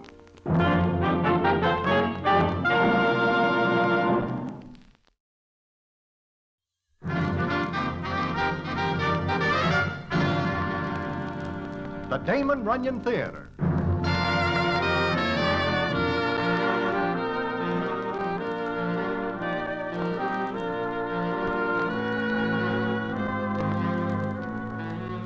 Once again, the Damon Runyon Theater brings you another story by the master storyteller, Damon Runyon. And this one, Dream Street Rose. And to tell it to you, here is Broadway. Thanks. It is early of an evening, about midnight, when there is nothing much doing anywhere, that I go around to Good Time Charlie's place in West 47th Street. I figure maybe I will have a few games of rummy with Charlie. In fact, we are just sitting down when Charlie looks toward the back door and says, "Now, why does that dame got to pick my place to come in?" "Huh? Oh, Dream Street Rose. Yeah. Well, I guess I will be going." No, please do not leave me alone with her, Broadway. You are afraid of her? Look, when she comes in the door and stands like that, I know she is looking for somebody to talk to. And when nobody listens, she is liable to bust up the joint. I guess she is just lonesome, Charlie. After all, she is quite an old doll. And many citizens like 'em shading 20 instead of maybe 60. She is looking at us. Come on, deal the cards. Maybe she will take the hint and go away. Nope, she is coming over. We will not listen to her talk. Maybe silence will discourage her. Okay. Just say hello and leave it at that. Hello, boys. Oh, hello, Rose. Hiya, Rose. Gonna play rummy, huh? Yeah, we are just starting. Your deal, Charlie. Yeah, sure. Nice seeing you, Rose. That's okay. Go ahead, deal the cards. And while you play, I'll tell you a story. I want to talk to somebody. Oh. What's the matter, Charlie? Nothing. You don't like for me to come in here? Do I say anything like that, Rose? Yeah, the way you look at me. Okay, maybe I ain't plush and mink, but I'm people, ain't I? Look, Rose, nobody says anything against you. Nobody has to. All they gotta do is look, and I know what they think. Broadway, you're a good guy. You see a lot of people, but never like me, huh? Rose, like you say, you are people. Nobody thinks so. I'm just Dream Street Rose, the old doll who pushes a mop for a living. Broadway, she is lighted up. Me, no. Look, Rose, maybe you better go home. Come on, I will walk with you and we will talk. I ain't going. Okay, Rose. You say you have got something on your mind? Gotta talk about it. Gotta tell you about a friend of mine. Sure. Go ahead. If it makes you feel any better, go ahead. Gotta talk about this friend of mine. She's pretty, Broadway. Real pretty. Yeah, well, what about her, Rose? You're a good guy, Broadway. I'll tell you. It's a good story. You'll like it.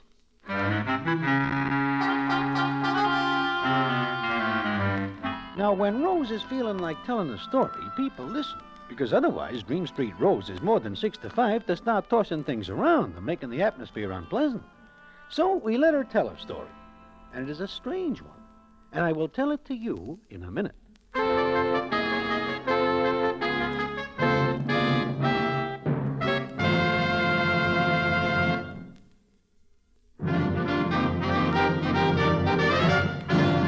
And now, back to the Damon Runyon Theater and the famous story, Dream Street Rose.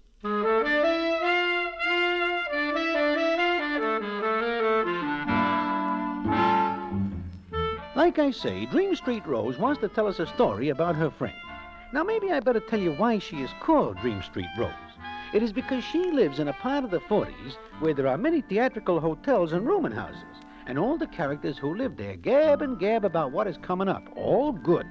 This gab is dreamy, very dreamy indeed, because nothing good ever happens to them. Rose is like that. She is always talking to anybody who will listen. Tonight, Rose says as follows. Well, Broadway, Charlie, you know where Colorado is? Sure, west of Albany. Uh-huh. Well, a long time ago, my friend lived in a little town in Colorado. She was a waitress there in her old man's joint. She was a good kid. She was real good. Okay, I will buy that. Now, what is the rest of the story? Pretty as a picture, that kid was. Had all the guys nuts about her.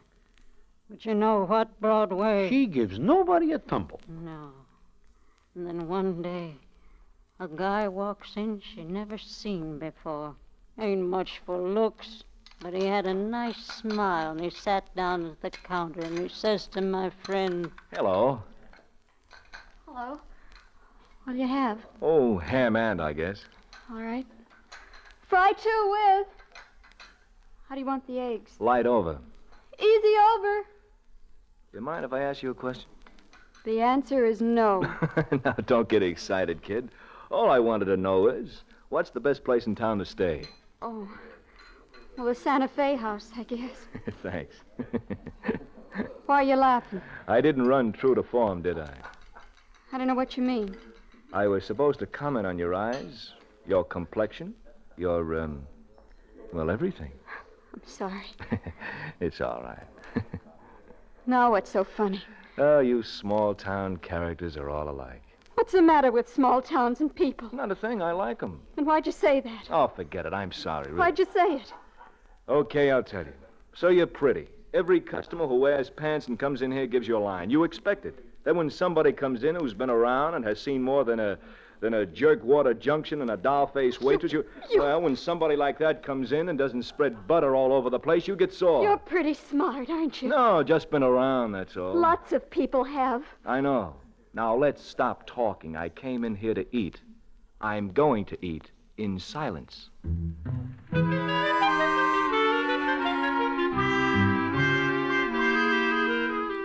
Well, Dream Street Rose tells me that is the way her friend gets acquainted with this guy whose name is Frank McQuillan. It seems he's a pretty sharp citizen, and it is not long before he is making a good living at the local pool parlor. He is a pretty fair shot. Then it comes up a couple of weeks later, and since Frank takes all his meals at the little lunch wagon, he and Rose's friend get to know each other better. In fact, one night, he takes her home from the lunch wagon, and while they are walking along, the scene is as follows. Frank, Yeah? remember the first night you came into the lunch wagon? Mm-hmm. The eggs were fried too hard. That all you remember? Well, what else was there? You said something about small-town characters. Oh, forget it. I was tired and, well, you burned me a little. Why? Well, the way you got sore. Oh, I wasn't really. No? You acted like it. Maybe because, well, I guess I was hurt. But why? Oh, I don't know. Because I didn't turn a backflip when you moved those eyes on me? I'll give 10 to 1 you got the locals jumping through hoops. You got a fine opinion of me, haven't you? Nothing, one way or the other.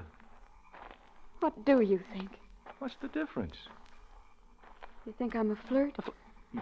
You? Oh, no, not at all. You're making fun of me. No, I'm not. Why'd you laugh? Okay. All right, stop a minute. Yeah? You're not a flirt. You wouldn't know how to be one, kid. As far as you know, those eyes of yours are putting your head to seaward, that's all.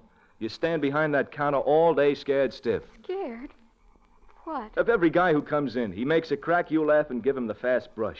But underneath, you're scared because you're just a pretty kid who doesn't know what 2 and 2 adds up to. Well? I hate you. Sure? Because I told you the truth. I'll give you 10 to 1 you've never been kissed. I have to. By whom? Will Higginbottom. Oh, the clerk in the grocery. What's the matter with that? Nothing. Who said there was? It's always the way you say things. Like you haven't got any use for anybody or anything. Maybe I haven't.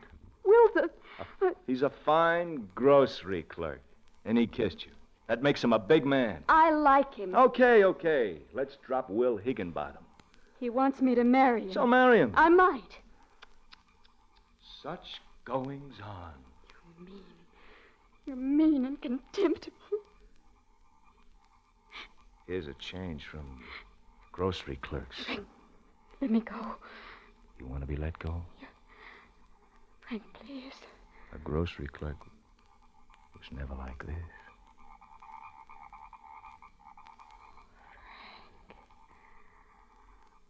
Frank.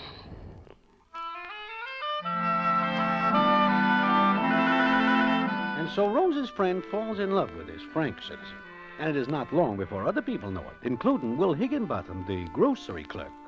Then it comes up one night, Frank has taken Rose's friend home again, and they stop and sit on a bench in a little park.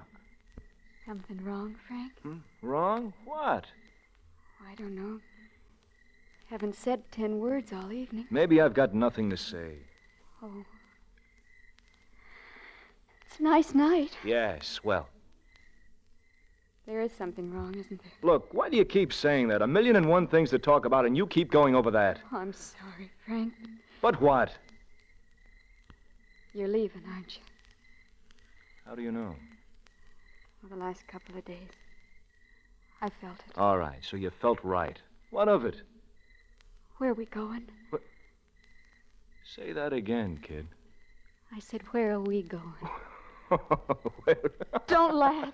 You tell me a joke, I laugh. Who said anything about we? I thought... Are you kidding? What do you want from me? You love me. You told me. Did I? Well, you know you did, Frank. You know it. You told me 100 times. 99. Frank, you gotta take me with you. Listen, kid, I'm a rolling stone here today, gone tomorrow. What fun would that be for you? I love you. You think. I do. All right, let's break this up.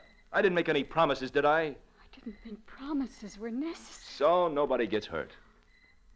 I will, Frank. Oh, now, forget it. No, I can't. Don't you understand, Frank? I love you. Ever since the first night you walked in the lunch wagon, you were different. Not much. Frank, listen to me. No, let's break this up. You've got to listen to me. I don't think so. Frank, where are you going? Away. I'll drop you a postcard. Please, I want to go with you. Frank, I'll make you happy, I promise. We'll be married. Big joke, huh, Frank? Will. Sit down, Frank. Who do you think you are? Nobody, I said sit down. Why, you small town... Sit down! You crazy Higginbottom? Put that gun away and go back home. I will, after you've married her. But... Now, listen, fine's fine, but And what is you've this... had a lot of it. Will, please go. With the two of you. What are you talking about? You're going home and get packed, Frank. And then the three of us are going over to Denver. I'll be best man. Why, if you think I'm I going to don't stand for this... think Not I this way, know. Will. Please, I won't. Yes, you will. You love this guy, all right. He'll marry her. Now, look, Will, there's a law yes, that and says I I've don't got have... it right here in my hand. All right, Frank. Take your choice. We go to Denver, or so help me, I'll blow a hole right through you.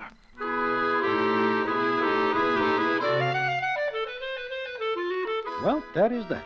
The three of them go to Denver, and Rose's friend and Frank are married there. Now, that is only a little part of the story Rose tells me. And what the rest of it is and how it ends, I will tell you in a minute.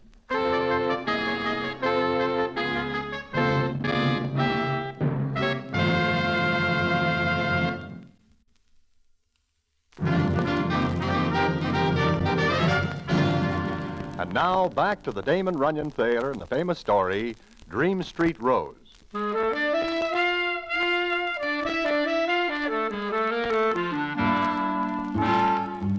Like I say, Rose gets to the part of the story about her friend where Frank marries her, because Will Higginbottom holds a heater at Frank's middle, which is a unique way of getting to be best man, but it works. Then Rose goes on. Now, that ain't the end. No, not by a long shot. I figure it is not. What's the matter? Don't you believe it? Oh, sure. Only I hear a million stories like it every day. Why, there are even a million movies about it. Sure, I know it. But it's got an ending that ain't like the others. You want to hear it? Look, Rose, I gotta be going because Okay. Well, my friend and Frank get married, and they leave, see? Now a lot of things happen. And one thing my friend finds out is Frank don't love her. It seems to me that your friend takes quite a bit of convincing. Yeah, that's right, Broadway. But I guess every dame thinks she can make a guy love her. Even 100% heel like Frank. I guess so. Well, a couple of months go by. Don't take my friend long to find out that Frank don't like to work. He makes a living by being a good talker. And then one night, he comes into their hotel room. Frankie? No, Napoleon. Ha. You got me being corny now. Oh, you're tired, honey. No, I'm full of vim and vigor. You ever comb your hair? I was just doing it when you came in. Uh-huh. Say, how would you like to go out tonight? Frankie, you mean it? I said it. Where, Frank? Where, honey? Black Emanuel's. Oh, no, Frank. Someplace else. No, Frank. Someplace else. Now, look, you've been yapping about going out. Okay, I offer to take, and you pull a long face. What's the matter with Emanuel's place? I don't like him. Well, he likes you. I know. He's got good connections. Be nice to the guy, and he'll do me some good. Oh, you don't need a person like Emmanuel, Frank. You've got brains. If you'd get a job, you'd be successful in no time at all. Oh, please, honey. I'll be ready in a half hour. If you're not, I'll leave without you. All right, Frank. I'll be ready. Personally, I think Rose's friend is a dope because nobody but a dope would string along with a citizen like Frank. But she sticks with him, and she smiles nice at Black Emmanuel, who smiles back. Then Rose says it comes up one night at Emmanuel's place. Rose's friend is sitting at a table waiting for Frank when the scene is as follows. Hello, baby. I sit down, yes? Hello, Emmanuel. Sure, sit down. Thank you. You look real extra pretty tonight, baby. Thank you. Oh, don't thank me. I thank you. You thank me. What for? Well, you make Emmanuel's place what you say, classy. Look around. What do you see, huh? Not pretty people like you. Sure, I like you. Maybe you like me, huh? Don't touch me. Why not? We're good friends, and Frank is... What did he say? Nothing. What did he say? Tell me. Oh, look, baby, maybe you don't know, but Frank, What about him? he's not coming tonight, baby. Well, why not? He told me he'd meet me here. Sure, but Frank, he's gone. Gone where? Away? Oh, you're lying. He didn't have any money to go anyplace. I make him alone. He goes away, and you're here. That's not true. I tell the truth always, baby. I give him money, and he goes. But he leaves you here because he knows Emmanuel likes you. You mean he took money from you and left me? Talk too loud. Get your hands off me. Look, baby, I'm not so bad. You like me, and I make things easy for you. You take a job here in my place, you make it class. Get away from me. Get away, I said. People are looking. Be I don't quiet. care. Get away. Leave me alone. Go away. All right, baby. Well, listen to Emmanuel. You'll find out it's not so good to be so hungry. Then maybe you come back to Emmanuel. Maybe you like me after all.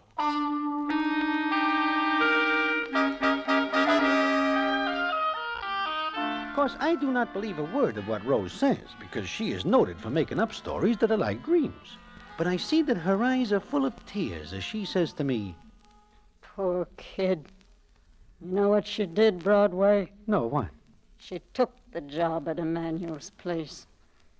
It's tough to be hungry and with no dough, no place to go. Well, why does she not go back to Colorado? She can't. Well, does she marry Black Emmanuel? No. She loved Frank. In fact, she prayed for him every night. She prayed for Frank. What? He pulls a big double cross and she remembers him in her prayers? Sure. Every night she prayed that Frank would be a big success like she always knew he could be. He had brains. She wanted him to make good. And does he? That's the funny part. He made good. In fact, right here in New York. But my friend didn't find it out until a couple of months ago. Yeah, now, wait a minute. Please do not tell me that she goes to him and he falls in love with her and is sorry for what he does. That is too much. She went to him. Yeah. My friend, after 20 years, went to Frank. She surprised him one night when he was alone. My friend says she'll never forget the look on his face when he looked up and seen my friend standing there, big as life. He blinked a couple of times and then... You? What? Oh, you're dead. No, Frank. Not me. How did you get in here? I'll tell you that in a minute. You did all right for yourself, didn't you, Frank? What do you want, money? Me? No, I'm rich. Rich as you are. Now, you're crazy.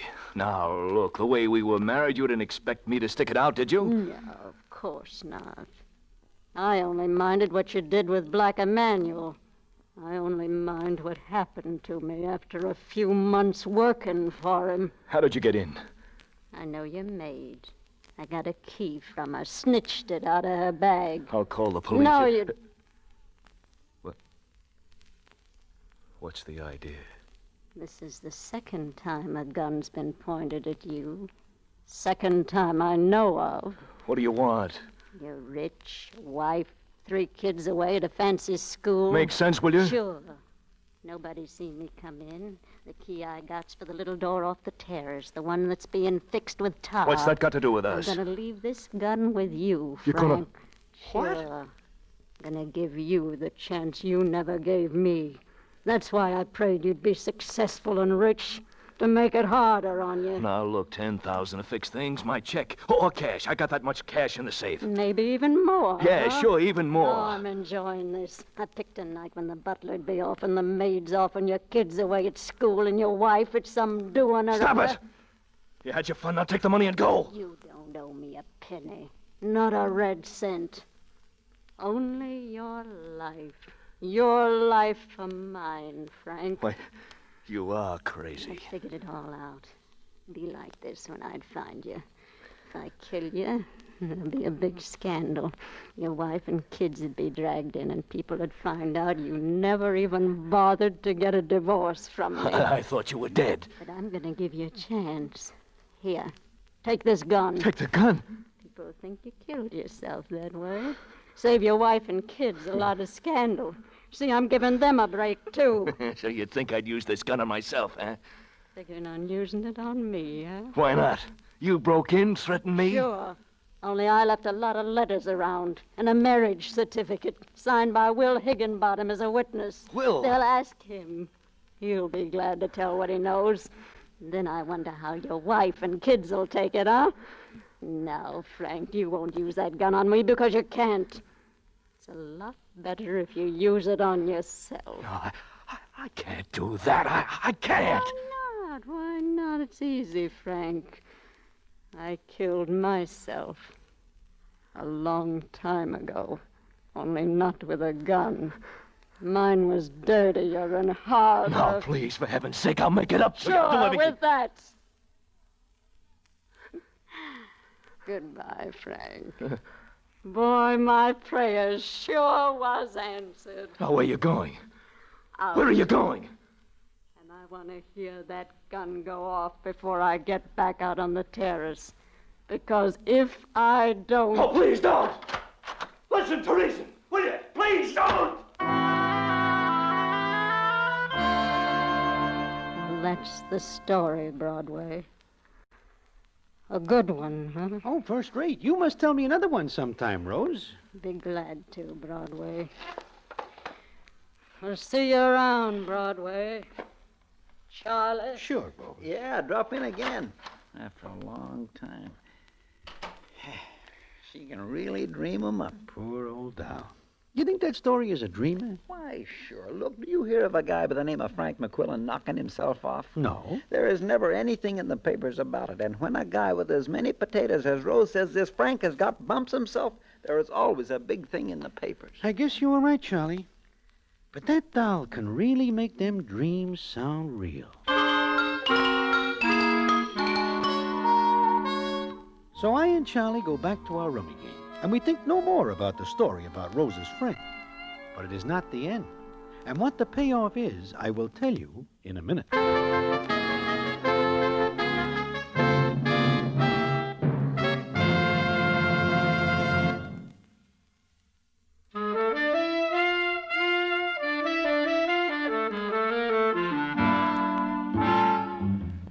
Well, it comes up a couple hours later, which makes it about 2 in the morning. We stop the rummy game while Charlie waits on a customer. Then he comes back over to me and says as follows. Broadway, do you remember what I say about the papers? If this Frank bumps himself, it has got to be in the papers. Sure, why? A customer leaves this newspaper. Just idle like, I glance at it, and what do I see but this? Millionaire suicide. Go ahead, read it.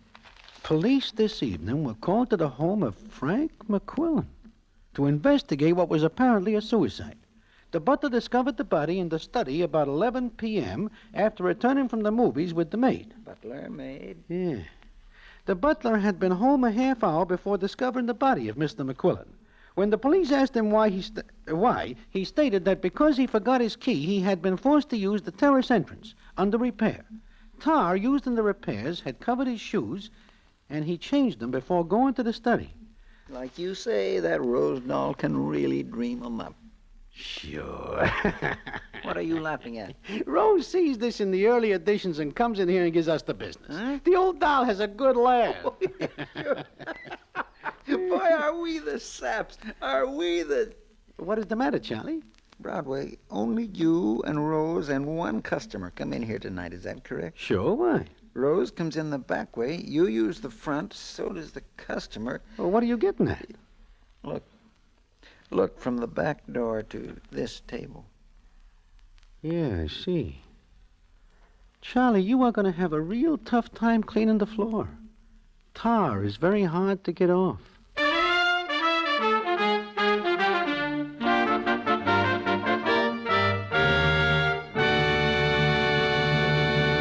And so ends the famous Damon Runyon story, Dream Street Rose. The Damon Runyon Theater.